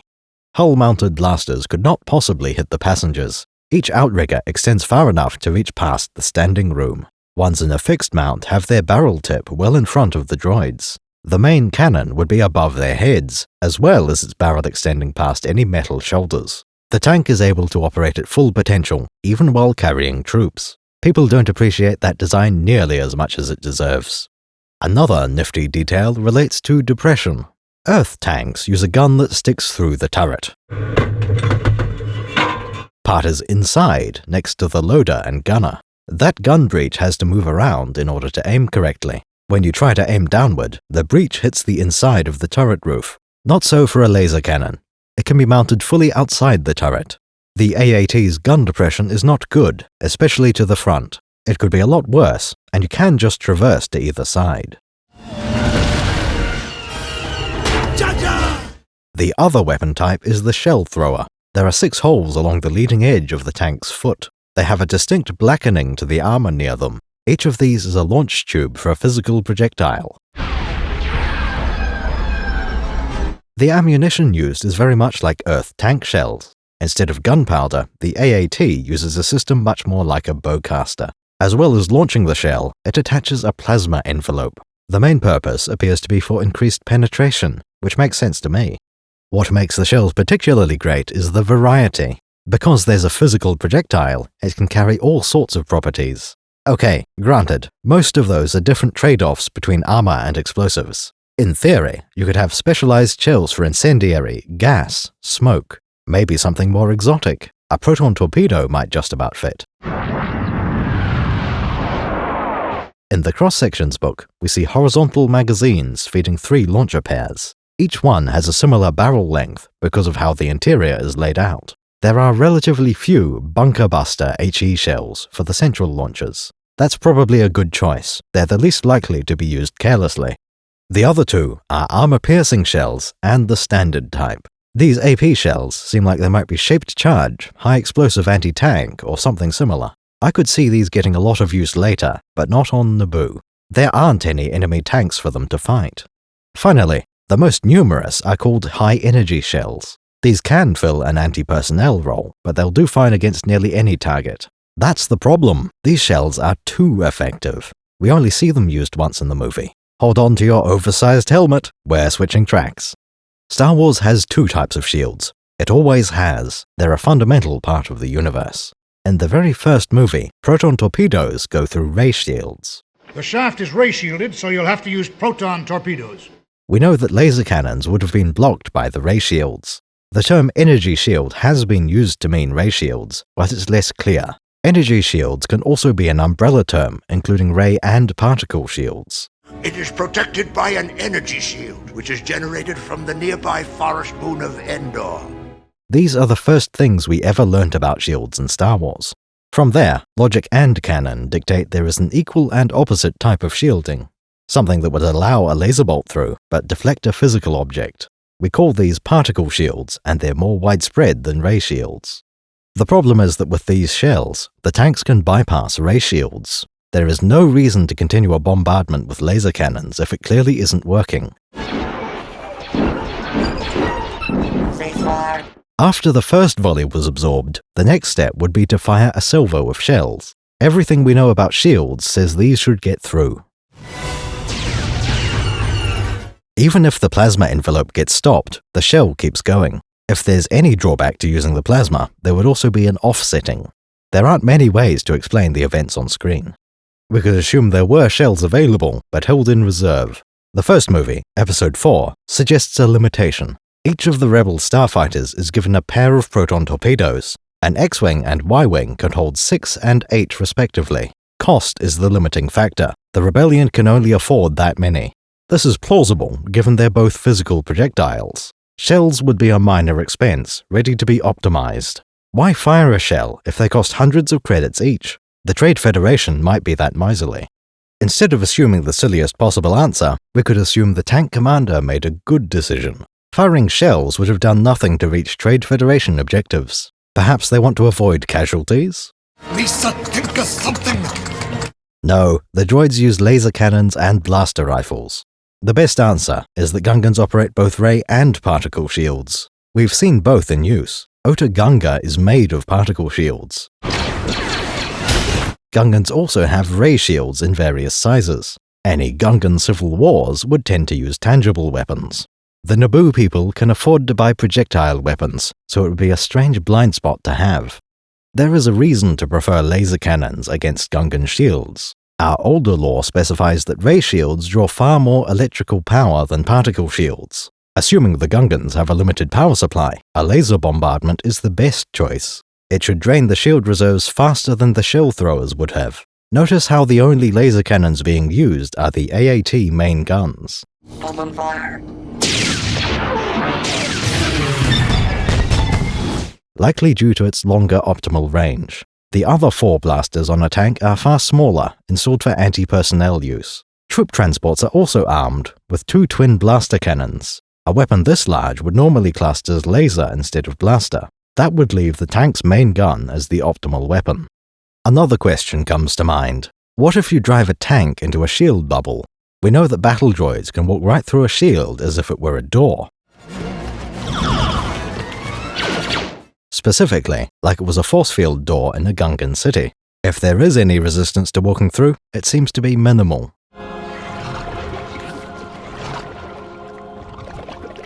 Given that there is a particle shield to block physical objects, why doesn't it work? Surely a tank and a droid could pass through just as easily.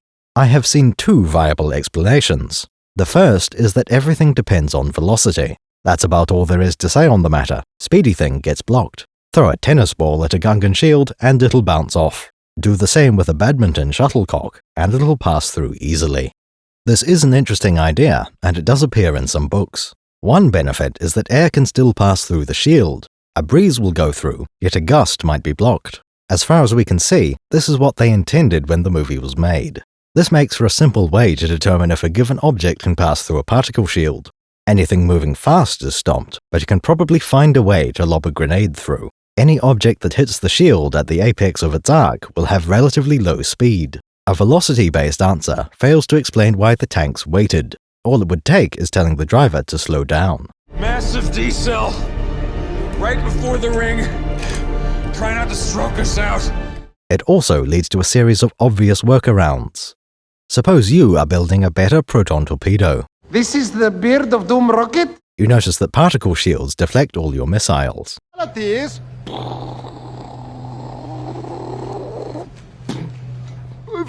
So you add 1 extra module to the warhead, retro rockets. As soon as the torpedo detects a shield, it fires the braking motors. Now you have a missile that cannot possibly be stopped by shields. If that were the case, everyone would have such an upgrade. While the idea sounds nice, it doesn't fit the Star Wars universe. Ray shields. Wait a minute. How did this happen? We're smarter than this. Apparently not. There are too many consequences for it to line up with existing lore. To use this idea, you'd need to build your entire sci-fi setting around this kind of shield. In such a universe, many people would carry a personal shield. People would become skilled at fighting shielded opponents. One logical consequence would be a different fighting style. You would be taught that a slow knife passes the shield. Combat would consist of pulling your punches, so they are slow enough to go through a shield. That is not the world we see in Star Wars. The setting I have described is called Dune, quite a famous novel. It features exactly these shield interaction mechanics.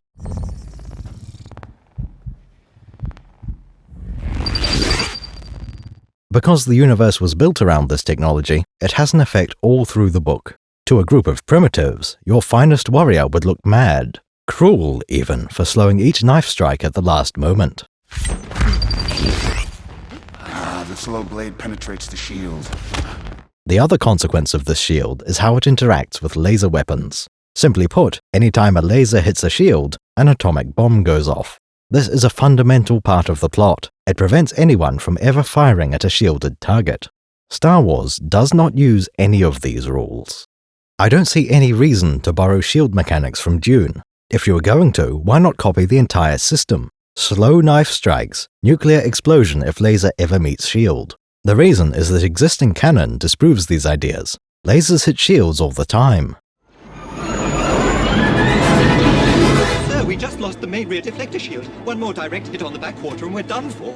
Instead, I prefer to use a different source of lore. The cross-sections for Episode 2 include a useful paragraph. In explaining the clone transport walker, we get rules for a shield bypass. If we follow this lore, the relevant factor is what kind of object is trying to pass through the shield.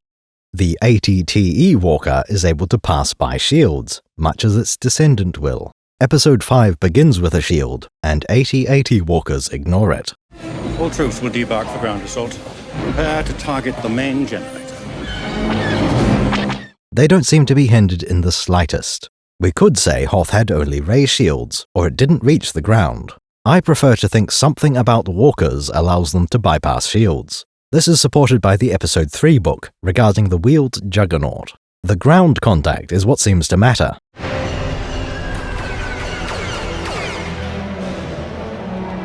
This connection offers grounding to ward off energy discharges caused by shields. This may be a minor hazard, or the reason the AAT tanks held back. Snowspeeders didn't encounter any shield discharges on Hoth.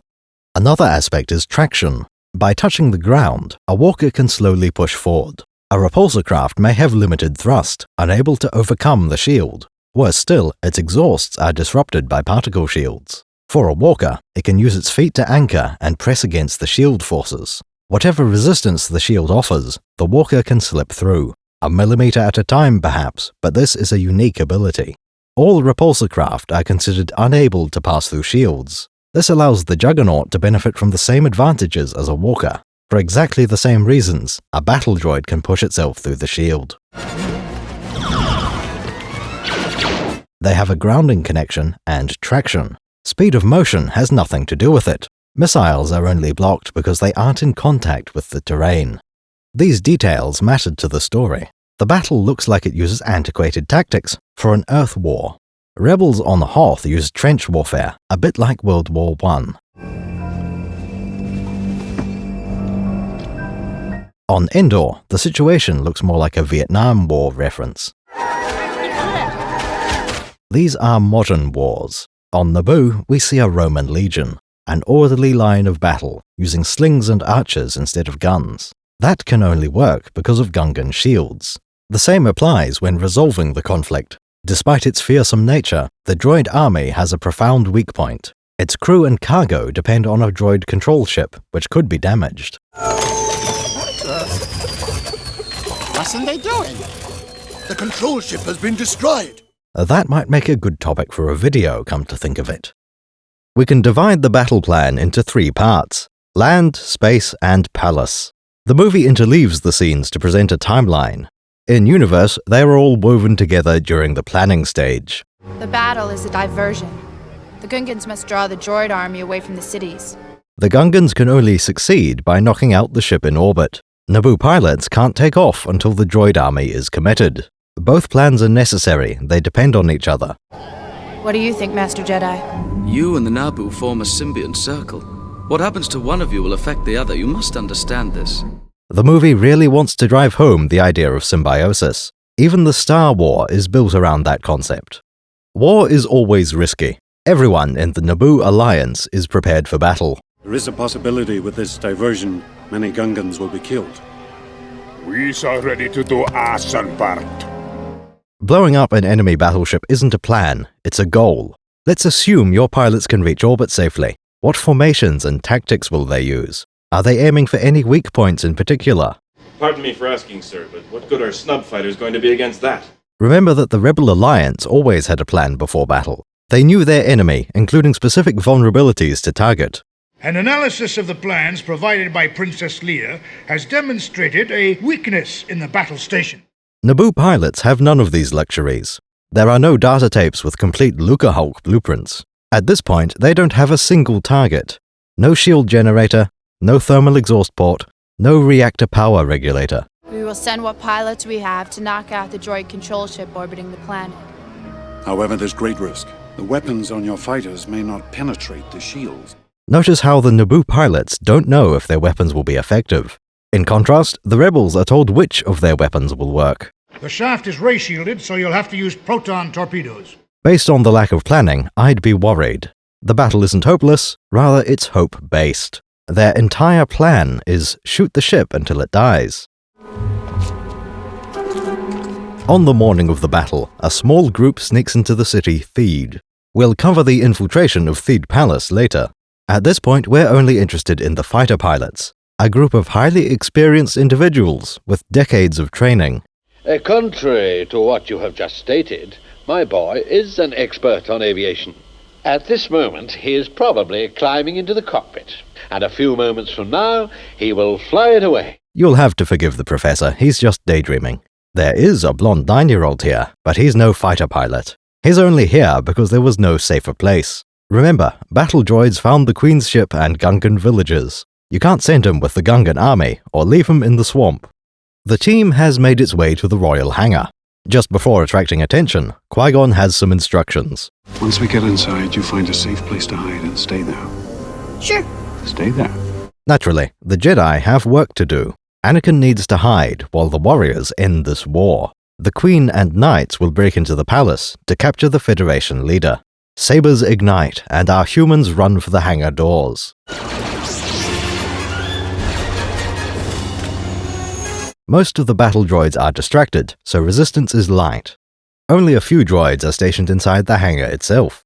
As the doors open, our Jedi deflect all incoming blaster bolts.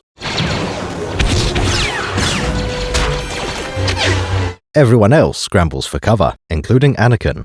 There are several groups within the Naboo forces. First, the ones with the long orange coats are pilots. Yellow with the helmet means a mechanic, the hangar ground crew. The others are all types of Naboo infantry. When they have yellow with hats and armor, those are security guards. Blue with hats are the security officers, a higher rank. Captain Panaka uses this uniform. The final of the relevant types is the Palace Guard. These wear a similar orange to the pilots, without the coat. The most distinctive feature is a highly reflective helmet. Everyone is here to ensure the pilots get away safely.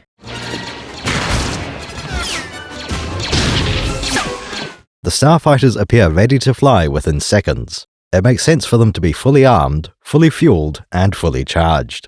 What I find more surprising is the state of the astromech socket. Each starfighter comes with an R2 unit, ready and waiting. Mostly yellow, though with some variety. We know there are other astromechs at this point in the timeline. Hello, boyos.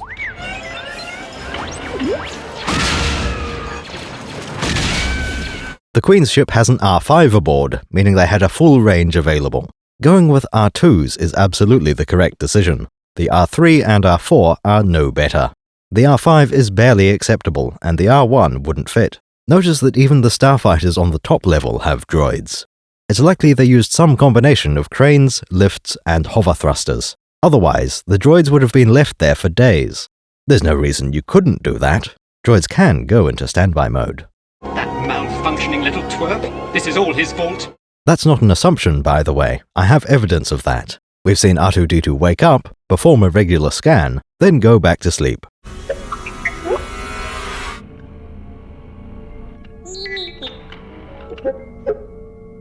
That's clearly shown early in Episode 2. R2 is fully dark, all his status indicators are turned off. Another example is C-3PO in Old Ben's hut. Skywalker and Kenobi were clearly having a personal conversation. 3PO is a protocol droid. Tact and etiquette are his primary function. Sir, if you'll not be needing me, I'll close down for a while. Sure, go ahead. Rather than overhear anything sensitive, 3PO asks permission to shut down. Luke doesn't appreciate how polite this is, but Leia would have. Back to R2 and Anakin, though. Little Annie is having trouble finding a good hiding spot. He ducks behind a yellow box, but that isn't safe.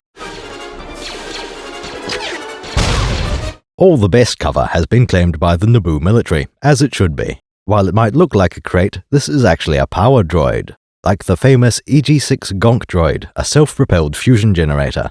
Finally, someone comes up with an idea to keep Anakin safe. Not the kid, of course, it was R2-D2's suggestion. An astromech droid is built around one function more than any other. The casing is constructed to fill a standard starfighter droid socket. Naturally, the first thing R2 thinks of is finding an open socket. The plan is ideal for both R2 and Anakin. Astromech sockets are buried inside the starfighter's hull armor. Cockpits are also built with a few safety features, so that's better than nothing. R2-D2 whistles for the kid, who follows close behind. The short ones will be safe for the rest of this skirmish. By this point, the hangar has nearly been cleared. Many Naboo pilots have reached their N1 starfighters, all manned ships auto-launching. The Queen's party has now been reduced in number. Every pilot they had is now in flight. We can only see one battle droid left. The second stage of the plan has been set in motion. At this point, the Gungan army is already under fire. By the time Naboo ships reach orbit, there will be droids inside the Gungan shield. Not only does Bravo Squadron need to win, it needs to be a fast victory, while there are still Gungans left alive. Back on the surface, the Queen is ready to leave the hangar. We shall deal with her plan to capture the Viceroy another day. My guess is the Viceroy's in the throne room. Red group, blue group, everybody this way. Right now, she is moving on and taking the Jedi with her. Anakin has found a good hiding place. He's as safe as he ever will be. Hey, wait for me! Anakin, stay where you are. You'll be safe there. But I... Stay in that cockpit. On some level, Qui-Gon has to notice the implication. Anakin will have lost count of how many times he dreamt of starfighter cockpits. We already know he's a racing pilot. He can definitely fly in N1. Why would he ever leave the cockpit? Meanwhile, the Queen's party approaches a blast door. This particular door needs to be heavily reinforced to suit its role, arguably heavier than Jabba's door in the Rancor pit. This one needs to hold back a far more ravenous beast, Lord Maul.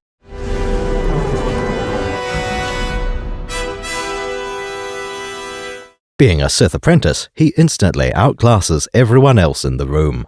On a good day, the entire Naboo military might defeat him. Today, the military is a 20-man infiltration team. Darth Maul could fight all of them at once and still have spare time to duel young Kenobi. Only 2 beings are strong enough to even be relevant in that fight. We'll handle this. We'll take the long way. There has been a change of plans.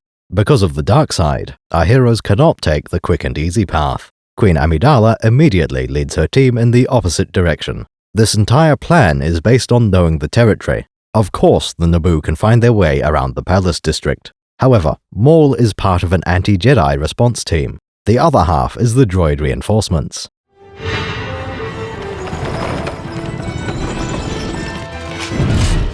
R2-D2 is the first to hear a very distinctive ringing sound. A trio of droidicas transform and roll in, not necessarily in that order. Jedi have trouble defeating a droidica with shield activated. The Queen's group takes cover and starts to return fire.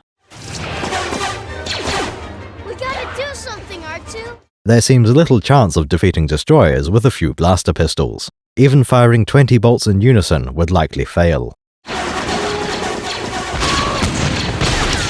There are no weapons heavy enough to overload destroyer shields. Well, except for the ones built into vehicles. Both Anakin and R2 realize they can help, in theory. We would assume R2 has little control over the ship, especially the weapons. Oops,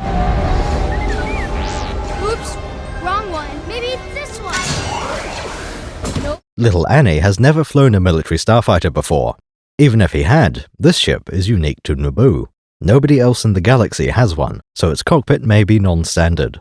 Anakin is capable of reading, but not the labels on the N1. On Naboo, they speak Basic, but have their own alphabet, some kind of oval markings. We are under attack. 3 fighters with some kind of oval markings. Anakin sees controls with labels he couldn't possibly have known how to read. We are meant to think he presses the wrong controls. First, he presses the single largest button in the cockpit. This is the main power for the starfighter. If Anakin hadn't pressed this one, the other controls would do nothing. The next is a large lever, which turns out to control the canopy. That isn't directly helpful, but it would be far safer to have it closed. The trouble here is that I'm not sure how you'd conclude either one is the trigger. Neither one looks conveniently placed to use while flying. They also seem far too large and heavy to be a trigger. If we take Anakin at his word, oops, he didn't mean to power up the ship. Oops, wrong one. Perhaps he's running on Force intuition instead of mechanical experience. As soon as the main power is on, the starfighter floats into the air. It starts to move forward and turn toward the hangar door. Either by timing or manual aim, little Annie destroys the droidicas.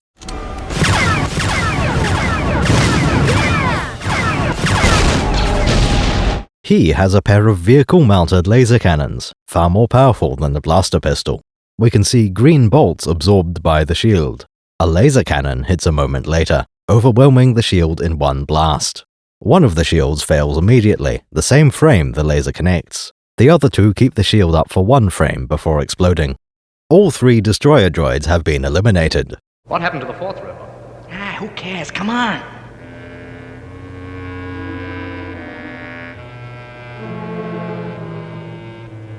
The day has been saved, and the Queen is free to continue on with her plan. Alas, the situation has become much more complex. It's on automatic pilot! Anakin finds that his starfighter is on an autopilot. A lot of people don't appreciate the implications of this tiny detail. I should know, I was one of them. The primary function is to make sure Skywalker is blameless. Getting into the N1 cockpit is perfectly fine. There is no shortage of ships. Trained pilots are the limiting factor.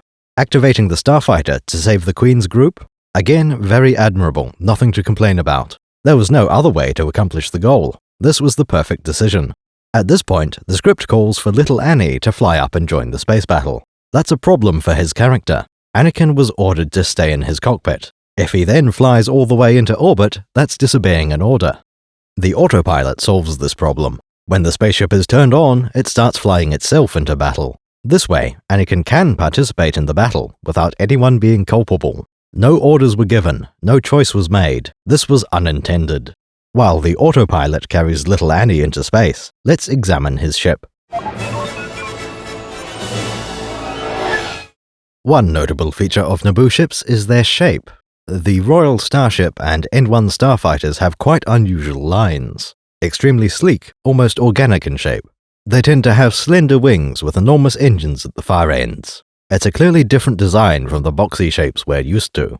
Starfighters in the original movies had flat sides and sharp corners. That's the shape of Star Wars technology in general, boxy and functional. For a vast number of vehicles, all you need to draw them is a protractor and a ruler. Even in the case of more rounded ships, there are boxes underneath. The Gallifrey Yard's transport is a perfect example of that old style. There is an ovoid hull on the outside, but the front exposes an enormous hold of cargo containers. Only 2 examples spring to mind that match Naboo's preferred shapes. The largest ships of the Rebel fleet are from Mon Calamari. As with the Naboo design, these are intentionally different from normal ships. Mon Cals are used to making hydrodynamic vehicles. The other craft isn't a ship at all. Might be our little R2 unit. Hit the accelerator. Luke's land speeder. Its overall shape is very similar to the N1 starfighter. The fuselage is rather curved, and in both cases it's to look stylish. More importantly, look at the engines. Each one has a cylindrical shape mounted on the end of a short pylon.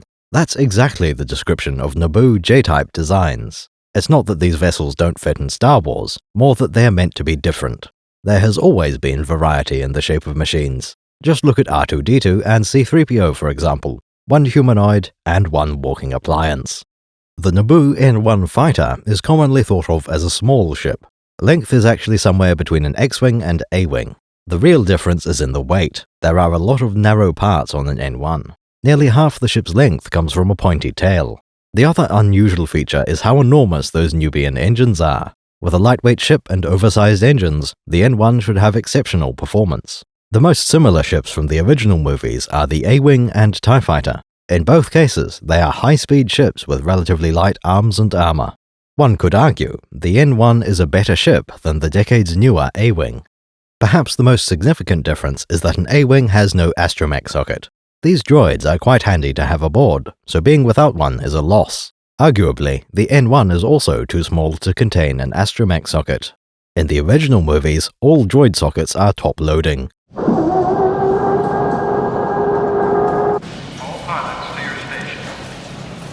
They'll never stop us. That little droid and I have been through a lot together. You okay, R2? The Rebel hangar comes with a set of cranes to hoist an R2 above the ship. This doesn't work with the design of the N1 fuselage. You could add hinged panels, or just load the droid from below the fighter. Even that doesn't completely solve the issue. An R2 unit has shoulders right below the neck. Take care, my little friend. That's a fairly good place to keep your shoulders, definitely in my top 10. Because of the unusual shape of the N1's hull, those leg shoulders should stick out. There simply isn't room for an R2's legs to still be attached. We could speculate that the legs come off, stored below the droid's body. Officially, the answer is that the head extends up by an entire body length. The droid's legs stay down in the wider part of the ship's hull. There isn't room there either. That area isn't tall enough. This requires yet more lore to explain. The cross-sections book says that the legs of an R2 can telescope into themselves. A fat, pompous, bad-tempered old tough. So far, we've added 2 unexpected details to fix a design flaw. In Episode 2, this explanation becomes even worse. We see a close-up on R2's legs, and there is no telescopic mechanism. In fact, the space inside an astromech leg can be used for hover thrusters. I've never heard someone explain how these details are supposed to coexist. These mistakes could have been foreseen, and maybe they were. Either nobody noticed, or it was considered unimportant. Personally, I don't find the sizes all that bothersome. What really bugs me is that the design mistakes didn't need to exist. Concept art for the N1 accounts for the droid socket. We can clearly see the ship is wider, leaving room for a droid.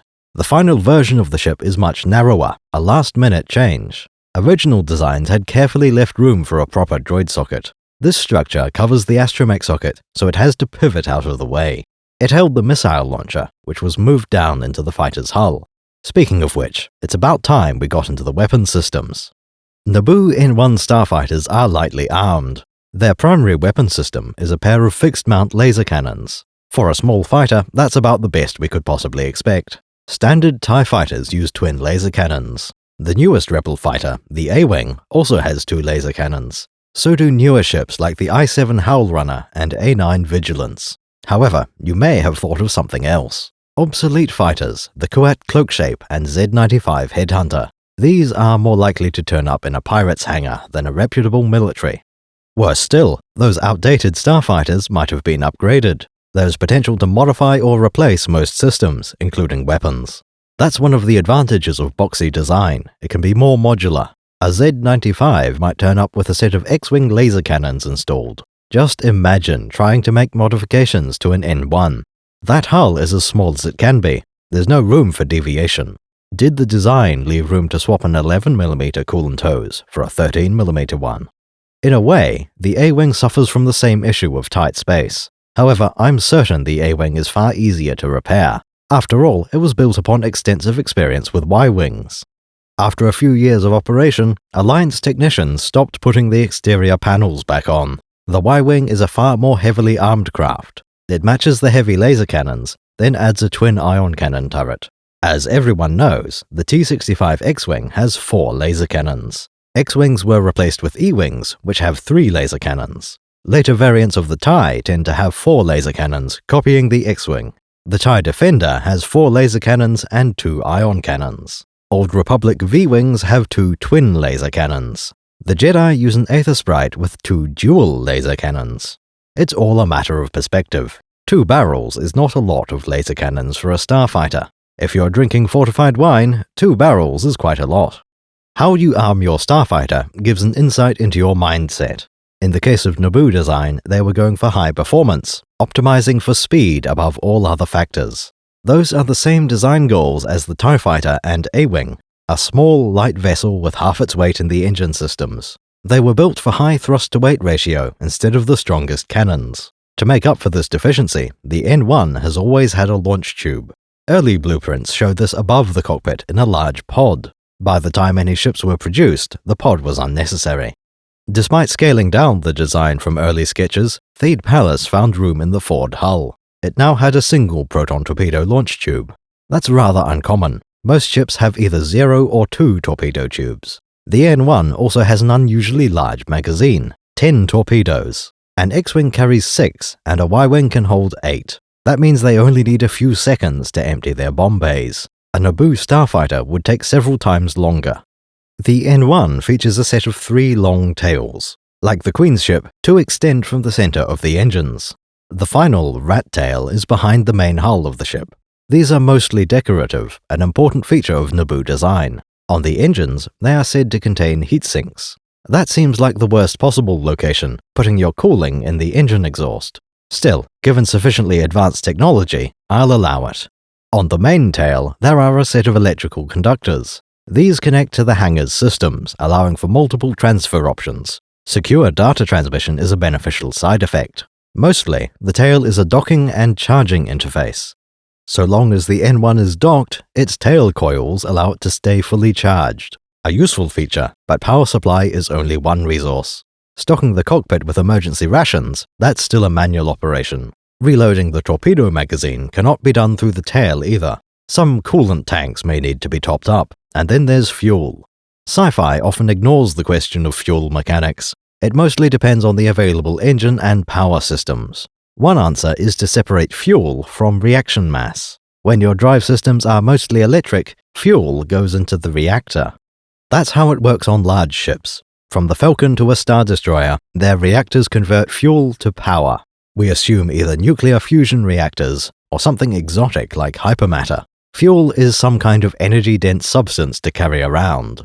Antimatter would be the most efficiently compressed way to store your fuel. With all the containment hazards, antimatter's usually more trouble than it's worth. The other possible meaning of fuel is more rocket-based than electric. Fuel is the substance that goes out the engine exhaust. In a conventional rocket, they use internal combustion engines. We mix fuel and air, ignite them, and exhaust comes out the nozzle. Electric spaceship drives are quite different, more like a steam engine. Fuel is burnt elsewhere, making them external combustion engines. Apart from electricity, the engines also consume reaction mass. We're burning too much fuel too fast, and at this rate we could run out of reaction mass and wind up on the drift. Yeah, but Naomi, we're going to I.O. A reference to a certain Newton chap with his equal and opposite reaction. Unlike normal fuel, reaction mass can be completely inert. This doesn't work like petrol. It doesn't ever need to burn. Which brings us to Naboo design philosophy and their engines. Someone decided that Naboo would be very eco-friendly. You would never find a plastic shopping bag drifting through their swamp. This extends to their clean-burning spaceship engines. As with the Naboo Royal Starship, most components are from Nubia. The N1 Starfighter uses modified Nubian 221 radial sublight engines. We covered radial engines when discussing the J-type classification. In short, radial engines are inherently more efficient and high velocity. Naboo then modified these to reduce harmful emissions. I have 2 objections to this. You'll be malfunctioning within a day, you nearsighted scrap pile. First of all, I'm not convinced there is any burning inside the engine. Second, the emissions should not be harmful either. The reaction mass used in sublight engines can take many different forms. We see mention of the Falcon using volatile liquid metal fuel. That makes perfect sense to me. A nice, heavy magnetic substance. Han is going for high performance above all else. If you're concerned about exhaust emissions, just use a different reaction mass. Surely, nobody would object if your exhaust is pure argon.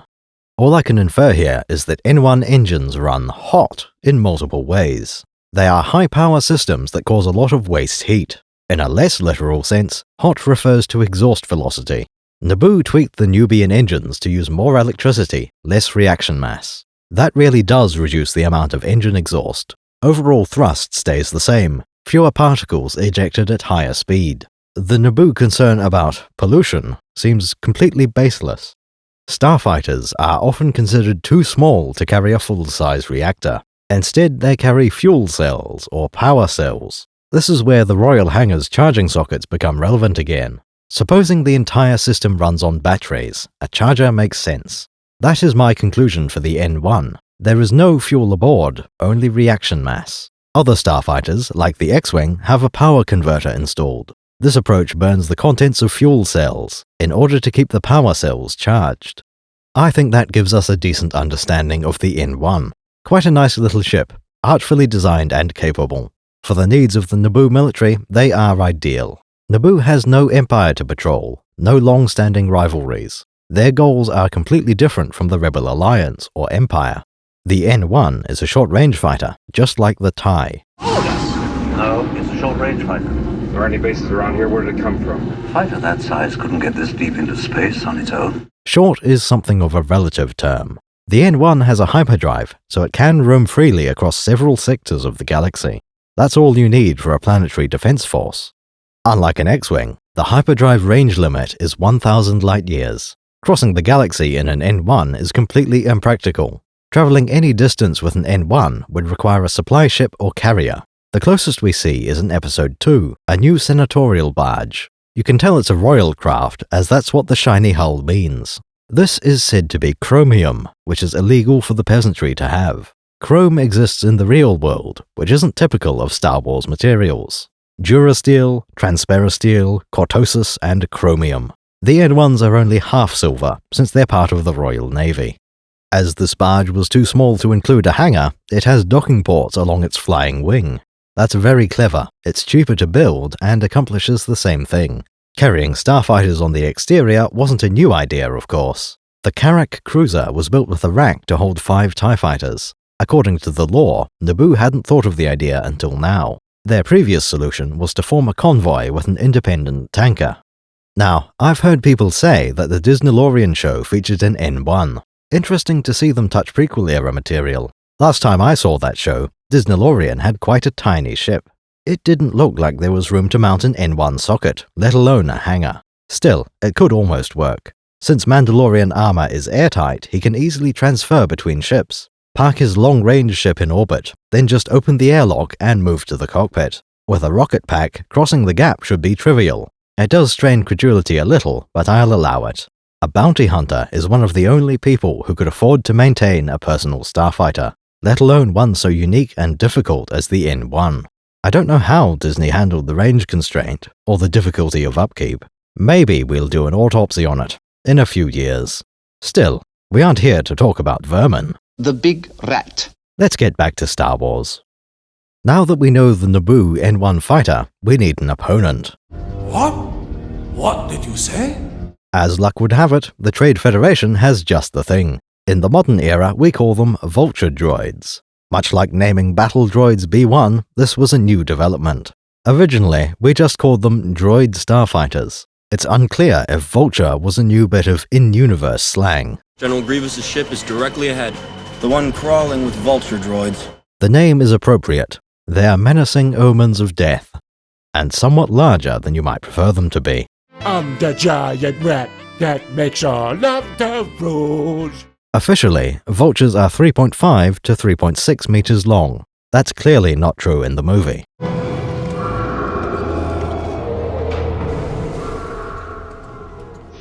Vultures are roughly 5 times the height of a B1 battle droid. A B1 is 1.9 meters tall, so should be at least half as tall as the Vulture. Joint starfighters must be at least 10 meters long. As it happens, that's exactly the size of a small starfighter. One of the defining features of the prequel era is what's missing.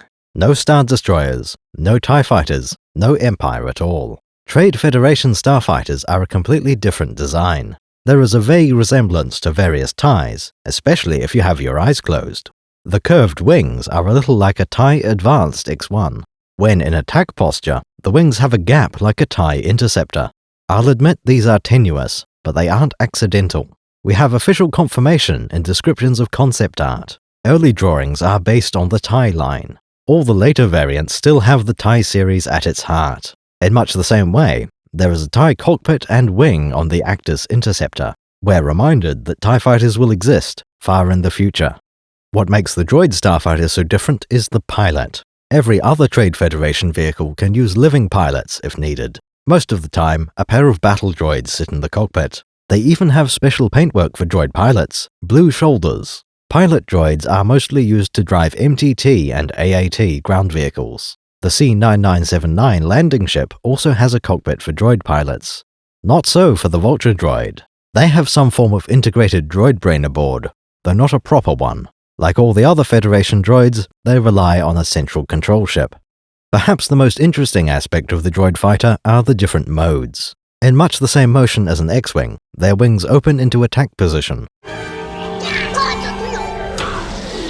Technically speaking, this makes them Decepticons. Unlike the X-Wing and N1, Vultures have no landing gear. When they return to roost, droids lock into racks on the ceiling. That's much like the way TIE fighters are stored. It makes even more sense for droids, which you can run from the carrier's main power. In other situations, Vultures transform into a walking mode. They are enormous. They walk on knives. Without this feature, these would be only starfighters. Walk mode is equivalent to the pilot getting out. As a Naboo pilot, there is one system that concerns you most. What weaponry does the droid starfighter have? A very similar set to the N1, but superior in every way. It has 4 laser cannons instead of 2. For torpedoes, it has 2 launch tubes instead of 1. The only question is the quality of each weapon. Some labels say blaster cannon instead of laser cannon. That could mean a far smaller and weaker type than the N1 laser weapons. Laser and blaster refer to the same technology, just at different power levels. The other detail is the torpedo launch tubes. Instead of the classic proton torpedo from Episode 4, Vultures use something different. It's called an energy torpedo, which isn't a term I would have used. The cross-sections don't show any ammo storage near the torpedo tubes. We have to conclude these fire energy bolts instead of a metal cylinder. I tend to think of a plasma bomb launcher, a semi-stable containment envelope. These can hold together long enough to reach a target, splashing on the hull.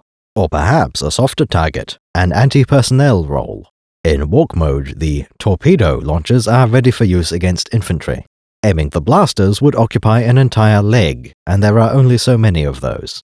Energy torpedoes are a great idea. They have virtually unlimited ammunition, given enough power. An exceptional way to increase the threat of a starfighter. There's a slight hitch if you believe in plasma blasters, because these aren't the same weapon. Surely they can't both be plasma throwers. The other drawback applies in-universe as well, shield interaction. Normally, torpedoes and missiles are physical. They can bypass ray shields, as in Episode 4. Energy torpedoes fail at their original role, a secondary damage type. Short of their walking claws, Vulture droids have no physical weapons, an interesting weakness that is never explored in the movies. With that background in mind, we can analyze the space battle. By the time we rejoin him, Anakin has left the atmosphere. The droid control ship is straight ahead. Look! There they are! That's where the autopilot's taking us! He catches sight of Bravo Squadron, already attacking the Federation ship. Bravo leader is our friend Rick Ollier, greatest pilot in the fighter wing. It's unclear exactly how long they've been fighting so far. The first we see is a diving attack, at least 5 fighters swooping down from above. There are only about a dozen N1s, so this is half their strike force. This flight path was well chosen. It does offer a little protection. Most of the quad laser batteries are on the outer edge. Their firing arcs have a massive blind spot, above and below the ring. Against a diving attack, only a few turrets are relevant. 3 quad lasers on each side of the dorsal antenna farm. We can assume there's a similar set on the ventral side. The Naboo tactics seem good so far. Getting in close will make it easier to dodge, and exclude most incoming fire. At this point, Rick Ollier confirms the deflector shields are working. The deflector shield is too strong! We knew this might be a problem, as Qui-Gon had warned us earlier. However, there's great risk. The weapons on your fighters may not penetrate the shields. The Naboo fighters are slowly being picked off. Their attacks seem to cause little damage. We even see the use of their proton torpedoes. They behave much as expected, apparently bypassing the ray shields to touch the hull. It's away! Negative. It didn't go in. Just impacted on the surface. This lines up with the original movie's use of torpedoes. They can go through ray shields, but they aren't magic. Hitting a large ship with proton warheads will have little effect. Unless you hit a weak spot, the damage is superficial. It would be a little easier if our heroes could use their laser cannons. What if the N1 fighters fly closer, going inside the ray shields? AT-ATs and B-1s did this when faced with a too strong shield. You may remember a line from the original movie, Episode 4. We're passing through the magnetic field. Hold tight. Switch your deflectors on double front. Red Squadron can fly right through the Death Star's defense field. Why don't the Naboo pilots try the same thing? They say magnetic instead of deflector, but that's consistent. The Death Star uses magnetic fields for atmospheric containment in its docking bays.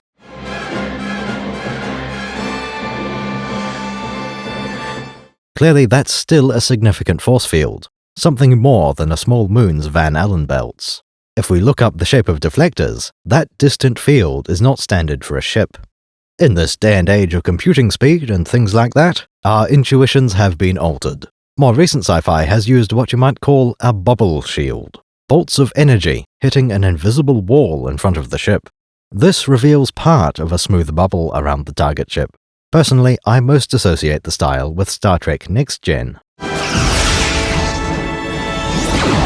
Those visuals were created by Lucasfilm before the time of the prequels.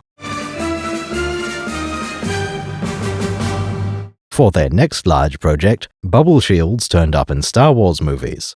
Droidekas and Gungans have quite elaborate shields, but only in atmosphere. Spaceship shields mostly remain invisible, as they always used to. If you imagine bubble shields, there is quite a lot of empty space. Ships in Star Wars use a completely different shape. Ray shields exist as thin layers above the ship's hull. They range from millimeters to centimeters thick. Deflectors are ship shape in the most literal sense. Star Wars fans knew this for years before the prequels were made. As it happens, the movie got this detail right. Shields up. That's just how the universe works. I don't make the rules. Anytime you see a spaceship with bubble shields, it's probably not Star Wars.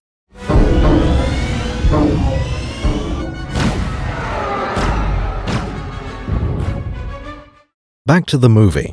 Anakin has flown into battle, following an automated attack pattern. This is tense! R2, get us off this autopilot. It's gonna get us both killed. For a trained Naboo pilot, this wouldn't be an issue. He would be able to read the labels and disable the autopilot. The only text Annie can read is on a screen, using standard Aurebesh letters. This display is little to no help. It just repeats what R2 said. Like his son, Skywalker can converse with an R2 unit. Go back? Qui-Gon told me to stay in this cockpit, so that's what I'm gonna do. There's nothing wrong, R2. Just setting a new course. As men of culture, both Skywalkers have subtitles turned on. R2 has just suggested not being in the thick of battle. Get it, R2! Okay, let's go left! With Anakin flying around the droid control ship, it's too late to turn back. He wouldn't be any safer if he turned around and flew away. All that would accomplish is letting the vultures take a free shot at him. The kid attempts to use his established skills to survive the dogfight. He flies close to the ship's hull, weaving between towers and satellite dishes. Computers might be better at three-dimensional thinking than some kid. But if there's one thing vultures are not programmed to handle, it's an outer rim pod race. Treating the battle as an obstacle course across the hull has some benefits. With a huge ship on one side, that acts as cover from droid starfighters. That's the context. He's trying to transfer his skill and experience to space. I'll try spinning. That's a good trick. For a pod racer, spinning is quite exotic. In a starfighter, well, that's more debatable. It sounds like the sort of tip you overhear in a cantina, not real wisdom. If Anakin had been a pilot instead of listening to them, he might have known better.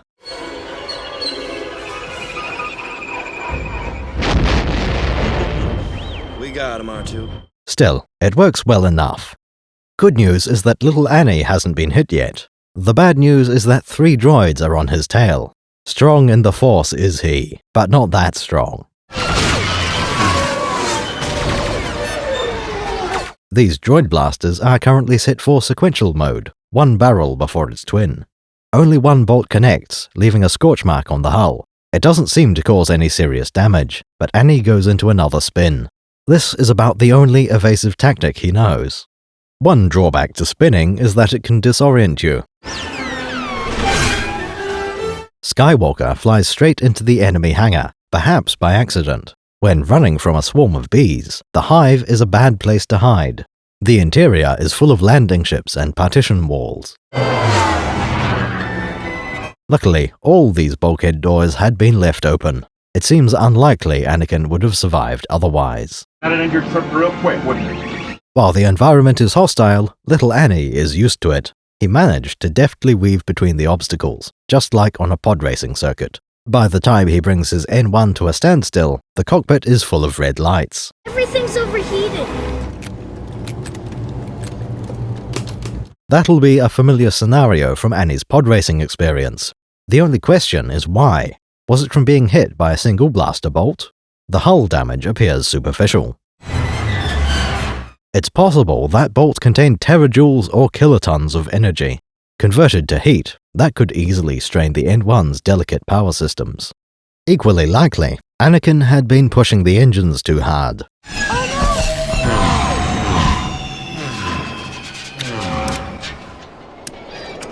He has no idea what the limits of an N1 are.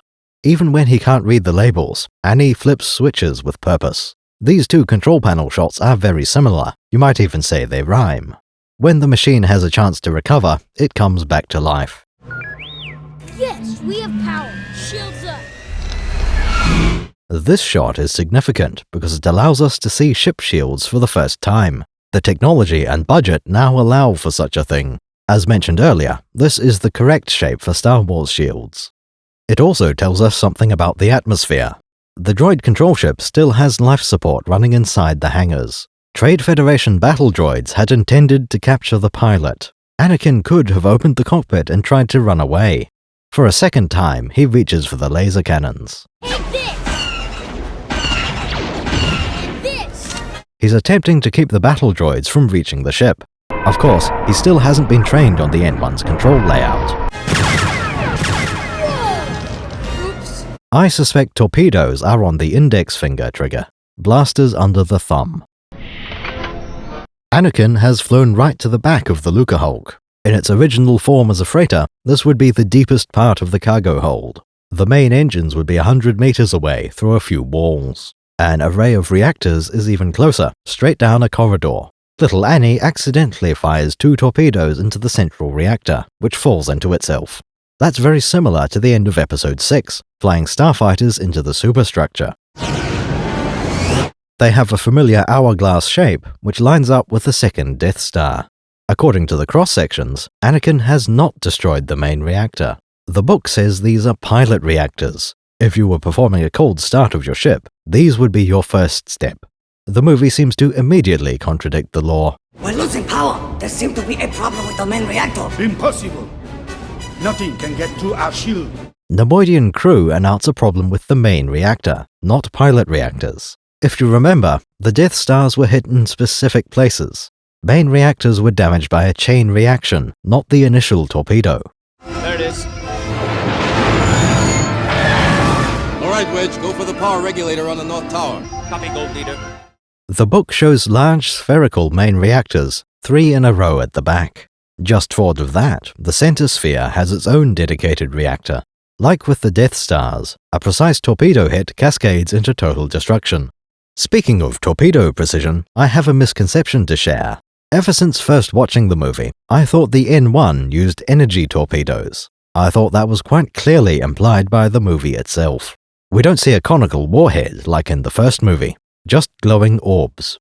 The most convincing evidence was the torpedo tube itself. When we see it fire, there are a series of lines running along its length. They look a bit like rifling on a cannon, except the grooves don't twist. In the split second they're on screen, I saw a set of dark slats. thin sheets of metal that completely block the torpedo tube.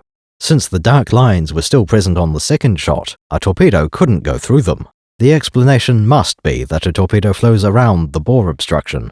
Did anyone else see the same thing? Perhaps it's more likely if you watched episode 1 on VHS tapes. Young Skywalker has spotted the potential danger. He disengages the repulsor lift handbrake and hits the throttle. Let's get out of here. The entire ship is doomed anyway. Luckily, none of the bulkhead doors had been closed in the meantime. For those who remember the marketing for episode 1, the next shot will be familiar. This 2-second clip was everywhere in 1999. It will have been in trailers, on the back of DVD cases, completely inescapable. In the actual movie, I barely saw it on first viewing.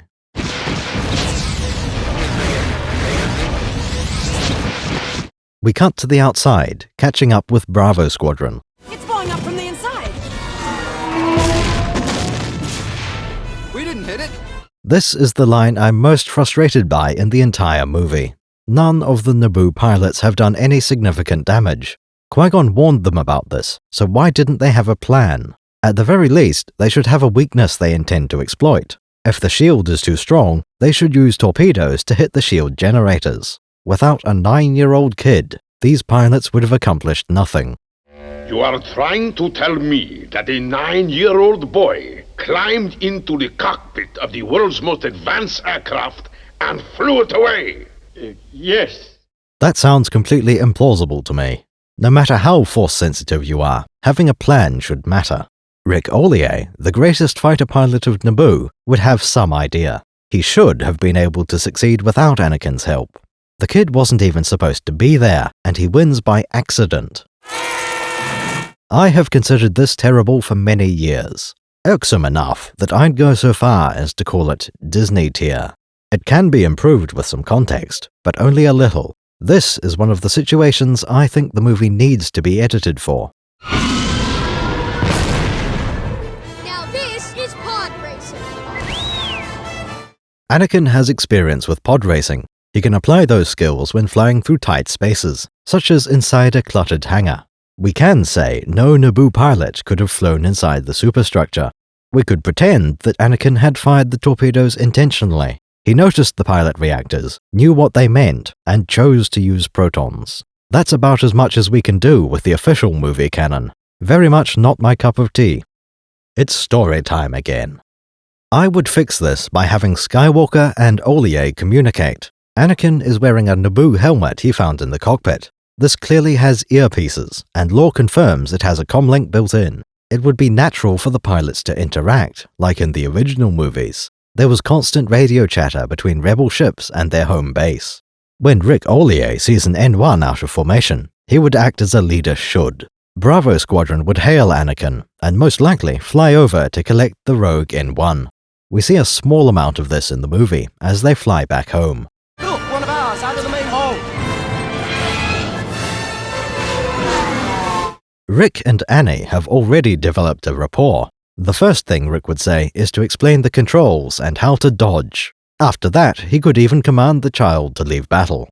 I suspect that's the true reason, just like with the autopilot. Not wanting anybody to be responsible for Anakin's presence in battle. That isn't important to me in the slightest. I have different priorities. It would be better if Rick and Annie both contributed something. Perhaps the kid accidentally flies into the ship, and he reports back. Using his technical knowledge, he tells Bravo Squadron what to do. If the rebels have obtained a complete technical readout of this station, it is possible, however unlikely, that they might find a weakness and exploit it. Anakin notices a set of pilot reactors, sees how they're configured. This is a jury-rigged freighter, not a proper battleship. He asks Bravo leader to synchronize an attack on the Lucahulk's main engines. At the same moment, Annie will hit the pilot reactors with proton torpedoes. This is what causes the starboard main reactor to run away, destroying the ship. Bravo leader should not listen, but Rick Ollier goes along with it.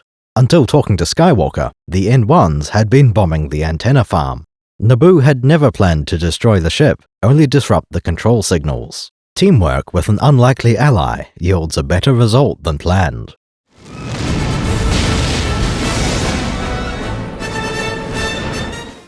Personally, I find this solution far more compelling. It makes the challenge seem more serious, the victory more skillful. Skywalker's lucky shot should reduce the casualties to Bravo Squadron. They would have won anyway, but only after a long and bloody struggle. Either way, it ends in a victory. The Gungan army has been saved. The droids are no more. Naboo has regained control over its own star system. There is a scene I've intentionally avoided covering. The planning stage wasn't relevant to those earlier parts. Everyone can understand blowing up a giant spaceship or two armies fighting.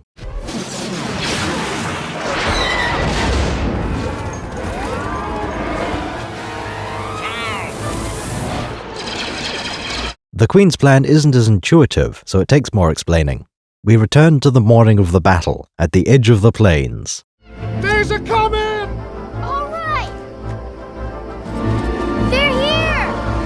A Gungan scout spots a set of incoming land speeders. Skywalker runs into the forest where several people are gathered, around a blue land speeder, the Giant model.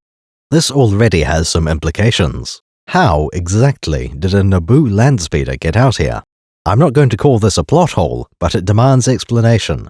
There was no room to carry it aboard the Queen's royal yacht. It seems unlikely for the Gungans to own a Naboo-made speeder, though not impossible. Perhaps there are traders who prefer land speeders to Philomposet wagons. We could say C.O. Bibble had a secret garage built in the middle of a swamp, just in case. More likely, these land speeders had been claimed from the cities during the night.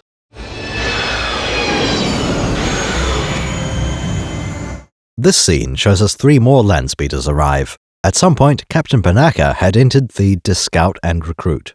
Captain? Your Highness. What is the situation? Based on the evidence from the movie, there have been multiple trips back from Theed. Someone obtained at least one land speeder, the blue one from the meeting. We also know Panaka went into Theed and returned with several vehicles. It's unlikely Panaka walked all the way into town. Did he ride a Cardo to the outskirts of the capital city? I suspect the land speeder theft took place in the middle of the night, after the negotiations.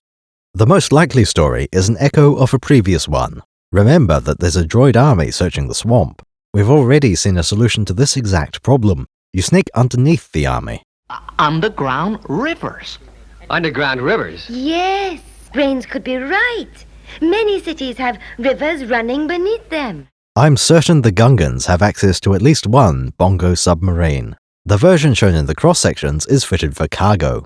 A Grand Army transport bongo is rated for half a dozen Gungan warriors. Give it a Gungan driver and a payload of Naboo's stealthiest. As established right at the start, a bongo can surface inside the city. This is lovely.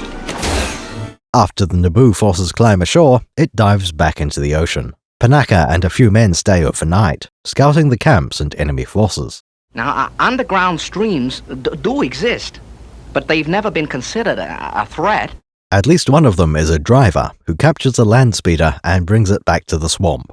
A few of these are ready for use the next day. It would be sensible to have sent several drivers out, so you have enough seats for everyone. All the humans need to enter Theed, the pilots and the infiltrators. This entire plan relies on being able to transport a few dozen people into Theed hangar. The Royal Starship would have been an option, but that's already in enemy hands. We already located the starship in the swamp. It won't be long, my lord. Having enough land speeders would be critical.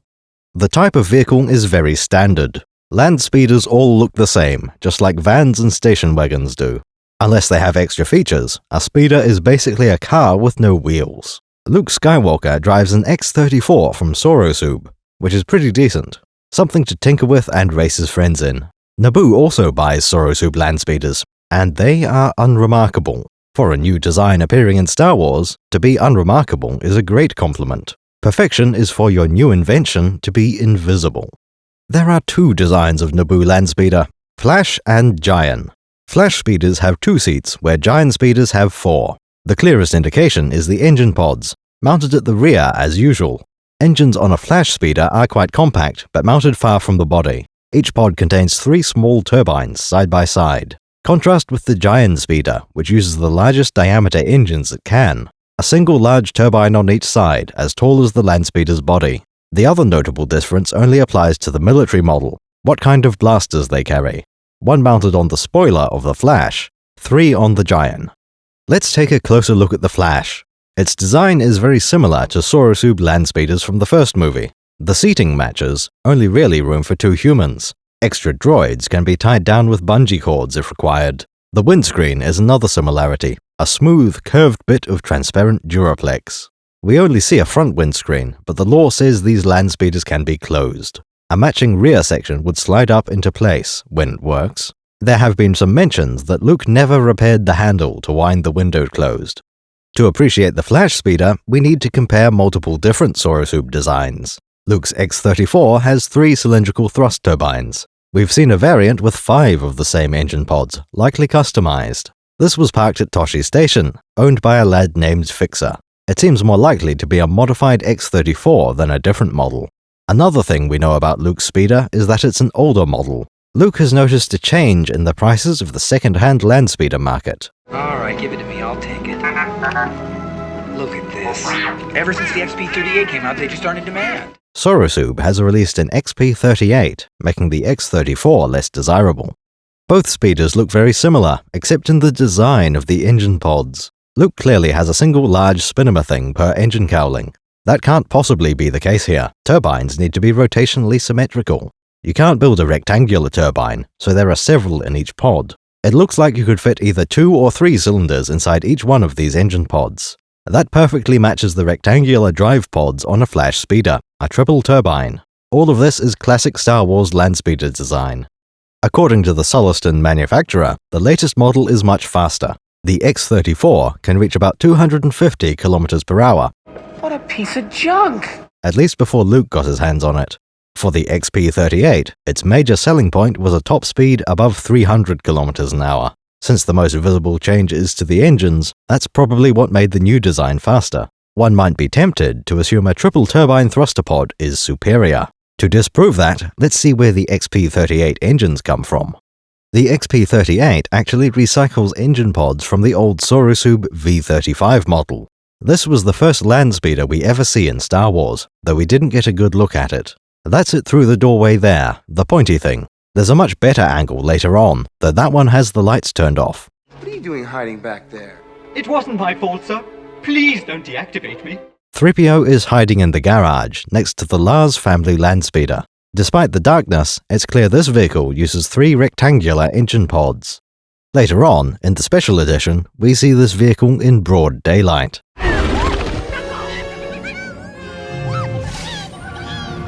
The Sorosub V-35 Courier is quite an old model of land speeder. A very sensible design, reliable and spacious. However, it is completely unsuitable for hooning around like a maniac. Its cruising speed is only 100 km an hour, making this the most boring hovercar in the galaxy. Once you're aware of the V-35, the design process was obvious. An XP-38 is just an X-34 with engines from a V-35. That's a safe way to build new designs for Star Wars. The implications are interesting, though. Because of the implication. This rectangular design started out on the slow vehicle, then was put on a fast one. We can't explain that just by saying it uses a lighter repulsor lift generator. The latest model of speeder must have more powerful engines than its ancestors, despite being the same size. Luckily, we have enough lore to make sense of the situation. Engine noise for an XP-38 is described as excessive, particularly by modern standards. It's quite likely that V-35 engines have been refined over the years. For an XP-38, they just overrun the engines and ignore the screaming of the turbines. To reach a given airflow quietly, we prefer larger fans spinning slowly. Hey guys, my computer seems a little bit louder.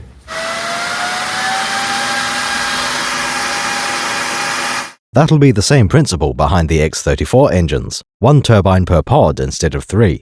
Performance is similar, but a single turbine can run at much lower RPM. I should also stress that these are more like fans than jet engines. That is to say, there's an electric motor driving the fan blades. Basically the same scenario as a Podracer, except without using an afterburner. There is no fuel being burnt inside the land speeder turbines. They aren't combustion engines. This shouldn't be a surprise. It's specifically mentioned on all 3 original land speeders. The body of each vehicle holds a large repulsor lift generator. Thrust turbines are consistently said to draw power from the repulsor lift system. There's no way this was an accident. It's too specific an idea. Landspeeder propulsion systems use a central generator to power the drive impellers. If we look at the cross-sections from a Disney book, they didn't know about the lore. This drawing shows a standard jet engine with fuel lines running to a combustion chamber. A jet would be the natural assumption if you had never looked up the lore. Compared to the existing landspeeders, the Flash is a brilliant model. It uses similar engine pods to the XP-38, but without being a direct copy. There are only 2 pods, and the Flash has a considerable advantage to its wingspan. That should allow better leverage for turning, making the Flash quite agile. The other new model, the Giant Speeder, takes quite a different approach. A V-35 has 9 turbines, a Flash has 6, an X-34 has 3, and the Giant has 2 very large ones. You might even say they're gigantic. The Giant is about 1 meter longer than the Flash. While it may have larger engines, the construction is also much heavier. Giants have a more sturdy chassis, as well as decent hull armor. In terms of top speed, we see similar performance for both Naboo designs. Flash speeders have much smaller engines relative to their body size. They are described as the high-speed ones, so this must be a suitable amount of engine. For the Giant Speeder, there are no wings to mount thrust pods at the end of. They are still mounted at the rear, but they don't protrude past the speeder's body. These ones also have an interesting exhaust nozzle, something similar to a cone. Of all the differences between land speeders, weapons are the most obvious. These speeders have their own civilian variants, only the security forces are armed. For the Flash model, there is a single repeating blaster on a swivel mount. It's located right at the back of the vehicle, on a spoiler between the 2 engine pods. This one is set up to fire in any direction, including forward. The height of the mount ought to let it fire over the heads of anyone aboard. Flash blasters would not be considered a laser cannon, they're too small. A weapon of this type would be excellent for pedestrians and light vehicles. Against a tank, less so. Giant speeders use a completely different layout. Instead of a single blaster, the military version carries 3 laser cannons. These are all in the front of the Giant, 2 on the sides and 1 on top. Each side mount appears to have quite a large range of motion. They are labeled as Light Repeater Laser Blaster. That implies a less powerful bolt with a high rate of fire, a fine trade-off to make. Much the same as the Flash's Pursuit and Defense Blaster, except with a different balance.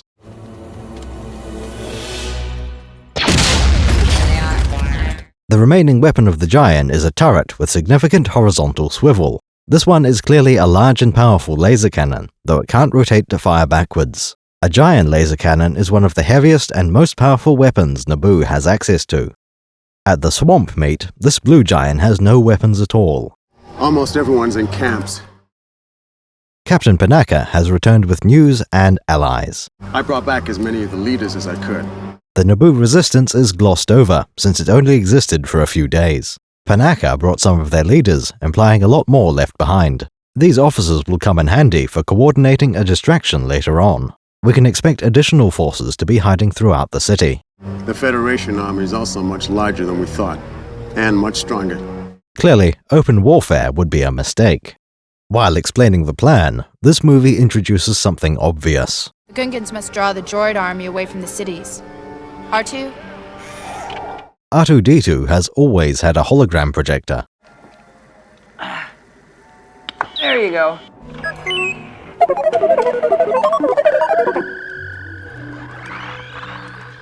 In Episode 6, we see a holomap being used during Admiral Akbar's briefing. The data brought to us by the Bothan spies pinpoints the exact location of the Emperor's new battle station. It makes perfect sense to use an astromech to project your plan like this. These tools exist in the galaxy, so we'd expect our characters to use them. Enter the city using the secret passages on the waterfall side. Once we get to the main entrance, Captain Panaka will create a diversion. Then we can enter the palace and capture the Viceroy. Retaking your own palace is quite a common scenario, no matter which planet you're on. The invaders don't know how to guard the secret passages, at least not after moving in yesterday.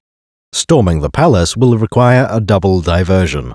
Most of the droid army will be out of town to visit the Gungans. Panaka then needs to distract the remaining battle droids. The Queen will move through the palace to put Viceroy Gunray in checkmate. Without the Viceroy, they will be lost and confused.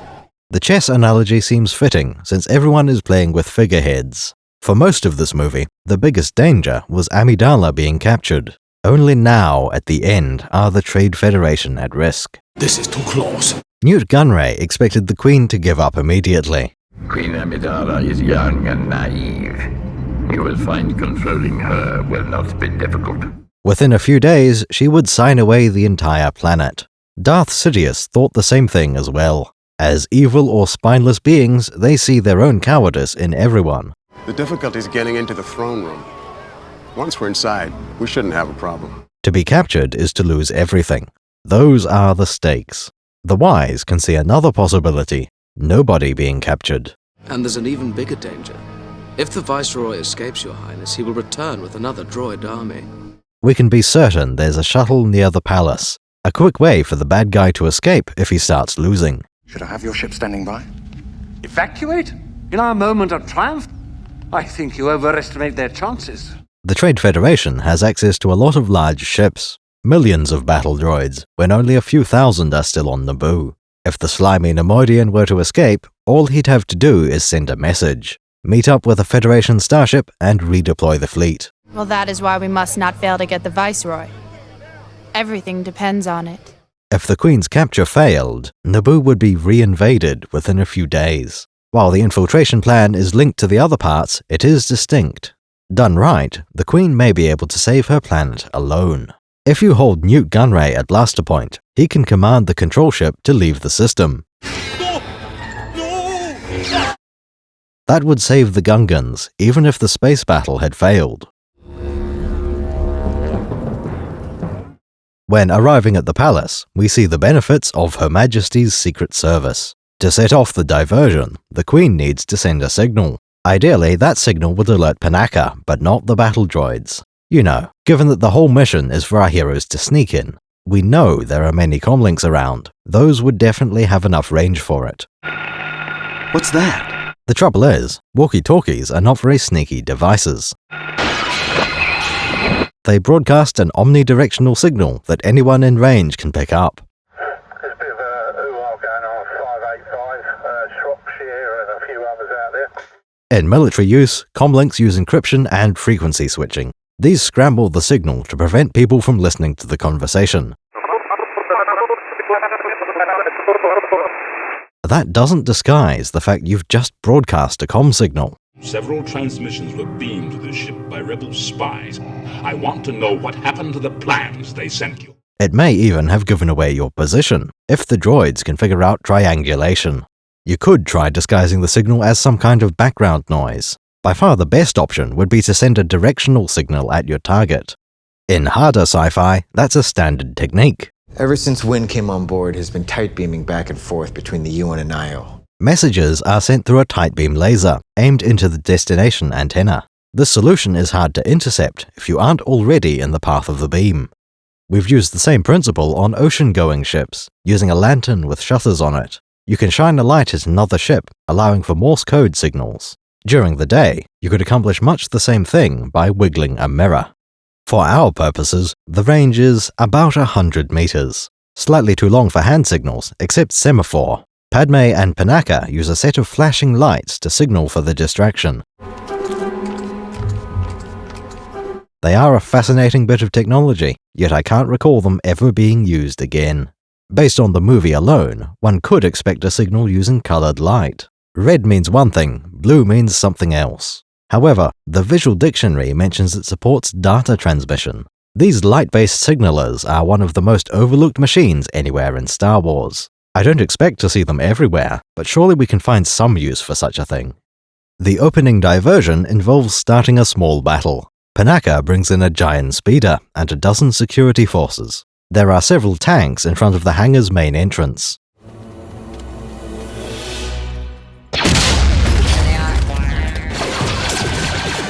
The Giant carefully lines up a shot with its main laser cannon. It seems to impact on the front armor, just to one side on a sloped panel.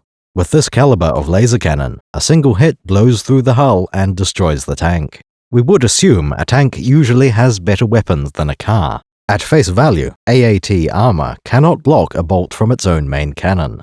Alternatively, out on the rear section there is an exposed power converter. Hitting one of those might cause a lot of damage, without compromising the armor. As one might expect, blowing up a tank in view of the palace is distracting.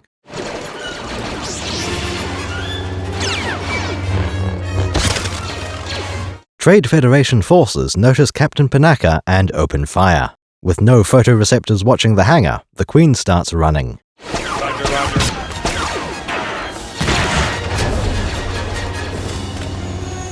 Now that the team has gone loud, the entire plan has a ticking timer. Within a few hours, the Gungan army will be defeated. There are only minutes left before the palace is fully alerted. Outside, the remaining droid tanks are just starting to move. Captain Panaka had already planned to retreat, drawing the battle droids away before scattering. A flash speeder fires a parting volley from its blaster before scooting around the corner. The element of surprise has been exhausted. I thought the battle was going to take place far from here. This is too close. Newt Gunray now knows most of the plan, the Gungan army and the palace. If he had left now, he could have brought an entire fleet back. Though they do appear concerned, the Neimoidian leaders don't expect to lose. As we know, two critical parts of the plan take place in Theed. Launching N1 fighters is by far the more urgent. Getting into the hangar promptly will save Gungan lives. As soon as the pilots are away, Naboo forces will abandon the hangar and travel to Theed Palace. Though she sticks close to the Jedi, the Queen leads from the front.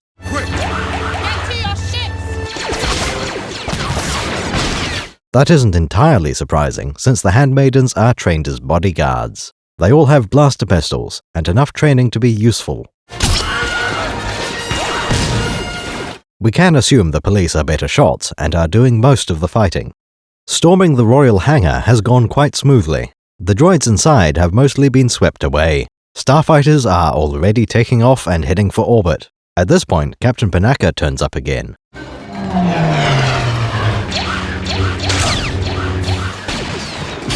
He had been assigned to create a diversion, so it's a little surprising to see him now. Their speeders would have retreated into the city, while infantry fell back toward the hangar. Now that the infiltration team is inside, it makes sense to regroup. My guess is the Viceroy's in the throne room. Red group, blue group, everybody this way. At this point, we should note the city layout. We are currently in the royal hangar, which is a short walk away from the palace. Remember, at the start of the movie, the Queen was being moved away from the palace.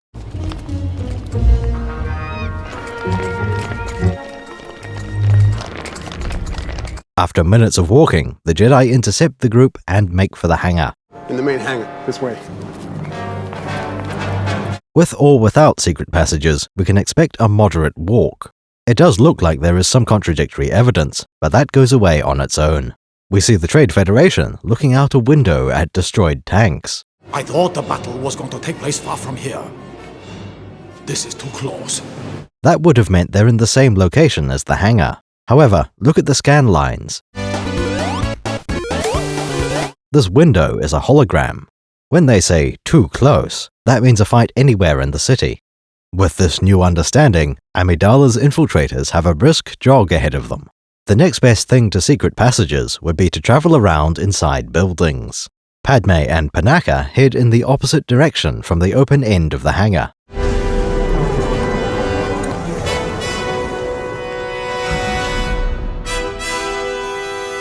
Well now, this might be an issue. Darth Maul wasn't part of the plan. It was a known risk factor. Maul adds a fourth perspective to the Battle of Naboo. He'll also demand a dedicated episode of the circus, so we'll ignore him today. We'll handle this. We'll take the long way. With all Force users out of the way, the Queen takes a less optimal route. They wheel about and head for one of the other doors. This side has a similarly impassable barrier, some wheel droids. Hi, doggy. Each destroyer is worth several ordinary battle droids. Minutes ago, this same infiltration team cleared a hangar of B-1 droids. That earlier fight wasn't particularly challenging. Quite a different story in the case of droidicas.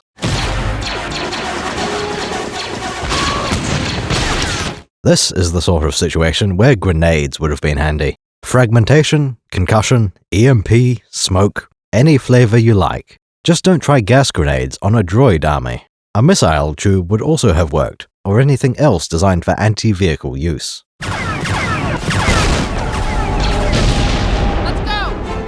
As we all know, Anakin saves the day from the N1 cockpit. I'm sure Padme realized who was aboard, along with half the soldiers.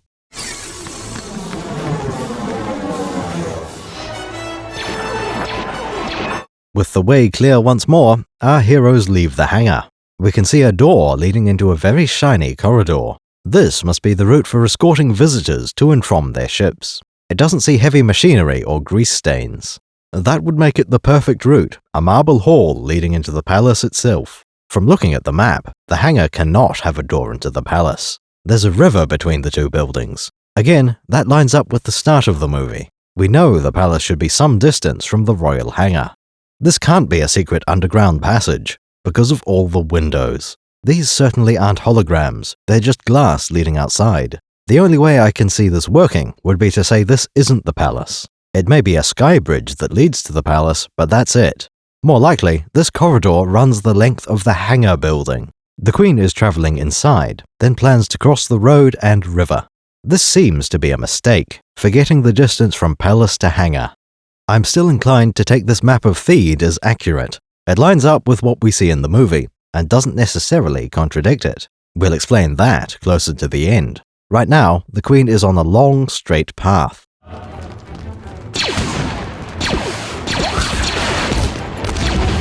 Tactically speaking, this is a bad situation. Your entire forces are funneled through a narrow pass. Being deep in enemy-held territory, there are several battle droids ahead. The Marble Hall does offer great cover, in the form of great columns.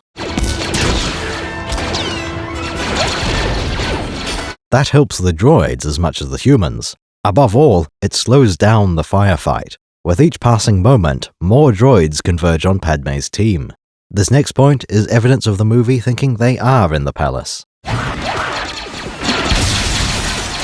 Our buddy Panaka decides he doesn't like the look of a window. This represents a change of plans, something that hadn't been discussed. To avoid droid reinforcements, the team will climb out the window. But don't be alarmed, we're here on official business. Traveling on the outside of a building would be quite unexpected. The infiltration team maintains covering fire and crosses the room.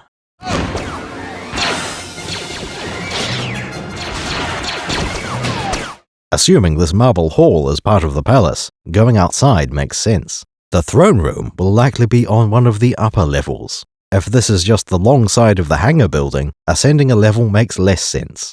Ascension guns! Everyone takes up position on the windowsill. This is where we see another set of overlooked devices. Panaka names them Ascension guns, a term that I've never heard mentioned elsewhere. Ascension guns! They're quite a nifty idea, and they have some basis in existing lore. Against an AT-AT, Luke climbs up using a similar kind of device.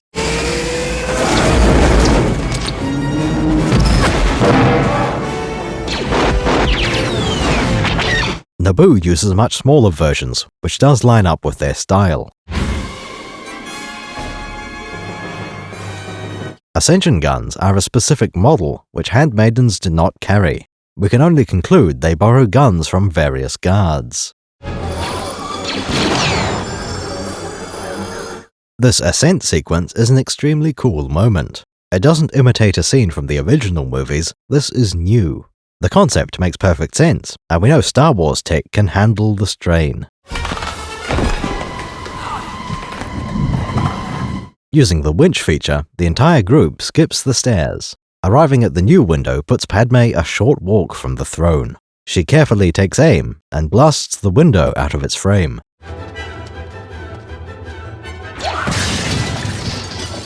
The group carefully steps down and prepares its next move. More Naboo guards are coming, having stayed down below to protect the broken window from following droids. This may even be when the handmaidens get separated. After her! This one's a decoy! At this point, we need to examine the weapons used by the Naboo infiltration team.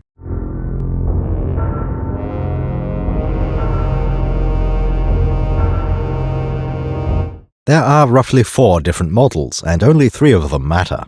Let's start with the one that we don't find interesting. Certain types of soldiers are given cheap weapons. The rank-and-file security guards are issued blasters from Corellian Arms. These are CR2 blaster rifles with a vertical front grip.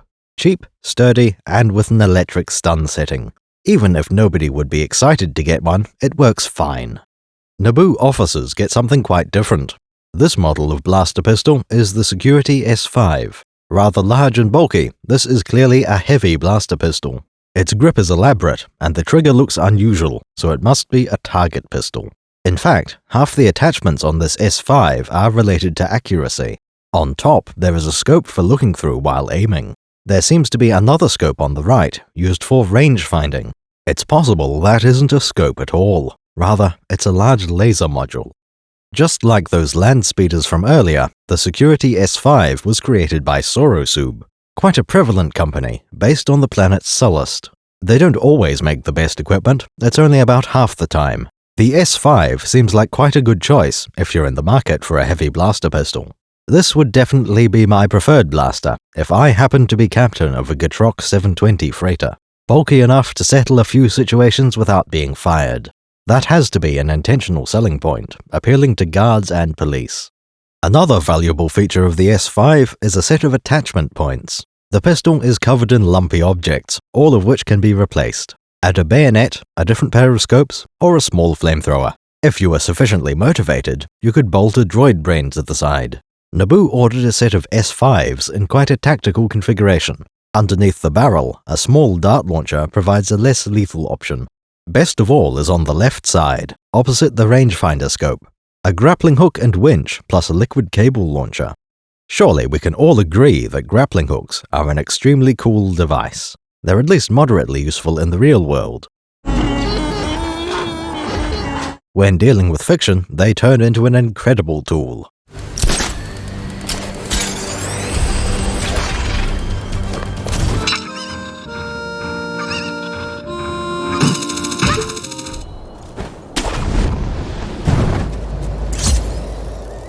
The road is walled off. Our duty is to create fiction that is more awesome than reality. Grappling hooks can be more readily available, more capable, and more convenient. We can also nudge fate into providing more excuses to use your grappling hooks. This was the case in Episode 4, with a collapsible hook in a utility belt pouch.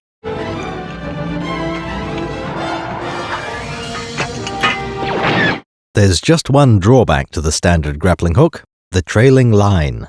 For one thing, a useful length of rope takes up more space than a folding hook. Another issue is making sure the line is free to play out rapidly. These challenges can be solved by a classic bit of science fiction. Liquid cable fits in so well, you might forget it was added during the prequel era. Star Wars has used liquid cables for decades, and I have always loved that detail. There's no rope to get tangled, it's all just fluid in a bottle. I don't know if these are recyclable, if you can retract and liquefy the line after use. I could see reasoning for either way. Perhaps both types are on the market. In some cases, you might use a rotary emitter to spin a multi-strand cable. The substance immediately hardens into a solid rope upon leaving the container. Oxygen is probably not related to the process, so the liquid cable can be used in space. For the grappling hook itself, the S5 has something unorthodox. Instead of folding tines, it uses a dart with expanding barbs. The winch is also rather important for saving time. Otherwise, you would have to walk up the wall like Batman. I have the curious feeling this is all some kind of literary plot. With the S5 out of the way, it's time to look at another Sorosub product. The Queen and her handmaidens don't use the bulky S5 blasters. In much the same way that Leia carried a DDC Defender, Padme has her own model, the Sorosub ELG-3A blaster pistol. Based on the chrome and its overall shape, these were meant to be Naboo pistols. That would be unfortunate for galactic citizens, since nobody would have this model. Naboo isn't significant enough for there to be any real exports. By assigning this blaster to Sorosub, they become available across the entire galaxy. Much like the S5, a handmaiden's blaster will rarely be used. For the police model, it's built around being visible in the holster. Diplomats have the opposite concern, sneaking this unobtrusive blaster into a pocket. Holsters are designed for easy access, but pockets are not. Drawing from a pocket, you'd like a smooth design with no protruding controls. Nothing to get snagged on the fabric of your robes. Being a compact and lightweight pistol, it does need to make sacrifices. Range is about the only factor that was prioritized. Ammo capacity will be fairly low. Power will be lackluster. Blaster gas, such as Tabana, is stored in a detachable end cap. The more frequent half of reloading is when you replace the battery. These slot into the grip and have wooden parts like a Luger magazine. When you really need a blaster, the ELG-3A is a blaster. It's considerably better than nothing. Next in line is the Q2 holdout blaster. This is a very similar design to the ELG-3A, using the same chrome exterior. The only real distinguishing feature is the snub barrel. Finding the exact history is a little difficult. The new Essential Guide says the Q2 was based on the ELG line. The prequel-era RPG tells us exactly the opposite. Wizards of the Coast mentioned the Q2 and Q2. The original version was a Merson Munitions Q2, very popular. Sorosub asked permission to produce their own copy, the Q-2. From there, Sorosub came up with the ELG series as a heavier variant. To make matters more confusing, some say Sorosub wasn't even involved. There are mentions of a company called Theed Arms, apparently responsible for these blasters. If we go by this law, the ELG and Q2 are only ever Naboo pistols. Worse still, the pretty chrome blasters were never exported from the planet. Any characters with an ELG would have to be Naboo royalty. If you believe Theed Arms created the security S5, that's a little better. At least those S5s would be available on the galactic market, though in limited supply. In much the same vein, some say the CR2 was also produced locally. Despite the company being Corellian Arms, their only factory is on Naboo. Personally, I think Corellian Arms should be on Corellia. Naboo should be particularly lacking in the military and industrial domains. Our security volunteers will be no match against the battle-hardened Federation army.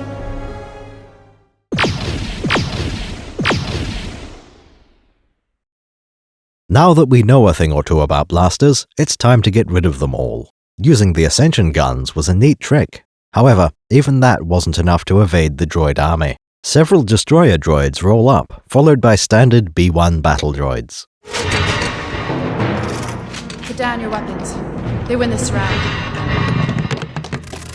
This also highlights quite an uncommon feature of battle droids in the Phantom Menace. They are extraordinarily friendly. 4 killer robots from outer space, that is. Excuse me. Droidicas don't even look vaguely human, and they don't speak. Whereas every standard B1 droid has a vocabulator, or a vocoder. Vocabulator and vocoder seem to be the same device. There is no pattern where one is more advanced than the other. No matter how cheap you buy them, vocabulators don't grow on trees. Oh, excuse me. Check it out, Corporal. We'll cover you. Roger, roger. Surely the Trade Federation would optimize away the ability to speak. The secret is that battle droids aren't just built for battle. More time was spent occupying Naboo than invading it. Commander. Yes, sir. Process them. Captain, take them to Camp 4. Roger, roger. Battle droids need to have some value outside of battle, like organic soldiers do. Trying to herd people into camps is easier when you can say, hands up. Queen Amidala takes advantage of the friendly battle droids by surrendering. She isn't concerned that droidicas might open fire. The infiltration team has given up, captured and disarmed by droids. Since the Queen is present, the entire group is marched to the throne room.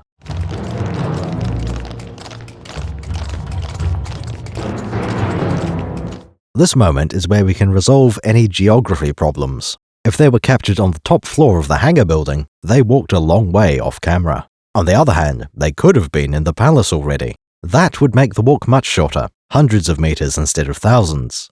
In hindsight, we have narrowed down the route and timing much better. When the Queen's party leaves the hangar, pay attention to the window. The top of this window is square. First, they leave the hangar through a door on the wall. We saw droidicas roll in from the side, so there is a door there. This first marble corridor is on the tank side of the hangar. That's the only logical place for it. Look for the shape of windows on the hangar.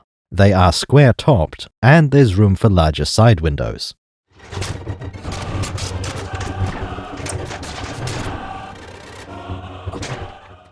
When we next rejoin the Queen, she's already in the palace. Everyone is running through a door, but not the hangar door. This one has an arched window back the way they came. Looking at the new corridor, the far window is also rounded. Our best proof comes from Ascension guns. On the large exterior shot, all the windows have the same arch. By this point, Amidala has crossed the city. From the map of Theed, we can infer the route taken off-camera. There may have been any number of hidden passages or sky bridges. This is yet more evidence of a quality movie. We thought it had been a mistake until we looked closer. The Phantom Menace continues to withstand a surprising amount of scrutiny. We'll take the long way. Getting captured turns out to be a great idea. You get a free droid escort.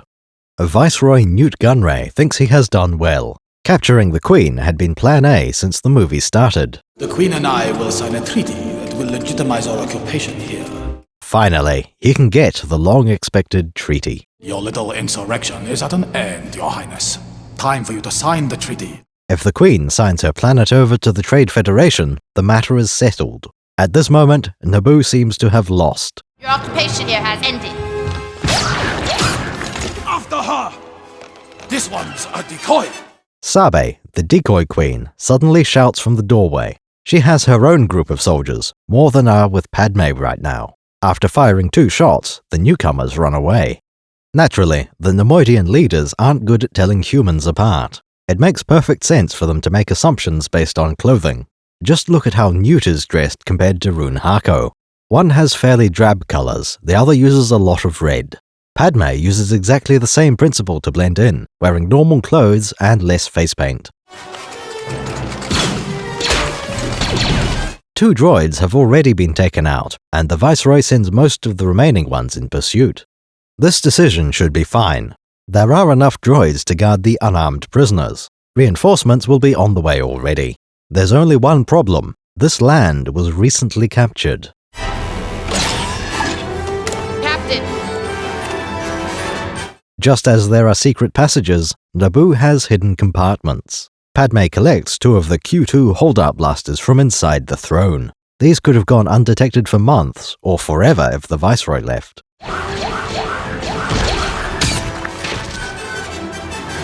With 2 blasters and the element of surprise, the tables are turned. Battle droids weren't given orders, so they don't react fast enough. As soon as the first few droids are down, Naboo soldiers scavenge their blaster rifles. Jam the doors! Now, Viceroy, we will discuss a new treaty. With this, the Naboo War is over. In order to save his own hide, Newt Gunray would have shut down the droid army.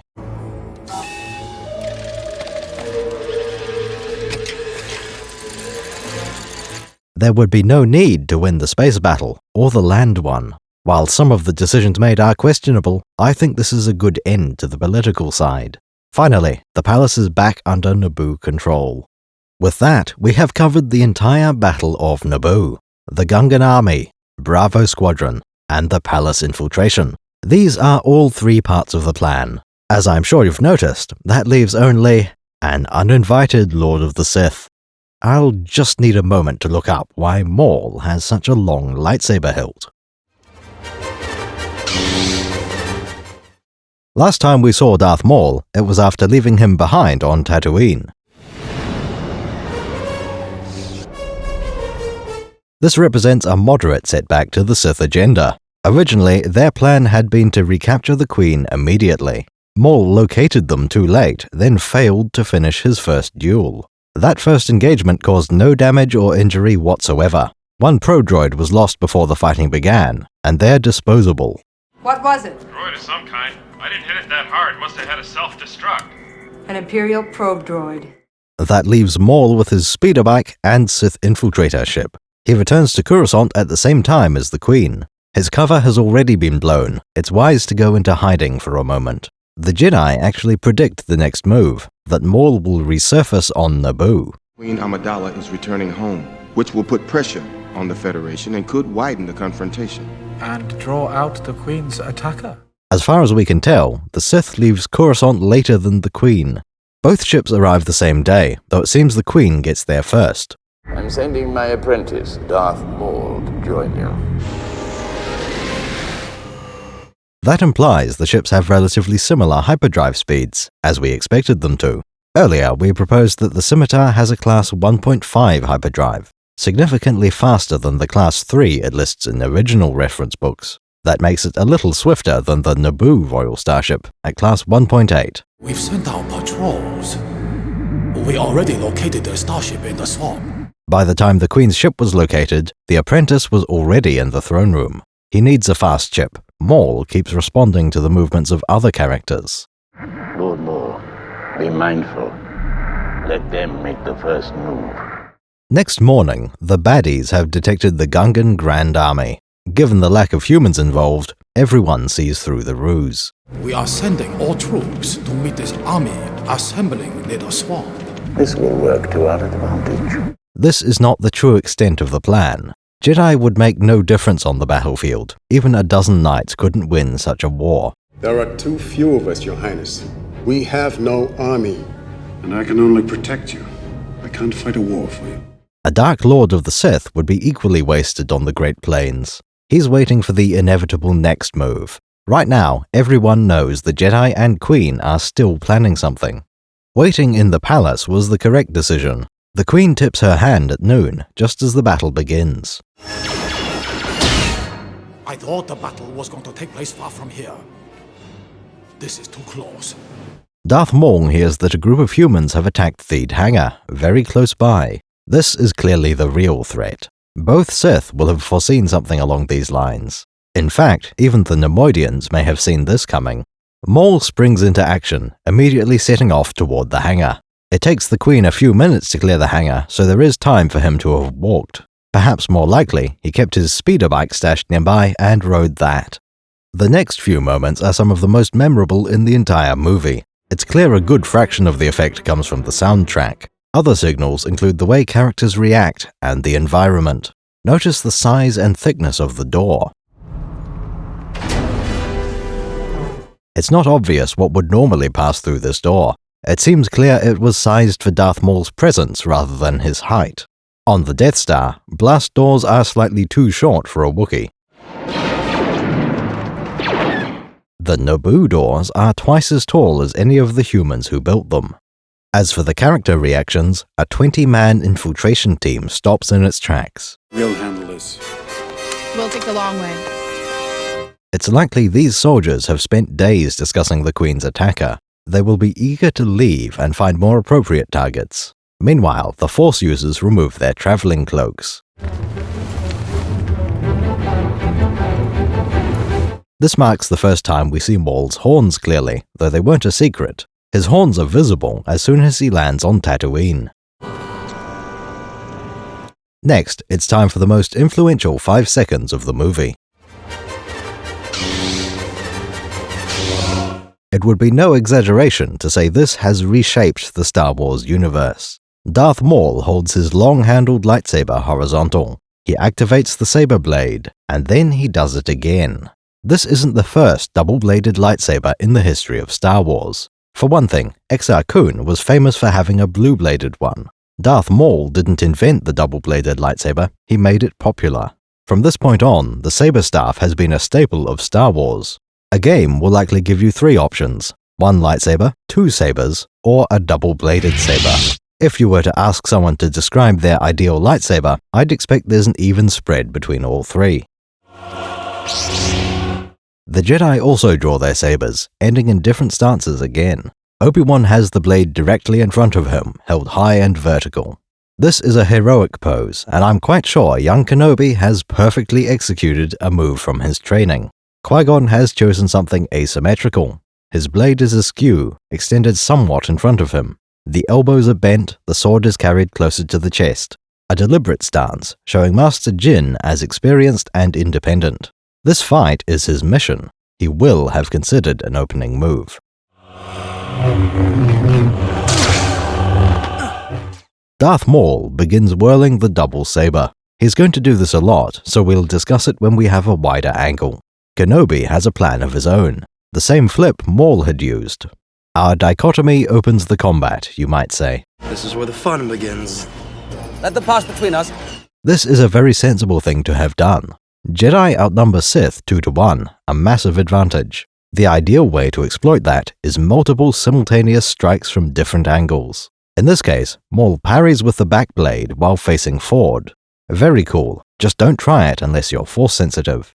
Obi-Wan wouldn't have hit Maul with that swing, but he wasn't trying to. By controlling one end of the saber, Kenobi can dictate where the other end goes.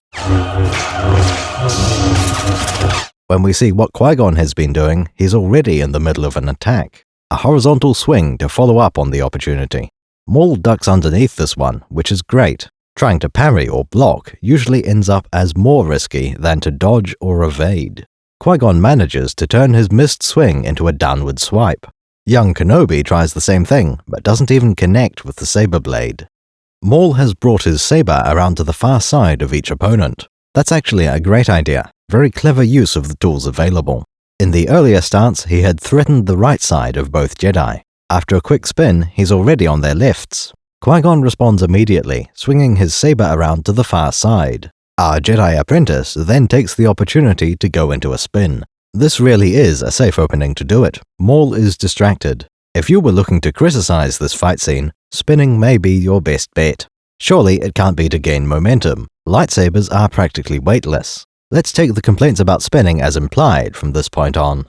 Qui-Gon has his sword raised again, touching both of Maul's blades in a split second. By this point, Kenobi has come out of the spin into a horizontal swing. This also seems to be a distraction, setting his master up for a new attack. Qui-Gon comes in with a low attack to Maul's legs. A moment like this could have ended the duel, if it hadn't been blocked. In a move we haven't seen yet, Maul has his saber held vertically. He blocks a swing from each Jedi using the lower blade, moving the staff without rotating it.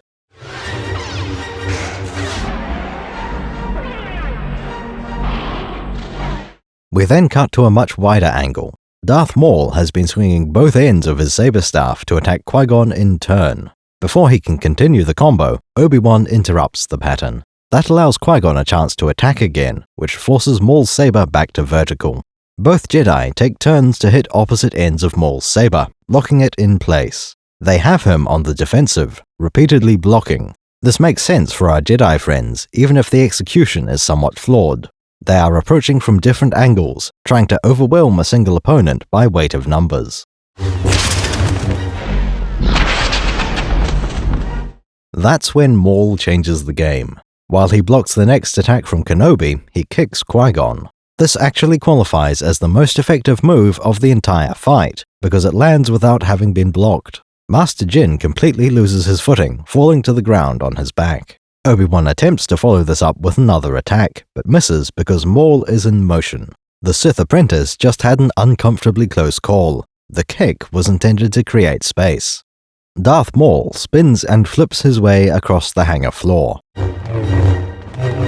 This isn't the fastest way to cover ground, but it looks better than bravely running away. It also serves to keep Maul in combat, drawing the enemy toward him. He doesn't intend to disengage from the fight, only to change the terrain. The Jedi are getting far too comfortable on such level footing. As Maul approaches the wall, he telekinetically grabs a bit of debris. I had once thought it was a pointless gesture, but this works on multiple levels. First of all, the obvious reference is to Maul's eventual replacement. Starting in Episode 5, we see Darth Vader throwing objects at Luke.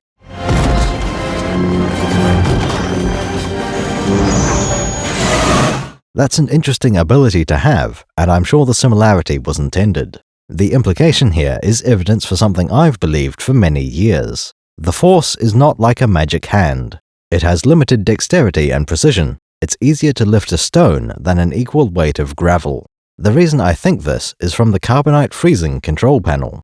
I have the impression that these are not the original controls. A lever was rigged up as part of Vader's trap. All too easy.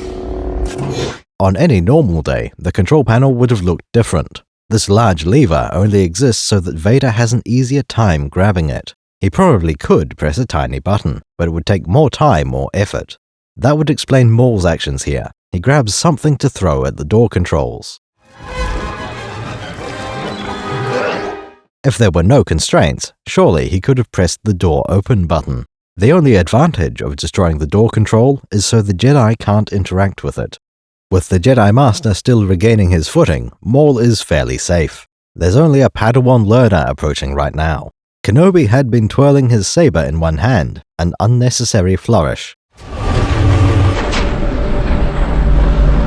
Darth Maul responds with a more impressive two-handed twirl. We should keep in mind that this isn't an attack, it's more of an intimidation move. Maul doesn't believe he can finish Obi-Wan in this moment. The Sith helicopter twirl helps to keep the apprentices spaced out. It also emphasizes a key advantage. Jedi don't plan to fight against this weapon.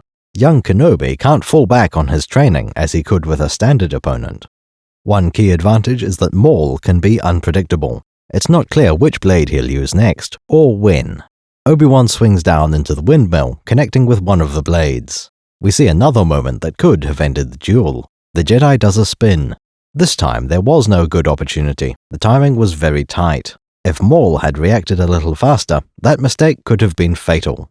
Maul is forced to block, though he retains the spinning motion.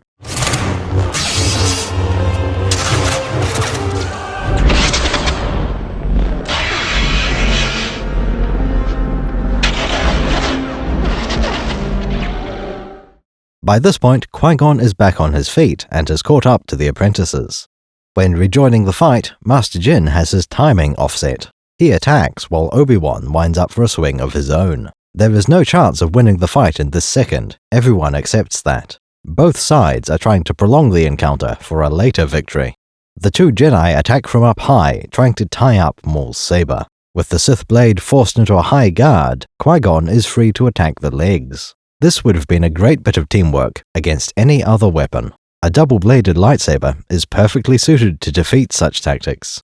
Immediately afterwards, we get another set of uncommon moves. Both Jedi go into a spin here, though with different timing. Obi-Wan goes first, and gets a boot to the head. Darth Maul is using kicks again. That's relatively strange for a lightsaber duel. It makes Maul seem practical, aggressive, perhaps even unsporting. Use your aggressive feelings, boy. As before, the mighty boot is the most effective attack so far. Kenobi is knocked off his feet, taking him out of the fight for several seconds. Qui-Gon has his back turned while this happens. The spin of Jin will finish just as the opportunity is gone. Before Qui-Gon can strike, Darth Maul is halfway through a leap. His motive is exactly the same as before, trying to get a terrain advantage. Create an opening to move, then run a short distance. Last time Maul used a kick, he reached the door and opened it. Besides that, nothing has changed. The ground is still flat. There are walls slightly closer, but this hasn't affected combat so far.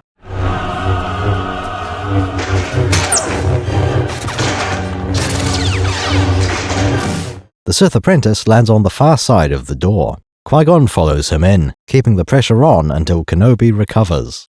These next few strikes seem more intense than the swordplay so far. Qui-Gon starts with a combo, a weak low attack, then a heavy attack up high.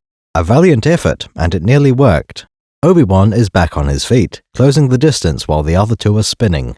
Darth Maul gets the upper hand here, knocking Qui-Gon against the wall. Kenobi jumps in, starting with a high swing followed by two low ones. This time, his spin has a practical purpose. It allows him to attack the legs from two sides. Not the best move in the fight, but it's a fairly good idea. I'll try spinning, that's a good trick. Qui-Gon recovers quickly, only having missed 2 turns. His next attack lines up with Kenobi's third one. Despite the change in scenery, Maul is still on a perfectly flat surface. He disengages from the block and begins to create another opening. First, bringing both ends of the saber to bear against Qui-Gon. Second, he blocks a flanking horizontal swipe from Kenobi. This one comes from behind Maul, but he redirects the blade above his head. Finally, the Sith Lord backs away to a bottomless pit. There are no safety rails, and he even wobbles while standing on the edge. The Jedi have our Sithy friend backed into a corner. That would be excellent progress if Maul hadn't set up the entire scenario. Right now, the fight is a standoff. Everyone is standing slightly out of lightsaber range. Qui-Gon Jinn adopts one of his most iconic poses. Lightsaber held mostly vertical, up at shoulder height beside his face. Possibly not the best stance for deflecting blaster bolts, but better in this context. Young Obi-Wan will be the one to reinitiate combat. Kenobi is clearly preparing to attack, but he doesn't actually swing his lightsaber. It was all just a feint, setting Qui-Gon up for a better chance. Darth Maul doesn't react to this, only moving to block the real attack from Qui-Gon. At last, Maul can put his plan into action. Through the power of the Force, he jumps about 4 meters to a nearby catwalk. The Jedi are left on the inspection platform from earlier. This jump is mostly a test, to show the audience what kind of feats a Jedi can perform. Kenobi and Jyn make the same jump with little effort. We can be confident that Maul has trained for this. He is a weapon, forged for the purpose of killing Jedi Knights. He must have experience fighting on narrow platforms like this. Jedi are not prepared to take this sort of thing in stride. It's highly likely that Maul practiced these jumps while dodging live blaster bolts. On their first move after landing, Maul is able to block both Jedi at the same time. This is where the movie cuts to another perspective. When we return to the fight, there have been yet more acrobatics. We had left the duel on the ground floor, roughly the same height as the street outside. Now everyone is on the next level up, about 10 meters higher. Maul will have jumped up there first, allowing his enemies to flank him. Traditionally, this is thought of as a bad decision. In this case, it doesn't seem nearly as unwise. We've established that Darth Maul can block without being hit even once. At the same time, he can land kicks that knock his opponent to the floor. Being outflanked isn't even a handicap, thanks to a double-bladed lightsaber. Even though Maul is spinning, it's clear his attention is on Qui-Gon. The Master is a more serious threat than the Apprentice. Maul uses another high-low combo, which Qui-Gon deflects easily enough. Kenobi is lurking in the background, hoping for a sneaky backstab. This does not go well for him. Both attempts are blocked. Obi-Wan gets kicked in the face for the second time this afternoon.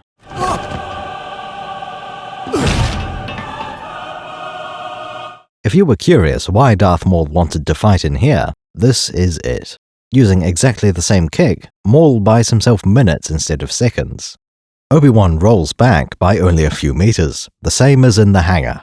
Unfortunately, the platform is less than 2 meters wide. Our Jedi Apprentice falls down below ground level, at least 2 floors. He sails off the edge after being kicked, hits one platform, and then another.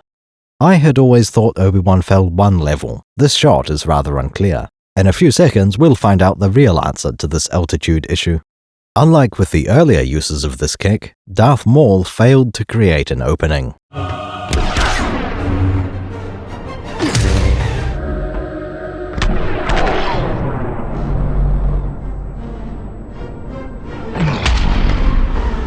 Qui-Gon was not occupied at the time. Taking a leaf from Maul's book, the Jedi Master doesn't bother using a lightsaber. Jyn uses a shoulder bash to knock Maul off balance, followed by a punch to the head. Apparently that's quite an effective tactic, because the Sith Lord goes over the edge too. Maul seems to have more control of his fall than Kenobi did. Still, landing flat on your back is quite uncomfortable. A mere mortal would be out of action for quite a few seconds. Qui-Gon isn't going to wait that long. He jumps down, the only one to have done so of his own volition. This landing looks effortless. He managed to keep his footing. Better still, Qui-Gon deactivated his saber before jumping. No green blade is visible while he's in flight, where Maul had both blades still on. By the time of the landing, the lightsaber is pointed down towards Maul. Another moment that could have easily ended the duel. As usual, Darth Maul reacts too quickly to be wounded. In this case, he makes 2 actions in the same round of combat. As well as blocking the green saber, Maul uses his signature move. That's right, he kicks Qui-Gon in the head again. This time it barely causes Jyn to stumble. It buys Maul just enough time to stand up and start running. Qui-Gon is fighting alone again, so he presses the attack. A pair of low strikes to opposite sides of the legs. This also causes a 3rd flash of saber contact, though it's hard to say who caused it. Qui-Gon then ducks a swing to come up on the inside, behind Maul's blade. That's one of the more interesting moves so far. The Sith Apprentice is backing away now, pushed deeper into the building. Is this another of his plans, like opening the door in the first place? Darth Maul spends a lot of time defending. Qui-Gon goes for a low attack, a high block, and then another swing down low. This would be a much better combo against a single-bladed lightsaber. Even without Obi-Wan involved, the sides seem equally matched. Speaking of the lad, where is young Kenobi?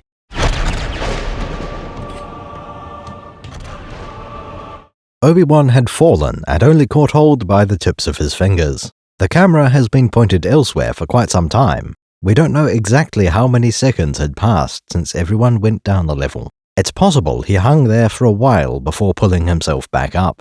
Kenobi's lightsaber had landed on the catwalk, right next to him. That's to be expected. It fell along the same flight path as its master. Aided by the Force, Obi-Wan climbs back to his feet. It doesn't take an expert tracker to follow the sound of a lightsaber duel.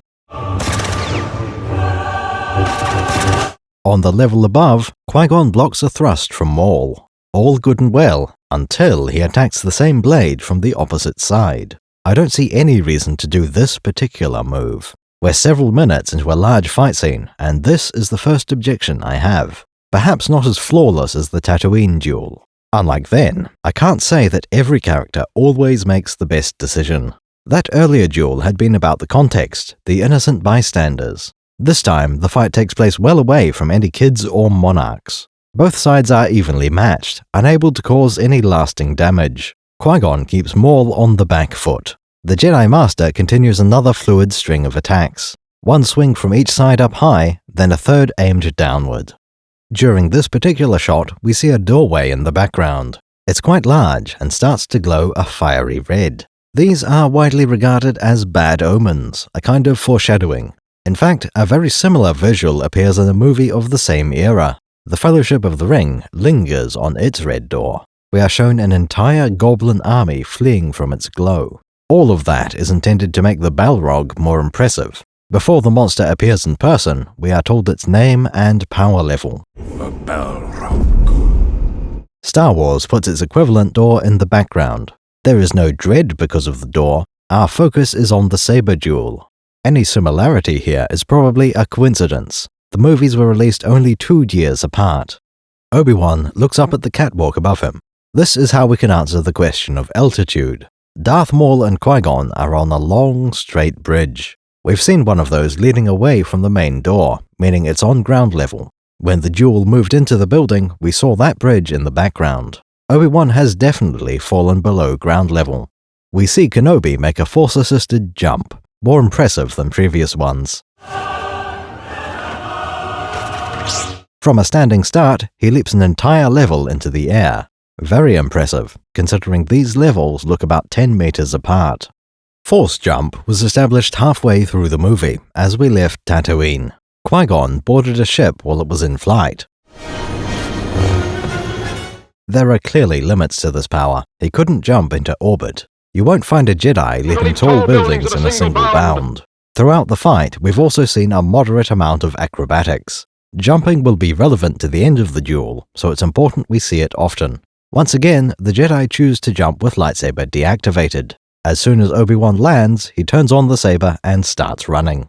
Qui-Gon uses a familiar pattern of attack, which seems effective. He causes no damage, but Maul is too busy blocking to strike back. One swing up high, then one each to the bottom left and right. Darth Maul manages to parry this, sweeping the green saber to one side. Jyn is barely even slowed down, returning for an overhead chop. Maul blocks with a horizontal saber raised at head height. More interestingly, we can clearly see Maul turn to look behind him. Rather than spinning, I think he was looking at the scenery. At this point, I think Maul is worried. Fighting inside the power station was his idea. These doors, I don't believe anyone truly planned for.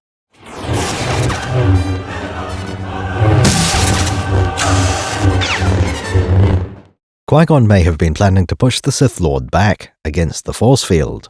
By the time Jyn starts the next high attack, Maul is moving to block. This interrupts the combo. Qui-Gon never gets to follow up with the leg strikes. Behind Maul, the red force fields have deactivated. With only one path open to him, Maul retreats through the gap. Qui-Gon is hot on his heels, trying to end the duel before Maul can recover. It seems to be working. A couple of horizontal slashes at waist height have Maul off balance. A few seconds more and the fight may have ended. Darth Maul blocks a spinning low attack with one blade, then attacks high using the other. Another example of an advantage to the double-bladed lightsaber. On the other hand, this is still blocked as easily as ever. Qui-Gon goes for another wide swing to the ankles, which Maul is forced to jump over.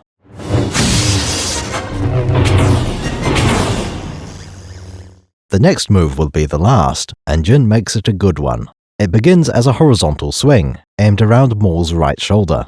This was a feint, because he suddenly switches to attacking on Maul's left. A very good try, something we could have seen more often. Darth Maul diverts the green saber around him, using his second blade.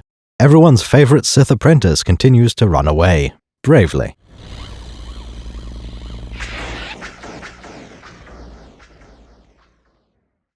Here's where it gets complicated. Maul hasn't even finished twirling his saber before the doors go red. At the end of the bridge, there is a corridor lined with pillars. They have a 45-degree range of motion, either facing the opposite pillar or turned away. Whenever they change state, it always happens in sequence. By the time the next pair starts turning, the previous force field is already online. Jedi Master Qui-Gon Jinn deactivates his lightsaber. Mechanically, this should have no impact on the saber duel. Power consumption isn't an issue for multiple reasons. First of all, they're designed to be used exactly like this. A lightsaber should use a reasonably potent power cell.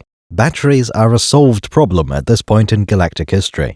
Sabers have looked the same for the last 4,000 years or so. You will almost never see a Jedi with a flat battery in his sword. No matter how recklessly you use your lightsaber, it should run continuously for years. The second reason is about when a lightsaber uses power. Even though they often act like it, sabers do not give off heat. You might be able to melt ice and metal with it, but it won't keep your hands warm. There's probably some loss from the light, even if the glow was an atmospheric interaction. Lack of waste heat means lightsabers can idle very efficiently. They are described as a stable loop of energy, only depleting power when they touch an object. All of this means there should be no benefit to turning off a lightsaber. Qui-Gon wasn't worried about conserving his battery life. There's no consequence to this choice at all. It doesn't help in any significant way, and it has no cost either. That makes it all the more revealing when each character chooses to deactivate. Qui-Gon had done so immediately, sensing the fight was paused.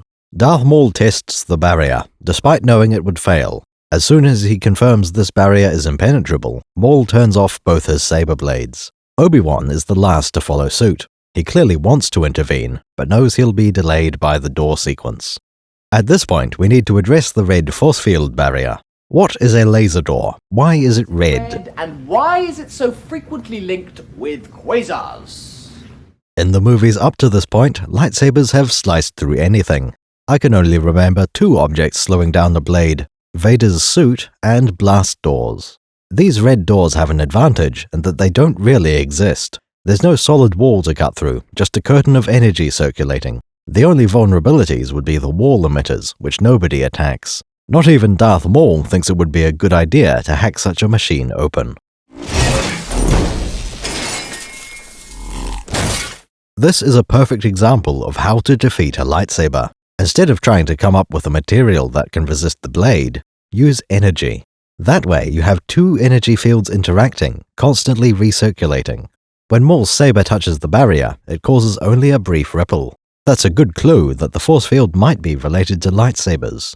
Given that saber technology is intentionally vague, that isn't much to go on. These can't be lightsaber doors, otherwise Naboo could mass-produce sabers. The novelization mostly talks about lasers, but there is an odd one out. This line describes the barrier as a stream of electrons. If that's correct, these doors aren't lasers at all. Lasers are made of photons. A beam of electrons is called beta radiation. Using a particle beam to create a beta ray door seems, excessive. A laser door seems unlikely as well, so what about a turbo laser door? Blasters lead us in circles because their nature has changed over time.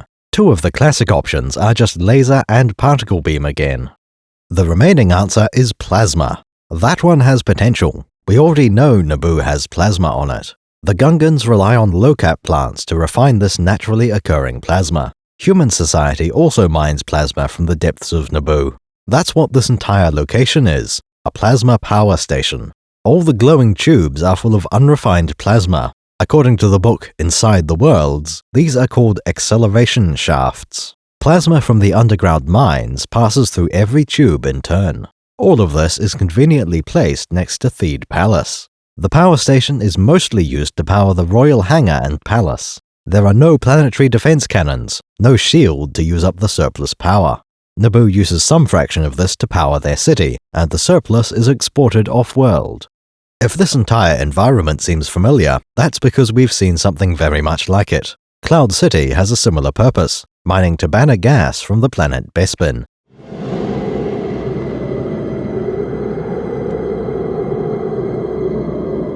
We can also draw a lot of similarities to the Death Star. This book notes that Senator Palpatine had been very interested in the idea of deep pits. After the plasma runs through these shafts, the real processing begins. Machinery we never see activates the plasma, as well as purifying it. It would seem activating makes the plasma stable. It's possible the red doors use that same plasma. We also need to explain why the laser doors move in that pattern. According to the novelization, these are a security feature. As Maul and Qui-Gon go through the corridor, anti-intrusion lasers come on. That seems completely implausible. After only a few seconds, the lasers deactivate and let people walk through. Inside the Worlds says they are a safety feature related to power surges. That idea does a far better job of explaining how the doors move. The timing is intermittent because these surges are unpredictable, all just part of running a plasma power generator. Yep, just the two of us. And one fully automated atomic station. Whatever triggers them, we can't see any change in the air or plasma flow. That implies there's no wind. The lasers aren't to keep out any air pressure. Perhaps the doors are on a hair trigger and it's usually a false alarm. I'm going to find whoever did this. To explain the pattern, all I can think of is power consumption. If you stagger the activation, there's a consistent number of pillars turning at any given time. One force field is becoming stable just as the next is starting to glow. It creates a more gradual change in power usage. As for the nature of these red barriers, I found the perfect reference. There are many devices in the galaxy that can be used as weapons. A classic example would be the stick and all its countless variations. Knobbly stick, pointed stick, metal point on a stick, or a pointed metal stick, flanged metal stick, stick launcher, explosive stick. When you're in a nest of Gundarks, that fancy hydro spanner is just a metal stick. What you really need is an Evasive 13 IFD system. None of the Jedi could possibly own an Evasive 13, but there were other models on the market. Individual field disruptors are small machines worn on your clothing. After activating your IFD, it creates a disruption bubble around you. An unintended side effect is that it'll deliver an energy blast to anyone who touches you. Depending how high you've set the IFD intensity, it could be fatal. We're not looking to misuse these devices though. We want them for their intended purpose, bypassing security fields. Individual field disruptors allow the wearer to walk through energy screens and fences. This device existed in the pre-prequel expanded universe in 1997. The energy fences are described as exactly what Episode 1 shows. Energy fences are walls of visible, deadly energy. Other terms include energy screens or power screens. They're a common security device, both military or civilian. As far as I know, the original trilogy never shows one of these fences. That's another example where the prequel movies match the existing lore. During the prequel era, the Star Wars website divided the databank into multiple tabs. There was one for the movies and one for the expanded universe. The third tab covered details from behind the scenes. These aren't different continuities like on Wikipedia. The EU simply provides more information. It goes deeper into the same universe. I've heard of people getting upset when they find out how much we know about Star Wars. Keeping the EU lore in its own tab might help to protect these people from such details. Potentially, a field disruptor might also affect deflector shields. I've heard it said that the energy fences are ray shields. That's a strange conclusion to draw, but I can see the logic behind it. Ray shields are mentioned in the original movie. The most obvious reply is to point out that ray shields are invisible. Otherwise, we'd have seen a shield around the Death Star's thermal exhaust port. That could be explained as an effect of the atmosphere, like the Gungan and Droidica shields. Another problem is that ray shields block energy weapons. Physical objects, like a torpedo or battle droid, can pass through ray shields. This leads me to Episode 3, where ray shields are used to trap a pair of Jedi. I regard this as a mistake, but there is some basis for it. Ray shields are said to have a similar effect to the IFD. Touching an active ray shield would zap you with enough energy that it may be fatal.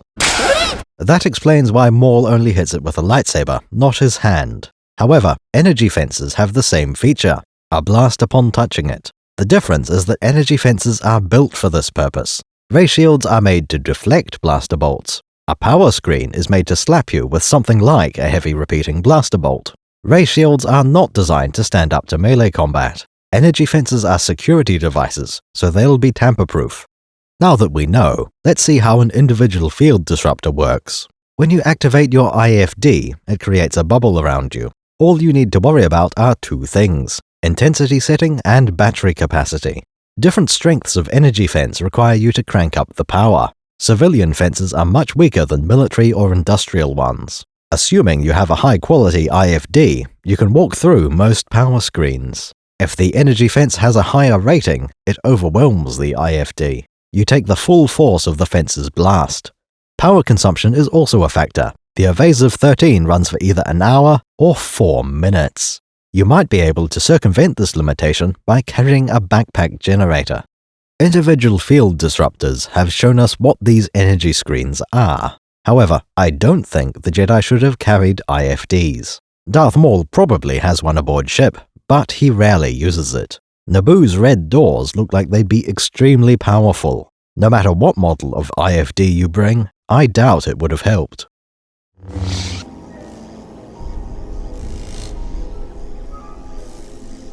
Now that we have context for the red barriers, let's get back to the duelists. Qui-Gon has already shut down his lightsaber, and now he kneels. Just like on Tatooine, fighting a Sith Lord was exhausting.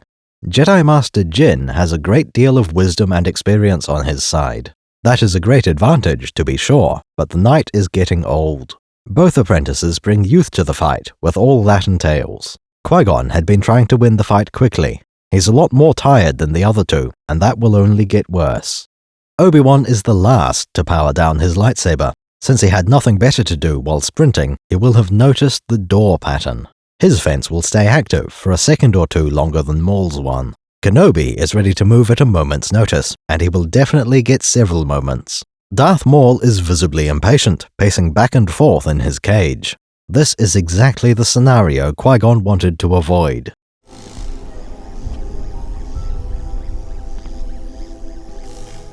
After a moment to recover, all the momentum of the fight has been lost. Maul has already recovered. He's not on the back foot and has time to think. Qui-Gon was pushing himself to achieve such good results without help. Trying to recover some of his strength, he goes into a state of Jedi meditation. That can only be beneficial, especially since Maul isn't doing the same thing.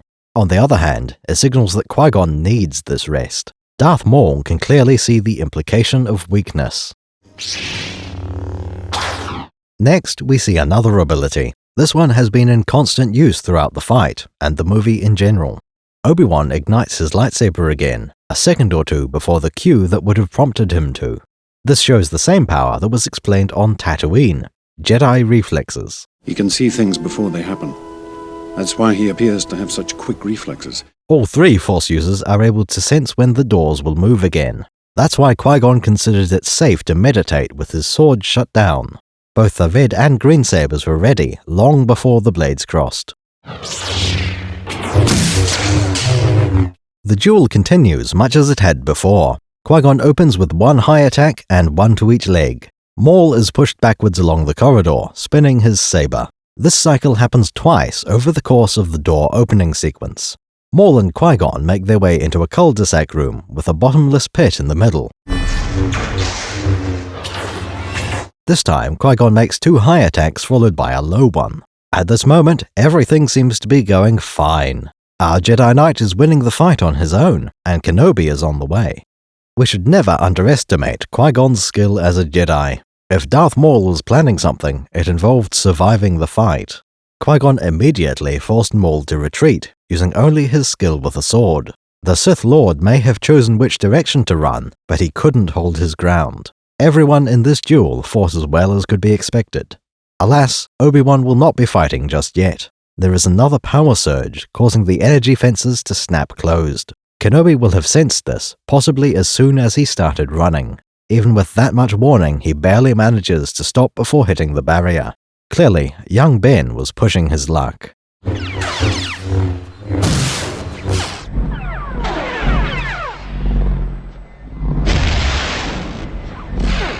This is the pivotal moment of the Fateful Duel. Maul is no longer retreating, he gains ground again. He attacks low with one blade, high with the other, and keeps pushing forward. Qui-Gon blocks these as easily as ever, though his sword is swept aside at one point. This is a worst-case scenario. If Maul gets the upper hand, he could easily win. Qui-Gon blocks an odd move, more of a side-on thrust than a swing. To his credit, the Jedi actually succeeds at halting Maul's advance. Jyn swings down at Maul's leg, forcing the Sith back a step.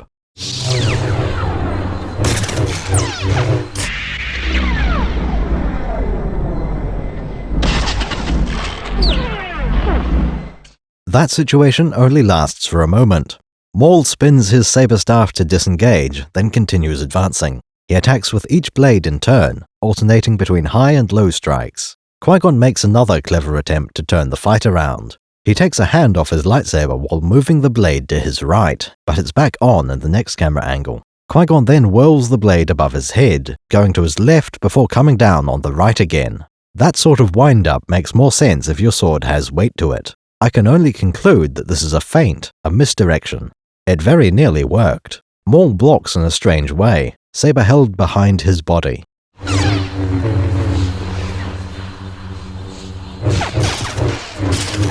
However, an awkward parry is still a parry. Once again, Maul spins his double-bladed saber to disengage and reset the fight. Qui-Gon is forced to back off once again. He has retreated 180 degrees around the room, despite starting with a 90-degree advantage. The Sith apprentice attacks high with his right blade, high with the left. Then as part of the same movement, low with the right and low with the left.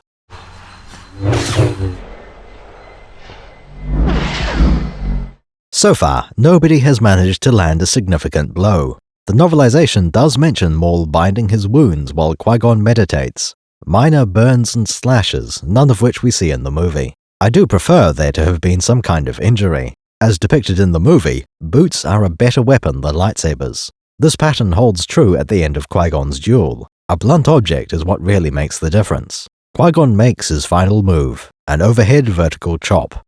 The Sith Lord blocks this with his blade held horizontal. He then slams the hilt of his lightsaber into Qui-Gon's face. The duel is already over. While the Jedi Master is off balance, Darth Maul impales him with a red blade. Notice how small an opportunity it took for a single saber attack to land. This could have happened to anyone, at any stage of the duel. If Qui-Gon hadn't been as skilled, he would have died on Tatooine. Maul was well trained in the Jedi arts, allowing him to challenge two at once. Obi-Wan was indeed ready to become a knight, since he wasn't an easy target. Eliminating one of your opponents would be the optimal move. Throughout the fight, Darth Maul never had time to stab Kenobi. Having Qui-Gon isolated and exhausted was a critical part of this victory. Using an unusual lightsaber design will also have helped. Finally, we should consider the dark side of the Force. Even if the dark side is no stronger, quick and easy are relevant. Sith training will likely give you power much earlier on. There will be a higher emphasis on combat, both with a saber and other equipment. Sith are not renowned for their compassion, so they have more brutal methods of teaching. Darth Maul is a more impressive warrior than a comparable Jedi would have been. As soon as he stabs Qui-Gon, the greatest threat is eliminated. Maul moves on, waiting for the energy fence to cycle again.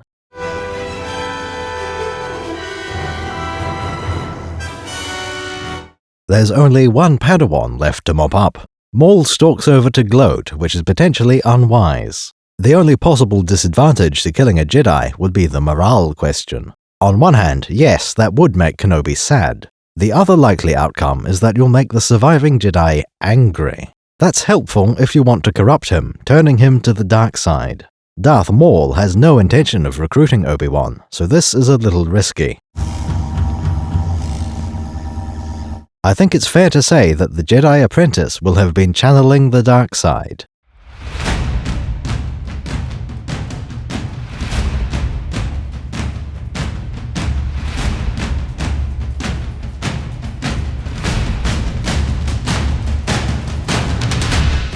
He didn't mean to, he isn't aware of it until later. Kenobi is trying to follow his Jedi training, but he wants to win above all.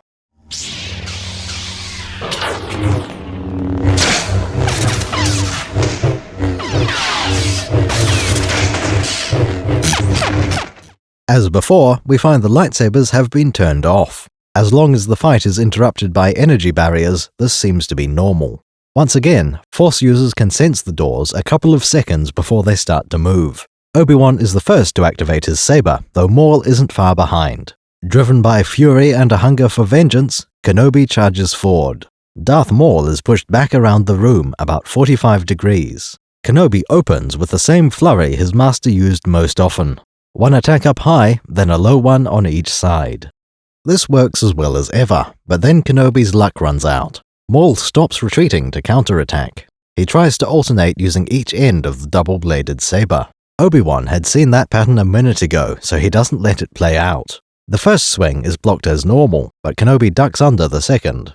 The lightsaber passes over his head, putting him inside with Maul's back turned. There isn't time to exploit this. Maul is still halfway through his pattern. Obi-Wan blocks the return swing by holding a blade behind his back. I'm not sure that's a practical move in reality, but for a Jedi it's reasonable. The main benefit is when he brings the sword back in front.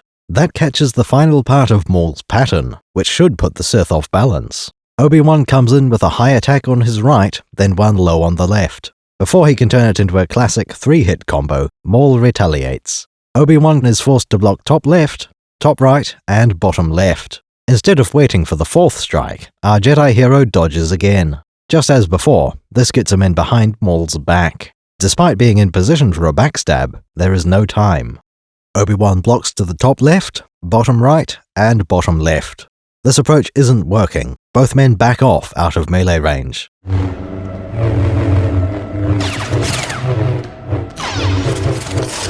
Darth Maul spins his saber staff, then closes in while spinning himself. Now Obi-Wan takes a slightly different approach to dodging. He blocks to the top right, bottom left, then jumps over a low attack. Maul takes one final swing before he starts losing ground again. The next few moments are hard to classify into offense and defense. There aren't any clear attacks or parries. These all look like crippling strikes, only stopped by an opposite attack. What we can say is that the Sith Lord was pushed backwards. A fully trained Jedi apprentice was able to match Maul's skill in combat.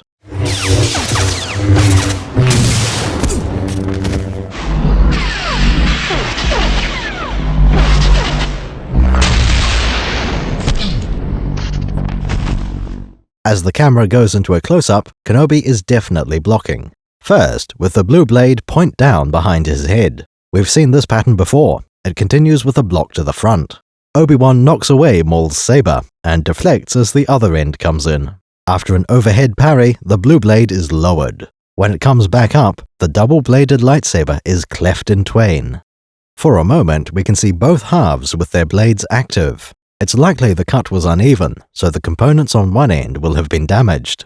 This is only possible because of the way Darth Maul's lightsaber was constructed. He used the simplest possible approach to a double-bladed saber. Get 2 sets of parts, and install them inside a double-length hilt. Not very elegant, but it does give you a longer grip section. The earlier model of double-bladed lightsaber belonged to Exar Kun.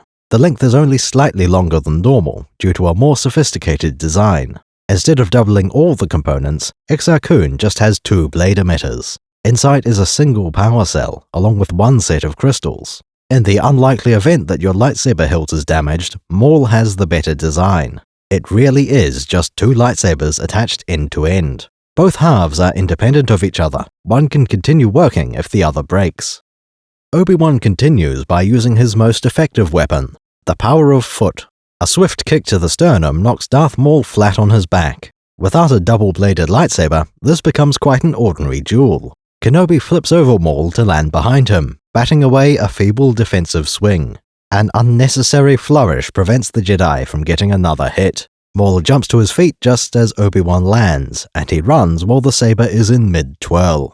Kenobi makes a futile slash at Maul's heels. At this point, the Lord of the Sith has retreated 90 degrees, twice in a row. He covers his escape with a very practical flourish of the wrist. After sweeping his sword through the rear arc, it swings back the other way.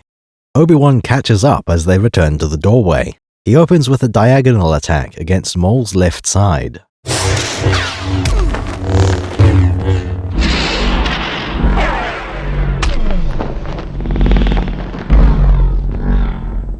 Because of the change to his weapon, Maul fights with a different moveset. His block turns into a series of strikes, 2 high and 1 low on the same side. These are mostly to distract from the real attack, a boot to the head. To his credit, Obi-Wan doesn't so much as stumble. He turns this into a backflip, dodging a horizontal follow-up strike. Darth Maul is clearly trying to replicate his previous stab. After landing, Kenobi barely manages to deflect it in time. Maul takes this as his cue to whirl away, backing off by a few meters. As he comes back in, still spinning, his first attack is from out of range.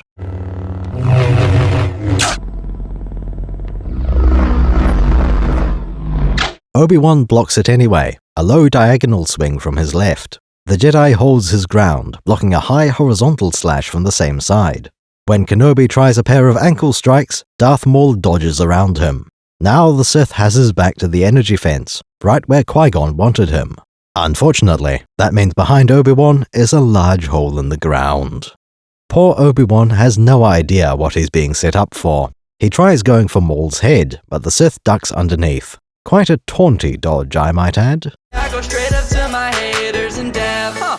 Since the blue blade hit nothing but air, Kenobi tries a vertical chop.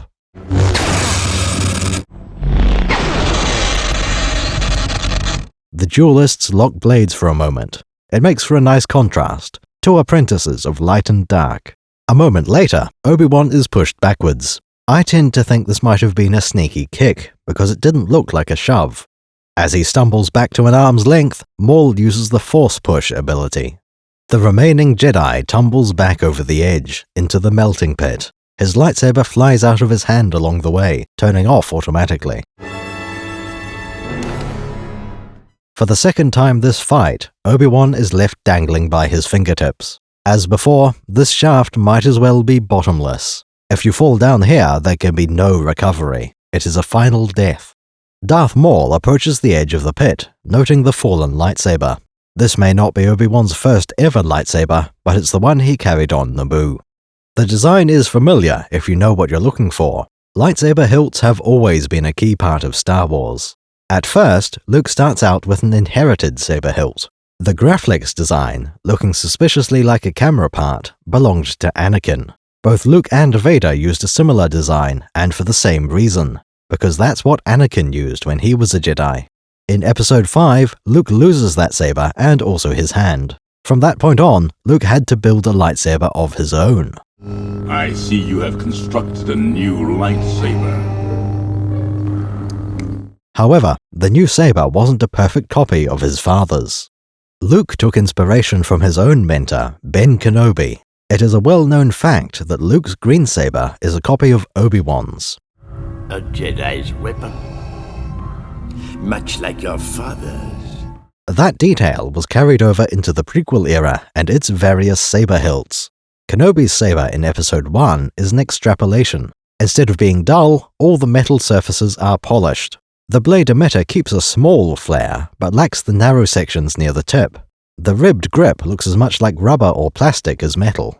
In the original trilogy, hilts had a rectangular box for an activation lever. Prequel versions tend to use a red button as the activation switch. Finally, the lumps around the base have been extended.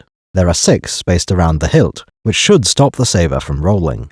Unless there's a Sith warrior kicking it. Darth Maul obviously knows something about the Jedi, how important a saber is. Destroying Obi-Wan's hilt is more about being cruel than practical. Obviously, Maul considers his victory to be complete. He will also assume the Trade Federation is winning the battle outside.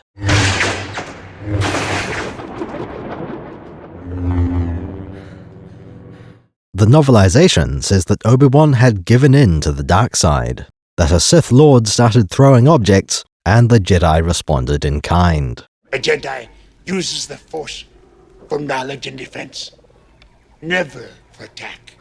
Nothing more will I teach you today. While I don't think Kenobi was trying to, he will have tapped into the dark side.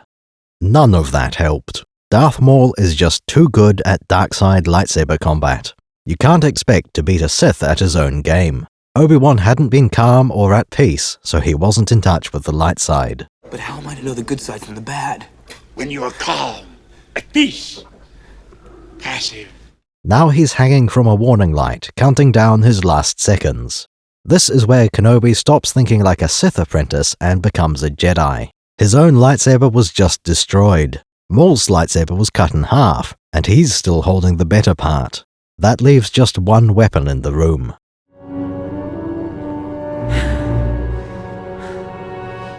Future General Kenobi has a plan. He stops looking like a cornered rodent, and Darth Maul notices. All the threats in the room have been eliminated, or so he thought. The only lightsaber belonged to Qui-Gon, and what a fantastic sword it is. Of all the hilt designs in the galaxy, Jyn has to be my favorite. This isn't an ostentatious, gaudy hilt with electrum trim. The shape is just a cylinder with a few nice details. Where other sabers are covered in knobs and switches, Qui-Gon has one button. There's a protrusion opposite, said to be the charging port. This was likely used as a belt clip for props during filming.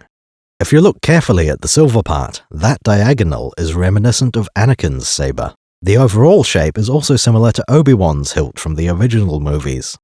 Finally, the grip. Instead of being superficial grooves, those cuts on Qui-Gon's hilt go all the way through. That leaves air where part of the battery would normally go. Lore explains this by saying there are a dozen power microcells. That's the sort of detail only the rightful owner would appreciate. Obi-Wan, being a fully trained apprentice, can put a plan together. Ever since Episode 5, we've known it was possible to pull a lightsaber to your hand. Obi-Wan has taught you well. Another ability was the Force Jump, established in Cloud City. Young Kenobi knows about all these powers, he fully understands them. When he looks over toward Qui-Gon's sword, he isn't seeing with his eyes. The end of this fight uses abilities we know about, ones that were foreshadowed. When Obi-Wan jumps 5 meters straight up, we aren't surprised. The borrowed lightsaber flies straight into his hand. Obi-Wan jumps all the way over Maul, catching him by surprise. If the Sith apprentice had expected the fight to continue, he definitely would have blocked. Due to his overconfidence, that is the last mistake Darth Maul ever made. His story ends here with an expression of mild confusion. He was a great villain and will be missed. It's almost a shame how short his life was, a waste of a cool design. It might have been fun to see some continued adventures of Darth Maul.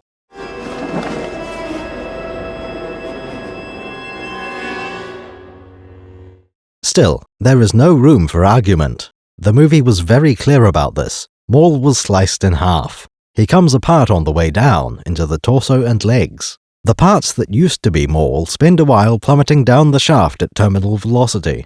As for what's waiting at the bottom, it's hard to say. Some sources describe this as the core shaft of the power station. It's clearly a reference to the reactor shaft where Palpatine died, but that's not all. The most common term for this shaft is melting pit. Darth Maul's remains are in for a warm welcome. That name was extremely confusing for me. You can't just say melting pit and expect a Star Wars fan to overlook that. That term is specifically a reference to Darth Vader.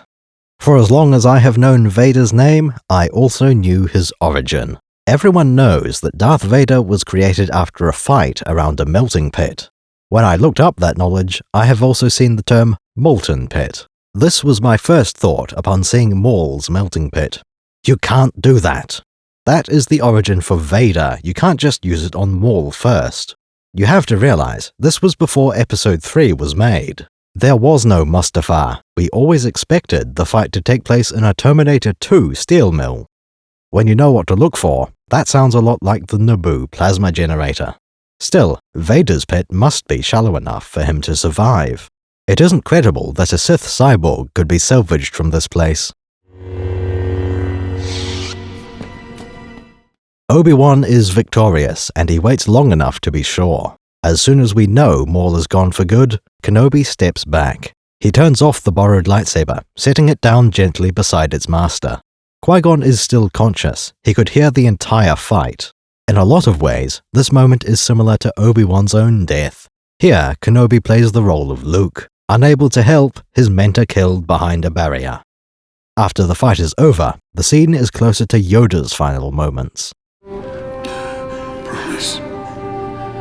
Promise me you will train the boy. Qui-Gon Jinn's final words were carefully chosen. He knows how the Naboo situation will play out. As for the Sith, Kenobi is the most experienced Jedi in the galaxy. There is only one issue Qui-Gon wants to influence. One kid with potential who might otherwise be forgotten. He will bring balance. Train him. The audience knows how important Anakin Skywalker will be. At this point, none of the characters can see it. Qui-Gon believed he was an important opportunity for the Jedi. Obi-Wan doesn't see the same thing, but trusts Qui-Gon's judgment. Yoda will go along with the idea, if only to avoid Kenobi leaving the temple.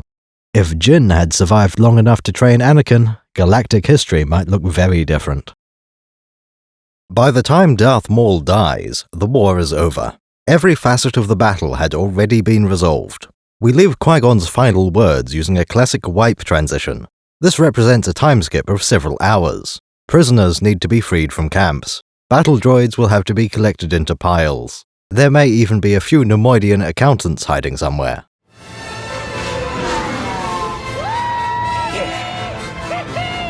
Bravo Squadron will need to land, and so will Anakin. The kid expects Qui-Gon to disapprove of his reckless piloting. Stay in that cockpit. Someone will have to explain the duel to little Annie. Once the planet is secure, everyone will want to report in to Coruscant. Kenobi will be particularly insistent, needing to inform the Jedi Council. Padme and Panaka are more interested in updating Palpatine. Now that the blockade is gone, the palace can communicate again. This will be via the HoloNet, for instant communication across the galaxy. Sending messages through the subspace network would be far too slow, not to mention unreliable. Palpatine and the Jedi respond with uncharacteristic speed. We see a red ship land in front of Theed Palace. Judging by the lighting, this appears to be early afternoon. Given that the battle started at noon, that leaves only a few hours for the battle and the travel time. I think this scene is meant to take place during the same day as the battle.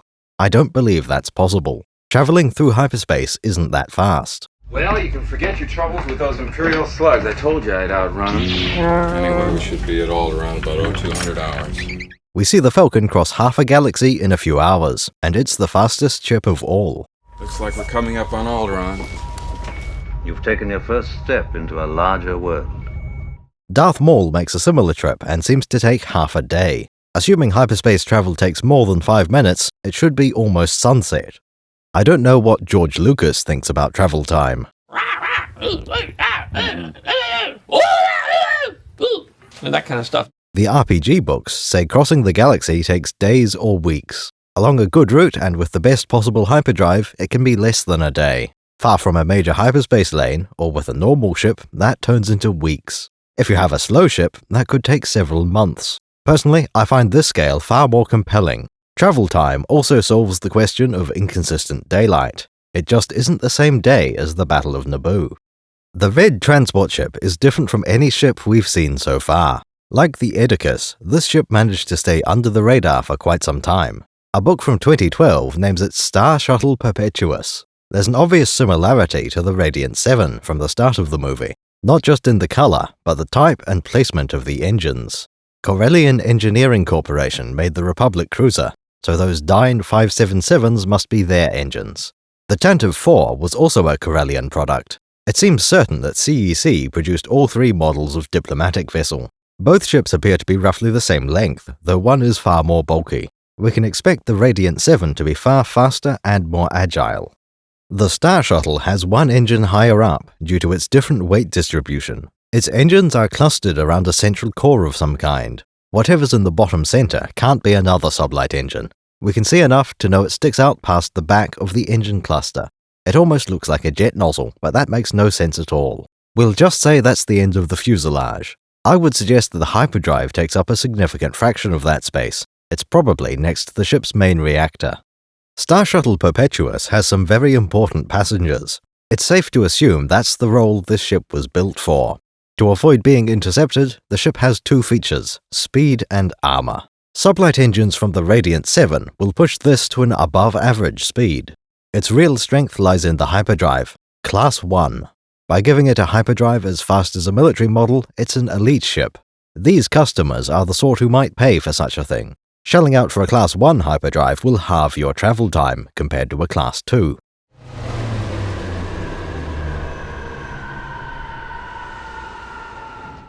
The other notable feature is the shape of its forward hull.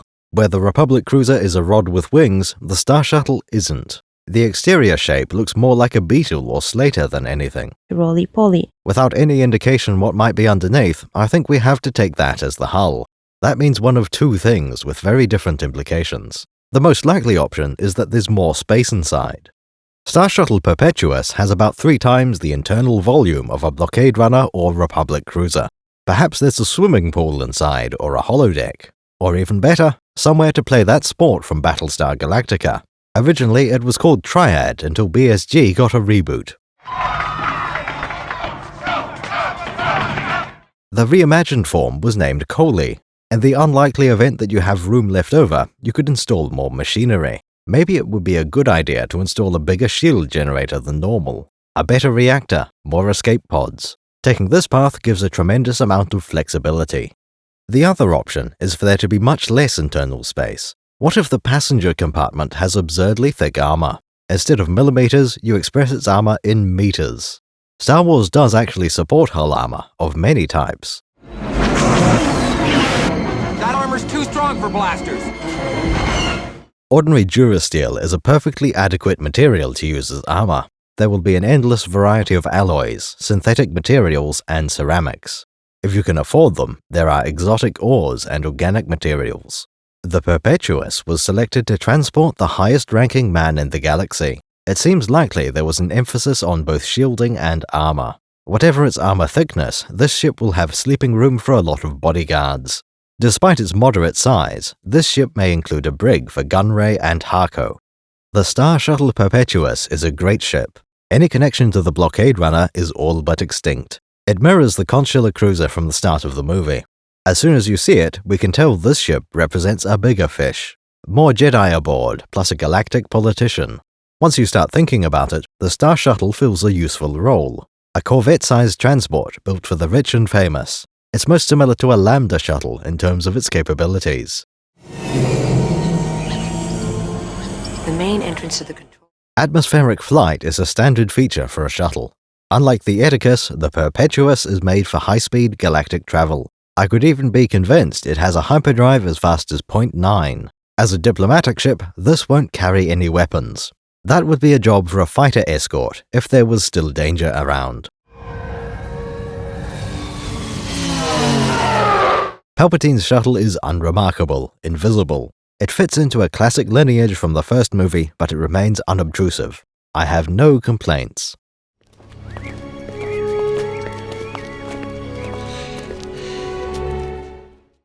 The Naboo people have gathered in force to meet the Red Shuttle. Part of this is to honor the newly elected leader of the galaxy. I love the Republic. Another purpose for the shuttle is to be a luxury prison transport. Prisoners 849 escaping. Queen Amidala has a pair of Nemoidians in her dungeon, you see. Rune Harco and Newt Gunray have been hauled out of their cells. Padme has devised the most fiendish punishment one could imagine. She wants to lock them in a room with thousands of politicians. You're going to have to go back to the Senate and explain all this. Panaka has a line that references the very start of the movie. I think you can kiss your trade franchise goodbye. He's convinced that the Senate will punish the Trade Federation. That lines up with Princess Leia, who invoked the Senate to ward off Vader. The Imperial Senate will not sit still for this. When they hear you've attacked a diplomatic... Don't act so surprised, Your Highness. It also echoes his own line from before the invasion. The Federation would not dare go that far. The Senate would revoke their trade franchise, and they'd be finished. Now, we have to remember that the Senate will decide their fate. Last we heard, the Senate's position was, how do we know Naboo was invaded? We may find a distinct lack of response from the politicians. Will you defer your motion to allow a commission to explore the validity of your accusations? In fact, the Trade Federation may still exist decades from now. Naboo guards escort the prisoners onto the Perpetuous. Senate guards are on their way down, flanking the Chancellor. Behind the Republic follow the Jedi, about half of the Council. Yoda and even Peel are in the lead, followed by Plo Koon and Ki-Adi-Mundi. It gets a little harder to see as we look at the rear ranks. We can see Depo Billaba and Ceci Tien, plus one other. A little later, we spot Eth Koth and Adi Gallia. Now, I'm not the best at this sort of thing, but something seems a little off here. This man is not Mace Windu. There's something wrong with your face. We could speculate about production motives, how much certain actors cost. Like spotting a stunt double, we're expected to ignore this. Alternatively, perhaps he was just someone's apprentice. We are indebted to you for your bravery, Obi-Wan Kenobi. And you, young Skywalker. The first place Palpatine stops is to greet Obi-Wan. There's no indication that Kenobi ever met Senator Palpatine. The Naboo incident will be the first time they learnt of each other's existence. In his public persona as Chancellor Palpatine, he must be grateful to the Jedi. Darth Sidious, on the other hand, is furious. Maul's training had been thorough. Losing an apprentice hadn't been part of the plan. You have been well trained, my young apprentice. They will be no match for you. Kenobi was now on the Emperor's radar. His retaliation will be slow, but nonetheless effective. Still, things could be worse. Palpatine has become ruler of the galaxy. It's far easier to keep power than it is to gain it. The dark side is doing as well as it ever has before. Best of all, nobody suspects a thing. Wookiees! With Maul's death, there is another concern. Darth Sidious needs to recruit a Sith apprentice. Not for a Sith. This is my apprentice, Darth Maul. Maul had been an experiment with Jedi methods. Palpatine had found the Zabrak child from the planet Iridonia. From that kid, he forged a dark reflection of the Jedi. Lord Maul has been a Sith apprentice as long as he can remember. Decades of effort, all destroyed with a single saber blade. Next time, Palpatine would not make that mistake. Instead of raising another infant, he will recruit an adult. Sith need to be Force-sensitive, so he has a very limited pool of candidates. Most of them will be current Jedi or ex-Jedi. Turning one will be a difficult task. It would take a master manipulator. The Jedi recognize only 20 who have resigned from the Order. There's a loophole to that statement.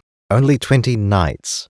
Almost every Force-sensitive child in the Republic goes to the Jedi. Not all of them complete their training. You're wasting your time. Some have no talent. Others are excommunicated. Anyone leaving the Jedi would be a potential Sith. Future plans will depend on what Sidious can find to serve as his apprentice. By the grace of your training, I will not be seduced. We shall see. What luck! There's a Force-sensitive child right here. We will watch your career with great interest. At this moment, I don't believe Darth Sidious is planning to create Vader. Anakin is clearly a valuable resource. Sidious sees him as a pawn, as opposed to the second Sith. Skywalker can be trained as a Jedi, then poached later on. Chancellor Palpatine is more interested in Anakin than Sidious is. There's not even anything to hide. Everyone knows the boy has potential. Thinking of the Force is the normal way to explain Anakin's skill. Now this is Podracing. The Supreme Chancellor can recognize an opportunity. Skywalker will be a good political connection to the Jedi Temple. Palpatine is extremely patient. Congratulations on your election, Chancellor. To that end, he steps forward to meet the Queen. The crisis on Naboo served its purpose, in that Palpatine was elected. Ending here is quite an acceptable outcome, perhaps even preferable. The reign of Palpatine started with a triumphant note. Naboo and its people look capable, decisive, and yet still peaceful. Nobody would suspect this backwater was the homeworld of a Dark Lord. Queen Amidala is happy to have a sympathetic leader in the Senate. Your boldness has saved our people, Your Majesty. It's you who should be congratulated. The two leaders exchange formal congratulations. This is expected of such lofty figures, even if they will complain in private later. Back on Coruscant, Palpatine advised Padme against returning. Go back. But Your Majesty, be realistic that they'll force you to sign the treaty. He has the excuse of looking out for her safety, so now he must appear happy. The important thing is that the Queen survived. Palpatine is to wield the real power in the universe. He plans for Amidala to be an insignificant puppet. Queen Amidala is young and naive. You will find controlling her will not be difficult. The movie wipe transitions to an exterior view of Theed. Time has passed again. Now the sun is setting. According to the novelization, this scene takes place 3 days after the battle. The Jedi Council has finished their examination. They will, surely, have interviewed a few people from the palace infiltration team. This is the clue we need to unravel the mystery of the Sith. Since the Jedi are most interested in the Sith, that'll be their focus. We can expect Yoda to shut down the Theed power station. The Jedi will take the Jeffries tubes down to the bottom of the melting pit. If there was anything left of Darth Maul, they will have taken the corpse for an autopsy. Remember, this is the first Sith sighting in the past 1,000 years. Last time Sith were active, Yoda was a century away from being born. Or hatched. We really don't know much about Yoda's biology. If nothing else, there might be evidence of Maul's training. Broken bones from the harsh life of a Sith apprentice. Even the type of ink used in his tattoos might be revealing. Unfortunately, Darth Maul fell into a melting pit. Only one outcome makes sense. Maul's corpse was melted down. That's the entire purpose of a melting pit, and a Zabrak is quite easy to liquefy. Do you think they'll melt us down? Maul's remains will have been vaporized, just like Kenobi's saber hilt. After discovering the lack of evidence, the Jedi Council would have a meeting. Qui-Gon's mission is now complete, and the Sith have returned to the galaxy. There's a lot to discuss, including 2 Jedi apprentices, one to be knighted and one to become a squire. The contentious option will be the boy, and if he is to be trained. For Obi-Wan, the situation is much more straightforward. You've been a good apprentice, Obi-Wan, and you're a much wiser man than I am. I foresee he will become a great Jedi Knight. He is headstrong, and he has much to learn of the living force, but he is capable. There is little more he can learn from me. Even before returning to Naboo, he was already confirmed to be fully trained. Qui-Gon has passed on all the knowledge and experience he can. By the standards of the time, Kenobi is ready to take his final assessment. Obi-Wan is ready. I am ready to face the trials. If the Naboo negotiations had been boring, Obi-Wan would still be ready. Within a few months, Qui-Gon would have trained his final Padawan. Master Jin didn't even want to train Kenobi all those years ago. He only chose Skywalker because of how well Obi-Wan's apprenticeship went. As it turned out, the Naboo mission changed a lot of plans. Anakin needed training, which meant Obi-Wan could no longer be an apprentice. No matter who trained the boy, Kenobi needed a full knighthood. That's how we met him in the first movie, a Jedi Knight qualified to train pupils. Learn about the Force, Luke. In fact, right now he is perhaps the most qualified knight in the entire Jedi Order. Obi-Wan Kenobi is the only living Jedi to have ever seen a Sith Lord. Not only that, he fought and killed a Sith while technically being an apprentice. In the Council Tower, Obi-Wan mentions the trials. This is clearly some kind of test, a practical demonstration of his skills. After having faced a Sith Lord, nobody expects Kenobi to go through those trials. Even though there hasn't been one for 1,000 years, Sith are part of Jedi training. This goes back to the original trilogy, the first time we ever saw a Jedi being trained. Luke's knighthood depends on his encounters with Darth Vader. You must confront Vader. Then, only then, a Jedi will you be. Episode 6 establishes that confronting a Sith can end your training. This brings me to another line from the same scene. If you look at the dialogue carefully, Yoda is saying, "I told you so." Unfortunate that you rushed to face him. That incomplete was your training. Everyone warned Luke that he needed to finish the Jedi training. Instead, he left Dagobah, lost a hand, and also dropped a priceless heirloom. Kept it locked away. Yoda says it's unfortunate that he left without training. That with incomplete training, Luke wasn't ready to fight Vader. However, I've always interpreted that scene differently. I understood this as Yoda revealing how significant a saber duel is. To my ear, he says, that complete was your training. Unfortunate that you rushed to face him. That incomplete was your training. Putting that through the descrambler, we find a different point. That, facing Vader, was the completion of your training. Instead of hearing a list of unfortunate things, I heard a single point being made. That confronting a Sith Lord is the final exam of Jedi training. Only a fully trained Jedi Knight, with the Force as his ally, will conquer Vader. Where Obi-Wan truly was ready for the trials, Luke tried to take the final exam early. Training! Of course, the reason it works as a test is that Sith are quite tough opponents. Only a Jedi Knight could emerge victorious from such a trial. This seems to be a long-standing tradition of the Jedi Order. Nobody even seems to question the logic. A Padawan who defeats a Sith Lord in combat is automatically knighted. This policy makes a certain amount of sense, but it does rely on the quality of Sith. He was trained in the Jedi arts. My only conclusion can be that it was a Sith Lord. If the dark side trains a bunch of incompetent Sith, they aren't a real trial. That means the Jedi who face them would also be underqualified. Thousands of years ago, this would have been fine. Sith of that era would have been extremely competitive. Obsessed with power, their internal conflicts would discourage weakness. Kill him. Kill him now. For reasons we'll get to later, that's not so true anymore. There is still a minimum guaranteed level of competence. All Sith have a grudge against the Jedi, their only true rivals. These are the only two factions likely to engage in lightsaber duels. Every Sith apprentice will be trained up to a level where he can win against Jedi. Get help, you're no match for him. He's a Sith Lord. Chancellor Palpatine, Sith Lords are our speciality. As we see from their policy, Jedi also train their apprentices to defeat Sith. The Jedi Council didn't expect the Sith to exist, but Sir Kenobi was still trained well enough. Speaking of which, Yoda has a distinction to make. But agree with your taking this boy as your Padawan learner? I do not.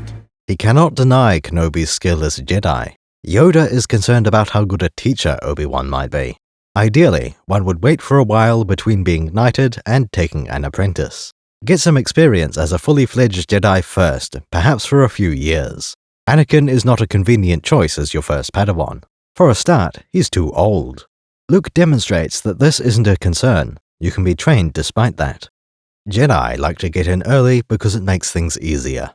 It's much safer to raise a child in the Jedi Temple than to recruit a 9-year-old. Older recruits just increase the chances of something going wrong. The same goes for Anakin's talent with the Force. It's risky for someone to be the most powerful Jedi in history. The chosen one the boy may be. Nevertheless, grave danger I fear in his training. Yoda is correct that training Skywalker will be difficult. One could argue that this moment is what created Darth Vader. By refusing to train Anakin, the Jedi Council set the stage for their own destruction. I will train Anakin. Without the approval of the Council if I must. The way to avert this would have been to train the boy. If the Jedi picked their most capable teacher, Qui-Gon may have been content with that. Obi-Wan would probably have allowed another knight to train Anakin. Because the Council rejected Skywalker, they lost control of him. Qui-Gon became determined to train the Chosen One himself. Anakin will become a Jedi, I promise you. I shall do what I must, Obi-Wan. Kenobi will accept nothing less than his master's dying wish. No other Jedi can be trusted to see this training through. Yoda has maintained a consistent stance on this matter. The rest of the Council used to agree with him, but have since changed their minds. Anakin's actions during the Battle of Naboo were extremely lucky. You can do it. I call it luck. In my experience, there's no such thing as luck. There's also the fact that the Jedi have lost a knight. If you can start training a replacement that week, you might as well. Agree with you, the Council does. Your apprentice, Skywalker, will be.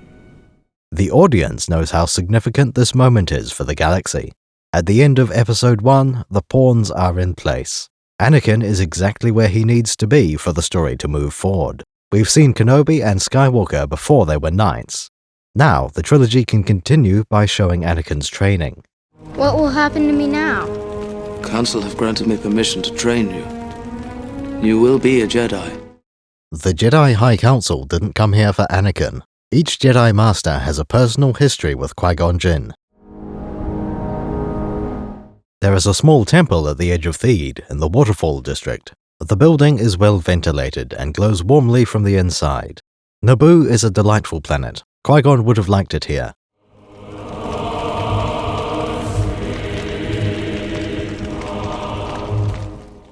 Master Jinn was well respected within the Jedi Order.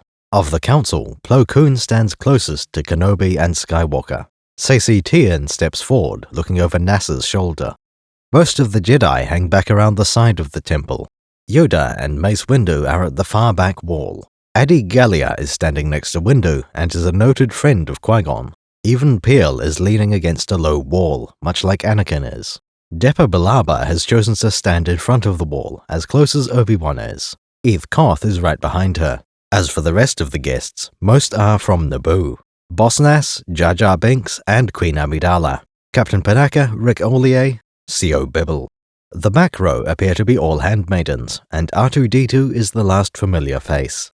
Qui-Gon has been recovered from the plasma power station. This funeral is centered on a pyre, a familiar sight to Star Wars fans. More than a reference, this choice has implications. As we all know, Luke built a similar pyre in Episode 6.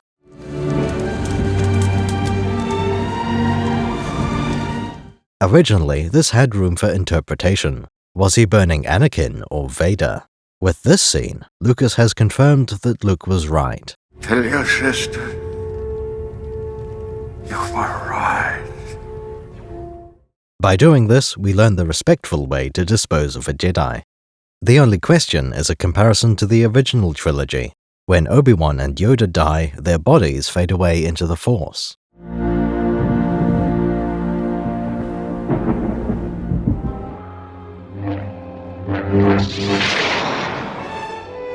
We might expect this to happen every time a Jedi is defeated. I don't think that's implied though. Kenobi says more powerful than you can possibly imagine. This is an advanced technique, something Darth Vader never learned. It's very likely that Yoda and Obi-Wan developed the technique after the Jedi Purge. Though we may have lost one knight, the Jedi Order is alive and well. What will happen to me now? Council have granted me permission to train you. You will be a Jedi. Last time Anakin heard anything, he was forbidden from being a Jedi. Qui-Gon gave him an order to stay safe, which he did not honor. The moment Anakin gets back down from orbit, he finds Master Jin is already dead. As far as little Annie knows, the only Jedi who liked him is gone forever. Obi-Wan will do his best to train the boy, because he's the only one who can be trusted. The novelization goes more into Anakin's thought process at this moment. Most of this is obvious. He is alone on an unfamiliar world. The closest thing to a father Annie ever knew has been slain. All that remain are strangers, even Kenobi. The kid liked Padme and Rick Ollier, but the Jedi training will prevent him from seeing either one during his childhood. I'm on my way to the Jedi Temple to start my training. I may never see her again, so I came to say goodbye. Mace Windu and Yoda discuss the Naboo incident. As Qui-Gon had speculated, they believe Darth Maul was a Sith. There's no doubt the mysterious warrior was a Sith.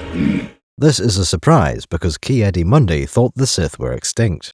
1,000 years ago, a great battle wiped out the Brotherhood of Darkness. There has been no Sith activity in the last millennium. That's what someone on the Jedi Council thought just a few days ago. We are better informed in this galaxy, of course. We have access to reference books. For example, the 1999 Visual Dictionary describes the age of the Sith Order. According to this book, Sith branched off from the Jedi 2,000 years ago. After that, they vanished from the galaxy and haven't been seen in the past millennium. All of this is technically still correct and accurate lore. The only bit we object to is when the Sith began. Even at the time of writing, this was not correct. Remember, the Republic had been around for 25,000 years. Lore from the time already disproves the Visual Dictionary. In books from 1998, we have mentions of Korriban, the home planet of the Sith. Going back to 94, we can still find a mention of Exar Kun. He is definitely an early Dark Lord of the Sith. Exar Kun visited Korriban after the Sith were long dead. The old Sith Empire was already known to be 5,000 years ago. Kun lived 4,000 years before Skywalker. Going back before they were called Sith, there had been Dark Jedi. An early Darkside cult existed before the Jedi. There have been Darksiders for 25,000 years on and off. All of this was known at the time. There's no reason for the mistake. It even sounds implausible. Sith existed for only a couple of thousand years. Before the prequel era, the title of Sith Lord belonged to Vader alone. We knew about ancient Sith, but not Darth Sidious. Episode 1 decided that Emperor Palpatine was a Sith as well. Making a change like that is significant. If it didn't ring true, the fans would revolt.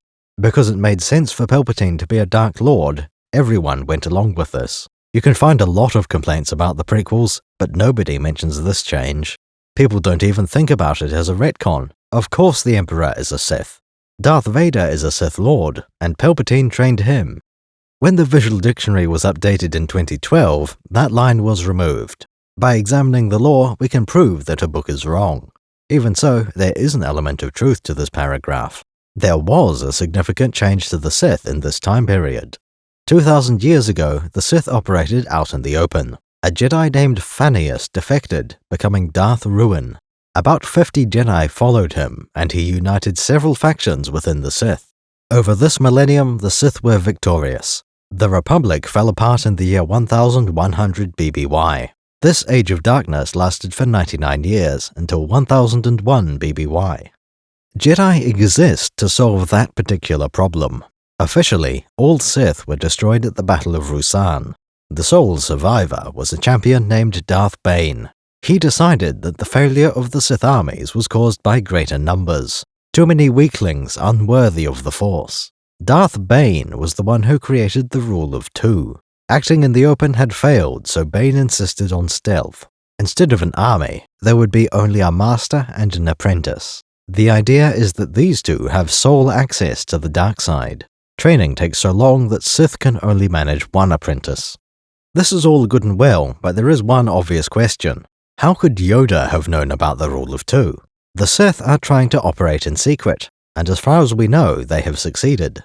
Even the Jedi Council believe their ancient enemy is extinct. It is true that the Jedi have some Sith relics to study, but these are ancient artifacts from before Darth Bane existed. We could say that Bane got the idea from Sith history, so Yoda inferred it. There is an official answer, believe it or not. Yoda is thinking of an incident from the year 188 BBY. A Sith fortress had been discovered in the Coaaarrrr system. The building had belonged to Darth Revan, from the line of Darth Bane. After ignoring it for 50 years, a pair of Jedi looked into the matter. The apprentice was named Kib Jeen, and he was not prepared. Darkside whispers corrupted him within minutes. Kib Jeen betrayed his master and looted the fortress. This is where he gained the more recent Sith knowledge. Kib was responsible for the Dark Jedi conflict. Yoda will have been paying attention to this, so he heard of Jeen's final words. The fallen apprentice mentioned there always being two Sith. After Naboo, the Jedi can no longer deny the existence of Sith. I do not believe the Sith could have returned without us knowing. There's no doubt the mysterious warrior was a Sith. That leaves Kib Jeen as the most up-to-date report. Yoda and Windu have correctly applied all the knowledge they have access to. Their behavior makes sense, and so does that of the Sith. The rule of two is a good idea in either galaxy. Multiple Sith apprentices would only lead to infighting. They may gang up to defeat their master, then start squabbling. For the audience on Earth, it's even better. If there were too many Dark Lords, that would make the title meaningless. The call to the light. Supreme Leader senses it. Show me again. The power of the darkness. One Sith per generation in the galaxy. That's as low as the population can go. Not for a Sith. Sith have been made as rare as it is possible for them to be.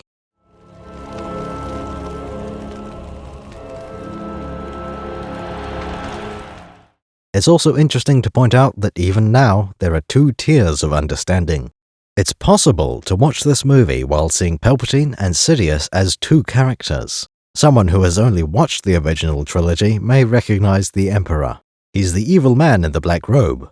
Nobody actually calls him Emperor Palpatine in Episode 6. By avoiding the supplemental material, someone could potentially miss that connection. I don't know if that's a common experience, but the movies were intentionally vague about it. You could potentially have missed this for the entire trilogy up to Episode 3. The other perspective is what I see as normal, having known the name Palpatine already. I believe it will have been printed on several toy boxes. Palpatine's name appears 20 times in the novelization of Episode 6. As soon as Amidala said Senator Palpatine, these fans understood. It's hard to say how many people knew this in 1999. Along the prequel trilogy, some will have figured it out on their own. Others will have overheard fans talking about Emperor Palpatine. The Emperor does not share your optimistic appraisal of the situation. The Phantom Menace ends in much the same way as A New Hope.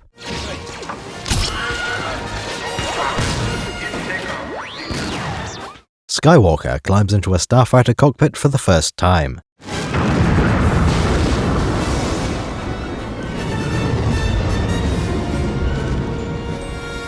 An extremely large space station was destroyed by a lucky shot. The verdant planet of the good guys has been saved.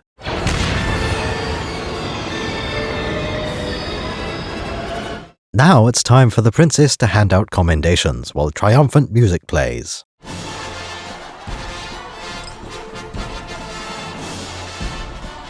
Unlike the Rebellion, the Naboo are perfectly safe. There is no galactic empire, no need to evacuate. As far as Amidala is concerned, they can live happily ever after. The heroes of the day are not fighter pilots, not the Jedi Knights, not the Naboo Resistance. This ceremony is about the future, not the recent battle.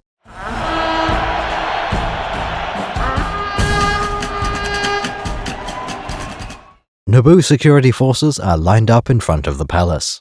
For the second time this week, an inhuman army marches into Theed.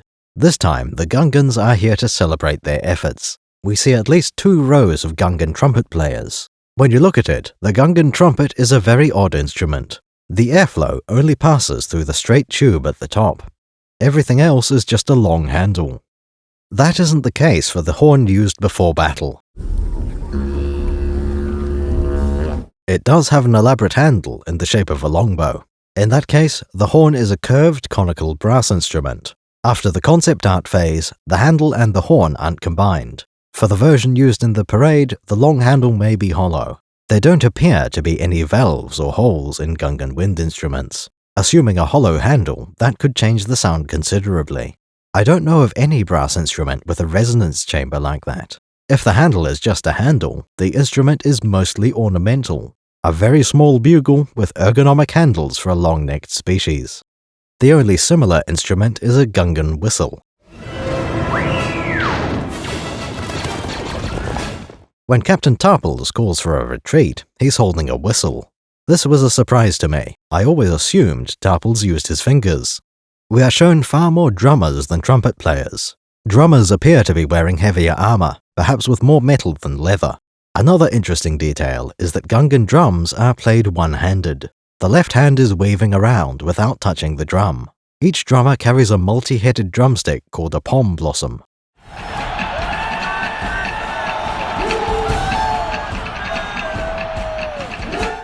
The Gungan ceremonial group has a similar composition to the Grand Army. There's one Famba at the back underneath the arch. Most of the Gungans are on foot, except for their leaders. Officers Tarples and Binks are at the head of the parade, on Cardu.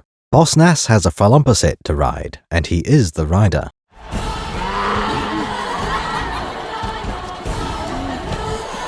There is no other Gungan holding the reins, nobody walking alongside. People often see Nass as a joke, less of a leader than Amidala and Palpatine. That isn't supported by the movie. Nothing indicated Nass to be incompetent. Before Jar Jar crashed it, Nass may have driven his own Hablibber. It's also likely that Nass knows how to hold a spear and throw a boomer. I fully believe that Boss Nass could beat the other Naboo leaders in a fight. Panaka would be the only challenge, and he's not very important. A chaotic period, when gods were made flesh and forced to walk the earth. Nass would wipe the floor with Co Bibble and Amidala. Palpatine has a lot of abilities, but would be unwilling to reveal them. Padme does have a few skills already, though mostly just combat training. An earlier draft of Episode 1 would feature Padme riding a swamp horse of her own. There's no indication she's a pilot during this movie. By the start of Episode 2, Padme is qualified to fly an N1. She's not cut out to be a combat pilot, but that's fine. What really matters is that she can operate a one-man fighter.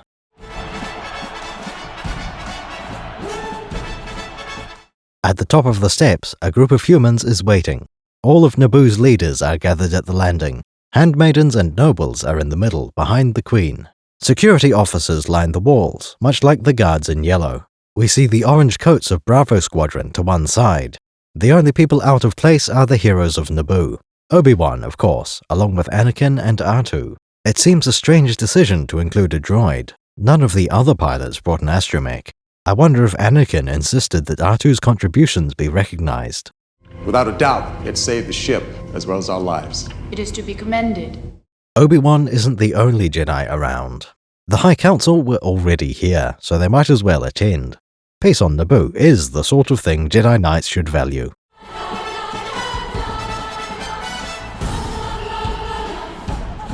There is a consistent set of Jedi on the planet, but they're not always visible. This group includes Mace Windu, Dapper Bilaba, and Ceci Tien, Plo Koon, Even Piel, and Yoda. There have been only 2 missing. Eth Koth is not present. Ki-Adi-Mundi is here for the parade, but wasn't shown at the funeral. We could infer they were both out of frame. Still, the movie allows for them to be elsewhere. The front row of the parade was a set of 6 standard bearers. Each one carried a cester with coloured pennant. As they reach the palace steps, they stand aside to let Nass through. The flags might represent Gungan tribes, or something more abstract, perhaps the 6 principles of Gungan society.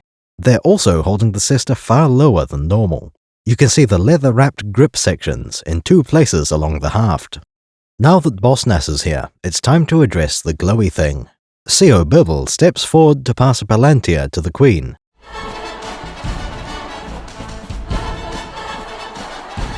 The novelization calls it the Globe of Peace. Fitting, since the ball appears to be a plasma globe. We have plasma globes on Earth, and they do look very cool. The flat version even turned up as a bit of Borg technology. 0600 hours. That's true of the orb in universe as well. Definitely a plasma globe. The glow even matches the color from Naboo's plasma generator. Our other confirmed use of plasma technology is the boomer. Gungan ammunition uses exactly the same design as this Globe of Peace. What sets the Naboo version apart is the outer shell. Instead of an opaque blue, this orb is perfectly transparent. That may be what allows for its glowing tendrils. We don't know how old this artifact is, which would make quite a difference. Was it made yesterday to celebrate this occasion? It could be centuries old, a treasure from Naboo's vaults. Maybe it was crafted by early colonists at the first plasma mine.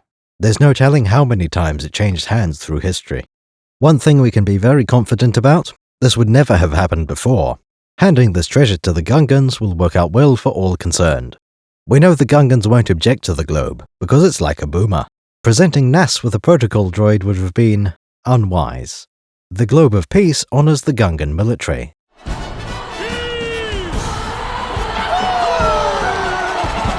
It will do wonders down in Otoh Gunga. Nass will display the orb, a trophy freely given by the surface dwellers. Its glow will always be linked to the great leader, Boss Nass, and his trusted second-in-command, General Binks. Steady, steady. The ceremony is now complete. Padme's part is done. It's all a photo opportunity now.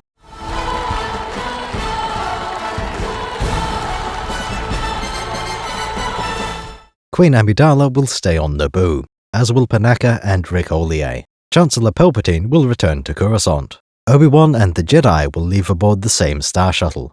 Today, that includes Jedi apprentice Anakin Skywalker. His hair has been cut into the style that signifies a Padawan, short all over and with only an apprentice plait. That single patch of hair will grow over the course of your training, a natural indicator of your experience.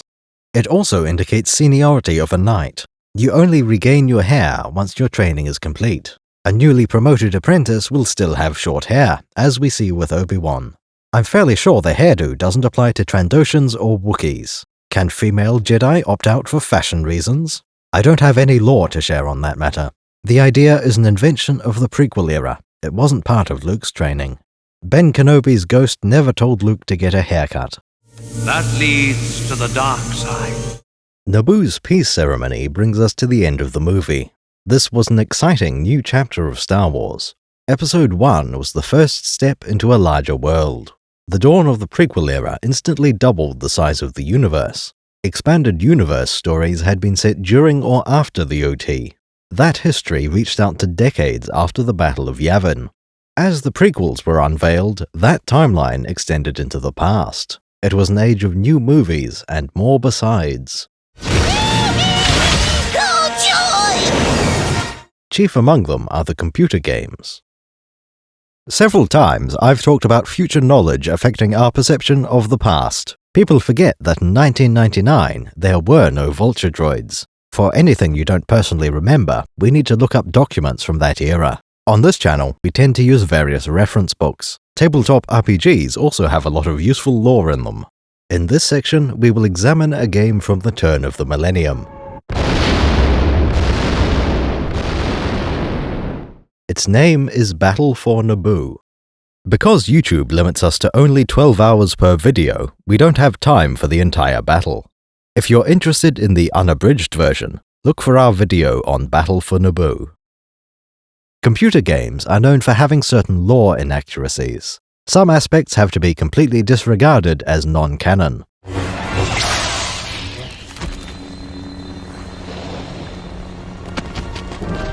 How many times did Darth Revan break into someone's house? On the whole, most Star Wars games are intended to be plausible. The aim is to create a background character from the movies, someone else who lived in the same galaxy as Skywalker.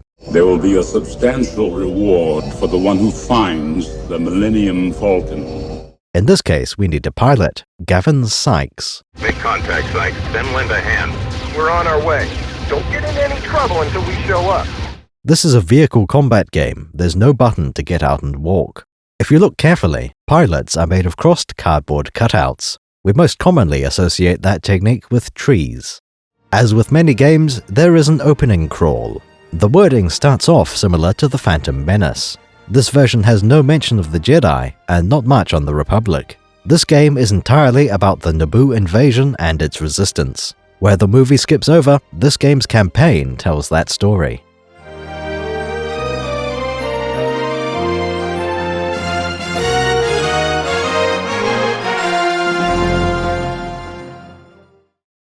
The Trade Federation has invaded Theed and you must escape.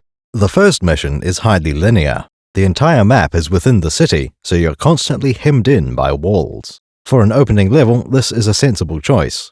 Several enemies are shown, but they're split up between corridors. The streets are just wide enough to turn around, but it should be difficult to get lost. This level is also a perfect test of your control mapping. I haven't found a viable way to make it work using the mouse. Using a controller seems by far the easiest solution. Starting this level in a flash speeder also makes sense. It's one of the simplest and most common vehicles on Naboo. During the invasion, police and guards could easily be driving a flash. It serves as a baseline so that later ones can be a noticeable upgrade. This is Captain Panaka. I am ordering all officers to clear the city at once. The mission starts with Captain Panaka ordering a peaceful evacuation. Gavin follows a twisty route out of the city, meeting up with others along the way. Battle droids are trivial opponents, where destroyers are a moderate threat. I'm losing power. Tanks are the largest threat, and very limited in number.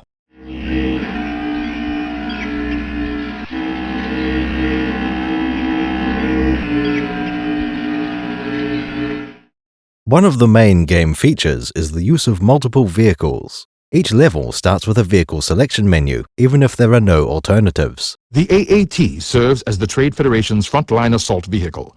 Designed to wipe out enemy troops, the AAT boasts a powerful laser cannon capable of punching through enemy ranks. A fearsome sight on any battlefield, the AAT is one of the Trade Federation's most formidable weapons. That's controlled by the game's unlockable system. Experienced players can replay a level to see which vehicle is best. Depending on the mission, you may be able to change vehicle in the middle of a level.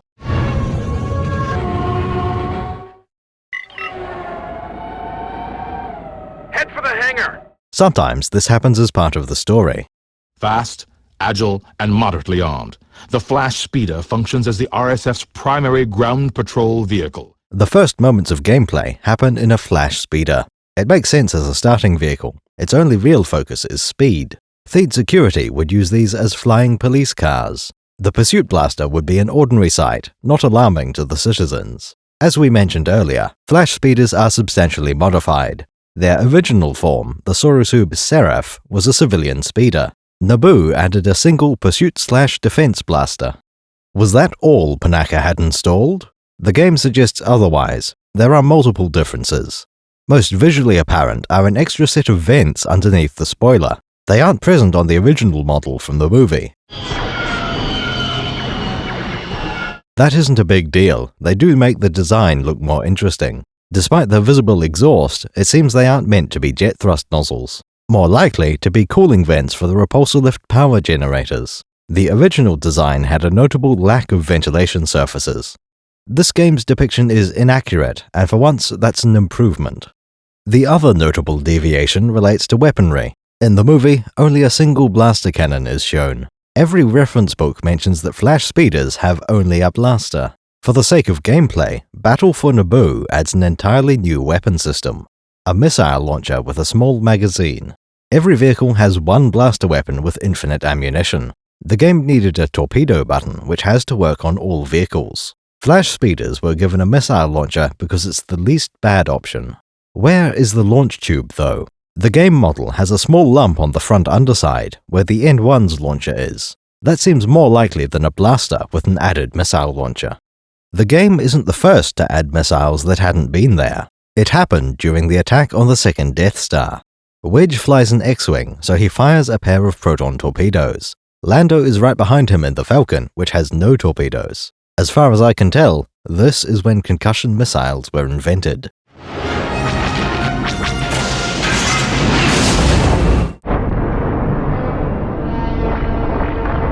The Falcon fires two from launch tubes between the mandibles. Concussion missiles have also appeared on the A-Wing and Z-95. Though they are effective, we think of concussion missiles as inferior. Proton torpedoes are more devastating against armored targets. The Heavy Stab supports laser cannons and powerful missiles. The lightly armored vehicle is typically used to explore dangerous areas or mop up retreating enemy forces.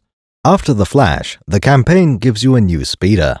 These are called the Heavy STAP, and their design lineage is obvious. They're derived from the single trooper aerial platform. Both types of vehicle are effectively just variations on the speeder bike. The STAP is just laid out differently, to the point it's completely lacking a seat. Comfort isn't an issue for battle droids, so the vehicle was designed without regard for it.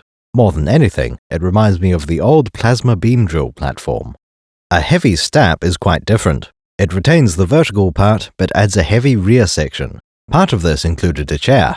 Luxury. Wow! The model doesn't have the drive turbine exhaust next to your legs either. The added machinery will include repulsor lifts to support its new weight. Engines will also have been upgraded, though not by much. The Heavy STAP will have a worse power-to-weight ratio and lower top speed. With its extended length, this version can have longer cannon barrels. Like the Flash Speeder, the game gives the H-STAP a missile launcher. The game treats all vehicles as if they have shields, including the Heavy STAP. While not impossible, we normally only see shields on various types of spaceship. Though they appear as a playable vehicle for Naboo, that's only by capturing. At the end of the first mission, our heroes steal a couple of parked ones. Let's take those Heavy Stabs. I'm not sure the Heavy STAP needed to exist, but I like the design. It's the only option for a vehicle smaller than an AAT tank. There is some basis for this in concept art. An early version of the STAP was sized more like the snow speeders. That one even seems to have a missile launcher front and center. Other concepts were more like a speeder bike with no enclosed cockpit. Our next mission takes place shortly after leaving the city. Still riding the Heavy STAP, Gavin and Kale respond to a droid presence. We can assume Theed was the first major city to fall. On the plains outside the capital, the outlying farms are under attack. We're under attack! There are many battle droids riding the ordinary STAP. More enemy types will appear later on, after the player gets some practice at aiming. This level exists as a shooting gallery. An STAP has a very narrow target profile. Hitting a single trooper is the hardest shot you'll ever need to make. By completing the level, the player has figured out how to aim. The controls take some getting used to, though I wouldn't say they feel bad. Unlike the linear city, this is wide open terrain. The player gets used to the minimap, chasing red dots. There's also an orange sector as your objective marker. After protecting a few houses from STAP troopers, stronger enemies start to appear. We've encountered heavy resistance. Like there's a trader village in the swamp. They'll help us once we find them. 2 droid starfighters fly overhead, though they're not aggressive yet. The player is nudged to aim upward while using a land speeder. That will be important in a few specific moments.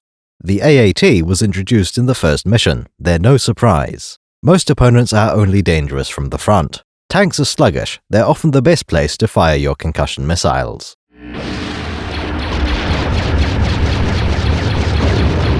Halfway through the level, we see something set up at the end of Mission 1. There is a hangar with the strong suggestion that you enter it. When you see one of these, it represents a chance to swap vehicle. Since the heavy STAP is one of the worst available, it would be smart to accept. This marks the first use of the police cruiser, our training air vehicle. Land speeders hover just above the ground, from dozens of meters to less than 1. This is particularly significant because it marks an entirely new type of gameplay. Mission 3 takes us into another new environment. We're looking for a small village in Amarisia. That takes Gavin beyond the farmland into a swamp region. These aren't a forest or jungle, all the trees are spaced out. They look rather like willow trees or the local equivalent. We don't know if Naboo's colonists brought space gauze with them. The entire location is covered in a mild storm. I really like this level, it has a great atmosphere. You can almost smell the air, just the right amount of rotting wood.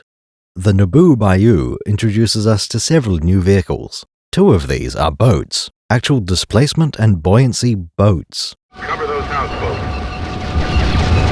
They make perfect sense even in Star Wars, we'd expect them to exist by now. The closest thing off the top of my head is the Amphibion.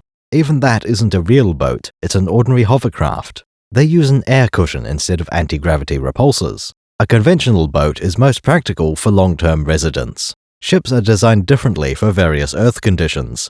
What if the sea isn't ordinary water? Luckily, both boats in this game are designed for Naboo. Trade Federation gunboats are a very minor part of this level. Far more interesting are the local village traders. The swamp dwellers use stern-wheeler houseboats. There's nothing wrong with that decision, it looks very cool. With sufficient power, the efficiency of your paddle steamer isn't a big deal. The size seems to be about 50 meters long. They aren't optimized for cargo, but could stow a lot of small crates. The other new vehicle is a bomber variant of the droid starfighter. Where the standard model has 4 knife-like wings, the bomber has 2 large pods. Each one is several times the size of the lump where the droid brain lives. Bombers are armed with blasters as well as some kind of energy bomb launcher. Nothing here sounds unexpected. Just as the Empire has TIE bombers, the Federation could do with some more specialists. After taking out a pair of gunboats, the remaining mission is all dogfighting. For the civilians, the bombers are by far the greatest threat. As Gavin is flying a police cruiser, fighters are more of a danger. Captain, droid starfighters are in the area! When we aren't at risk, we would prefer to focus on the bombers. Droid starfighters will fly in to attack the escaping boats. The boatmen clearly have comms equipment because their leader gets in contact. This is Rogue 2. Good morning! Nice of you guys to drop by! He provides the next mission objective, to rescue an isolated villager. Captain, one of my best men, Ben Dennis, is trapped at the far end of the village. Rescue him, and I'll give whatever aid I can. Follow me, Lieutenant. That's a direct order. The Resistance needs skills and able bodies, so that's perfect. A cutscene showed the location, a house on an island in the swamp. You will notice a police cruiser parked right outside at the top of the hill. Protecting this place seems like a very sensible idea. Gavin shoots down a few squadrons of droids, which is a simple matter. Once the traders are safe, everything goes better than planned. The villagers do have useful information, a lead regarding a smuggler in the mountains. That blue aircraft is also relevant. You gain a new recruit. A reasonably convincing human runs out of his house and climbs into the cockpit. Now, how can we help you? We're looking for able pilots and soldiers to fight the Trade Federation. We're just simple traders, but I've heard rumors about a smuggler in the mountains north of here. Having gained some information, the Naboo forces have a plan. Sir, we're closing in on our smuggler friend. I doubt he'll be happy to see us. The smuggler has just been located, so our heroes move in. Just as the RSF reach the ship, a formation of droid fighters intercept them. Gavin doesn't do well, he's immediately shot down. Rather than try to keep flying a ship in flames, he makes for the nearest hangar. This is where you change vehicle into a flash speeder, assuming you selected that in the menu. As you complete more levels, alternatives will become available. The first half of this mission is mostly helping civilians, if that's what you decide. There are a lot of opportunities in this game to defend the innocent. Given the emphasis on replay value, you will do that. Some of the time. Other times you play, it may be speed you focus on, perhaps destruction or accuracy. The game features a medal system, rewarding players for doing well in every aspect at the same time. Officially, your mission does include protecting citizens. That isn't always the correct decision. At the first homestead, a series of stamp troopers are already attacking. Lieutenant Sykes is ordered to protect the house. There's a homestead under attack. Stop the battle droids, but make it quick. As you finish fighting, a civilian land speeder will pass by. By defeating the droids, the driver will offer you access to a special upgrade. You're done for, Bolt Brain. Great work, officer. Follow me.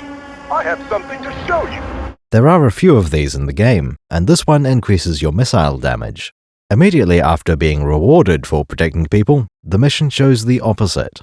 Gavin reports the same situation again, but is ordered not to intervene. Captain, requesting permission to rescue those civilians. You can't fight them all. Move on. There is no reward for rescuing these citizens, it's just a waste of time.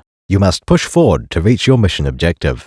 That turns out to be just around the corner, past the cutscene trigger. We see a potato-shaped cargo vessel, the rumored Smuggler. The ship is under heavy bombardment from an AAT. I spotted a cargo vessel. It's under attack. Our hero reports in to his commanding officer and is told to announce himself first. By hailing the ship before intervening, their bargaining position is more favorable. What's this look like? We're pinned down. We've lost our main engines and our repulsors are failing. All power has been routed to the deflector shield. The smuggler ship explains how bad the situation is. Volleys from a tank cannon are a serious threat to starships of that size. We have no choice, General Calrissian. Our cruisers can't repel firepower of that magnitude. Gavin makes sure to claim credit for the help he's about to offer. I'll lend a hand. This is a perfect opportunity to use the missile launcher on the game's flash. 1 or 2 missiles per AAT is the optimal usage. That still won't destroy most tanks, but your blaster cannon can finish the remaining health. Overusing missiles is wasteful, since they aren't replenished during battle. This sets up the gameplay loop for the rest of the mission. The smuggler will fly low, staying inside valleys to keep out of sight. Gavin will follow along the high ground in his land speeder. Many stamp troopers will pass through, but they are mostly insignificant. There are 2 real obstacles to this mission. The main one is the tanks, which take up position to hammer the smuggler's ship. If it takes too much damage, the ship will be destroyed and the level ends. More dangerous to Gavin, there are cliff edges everywhere. Anytime a land vehicle falls a certain height, it's instantly destroyed. It gets irksome when you would have landed safely on valid terrain. This combines with the driving controls, an unreliable brake in particular. Once you get the hang of driving, the mission is very simple to complete. The smuggler Gavin located is grateful for the way you saved his life. He introduces himself as Borvo the Hutt. The Honorable Borvo the Hutt would like to thank you for all your help, Lieutenant Sykes. You're welcome, Borvo. Borvo offers our aid as a sign of his gratitude. Borvo hopes that you enjoy a cold climate, Sykes. Now that Borvo the Hutt has joined the Resistance, you must protect his vessel until he reaches his hidden outpost. Once at the base, Borvo's own pilots will join the fight against the Trade Federation. This is one of the more exciting missions of the campaign. At this point, you've only flown the police cruiser, and you have 2 speeders to drive, the Flash and the Heavy Stap. These are not particularly good vessels, so the upgrades are significant. The mission starts aboard a Flash speeder, running along a valley between mountains. The Hutt has agreed to help the Naboo Resistance if you defend his ship. When you've turned the first corner, a security hangar is waiting. This could be ignored if you wanted to keep driving a land speeder. That's an entirely viable way to play the mission, though only a few are like that. If you go into the hangar, you can play through using an aircraft instead. Either way, the other type of vehicle will appear to provide air or ground support. As he travels through the mountains, eventually Gavin discovers a hidden outpost. Don't worry, we're almost home. This seems to be the location Borvo calls home, with many of his minions. However, the Trade Federation got here first. Thanks. Pick your targets and go. The area is full of AATs, plus the occasional droid starfighter. After destroying the nearby tanks, we're presented with an unfamiliar type of starfighter. It calls for reinforcements. We'll need to make a quick exit. Keep clearing a path to the factory. Yes, sir. They are Hutt fighters manned by Borvo's men. Federation reinforcements are on the way, so Gavin keeps moving. In the next valley over, the Feds have taken control of a factory. I have the factory in sight. Good, let's wipe out any Trade Federation forces quickly. This turns out to be a Naboo facility, nothing to do with the Hutt outpost. Clearing out the place is simple, so long as you don't shoot any of your own buildings. Securing the N1 assembly site is a major victory. Without needing to raid the Royal Hangar, the Resistance gains access to N1s. The N1 assembly site is now under our control. Now we can start giving the Trade Federation some real trouble.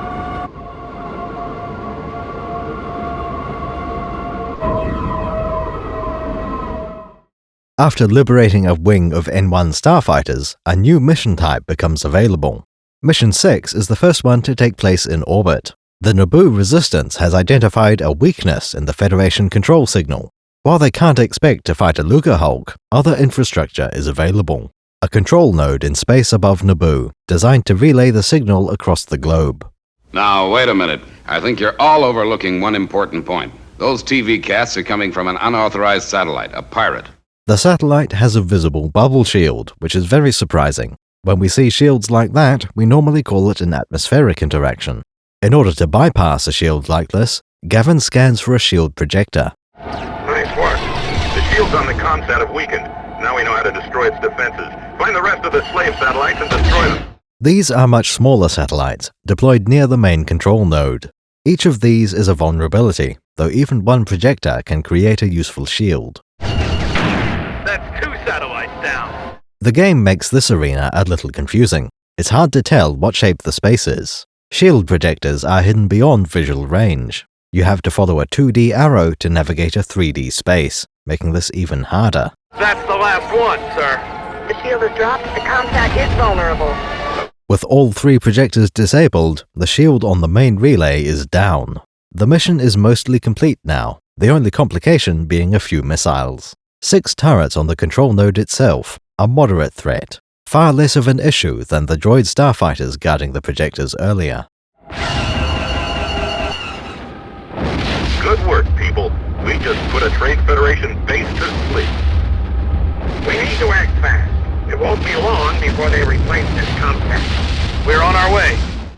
The next mission has a clear reference to dialogue from the movie. And we have information that Camp 4 lies somewhere north of this valley. When the Queen is being escorted out of her own palace, she is sent for processing. Commander. Yes, sir. Process them. Captain, take them to Camp 4. Roger, roger. The battle droid sent her to Camp 4, but we never see any camps in the movie. Games are particularly good at letting you explore places we've only heard about. The search for Camp 4 starts in a region with extremely tall hills. Cole confirms the location of the very important prison. The first place to search is down a side passage. One of your wingmen spots a Federation base inside, so he sets his throttle to Leroy Jenkins. My family could be in that camp. I'm going in. Hollis, stay in formation. You lose 50 DKP again for not being where the fuck you were supposed to be. The rest of us are obliged to follow and attack this installation. I can't chance it. I'm going in to attack the base. Okay, Joe. You're the expert. There's nothing significant here, just a lot of droid starfighters and a landing ship. While Gavin fights off the turrets, a C-9979 landing barge takes off. While the Resistance may be able to destroy a lander, it wouldn't really hinder the Feds. There are other priorities, such as droid starfighters attacking the farmhouses. Once the planes are secure, the N1 pilots try flying into another valley. This one has a river with a couple of gunboats, which are generally inconsequential. There's no point destroying them unless you're into that defending the citizens stuff. After all, there's more to a game than its mechanics. We are going to save as many of our own as possible. Why? Some might ask.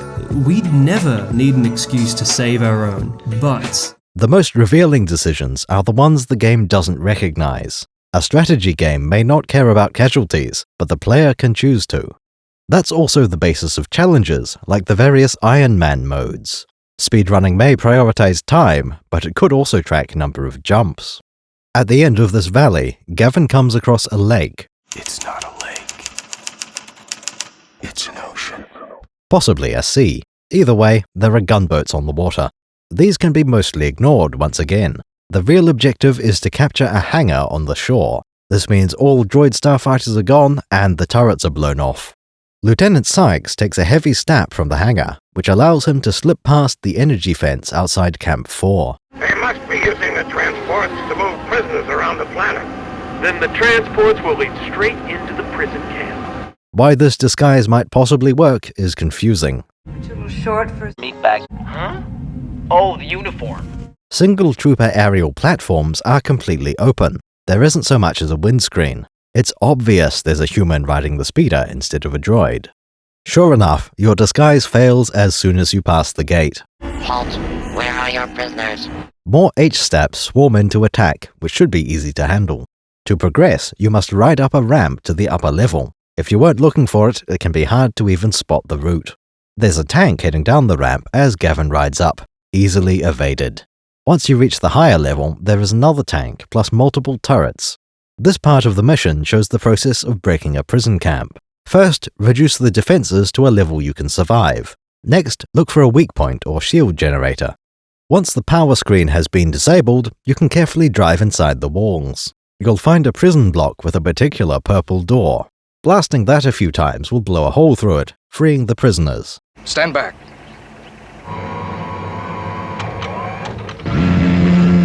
The main part of Camp 4 is at a higher altitude, up the next hill. As soon as you go through the gates, there's a hangar directly ahead. This is the first time you gain access to the Giant Speeder, which Gavin will use as a preferred land speeder on all surface missions. The process of breaking open a prison remains the same. There is no apparent shield generator, but if you look carefully, there are crates stacked up by a wall.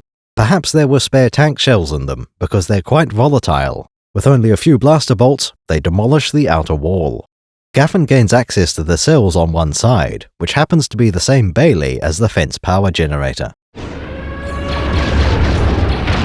Knocking that out takes down the opposite fence, letting you free another set of captives. To actually escape from this place, you need to climb up another hill. There are a pair of generators on top, but the land speeder controls make it hard to survive. If you fail to brake in time, your speeder will sail over the edge. Regardless of your remaining health, that instantly destroys your vehicle. All your prisoners climb into some conveniently placed civilian speeders. With the energy fence deactivated, everyone proceeds forward to the next area. This is the final part of Camp 4. It's a far tougher nut to crack. There is no convenient stack of crates. You're expected to wait for an N1 pilot to fly in, blasting a large fuel tank from the sky.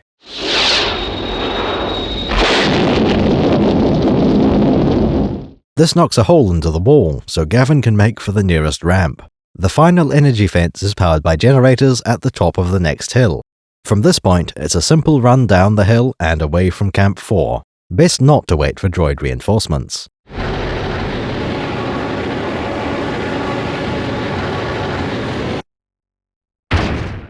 A well-armored land speeder. The GN speeder is used chiefly for crowd control and other non-combat situations. Although fairly slow, the GN speeder is sturdy and reliable. In most land speeder levels, you have up to 3 options. The flash speeder is the baseline, the point of comparison. Heavy snap is even less appealing. What you really want is the purple kind. I've never been sure how to pronounce this name.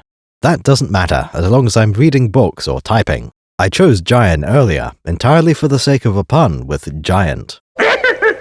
Battle for Naboo has a voiced description of the vehicle. The GN speeder. Gian is what the voice actor says, and I believe it's consistent with other material.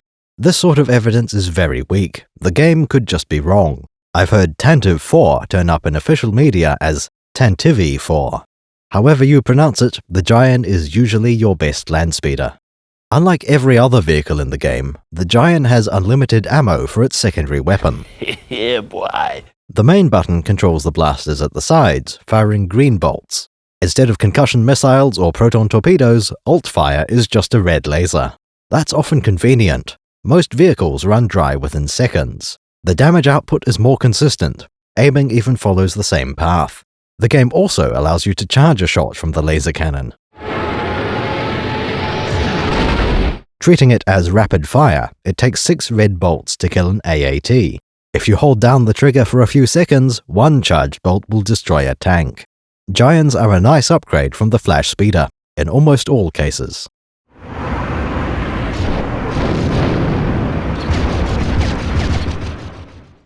Mission 13 is where the movie starts to come back in.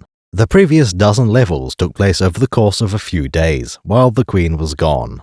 Now Panaka has returned, and it's time to retake the planet. All officers receiving this transmission are ordered to meet at Raiska Hill. Panaka? Maybe he can get us organized. The last mission took place at night, the breaking of Camp 4. Mission 13 starts at sunrise the next morning. Captain Panaka gets attacked as soon as he broadcasts a message. A swarm of stamp troopers descend upon a village, supported by droid starfighters. Panaka survives thanks to the Naboo resistance. They park their speeders and get everyone up to speed on the plan. What's the plan? Gavin is assigned to guard the city's rear entrance.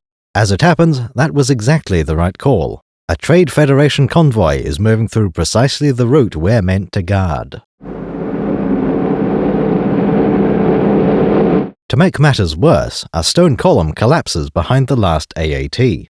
There's no way to pursue, we'll have to take the long way. This works out fairly well, as the RSF are under attack elsewhere. A woman called Palmer is cornered at the end of the gorge. Lieutenant Sykes, this is Palmer on the southern ridge.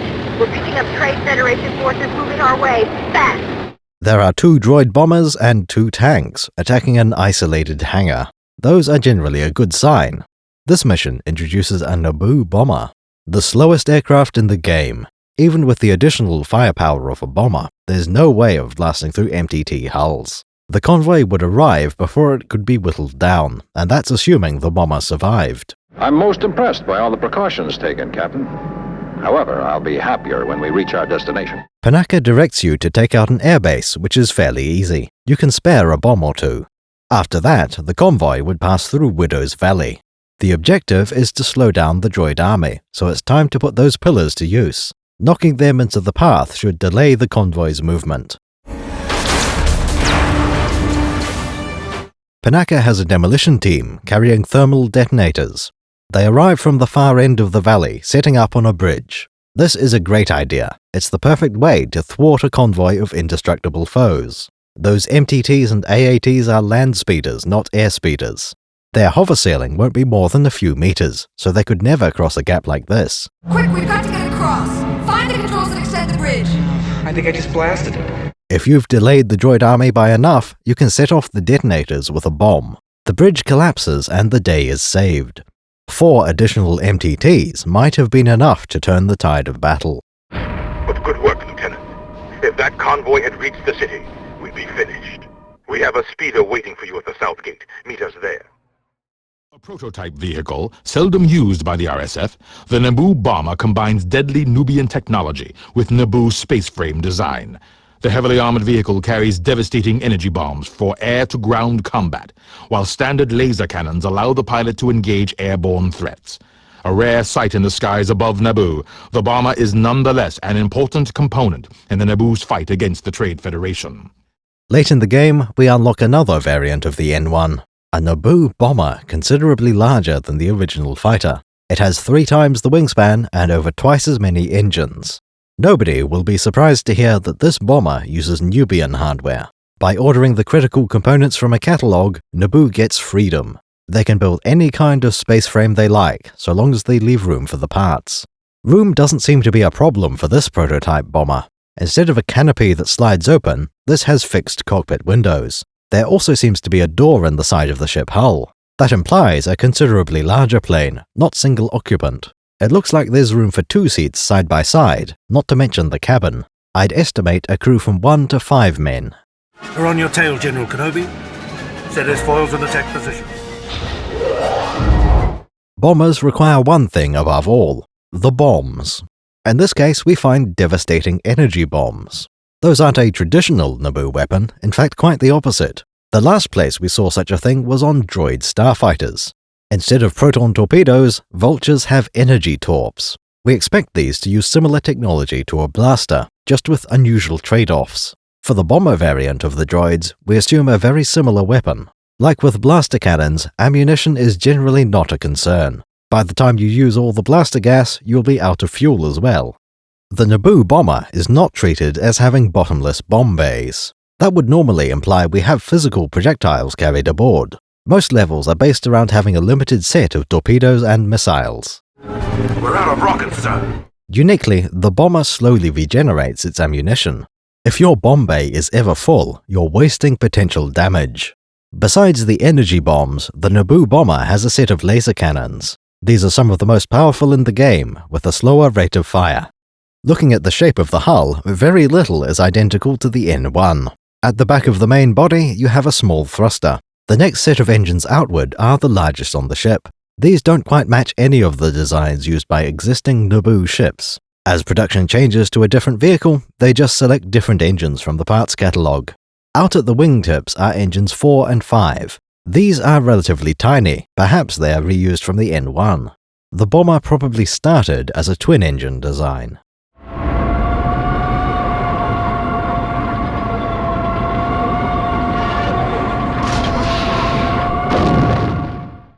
Mission 14 is entirely based on a few seconds of movie footage. We know that Panaka and the Resistance created a diversion. Once we get to the main entrance, Captain Panaka will create a diversion. We open with Gavin driving a giant speeder into the city. It plays like the very first level, Escape from Theed. Navigation is more of a challenge than the droids for most of the level. As you wind your way through the streets, you spot 2 Federation gunboats patrolling the river. They pose much less of a threat than a tank or droidica. On the other hand, blowing them up would be distracting. Once Gavin passes the river, Palmer reports in. Apparently, her forces have been backed into a corner, again. The security forces converge on her location, with at least one other giant speeder getting in ahead. Together, they're able to destroy a pair of tanks and several droidicas. Assuming you manage to save anyone, Palmer joins you in a flash speeder. That was close. We see yet another speeder design, this one a large personnel carrier. Now everyone follow me to Kelsia Plaza. It contains a set of Naboo commandos, who are dressed like security officers. There is a short escort mission, but the plaza is quite safe. The most dangerous enemies are destroyer droids, no starfighters or tanks. It's only a matter of defending the commandos as they demolish the gate. Mission accomplished, sir! Once through the shattered gate, we cross back into movie territory. As you know, Panaka waves through a giant speeder to move through the arch.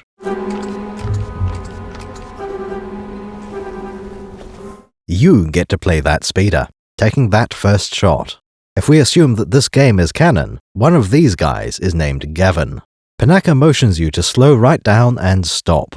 You are expected to take the shot exactly as ordered. Prepare to fire. Aim just below the main turret. Make your first shot count. Ready, fire. Right on time. In fact, dead on time.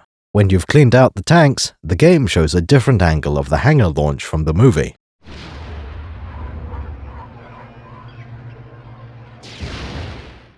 Bravo Flight has been ordered to destroy the mammoth droid control ship in orbit around Naboo. You must target the starship's weakest areas. The first thing I'd like to say is that this mission briefing tells us the plan. It highlights specific weak points on the droid control ship. Use your N1 to disable the control ship's tractor beams and shield generators. Inside the final mission, it begins with a surprisingly perfect cutscene. Exactly like in the movie, the N1 squadron leaves the planet. We see a close-up of the control ship launching its flock of vultures.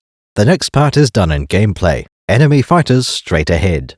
Enemy fighters, straight ahead! The droids appear in just the right formation. It's flawless. For this part of the mission, the droid control ship is part of the star field, a bit of background decoration, just like the planet below. Once a sufficient number of vultures have been slain, Bravo Squadron flies closer. They're counting on us down there. We must take out that droid control ship. Look at the size of that thing! Attractors nabbed me. I need some help here. I can't escape. A little too close. One fighter passes too close to the open ends of the cargo bay. That brings back memories of the Death Star, but it also rings true. We're caught in a tractor beam that's pulling us in. There's gotta be something you can do. If you remember the cross-sections book, there are tractor beams installed there. One tractor emitter is destroyed in a cutscene. Initiating attack. The next 3, you are expected to take out on your own.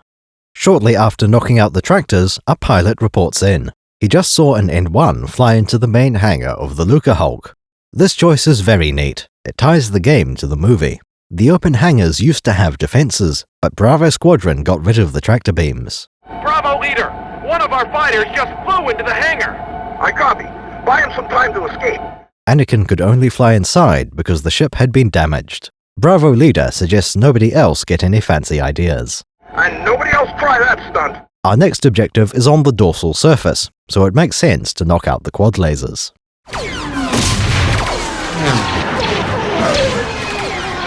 Episode 1 established shields as being a problem. However, there's great risk. The weapons on your fighters may not penetrate the shields. Luckily, Episode 6 had already given us a solution.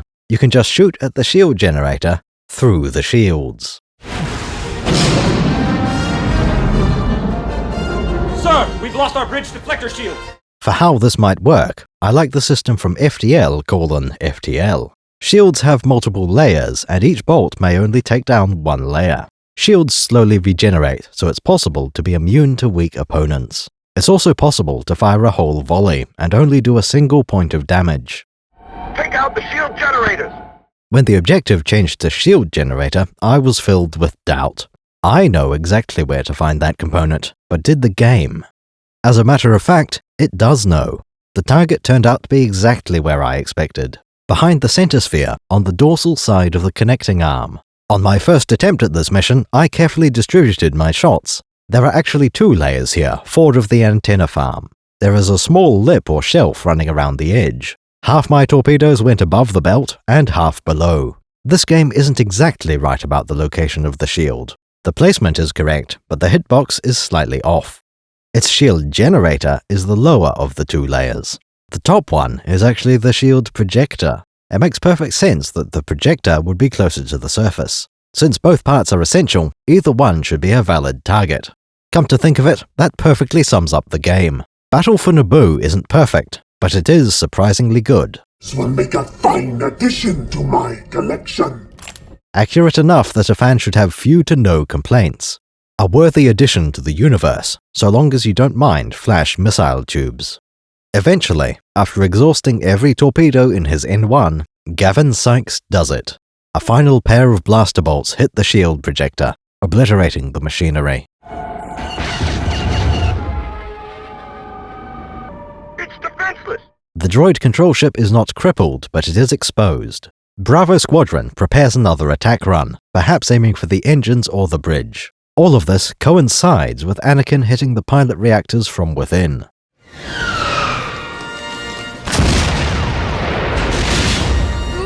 The Lucahulk starts exploding from the inside, and little Annie flies out. Look, one out of the main hole! You will note the absence of a particular line. It's blowing up from the inside! We didn't hit it! Rick doesn't say, "We didn't hit it," because we certainly did.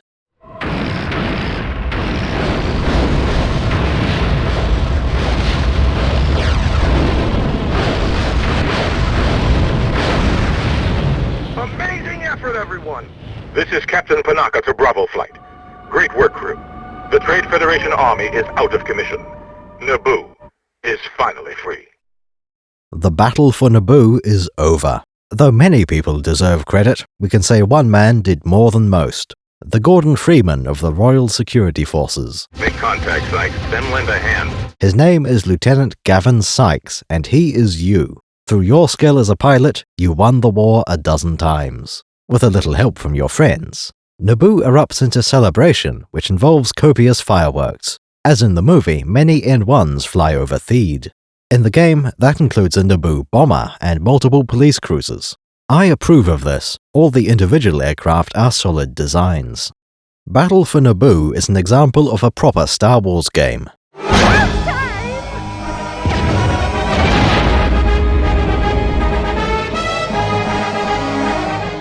The campaign tells an entertaining story of fighter pilots and freedom. None of the movie's main characters are involved, except for Panaka.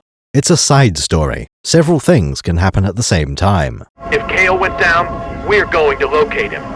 Games offer another perspective, a window into the same galaxy. There are no significant changes or lore contradictions. New vehicles have been added, but they're of good quality. Mechanically, the game is not terribly difficult. Instead of adding more tanks, the player is expected to change his goals. Challenge yourself by using a suboptimal ship. Look into the medal system, which encourages more skillful aim. Thanks for your help, Sykes.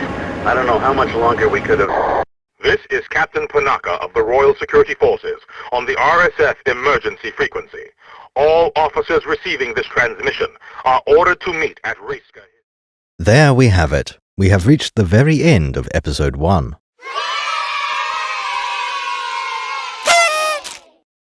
This conclusion will be brief because we're not stopping. What took us so long? Attack of the Clones will be next. That's why I'm here. We suspect it may be about twice this size. After Episode 2, we shall cover Episodes 3, 4, 5, and 6. We'll be here as long as the channel is sustainable. Me a money needing a lot now. The complete saga, all 6 Star Wars movies. Okay, that's not entirely fair. Mustn't forget about Ewoks Battle for Endor. You are hungry.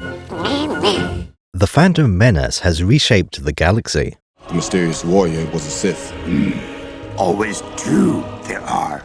Congratulations on your election, Chancellor. As the first entry in a new trilogy, it has the most influence. It's responsible for all future depictions of the Old Republic. This was so successful, many fans prefer the prequel era. For those who loved the original movies, this met our expectations. Apart from a few details, the Old Republic was unsurprising. Obi-Wan spoke of a more civilized age, before the Dark Times. But a more civilized age, before the Dark Times. The Phantom Menace showed us the world Old Ben remembers. It sets the stage for the remaining 2 episodes. All the important characters have been established. Our prequel's obligation has been satisfied. We see all 3 Jedi that were known to exist. Anakin's piloting skills were just as Old Ben described. When I first knew him, your father was already a great pilot. We have seen their first meeting, just as we saw the last. You're a Jedi too? Pleased to meet you.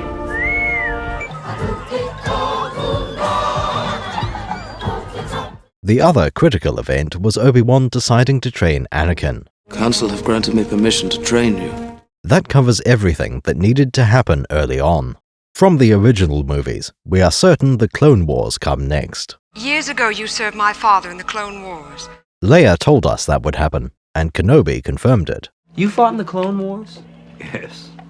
I was once a Jedi Knight, the same as your father. However that turns out, Episode 1 leaves plenty of wiggle room. Very few constraints are placed on the rest of the trilogy. They don't need as much world building. TPM already handled that. As for time, there is a long gap to allow for changes. I haven't seen her in 10 years, Master. New designs of Starship, new apprentices to be trained. During the Clone Wars, we will look back on this time of relative peace. With that, we have completed our Phantom Menace project. The response has been overwhelmingly positive. People have put real thought into their comments. Our Discord community has been equally well-behaved and thoughtful. Thank you for watching to the end. If this was your first video, welcome aboard. To those who've been with us for longer, we appreciate it. And if you're watching this from the future for the 8th time, welcome back.